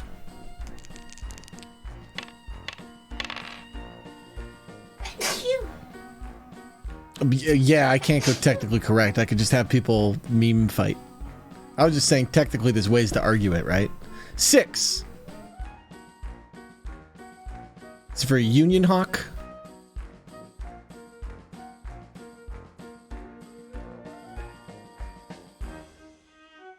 Union Hawk's going to be visiting jail. Let's do hey hey hey hey hey. I don't know how hey hey hey hey hey is in jail, isn't she? Weren't you trying to? Oh no, you're trying to do arson this time. 17 and hey hey hey is committing arson wherever they land. 1, 2, 3, 4, 5, 6, 7, 8, 9, 10, 11, 12, 13, 14, 15, 16, 17. You're trying to burn down the start space? Government is bankrupt. Any card that says the bank gives you money no longer gives money. The only money that goes into the economy now is the stuff you guys got. Money only goes out. No more money goes in. Okay? You blame goddamn he who just burned down the economy. Okay? Somehow, did they live? Hold on, let's see. We're gonna find out if they lived. Did you live when you did this? Hey. You did not. Why? Because I want to go to bed, Sylvia. So I'm now escalating the game any opportunity I now see to have it so our game collapses so I can eventually go to bed. That's the true reason why. All right, it's Megan's turn. Let's see how well Megan does. She's currently visiting jail. 17, Megan! You're going around the board! 1, 2, 3, 4, 5, 6, 7, 8, 9, 10, 11, 12, 13, 14, 15, 16, 17. And you landed at Venador, which is owned by no one. Does nobody own this one? Well, if nobody else lands on this space, Megan, you will be the proud owner of this brand new property. As long as you have the money. Megan, which you barely do. Xanatex, the surprised frog, is getting an 8. Where's our surprised frog? Is our surprised frog dead? Did Xanatex die and I not notice? He has money, so he must be around here somewhere. Here he is. What was it? 8? 1, 2, 3, 4, 5, 6, 7, 8. Well, that might be Xanatex dead. Xanatex does not get $200 for going around Go because hey, burned down the government. Okay. I moved Blathers instead of Celeste. Wait, I did? Shit. No, this is Blathers. Where's Celeste? At this stage of the game, guys, if I make a mistake, there's nothing I can do. My brain is melted, you know. Blathers is Sylvia, and I don't think I moved. Blathers is still on tax. All right, you guys are confusing me. Doesn't pass Go, lands on Mediterranean. Mediterranean costs $250. That means Xanatex loses $250. Does not gain any money because the government's bankrupt. So this $250 goes to Az. Man, look at this. These fish are actually going to be able to almost compete with the big leaguers. Here comes Beepatron. Beepatron is just an idle robot right now that's somehow still alive. 17. 1, 2, 3, 4, 5, 6, 7, 8, 9, 10, 11, 12, 13, 14, 15, 16, 17. Waterworks. 17 times 4 is 68. So Beepatron owes $68 to the Waterworks owner, which is now also T-Man. T-Man doesn't own electricity, does he? He doesn't own electricity. No, Musey does own the other half, so it's not that bad.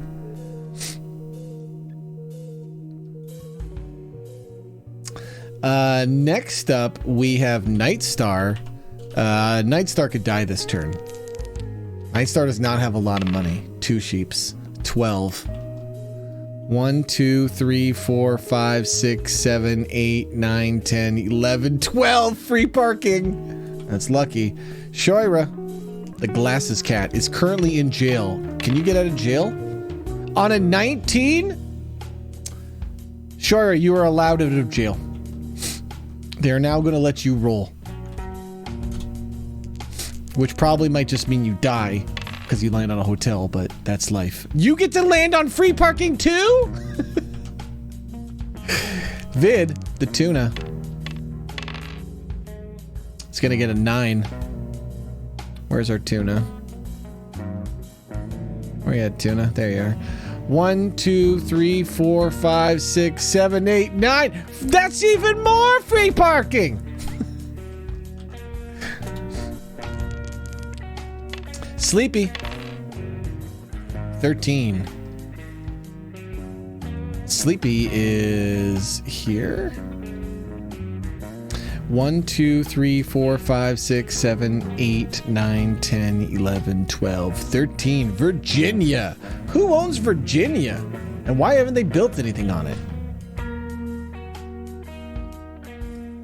Musey owns Virginia. So you owe Musey $12. You're lucky this is not the property Musey went for. All right, Maris has a lot of money from her dealings at the Kobold Boardwalk here. Where's Carl going today? 4. 1, 2, 3, 4. You're paying the fishes. You're losing to tuna bandits. Maris loses $450 to the tuna bandits again. God damn. These fish are making a lot of money off these 2 little properties right at the start of the game.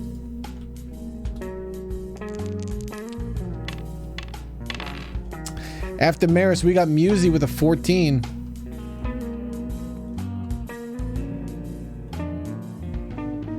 Where are you, Musy? You skeleton? Phew. Wait, how am I looping around the board and not seeing you? There's a mummy. You must be covered up or something. Oh, here you are. 14? 1, 2, 3, 4, 5, 6, 7, 8, 9, 10, 11, 12, 13, 14.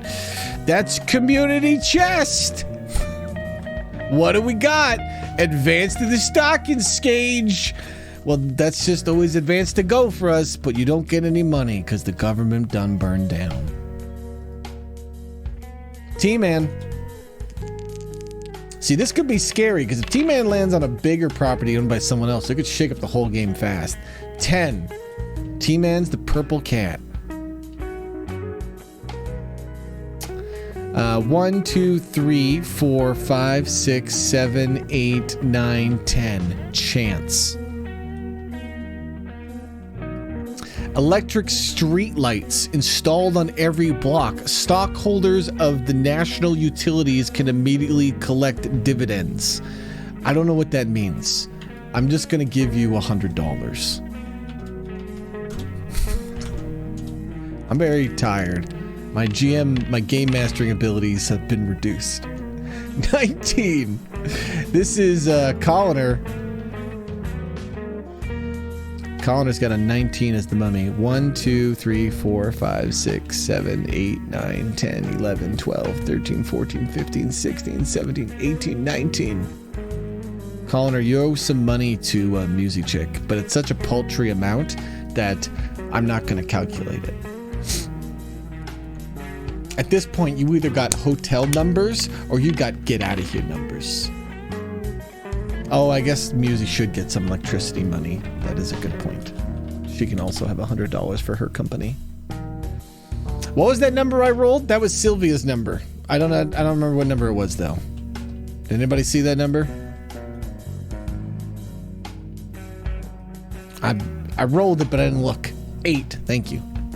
1, 2, 3, 4, 5, 6, 7, 8. 8 times 4 is 32. You owe the player with the most money in the game $32, Sylvia. You're still alive though, which is honestly the best you can hope for. At this point, it's like battle royale rules, and you're just like, how long can I survive versus everyone else? Ivan with an 11. Ivan is the carriage. Got him mixed up last time. Let's see if we can actually not have them mixed up. 1, 2, 3, 4, 5, 6, 7, 8, 9, 10, 11. That's bad news, Bears. That's $390 for Ivan. Ivan is dead. Okay. So 352 to Pennsylvania. Who owns Pennsylvania? You get 352. All right. Now we got our sex panda, who's driving a tractor. 15. 1, 2, 3, 4, 5, 6, 7, 8, 9, 10, 11, 12, 13, 14, 15. You're visiting jail. Okay. Can I try to take the landlord hostage or wherever I roll? Sure. You have to roll a 20 though, or else you definitely died. What? All right. Ivan's not dead. I mean, he rolled the 20. Ivan is currently trying to take the landlord hostage. The landlord, I believe, is still probably even awake. It was Union Hawk. Union Hawk, there is a wild carriage. No, it's definitely a carriage at this point. It looked like a carriage when it came into your hotel, dude, but then it just morphed. Like, it actually turned out to be this, and it does not want to pay the fines. Do you want to do anything about this Union Hawk? Because it's not paying. You called for security and stuff, but they can't handle this. It's far too big a problem. I don't know what you want to do, but you're not getting paid right now. Like, we gotta take that money back. Like, that's... Like, we can't give you that 352. Like, I don't know what you want to do. You can call the police or something, but they're not gonna be able to deal with anything, you know? Have a good night, baby.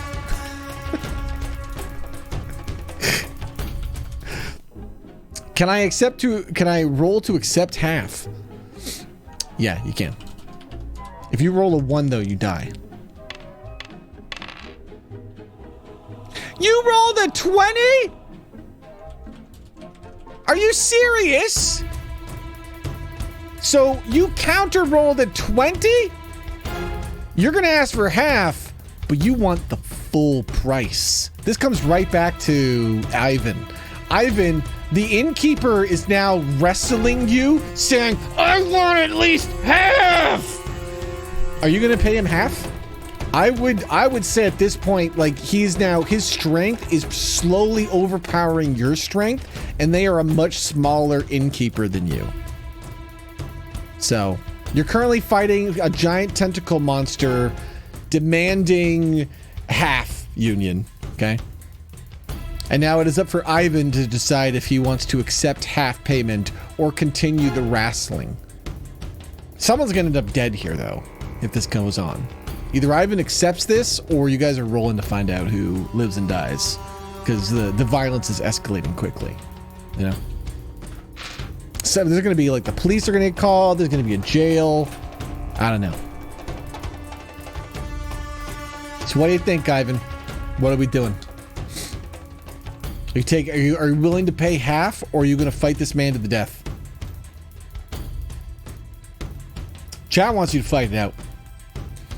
There was never any option other than death. All right. This is Ivan's role in this death battle. Actually, wait. Do you guys have Sneaky Mon? That's actually better. What'd you roll? 19. Good roll. However, we're going to make you Sneaky Mon battle. Yeah. That's definitely what we're doing right now. Ivanor. You're going to have your Sneaky Mon battle for us. Union Hawk. Okay.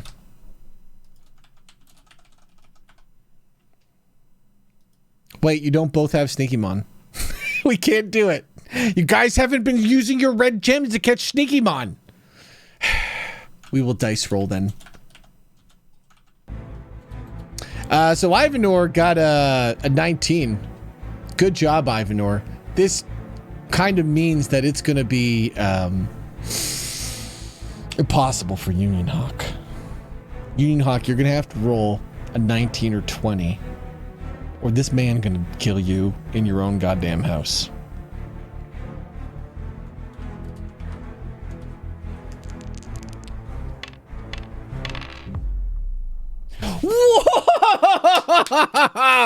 Oh, that's some good shit. Okay, now where are we taking this? So you guys have just tied numbers back to back. Danny Dip is going to check the logs because he thinks I'm faking it, which is glorious because he's going to see that this is a natural thing. That's why I always love the natural randomness of RP. All right. That is 2 tied battles here. You guys are just constantly wrestling back and forth. Where is Union Hawk? Because at this point he's coming over here. This is such a distraction from us actually trying to finish the game. Where's Union Hawk? The corn dog.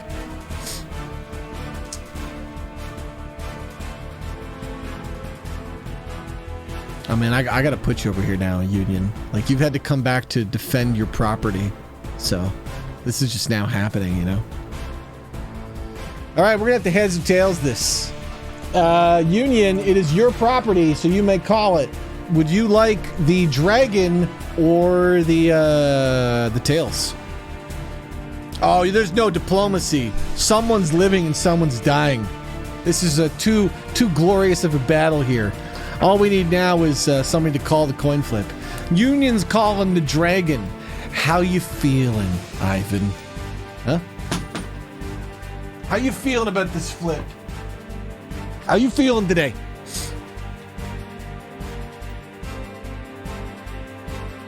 How you feeling, huh? You feeling good about this? You started to start a fight. I know you were gonna get killed by the mafia, and you were a Karaj, and you decided to come to life because the hotel prices were high. But How are you really feeling about this, okay? These guys, they've been around the block.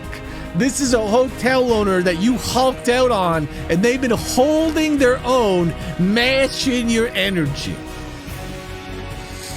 All right, let's see if Union could surpass you. Here we go.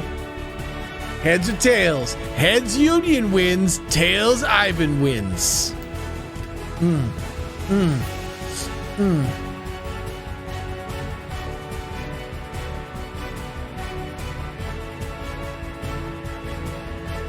I have flipped the coin. I will now reveal who lives and who dies in our Beam Monopoly battle. I'm gonna take a peek. Feels good to have the knowledge that you guys don't have for just a short period of time. That's why I do it. Here we go. Your winner is...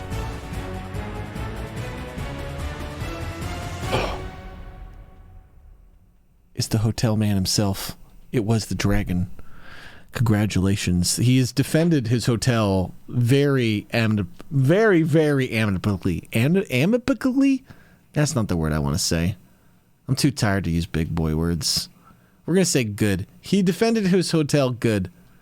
Strong hotel man has killed Ivan. Yeah, you're going to get $352 for that. Congratulations.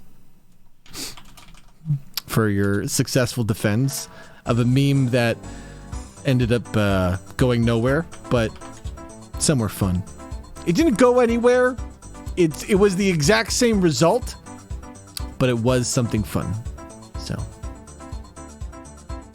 all right, where are we now? It is 2 a.m. We got to sudden death this shit. How am I sudden deathing this shit even faster than this? It's 2 a.m. We need some sort of conclusion to our Monopoly game.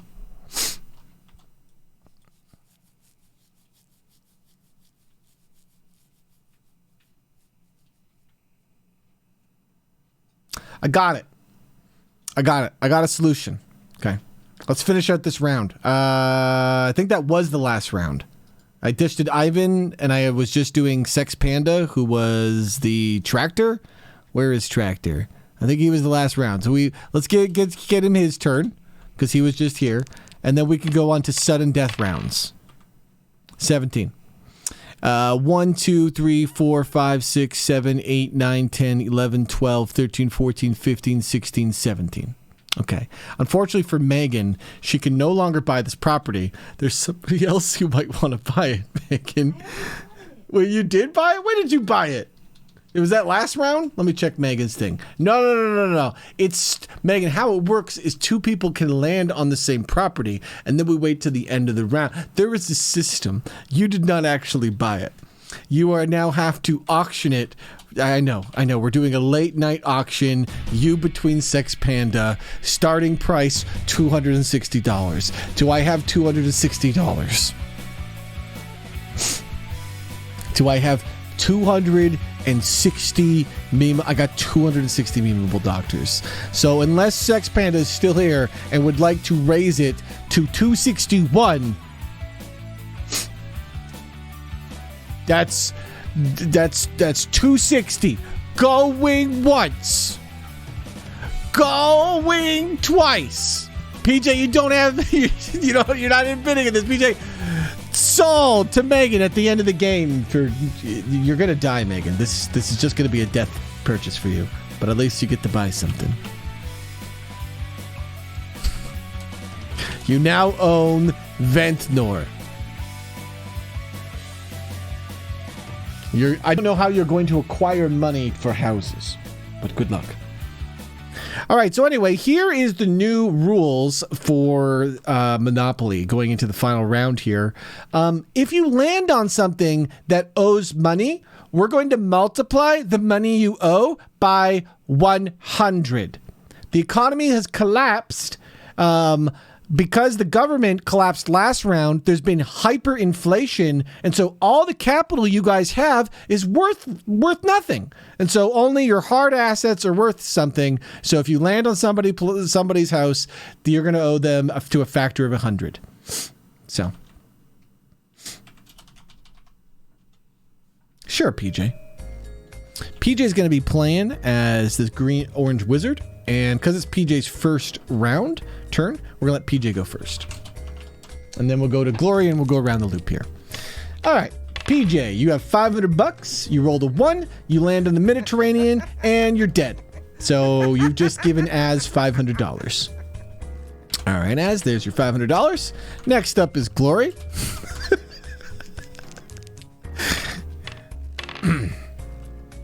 Five.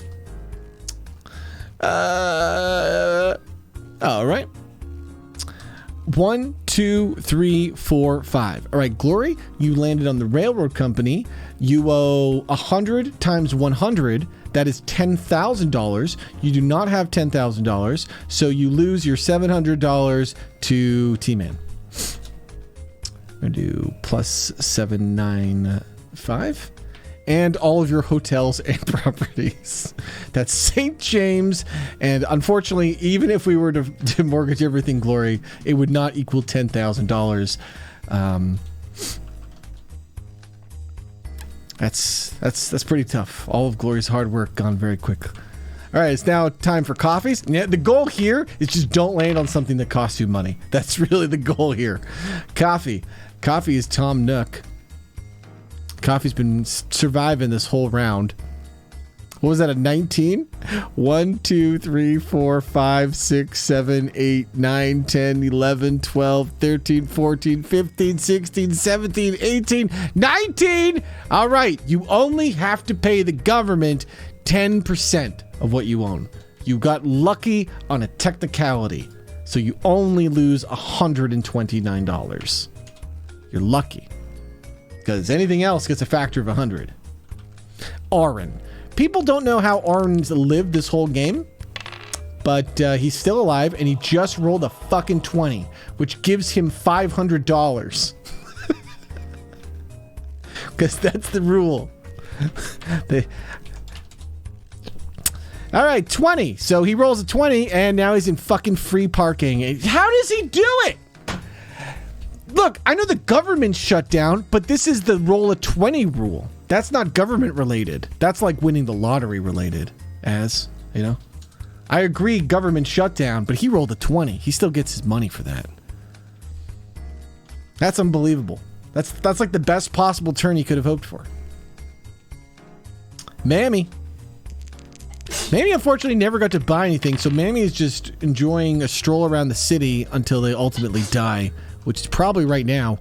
Bless you, Megan. 1, 2, 3, 4, 5, 6, 7, 8, 9, 10, 11, 12, 13, 14, 15, 16, 17. Mammy's going to go on a train trip to her death.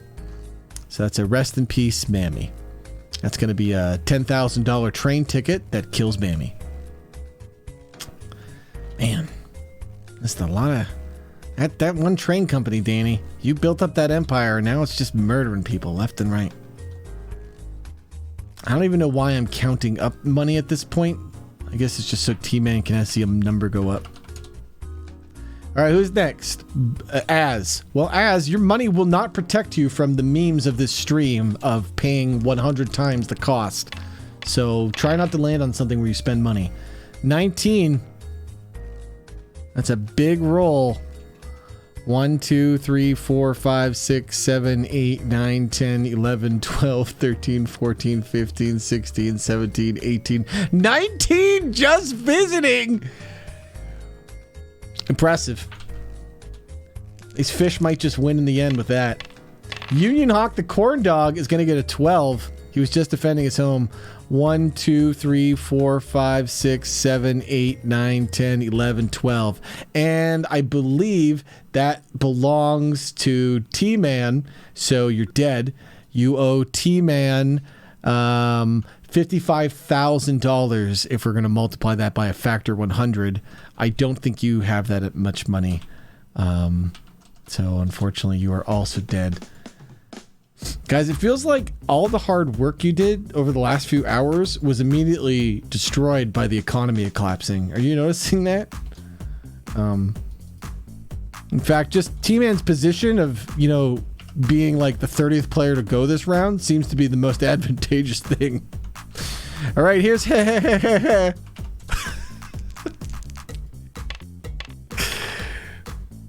Ted.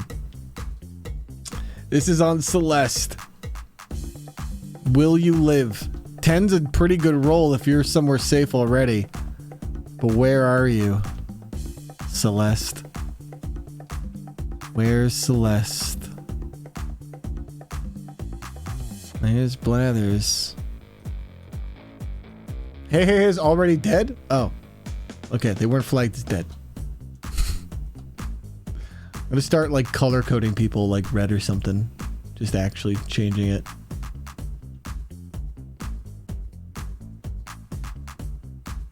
There you go. Now it's much easier. Now it's much easier to tell. At this point, I'm just trying to kill you guys because then I feel like you get to go to bed. You know, I'm helping.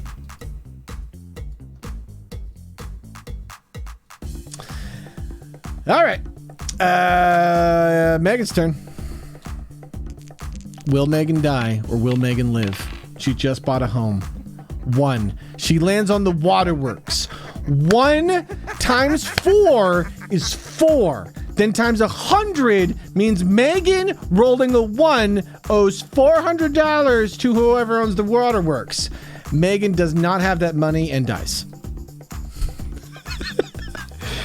I see. I got excited, Megan. You almost had enough money to potentially survive the times 100. Who owns the waterworks? That's Musy, isn't it? Nope, that's T-Man. No, yes, it's T-Man. Okay. T-Man's about to own the whole board. Xanadex, the surprised frog. Xanadex is not moving. Where were you, surprised frog? Were you in a good space or a bad space? You were in a bad space, surprised frog. You owe the tuna bandits, the 2 tuna fish, $225,000. That's gonna do it for you, my little fishy friend. Az is really just making a killing off these. She's murdering players left and right now.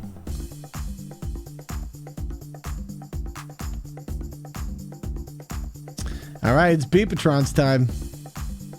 We're getting to the end of the game now, chat. Everyone's dying left and right in this hell zone of a Monopoly board. 13.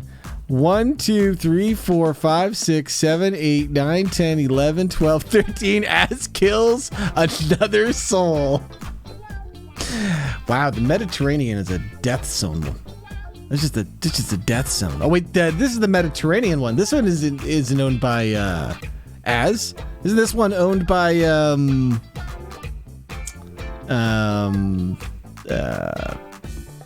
T-Man?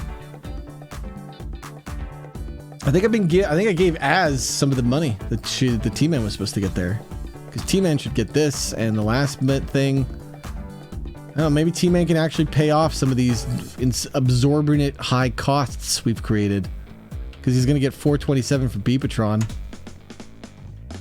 Okay.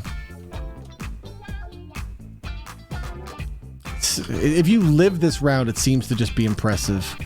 Nightstar, this is your roll. Will you live? 12. Nightstar is 2 sheeps. Nightstar has been surviving quite a lot of rounds. That was a 12. 1, 2, 3, 4, 5, 6, 7, 8, 9, 10, 11, 12. You land on Del Norte, which means you owe $2,600 to whoever owns Del Norte. Who owns Del Norte? Musy. Musy has killed you, Nightstar. This is a stupid game. I'm sorry I made you stay up till 2 a.m. to watch how this ended, everyone. Shoira, it's your turn. 11. I did say I wanted the game to end, though. Shoira has just gotten out of jail, and then is going to roll an 11 to land on Pacifico. Who owns Pacifico? Beepatron did own Pacifico. So that means that it's now owned by T-Man. So you owe T-Man the rent price of 26 times 100, $2,600, which means you're dead, Shoira. That's... My version of Monopoly was fun for a little bit, chat. Like there was a period where we were like, we're doing stuff. All right, Vid, the other tuna here. Your wife lived. Will you live this round? 8. Where are you? 8. 1, 2, 3, 4, 5, 6, 7, 8. You were killed by the waterworks.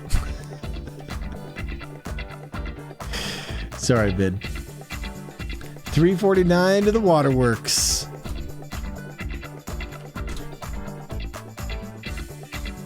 This is gonna come down to like 3 people. Sleepy. Sleepy is the blue hedgehog. 11.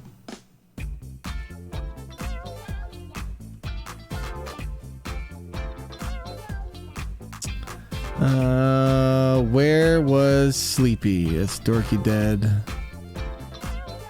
Where was Sleepy? That died. You died. You're still alive. You're still alive. You're still alive. You two are still alive. You're dead. You're still alive. Where's this other fish? Did you already dead? Did he already die? Did you already die last round, Vid? I don't know where you are.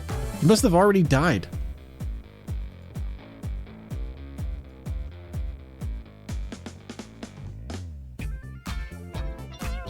Pink? I don't see Vid and Pink. This isn't Vid, this is Az. Vid just died? Okay. Sleepy, did I roll for you? I don't know, I'm so tired. I'm definitely at the end of my ability to do this. 1, 2, 3, 4, 5, 6, 7, 8, 9, 10, 11. You just died to the train company.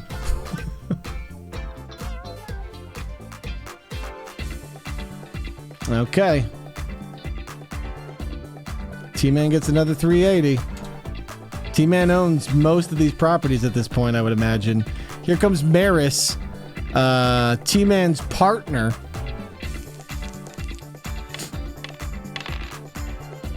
$20. Maris gets $500. Where's Maris? Where's Maris? Is Maris dead? Did Maris die? I think Maris might have died in the last round. So that roll just meant that Maris died for nothing. Maris' dead body got something. Because I don't see Maris anywhere. I don't see many players left. Musi. Let's see if Musi can stay alive this round. What do you got, Musi? 9. 1, 2, 3, 4, 5, 6, 7, 8, 9. Do you own Connecticut? Who owns Connecticut? Az owns Connecticut. So you're dead, and all your stuff now goes to Az, who's coming up from behind here with a big swing. Just a big swing of properties.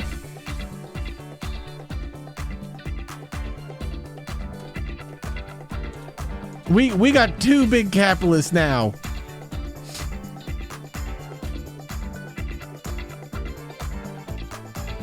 There's like some properties that have been copied in here, but it's because we're at like the end of the game, and so there's not much left. All right, we got Colliner. Let's get this rolling for Colliner. 17. I just want to see who can kind of end this out for us, you know? GTI 1, 2, 3, 4, 5, 6, 7, 8, 9, 10, 11, 12, 13, 14, 15, 16, 17, 18. I can't remember what number I was doing for T-Man or Connor. RAWB. So I'm going to send Connor to free parking. All right, so I guess Musey is still alive because she has her get out of free rent card. I forgot about that. So I'll just undo until you're alive again. All right, you're alive again. You have used your skip a rent card, which makes it so you only have to lose $50 and get $50 to Az. Look, I'm on like autopilot to end the game, Musey, okay? Did I do T-Man's roll? I don't think I've done T-Man's roll.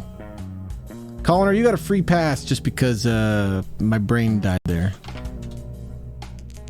T-Man was on a chance. Where's T-Man gonna land? 3, 1, 2, 3. He lands at his hotel. This is dangerous. Sylvia's gonna roll a 17. If Sylvia can even stay alive, that would be impressive. 1, 2, 3, 4, 5, 6, 7, 8, 9, 10, 11, 12, 13, 14, 15, 16, 17. Nobody owns Marvin Gardens, Sylvia. Sylvia buys Marvin Gardens.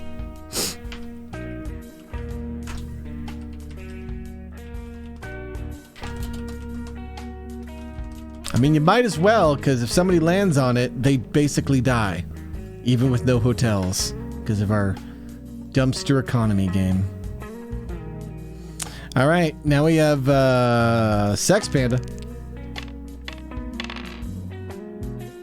14. 1, 2, 3, 4, 5, 6, 7, 8, 9, 10, 11, 12, 13, 14, and you're dead. And all your property and money goes to T-Man. Okay. We are down to the final few players. So who do we have? We have Coffee Days as Nook, who has just New York and $1,100. So they have one property. We have Orin, who owns no property and is still alive. We have Connor, who owns no property and still alive. We have Asmodisk, which owns 2 hotels. And then I believe we have Musey, who owns a lot, like 3 hotels or 2 hotels. She owns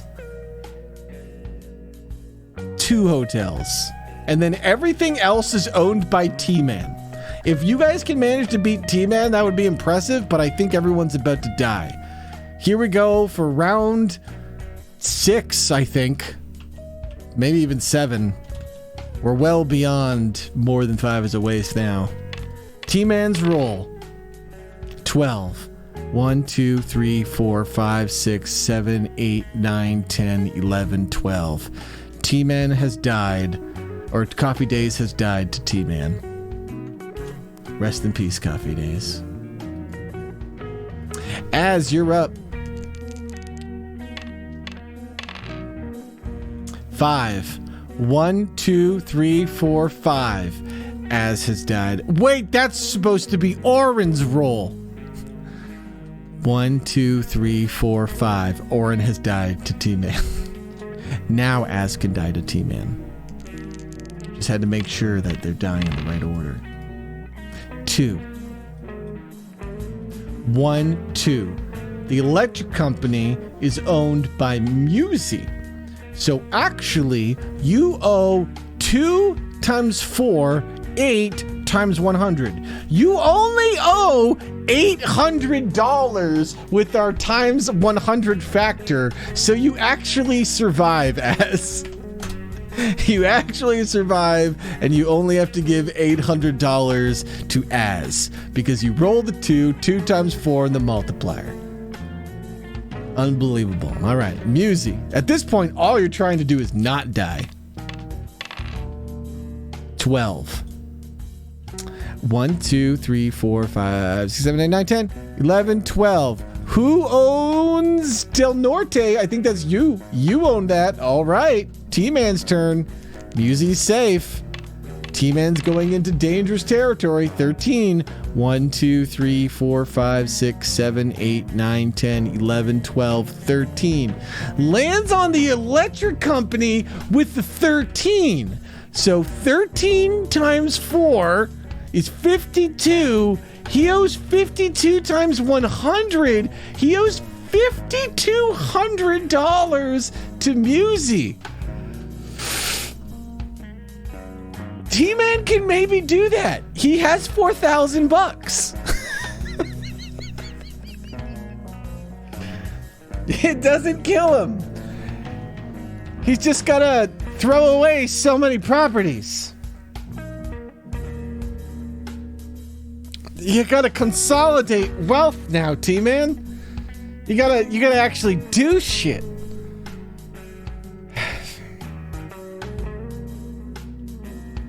You're gonna have to give it properties. So let's see. I'm just gonna take properties from you. I mean, you could be strategic about this, but I'm gonna just take properties from you. So we're taking all your money. You're down to 0. We're gonna give Musy the $4,000. Okay. And now we need $1,000 worth of properties, and I don't want to have to destroy any hotels because we're all lazy. So I'm not gonna take any of your good ones. And we'll just roll a d20.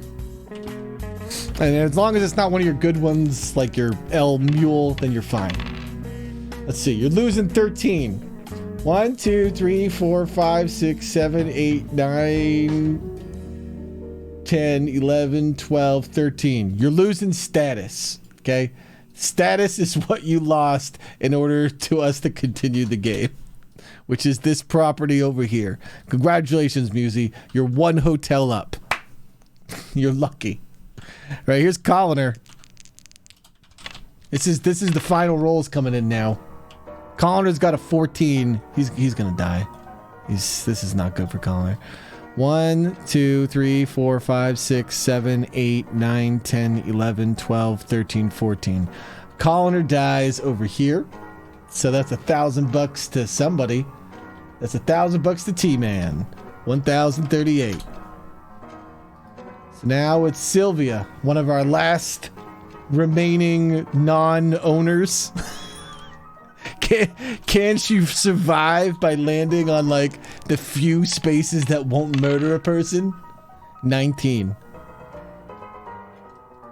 1, 2, 3, 4, 5, 6, 7, 8, 9, 10, 11, 12, 13, 14, 15, 16, 17, 18, 19. She cannot. She dies in Vermont. Who owns Vermont? Vermont was owned by Shoira, so that means T-Man is also your killer. So it is down to 3. T-Man, Musy, and Az. All right. It is Az's turn to roll.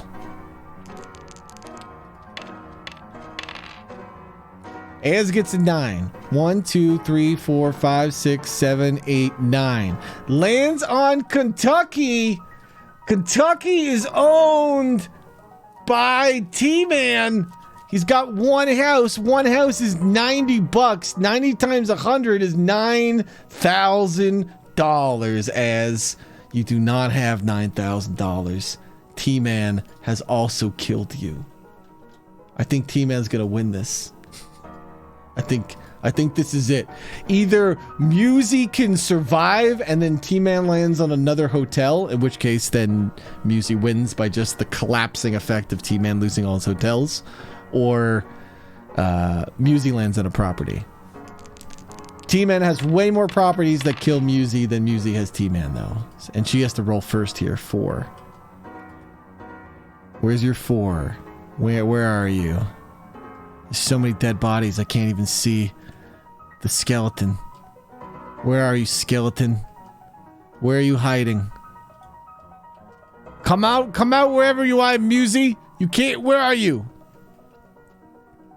I don't even see where Musy is. She's already pre-dead.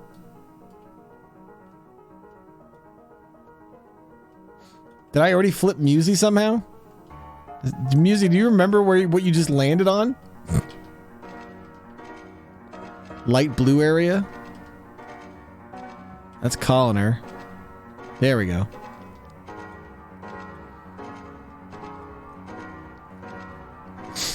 So what did I roll for her? What did we roll? 4? 1, 2, 3, 4. Status. That's the one you got in the trade. All right, it's T-Man's turn. Watch him roll a 1. Watch him roll a 1. I would have loved that. 1, 2, 3, 4. Who owns St. James? He owns St. James. All right, it's Musey's turn then. It's just these two. It's just these two capitalists. 18. Uh-oh. 1, 2, 3, 4, 5, 6, 7, 8, 9, 10, 11, 12, 13, 14, 15, 16, 17, 18. You have landed on Pacifico. Who owns Pacifico? Nobody owns Pacifico. Musey now owns Pacifico. Wait, does it? No. T-Man owns it. So you owe T-Man 26 times 100. You owe him $2,600. You can afford to pay this.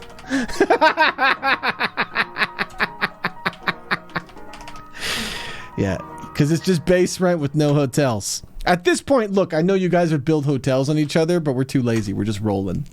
We're just rolling to see what happens. T-Man, 19. Whoops, that's not what I meant to do. I meant to do stress. 19. 1, 2, 3, 4, 5, 6, 7, 8, 9, 10, 11, 12, 13, 14, 15, 16, 17, 18, 19. Lands on the railroads. All right. Musey.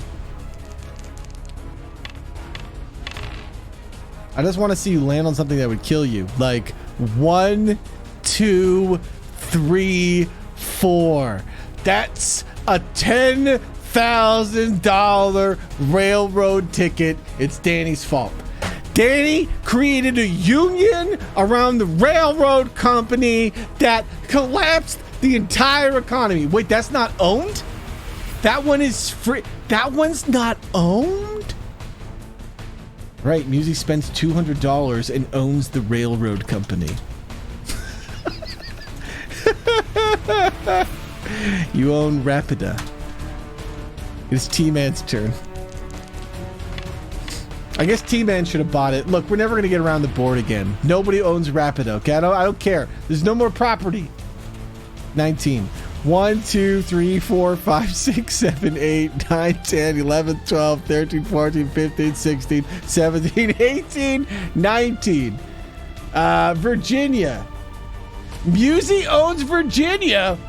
That'll be $1,200, T-Man.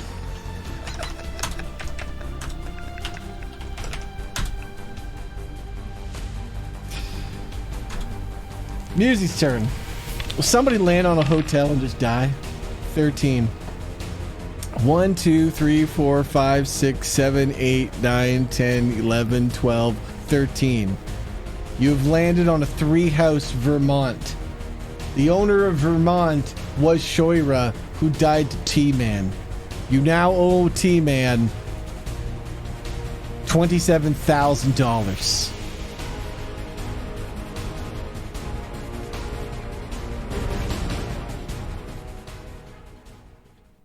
Congratulations to T-Man, who, joining us mid-round 2 or round 3, got a single card that destabilized the entire game, turning it into a massive Monopoly where they conquered the entire board.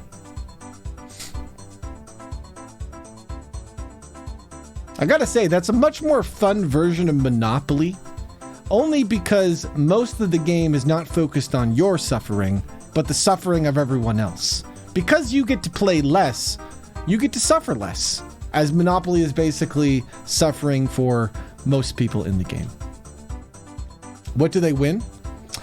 T-Man wins a brand new Stinky Mouse sticker. Okay. Hold on, I got like the promo sticker thing on my promo sticker. Hold on. Is there another one in here? Oh yeah, here's a good one. T-Man, you're going to win your very own Sneaky Mouse sticker for winning the Monopoly tonight. If you could reach out to me in Discord, you'll receive these when me and Megan start doing all our Christmas mailing of stuff. So, Wow. Wait, no one owned Vermont. That's why there's an X over it. No, wait, what? Nobody, multiple people died to Vermont. That's ridiculous. You want me to run it back? It says that Schreiber Art owns Vermont in the spreadsheet. Didn't Schreiber try to do something with their property?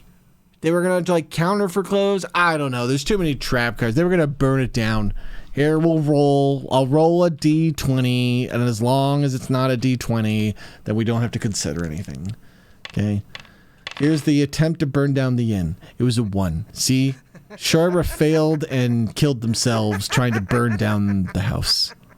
So it wasn't even a 20. It was the exact opposite of it.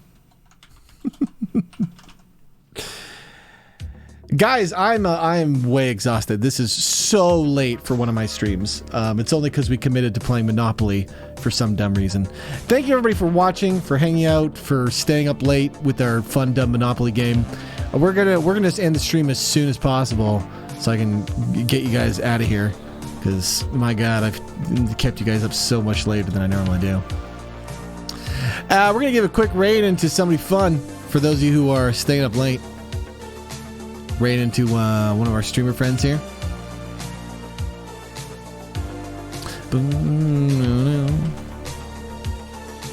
We're gonna go say hi to community member King Wagman, see what they're up to. Thank you everybody for coming today. Thank you for watching the stream. I will be back next Wednesday, probably with more plans of how this Christmas special and stuff is going out, stuff to update you on. No real show plans this month, just doing Wednesday streams to touch base and do fun little things like this Monopoly thing we did today. Anyway, that's going to do it for me. Jump on the raid if you want to say hi to community member King Wagman. But yeah, you guys have yourself a wonderful night. I'll see you guys next time.